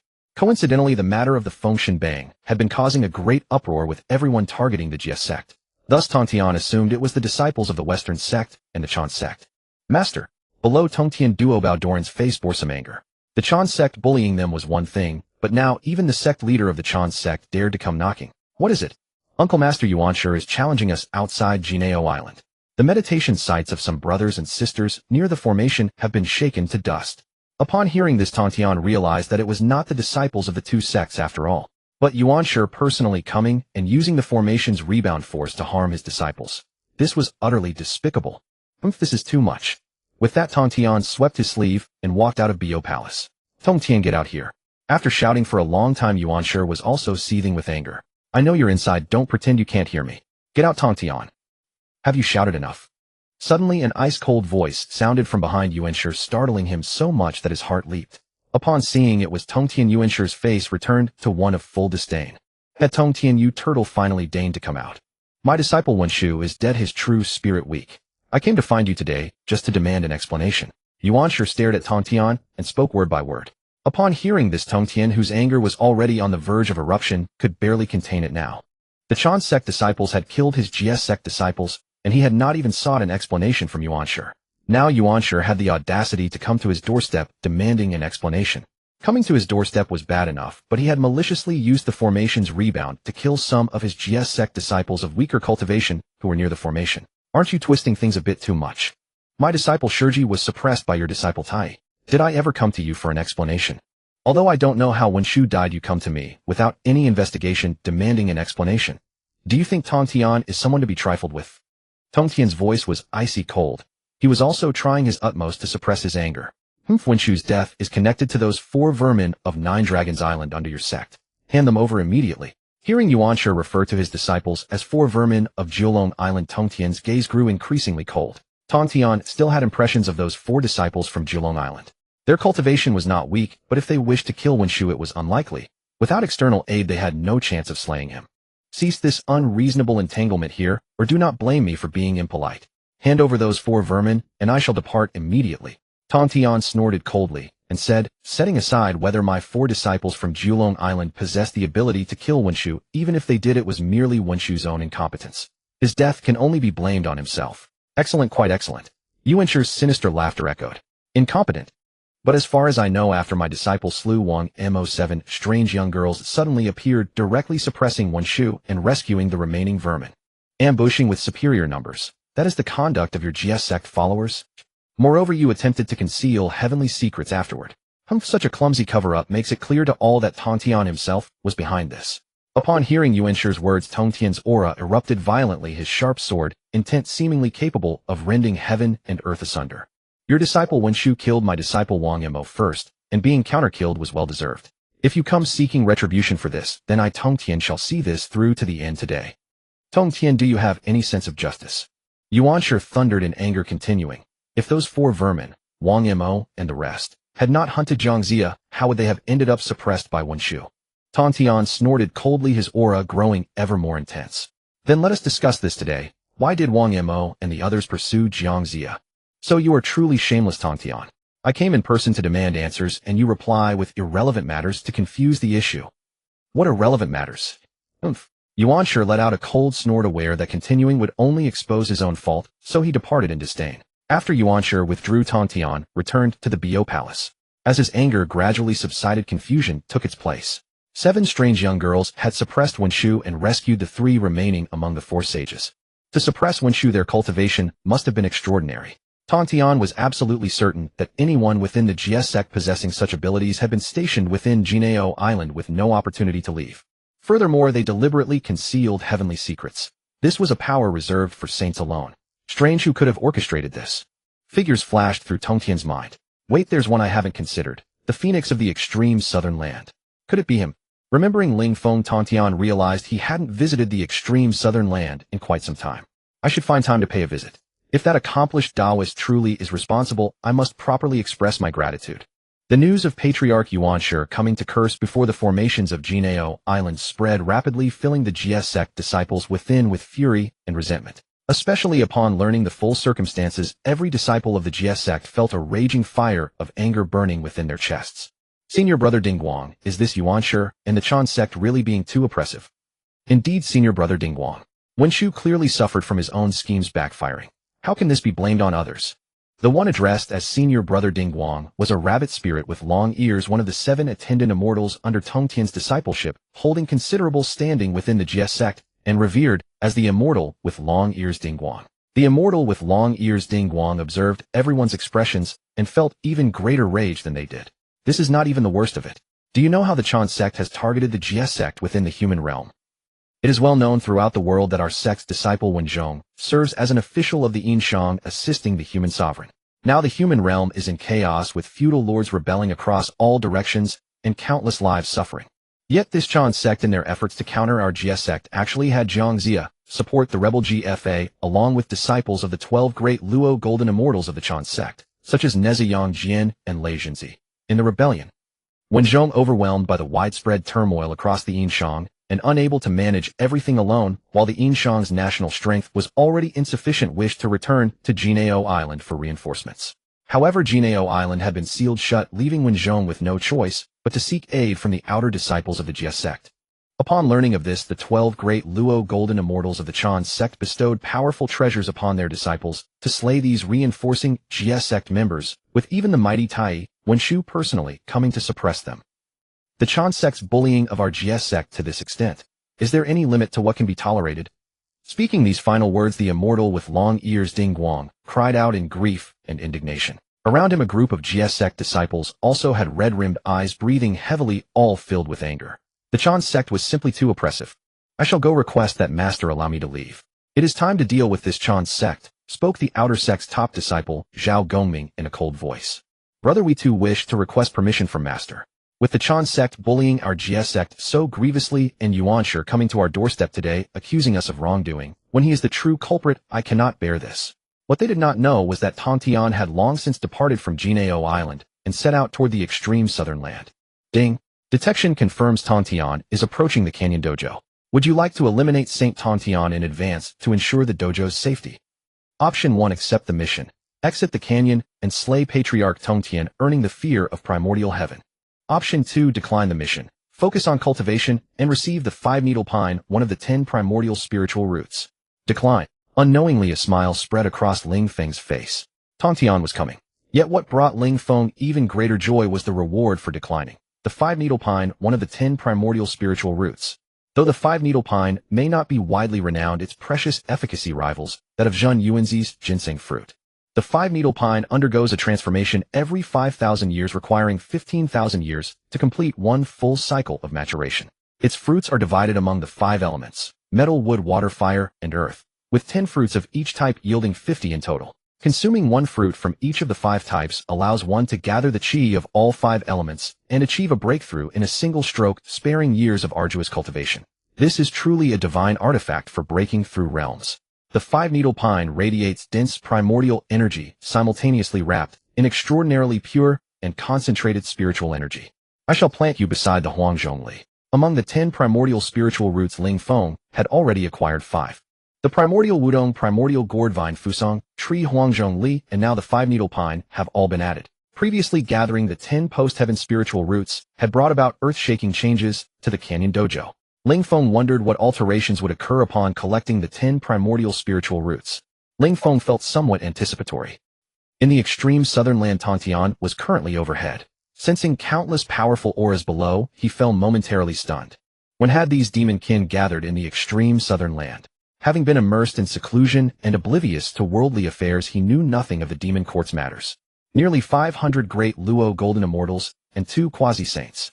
This faction is not weak.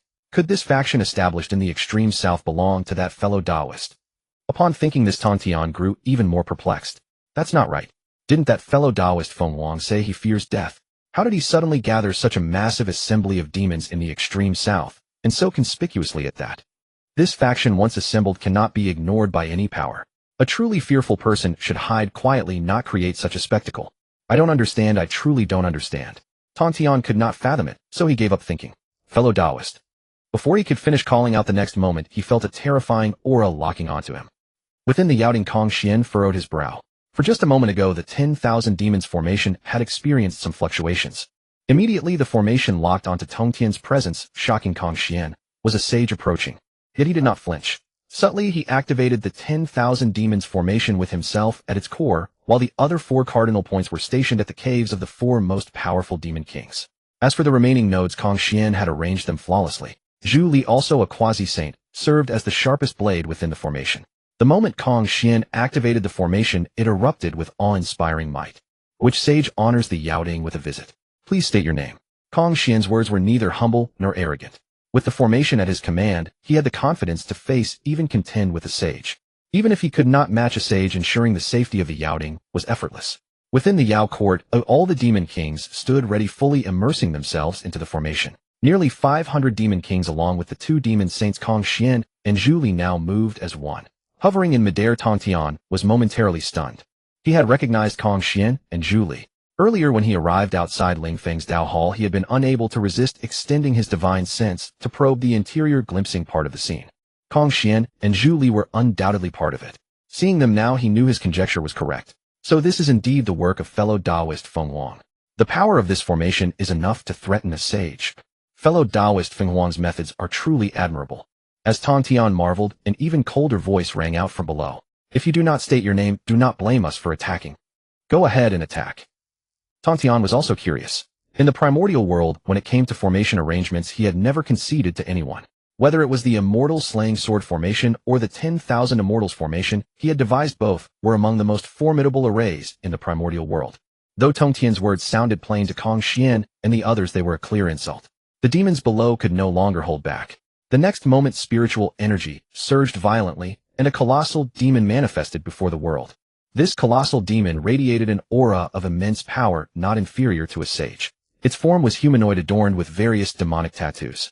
Its head bore the likeness of Kong Xian, and the blade in its hand was engraved with a vermilion bird. This demon was named 10,000 Demons, manifested by the 10,000 Demons formation. The 10,000 demons raised the vermilion bird blade across its chest, then charged forward with a strike exuding an astonishing aura. On the other side, Tontian was not to be outdone. His aura swelled continuously, and the very space around him cracked and shattered under the pressure. Their first clash was evenly matched. Fortunately, both sides exercised restraint, carefully controlling their power. Otherwise, that single blow would have shattered the entire extreme south and sent tremors across the entire Nanzanbu continent. Haha, this formation is excellent, comparable to my 10,000 Immortals formation. Come, let's continue. Tontian laughed heartily, his aura surging once more. The 10,000 demons roared as well, raising the vermilion bird blade and slashing fiercely at Tontian. Tontian deliberately took the blow, first to test the formation's offensive power, and second to absorb most of the impact lest the strike cause a catastrophic calamity across the primordial world. Yet a trace of the blade's residual energy still escaped, cleaving the sea in the extreme south into countless fragments. Excellent, truly excellent. Tontian was overjoyed. It had been a long time since he had fought. Since becoming a sage, he had rarely engaged in battle. Within the gorged Dao Hall, Ling Feng, who had been watching the scene, could no longer remain seated. His expression darkened. Does Tontian have some kind of problem? If he wants to fight, go find Yuanshi Tianzuan. If they continued, not only would it cause irreversible damage to Nanzanbu continent, but his Dao Hall would also be impossible to keep hidden. Thus Ling Feng sent voice transmissions to both Tontian and Kong Xian. Fellow Daoists, stop immediately. Kong Xian, withdraw. Hearing this, Kong Xian was momentarily stunned. The ancestor wants him to withdraw?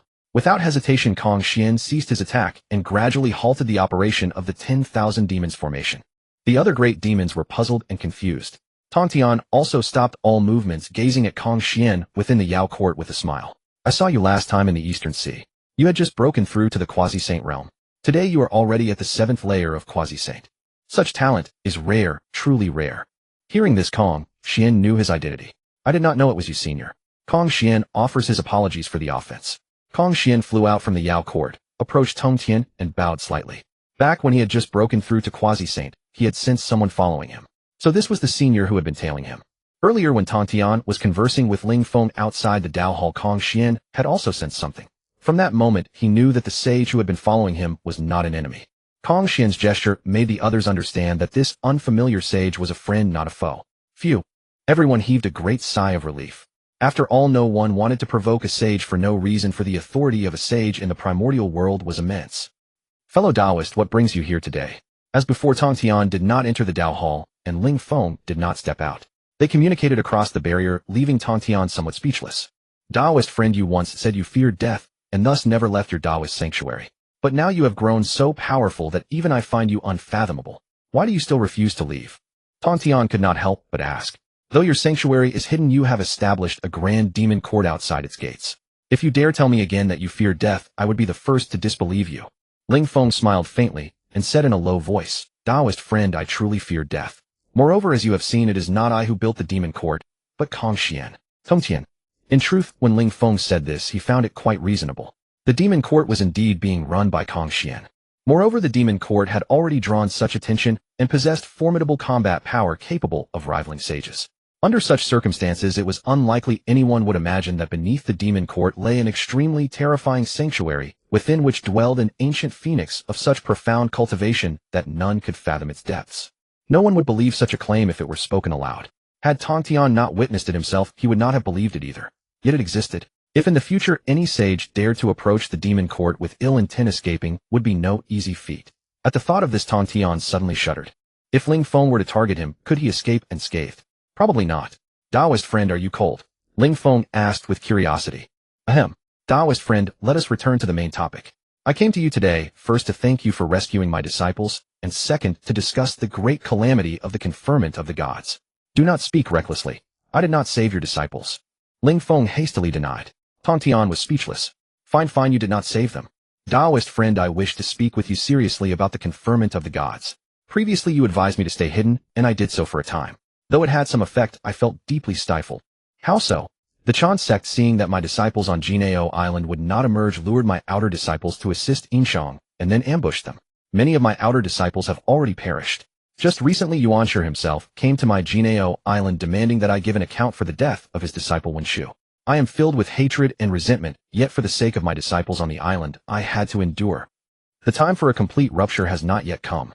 Daoist friend, what should I do? Should I continue to lie low, or not? Tontian asked sincerely. Of course you must continue to lie low, Ling Feng replied quickly, then sighed. You have been misunderstanding my meaning all along. At this, Tontian grew even more puzzled. Wasn't lying low exactly what it meant? Could there be another meaning? What I mean by lying low is not staying in the shadows and doing nothing. Your current approach is not lying low, it is cowardice. You watch helplessly as your outer disciples are slain by the Chan sect and do nothing. What else is that but cowardice? Ling Feng's words left Tong Tian utterly deflated, for he felt Ling Feng was absolutely right. Then what should I do? Ling Feng cast a satisfied glance at Tong Tian. It is simple. If the Chan sect and the Western sect can play tricks, why can't you? Repay them in kind. Consider this: the battles between your GS sect and the Chan sect revolve around the war between Yinxiang and Shiqi. Logically, Yinxiang is not weak, so why does it keep suffering defeats against Shiqi? Yes, why? Tong Tian was equally baffled. Very simple: a fire in the backyard.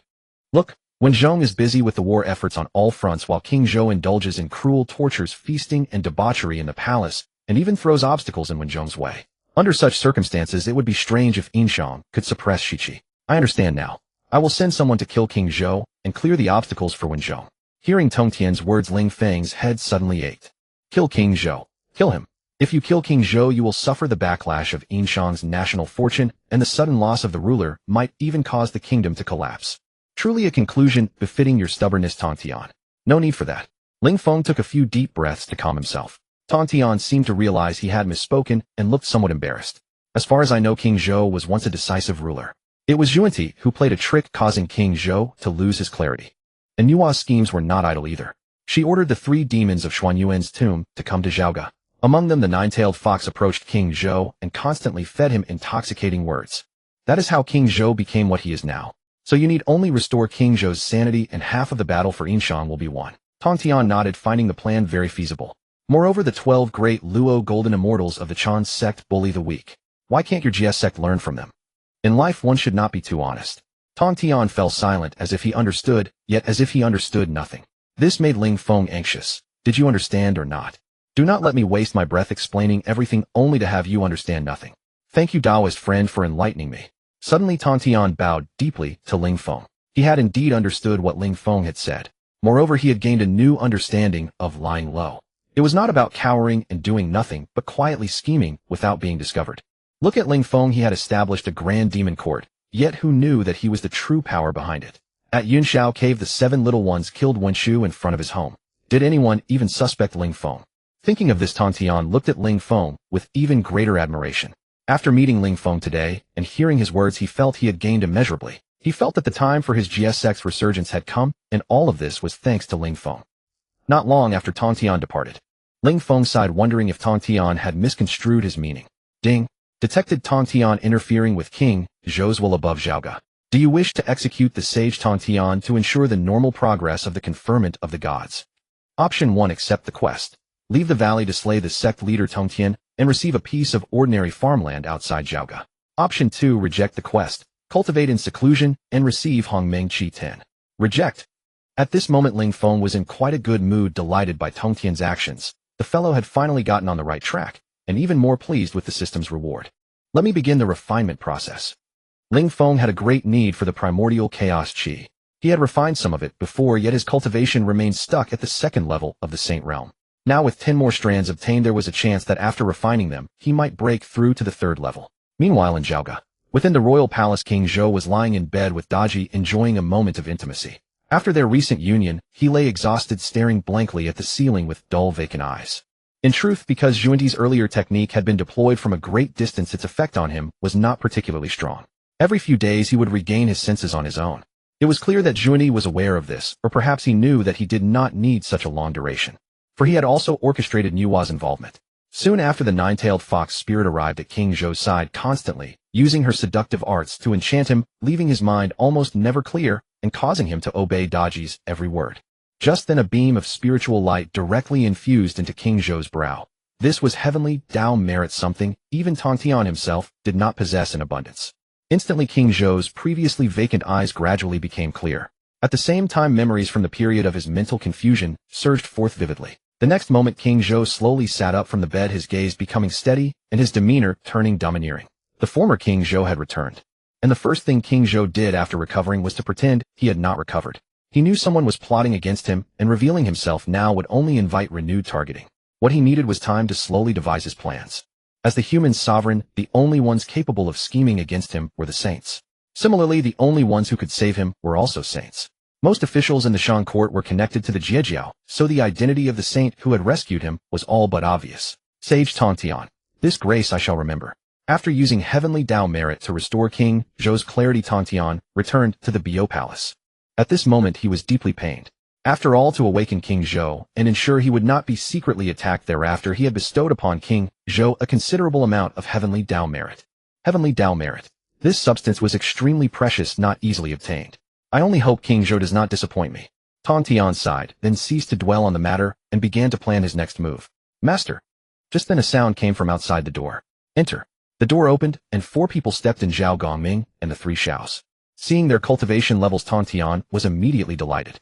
Silently, and without fanfare, all 4 had reached the quasi-saint realm, and had even advanced a considerable distance along the path of quasi-saint. These 4 disciples were originally not on Jinao Island, but because he valued their talents he had summoned them to seclude themselves there. Unexpectedly, after this period, their cultivation had made remarkable progress. Moreover, the 4 were currently unknown in the outside world, and few even knew they were disciples of Jiejiao. Seeing these 4, a sudden idea sprang into Tongtian's mind. He thought of the 7 little girls who had suppressed Wenshu. Those 7 little girls had subdued Wenshu, yet Yuanshi did not know their identities. When he came to question Tongtian, he only mentioned the 4 disciples from Jilong Island. Perhaps I can have them imitate those 7 little girls, stir up trouble between Shang and Shiqi, ambush the disciples of Changjiao and Shifangjiao, and send them onto the Fengshan Bang. Once this idea emerged, Tongtian felt it was feasible.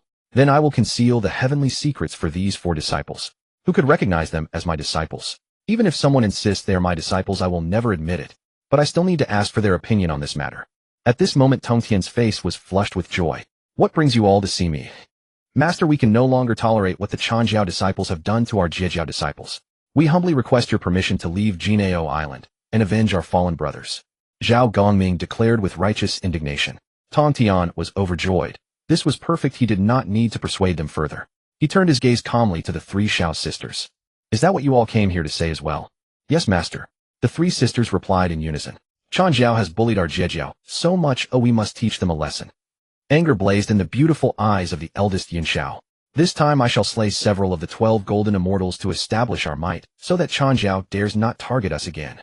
Bi Xiao also spoke furiously. Tongtian could barely contain his smile. These disciples' thoughts aligned perfectly with his own. Though Tongtian was delighted inwardly, his expression remained impassive. You wish to go out? Very well. Zhao Gongming and the 3 Xiao sisters brightened upon hearing this.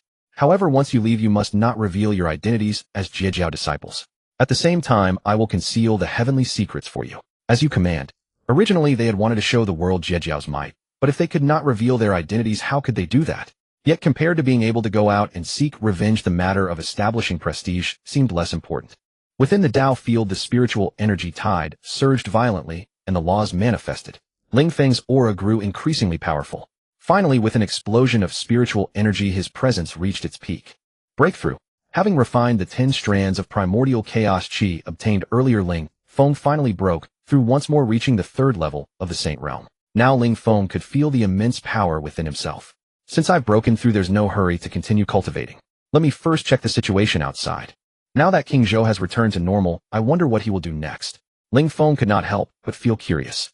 The familiar storyline he remembered might be rewritten, which meant the investiture of the god's calamity would begin to spiral into chaos, becoming far more interesting. But the more chaotic it became, the happier Ling Feng was. Only amid great turmoil, when the attention of all saints was drawn away, could the demon court develop in secret and at full speed. The human race in Shang. Some time had passed since King Zhou's recovery. After his recovery, King Zhou first behaved exactly as before, then secretly contacted those pillars who had still dedicated themselves to Yinshang during his period of decadence and incompetence. These people who had not abandoned him during his downfall were the most precious treasures of Yinshang. After lying low for a while longer, King Zhou was now ready to make his move. The first step: restore court order and execute Daji. Your Majesty, everything is ready, just await your command. On a night with a bright moon and sparse stars beneath the palace gate, King Zhou rested his hand on the sword at his waist, his countenance calm, his posture tall and straight, as he alone gazed up at the starry sky. That night, he was a completely different person from before. The operation may commence. As King Zhou spoke, the specter-like shadow behind him instantly melted into the darkness, as if it had never existed. Soon elite troops hidden throughout Zhaoga poured out, surging toward the palace, among them many GS sect masters of profound cultivation. Ding! Detected that King Zhou is restoring court order in Zhaoga, executing a group of demonic beings led by Daji. Shall you go to Zhaoga to slay King Zhou for the normal progression of the apocalypse of the gods? Choice 1. Accept the mission. Leave the canyon and go to Zhaoga to slay King Zhou. Reward a piece of pastry from the royal palace. Choice 2. Reject the mission. Cultivate diligently. Reward prenatal spiritual treasure, Sanyuan blood ferocity gourd. Reject. A faint shock crossed Ling Feng's face. King Zhou was going to kill Daji. This was a massive move. The human realm is about to change. Ling Feng sighed. Then his gaze fell on the prenatal spiritual treasure, Sanyuan blood ferocity, gourd obtained from rejecting the mission. This suddenly reminded Ling Feng of Lu Ye's immortal slaying flying dagger, for Lu Ye had been cultivating in his dojo all these years without ever having a chance to use it, making Ling Feng almost forget the flying dagger that would later make Lu Ye famous. This Sanyuan blood ferocity gourd, when used by Lu Ye to nurture that immortal slaying flying dagger, once Lu Ye's cultivation also rises, perhaps, when he unleashes the blade among quasi-sages, there will be few rivals. Thinking this, Ling Feng moved his will, directly teleporting the Sanyuan blood ferocity gourd to Lu Ye's side. At that moment, Lu Ye was quietly breathing and exhaling on the Fusong tree. In other words, peacefully sleeping on the Fusong tree. Sensing the dense, baleful aura suddenly appearing beside him, he snapped his eyes open. Atop the parasol tree, witnessing this scene, Ling Feng felt a headache coming on. What was wrong with this Lu Ye? Before it wasn't like this, but after reaching the quasi-sage realm, he became increasingly reclusive. In Ling Feng's memory, Lu Ye was an utter ruthless man whose phrase, "Treasure, please turn around," made countless primordial era experts tremble. But now, all day he just curled up on the Fusong tree, sleeping, not a trace of that ruthless aura. Had he been spoiled into uselessness? At this moment, Ling Feng fell into deep self-doubt. This is the prenatal spiritual treasure, Sanyuan blood ferocity gourd. Using it to nurture your immortal slaying flying dagger is most suitable. Ling Feng's voice rang in Lu Ye's mind. Lu Ye was startled, then replied hastily, "Thank you, ancestor." Soon Lu Ye had climbed the Fusong tree and put away the Sanyuan blood ferocity gourd. Sensing it slightly, the baleful energy inside the gourd was staggering. Even a wisp of it leaking out could cause low-level cultivators to explode on the spot. This intense baleful energy was indeed excellent for nurturing his immortal slaying flying dagger, and he could also use it to cultivate. The outside world is extremely dangerous. A quasi-sage is nothing. I must cultivate urgently. Without reaching the sage realm, one is still but an ant. After saying this, he fell silent for a long while. In truth, he felt that even reaching the sage realm might not be safe in the primordial era. He was certain the ancestor had long been a sage and not a weak one among sages, yet he still stayed in the dojo cultivating diligently, never once leaving.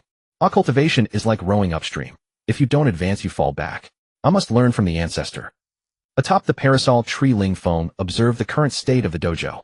The demon race within the dojo was thriving, their population growing, and the territory they needed was expanding.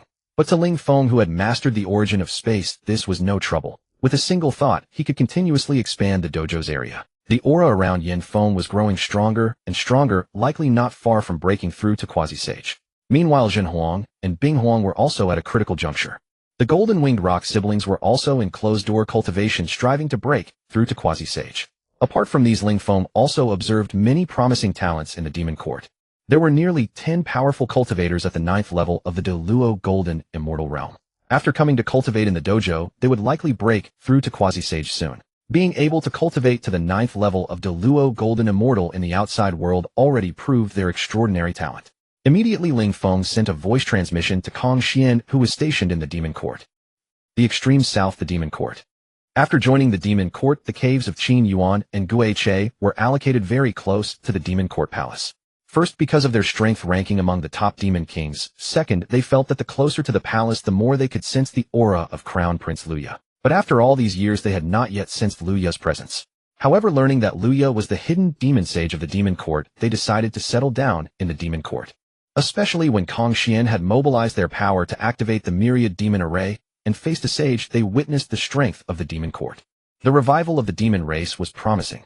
This also gave them a stronger sense of belonging to the demon court. Just then, Gui Che, who was cultivating, suddenly opened his eyes, because Kong Xian had just transmitted to him, telling him to prepare to enter the Canyon Dojo for cultivation. Hearing about the Canyon Dojo for the first time, Gui Che's face was full of confusion, but after Kong Xian's explanation, his face was filled with immense delight. Qin Yuan, the great sage, told me to prepare to enter the Canyon Dojo for cultivation. He said the Canyon Dojo is a supreme cultivation paradise, and Crown Prince Lu Ye cultivates inside. Just as he happily transmitted this to Qin Yuan was about to transmit to him as well. She had also received Kong Xian's transmission. Then their figures blurred, and when they reappeared they were inside the dojo. 7 others were with them. These great demons were all at the 9th level of Deluo Golden Immortal and had passed Kong Xian's test, proving their loyalty to the demon court. Gui Che Qin Yuan and all the other great demons who had just arrived at the Canyon Dojo had expressions of astonishment. However, when they saw the massive fire phoenix before them, Qin Yuan immediately knelt down. It was a phoenix. Qin Yuan's original form was also of the avian race. Her clan had once been a vassal of the Phoenix clan. It was only after the decline of the Phoenix clan that she entered the demon court. Now upon encountering the Phoenix clan once more, she instinctively knelt in reverence, yet her heart was filled with even greater shock and delight. This mysterious Canyon Dojo was indeed formidable. Was this the true foundation of the demon court? Gui Che hesitated for a moment, then followed Qin Yuan's example and knelt. After Gui Che knelt, the other great demons exchanged glances before kneeling in unison. Though they did not know what had transpired, following suit was the right course. Then they were astounded to discover that the environment within the dojo was outrageously superior. The spiritual energy was dense, the Tao principles were clear, and more importantly, they could distinctly perceive that the flow of time here was faster than the outside world. In other words, cultivating here for 10 days or half a month would correspond to merely a single day outside. The 9 of you shall cultivate diligently here. Ling Feng spoke, and her mere words enlightened them like a sudden awakening, making each feel their cultivation realms subtly loosen. Startled, the group dared not dwell on it further, and promptly began cultivating as Ling Feng instructed, cherishing this rare and exceptional opportunity. Qin Yuan and Gui Che also noticed Lu Ye cultivating on the Fusang tree. After a moment of shock, they immersed themselves entirely in cultivation. Cultivating within the dojo would usher them into a period of explosive growth, for the conditions outside were utterly incomparable to those within. It was akin to a person who had long trudged through a swamp suddenly escaping its mire. Soon after, the 9 great demon kings of the demon court entered the dojo to cultivate. A terrifying tidal surge of spiritual energy erupted from the Phoenix Tree Grove within the Canyon Dojo. Violent spiritual energy swept outward in all directions. A colossal phoenix emerged from the flames, its aura terrifying, majestic, and oppressive as a prison. Yin Feng had broken through. Having obtained the fire origin and integrated the bloodline of the Yin Fire clan, he finally reached the realm of a quasi-sage. The 9 great demon kings, sensing the shift, looked up toward Yin Feng's direction. Another quasi-sage and a member of the Phoenix clan. I see several other great demons whose auras are at their critical points. They are not far from becoming quasi-sages. This Canyon Dojo is indeed immensely powerful and mysterious. We must redouble our efforts to strive for the quasi-sage realm. Several great demons communicated privately via telepathy. After Yin Feng's breakthrough, Ling Feng, with a mere thought, bestowed upon him the 99 blazing sword. The newly ascended Yin Feng, already overjoyed since the 99 blazing sword floating before him, and his body trembled with excitement. Thank you, ancestor. After bowing, Yin Feng picked up the 99 blazing sword, eager to examine it. The moment he touched it, the sword emitted a crisp ringing, and its sword light flashed across the Canyon Dojo, making everyone aware of its extraordinary nature. Having given the 99 blazing sword to Yin Feng, Ling Feng was uncertain how to handle the quasi-sage pill that remained with her. The efficacy and value of the quasi-sage pill far exceeded those of the yellow plum fruit. Anyone at the Golden Immortal realm who consumed it would instantly attain the quasi-sage status, though the side effects were identical to those of the yellow plum fruit. Ling Feng understood that even with such side effects, the quasi-sage pill would incite a bloody storm if it fell into the outside world. Find 3 cultivators who have reached the Golden Immortal realm, have no hope of further breakthrough, and have made contributions to the canyon. In Ling Feng's mind, the candidates were already clear. The first was the Leiyu clan, which had long submitted to the Thunder Phoenix clan. The clan's 3rd elder had entered the dojo as a celestial immortal, cultivated for countless ages, and reached the Golden Immortal realm. However, after attaining Golden Immortal, his cultivation became stagnant, with no way to break through. After reaching the Golden Immortal realm, he felt he could advance no further, and wished to repay Ling Feng's kindness. He requested to leave the dojo to seek suitable races to bring back. This request was relayed to Ling Feng by Honghuang, and she immediately agreed. Thus, over the years, many new faces appeared in the dojo, a large portion of which were brought back from the primordial world by the Leiyu clan's 3rd elder. Although the races brought back by the Leiyu clan's 3rd elder were not strong, many were on the verge of extinction in the primordial world, some possessing extraordinary talents. Thus, Ling Feng decided to bestow one of the 3 quasi-sage pills upon the Leiyu clan's 3rd elder. She also had 2 other candidates in mind, both golden immortals who had made significant contributions to the canyon. With a thought, Ling Feng teleported the 3 individuals, including the Leiyu clan's 3rd elder, before her. These 3 clans were the Leiyu clan, the Xianke clan, and the Bailing clan. Having received Ling Feng's telepathic message earlier, the three were not surprised to see her, their eyes filled only with intense excitement. In their eyes, Ling Feng was the supreme existence within the dojo, and her summoning them was an overwhelming honor, leaving them speechless with joy. These are quasi-sage pills, 3 in total. Consuming them will grant you the status of a quasi-sage. Take 1 each and consume them immediately. I will help you regulate the surging cultivation and stabilize your realms. Before they could recover from their excitement, they heard Ling Feng's words. Quasi-sage pills. Consuming them would make them quasi-sages. The three widened their eyes in disbelief. Quasi-sages. The ancestor had actually bestowed such a precious divine object upon them. Ancestor, this is too precious. Yes, ancestor, we are unworthy. The three stammered incoherently. Enough. Take them now. Finally, after hesitating for a few seconds, they consumed the quasi-sage pills, feeling that the ancestor's gift was wasted on them. Upon ingestion, the pills transformed into immensely pure and potent energy, merging into their limbs and bones, while arcane and obscure Tao principles swirled around them. Their auras surged visibly. Tai, Golden Immortal. Daluo, Golden Immortal. 9th level Daluo, Golden Immortal. Quasi-Sage. Just as the three achieved quasi-sagehood, a spiritual energy storm once again swept through the Canyon Dojo. The 9 great demon kings of the demon court, sensing these overwhelming auras, were stunned. What was happening? More people breaking through to the quasi-sage realm. And 3 at once. How much time had passed since the last breakthrough? This was the quasi-sage realm. Since when had quasi-sages become so common?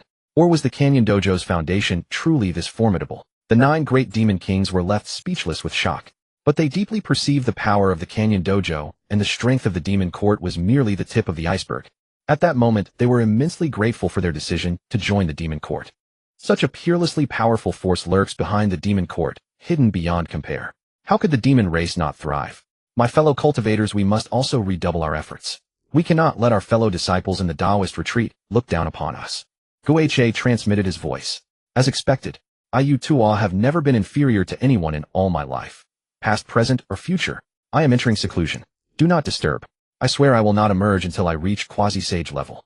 These great demons were fierce, dominant figures across the primeval continent, their ambitions soaring high. But upon arriving at the Taoist retreat, they witnessed breakthroughs one after another, which dealt a blow to their pride. Naturally unwilling to be overshadowed, they now cultivated with even greater focus. Atop the Wutong tree, Ling Feng was guiding the 3 minor demons who had just broken through to quasi-sage realm through the surging energy within them. Their hearts surged with indescribable excitement. They had become quasi-sages so effortlessly. Their cultivation now surpassed even that of their clan chieftains. Yet they never forgot that all of this was thanks to Ling Feng. Though they had long been loyal to the Taoist retreat, and to her now beyond loyalty, an additional sense of responsibility had taken root in their hearts. The stronger one's ability, the greater the responsibility. Very well, I have finished regulating your energy. With continued practice and flexible mastery, you will soon wield power far surpassing that of a great Luo Golden Immortal. Thank you, Patriarch Honghuang. The 3 bowed deeply in unison. From now on, you 3 may come and go freely within the Canyon Taoist retreat. As you command. They had long harbored this very intention. Though they had reached quasi-sage, this quasi-sage was different from ordinary ones. Their realm was fixed, and no matter how much they cultivated, they would never advance further. Therefore, they planned to venture into the primeval continent and bring promising demon kin back to the Canyon Taoist retreat. Now that their strength had reached quasi-sage, their capabilities were naturally beyond comparison with golden immortals. The primeval continent. Some time had passed since Shaoqi had used her gourd to sweep away Yang Sun and the others. Through their days together, Yang Sun and his companions had come to understand one thing. These 7 extraordinarily powerful little girls seemed to have an obsession with collecting mounts. They 3 had actually been swept away along with the mounts when the little girl was gathering them. Not because she truly wanted to rescue them. Upon learning this heart-wrenching truth, Yang Sun and the other 2 were left utterly despondent. Damn it! Were they 3 not even worth as much as their own mounts? If not for witnessing the terrifying combat prowess of these 7 little girls, the 3 of them would have resorted to physical education right away. Moreover, accompanying them was a figure robed in black. This black-robed man only grew more unfathomable, appearing to serve a subordinate role. Yet they dared not underestimate Wendarin. It was this very black-robed man who had shattered the Dunlong pillar with a single strike, leaving Wenshu gravely injured, which had enabled the subsequent beating of Wenshu by the 7 little girls. These 8 were mysterious and immensely powerful. Their only peculiar quirk was a fondness for mounts, but Yang Sun and the others could sense that this group harbored no ill intent toward them. You have saved our lives. If you fancy our mounts, take them. We only hope you will treat them well. Yang Sun stroked the head of the Swanee while speaking sorrowfully. The expressions of the other 2 mirrored his. Who would have thought that upon venturing out Wang Mo had died, and now they would lose their mounts as well, truly losing both wife and soldiers. Xiaoqi blinked her beautiful large eyes gazing at them. After a moment she spoke words that struck even deeper. Very well. Since there is nothing more for you here, you may leave. Yang San constantly comforted himself that children speak without malice. This was not meant with ill intent. May I inquire? Just as he had adjusted his mindset and prepared to probe their background, the 7 little ones were already leading their mounts away with Wendoran, leaving only a departing silhouette behind. Yang San's face was etched with bitterness.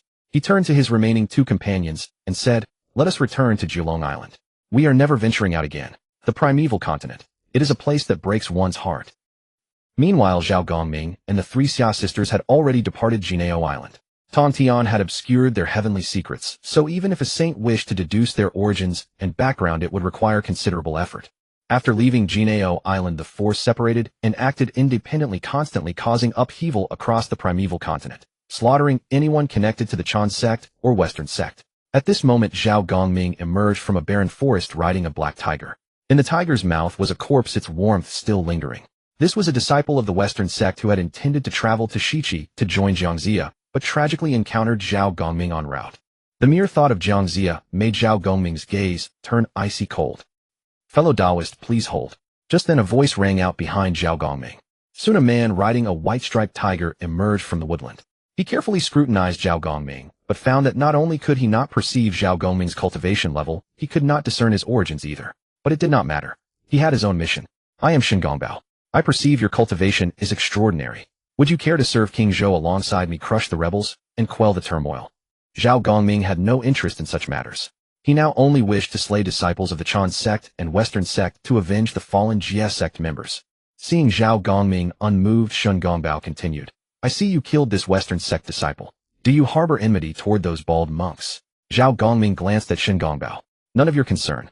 Upon hearing this, Shen Gongbao's lip twitched sharply. "Fellow Taoist, I should confess. Today the Western sect and Chan sect collude in darkness. If you truly hold grievance against the Western sect, you ought even more to serve King Zhou alongside me, suppress the Shiqi rebels led by Jiangxia, and in seeking vengeance simultaneously gain merit and fame." "Oh." Upon hearing Jiangxia, Zhao Gongming became interested. "By your words, have you clashed with Jiangxia?" "More than clashed. My enmity with Jiangxia is irreversible. Since that is the case, then I shall accompany you for a stretch." Having received Zhao Gongming's reply, Shen Gongbao chuckled. His defection from the Chan sect was actually deliberately orchestrated by Yuanshi specifically to deal with these stubborn Jie sect disciples, to lure them out, get them to fight Jiangxia, and then have them sent to the Register of Gods by Jiangxia. In truth, it did not matter whether they were Jie sect disciples. As long as they were capable individuals, they would suffice. Shen Gongbao's mission was to hoodwink reclusive talents hiding in the mountains and forests into coming forth, sending them to the Register of Gods to ensure its completion, Jie sect disciples being preferable, of course. Shen Gongbao and Yuanshi played their roles in perfect tandem, and over these years quite a few Jie sect disciples had already been sent to the register. Meanwhile, atop the Wutong tree, Ling Feng once again heard the system's voice. "Ding! A key figure of the Fengshan Tribulation, Shen Gongbao, is currently decoying Zhao Gongming. Would you like to eliminate Shen Gongbao and protect Zhao Gongming? Choice 1. Accept the mission. Venture out of the canyon to Chaogu and slay Shen Gongbao. Reward a cup of fine wine from within the Chaogu Imperial Palace. Choice 2. Decline the mission. Focus on cultivation instead. Reward a primordial origin stone, a rare cultivation artifact produced in the Hongjun realm that can significantly accelerate the user's cultivation speed." Decline. Ling Feng found himself speechless. How could this system always be pushing violence and killing? Was he really that kind of person? Yet after receiving the system notification, Ling Feng could not help but feel surprised. Shen Gongbao. That same Shen Gongbao who told everyone, "Dear fellow Taoist, please stay a moment." Ling Feng's impression of Shen Gongbao was profoundly deep. After those infamous words, one would either die or suffer grievous wounds. He was indeed a ruthless figure within the Honghuang. However, what Ling Feng had not anticipated was that Shen Gongbao had encountered the equally fearsome Zhao Gongming. Interesting. So Shen Gongbao has run into Zhao Gongming this time. I wonder if this cursed fate of death or injury might finally be broken. Although he had not yet met Zhao Gongming, the current Zhao Gongming was already at the quasi-saint cultivation level. At this stage of history, such a cultivation base was virtually unrivaled. I suddenly feel quite curious about how events will unfold. Ling Feng thought, and thought, eventually breaking into a smile. In the end, would Zhao Gongming be ponzied by Shen Gongbao and land upon the Fengshan list, or would Shen Gongbao's own schemes backfire upon him? Ling Feng leaned toward the latter outcome. Let us wait and see. Picking up the primordial origin stone obtained from declining the mission, Ling Feng felt the pure energy fluctuations emanating from it. Unfortunately, compared to true primordial qi, it was still far inferior. Nevertheless, this item was extraordinarily suited for cultivators at the quasi-saint realm. As a product of the Honghuang within that primordial domain, there existed no heavenly Tao to restrict cultivators from ascending to sagehood. Therefore, within Honghuang, such an artifact was absolutely indispensable for any path seeking to reach the supreme sage realm. After obtaining the primordial origin stone, the first person Ling Feng thought of was Hongjun. Hongjun had been tirelessly serving the demon court, giving his all, and often guarding the court in person, leaving him little opportunity to return to his Taoist sanctuary for cultivation. His cultivation pace had genuinely lagged behind, yet where one loses another gains. Though his cultivation speed had slowed, Hongjun's foundation was exceptionally stable and solid. With a mere thought, Ling Feng sent the primordial origin stone directly beyond his sanctuary, delivering it straight to Hongjun. Hongjun, your dedication to the demon court these past times has been most arduous. This artifact is a primordial origin stone originating from the Honghuang and will greatly benefit your cultivation. Before Ling Feng could finish speaking, Hongjun had already sensed the intense primordial aura radiating from the stone, its temptation almost irresistible to him. Venerable ancestor, attending to all matters of the demon court is merely my duty. Upon saying this, Hongjun bowed reverently toward Ling Feng's direction. Within the sanctuary, Ling Feng withdrew his gaze. With this primordial origin stone, Hongjun would reach the 9th layer of quasi-saint within an exceedingly short period, and beyond that lay the realm of sagehood itself. Currently, only Hongjun and Yin Feng within the entire sanctuary bore the marks of sagehood. Yin Feng had merged with the Fireborn clan's bloodline, allowing her to cultivate towards sagehood without any bottlenecks, whereas Hongjun would achieve it through the primordial origin stone. Ling Feng was already imagining a future within the sanctuary, where beside himself both Hongjun and Yin Feng would stand as sages. Before long, the sanctuary suddenly stirred, and formation runes rippled continuously. Someone was breaking through to the quasi-saint realm once again, and this person brought quite a pleasant surprise to Ling Feng. A colossal hundred-eyed golden centipede materialized within the sanctuary, radiating the unique aura fluctuations of quasi-saint cultivation. Its fierce and baleful energy spread outward, yet all of it was swiftly neutralized by the formation arrays. When the hundred-eyed golden centipede first arrived at the sanctuary, it was merely at the 8th layer of Daluo Jingxian. After cultivating to the 9th layer within the sanctuary, it was taken by Zhu Li to the South Jambu continent to hunt down factions connected to Chanjiao and Western Jiao, providing escort protection for the demon court advancing toward the southern extremities. Perhaps during that period, the golden centipede encountered its own fortuitous opportunity and comprehended the very path to quasi-sainthood. From that moment onward, it had retreated into seclusion within the sanctuary, and today it had finally attained quasi-saint status, and entirely through its own efforts without relying upon any heavenly materials or earthly treasures bestowed by Ling Feng. The hundred-eyed golden centipede's breakthrough truly brought Ling Feng immense delight. In Ling Feng's memories, the centipede did not gain prominence until the journey to the West era. Having stabilized his new realm, the hundred-eyed golden centipede soon emerged from the sanctuary and resumed accompanying Zhu Li in their schemes. Within the sanctuary, the 7 monsters of Meishan continued their cultivation. They had successively reached the Daluo Jingxian realm, though one brother remained at the 9th layer of Tai Jingxian. The rest waited for him to break through together, so they might all leave the sanctuary in unison to serve the demon court. The remaining 2 drops of ancestral dragon essence blood belonging to Ling Feng had been distributed according to the previous allocation plan. The leader of the Swanee clan, having received a portion of the ancestral dragon essence blood, was now in seclusion. Before long, the 7 young ones and the mosquito Taoist returned, bringing along the mounts of the 4 sages of Jiulong Island.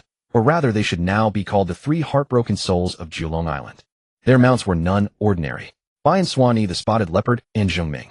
Aside from Swanee, the other 3 were creatures entirely unknown within the canyon sanctuary. After the 4 beasts arrived at the canyon sanctuary, members of the Swanee clan approached Yongsen's Mount Swanee, hoping to integrate it into their kin. However, Swanee was unwilling to associate with these other Swanee, so the 4 beasts continued to cultivate together.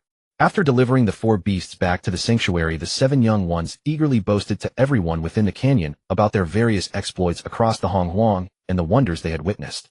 Those who listened could only gaze with envy and emotion. The 7 young ones clearly relished. After their triumphant boasting session, the 7 young ones set out once more with the mosquito Taoist. Before departing, they stopped by to visit Ling Feng and regaled him with tales of their adventures as well. Human race in Shang. The moon hung high in the sky, and all around lay silent. Shin Gongbao pushed open the window and peeked his head outside.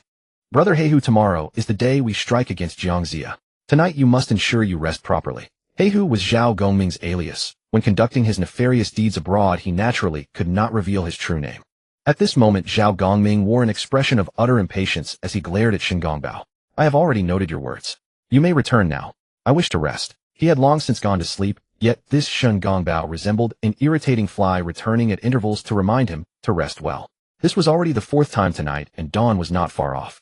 Shen Gongbao chuckled awkwardly, then closed the window and departed. This brother Heihu. I have observed him for quite some time now.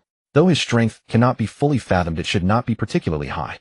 His identity also remains unclear. He is neither a disciple of Jie Jiao nor a wandering cultivator from West Kunlun, merely an insignificant figure. To Jiang Zia and our senior brothers and sisters, this brother Heihu is nothing short a sumptuous prize. One only wonders which senior sibling will get to devour him. Outside the corridor, Shen Gongbao walked under the starry sky, unable to help but fantasize about Zhao Gongming's miserable state tomorrow.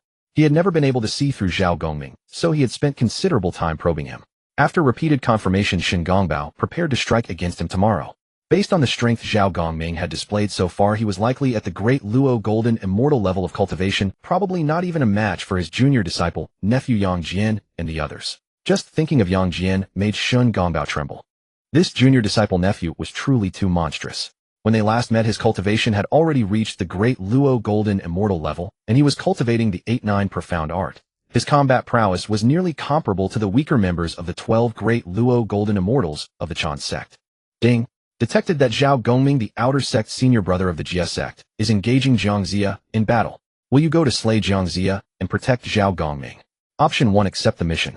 Leave the canyon and go to Zhaoga to slay Shen Gongbao. Reward 1. Roast duck from the pool of wine and forest of meat. Option 2. Refuse the mission. Cultivate in seclusion. Reward primordial spirit treasure 10,000 transformations, blood, evil axe. Refuse. 10,000 transformations, blood, evil axe. This item, like the scattered yuan blood evil gourd, was filled with baleful qi, so intense, it was horrifying. Ling Feng noticed a small detail. The 10,000 transformations blood evil axe was composed of many small axes combined together. That is to say, this axe could be disassembled and used separately. In an instant, Ling Feng knew where this primordial spirit treasure should go. Perhaps I can give it to Baiyin Majuan. Baiyin Majuan had many eyes and hands. If each hand held a small axe while others struck once, he could strike hundreds or thousands of times. Baiyin Majuan is outside now. I'll keep the 10,000 transformations blood evil axe for now and give it to him when he returns. The human race Shichi. These days had undoubtedly been the hardest for Jiang Zia. Ever since the last time when Shu failed to suppress the 4 sages of 9 Dragon Island, Jiang Zia felt that misfortunes never came singly. In the war against the Yinshang, he no longer had his former composure.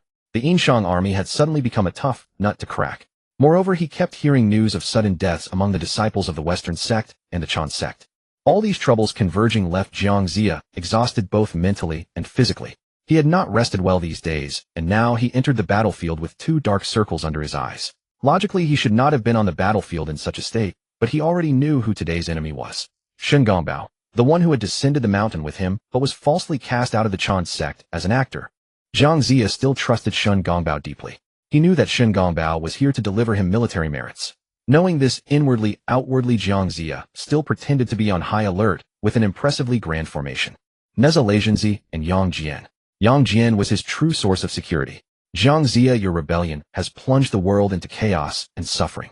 Surrender at once and turn from darkness to light. Before the battle array, Shen Gongbao, riding a white-striped tiger, shouted loudly. Shen Gongbao held a considerable official position in Yinshang, having been made a general. This clearly showed that Yinshang had no one else to employ, otherwise how could a castaway disciple of the Chan sect become a general? While shouting, Shen Gongbao carefully observed Yang Jian's cultivation level. Good heavens, it was now beyond his perception. Had Yang Jian's strength improved again? Monstrous, truly monstrous. This junior disciple nephew's talent was indeed monstrous. Shen Gongbao sighed inwardly. At this rate, it would be hard for Brother Black Tiger not to end up on the investiture of the gods list. If it is you who should surrender. King Zhou is brutal, and the Yinshang's fate is exhausted. Stop your stubborn resistance. Jiang Zia, seated on the foreign-like, shouted back in the same manner. Just as Shen Gongbao was about to say something more, Zhao Gongming rode out on his black tiger, glanced at Shen Gongbao, and complained, "You talk too much." With that, Zhao Gongming urged his black tiger high into the air and plunged directly into the Shichi army. This sudden move caught everyone off guard.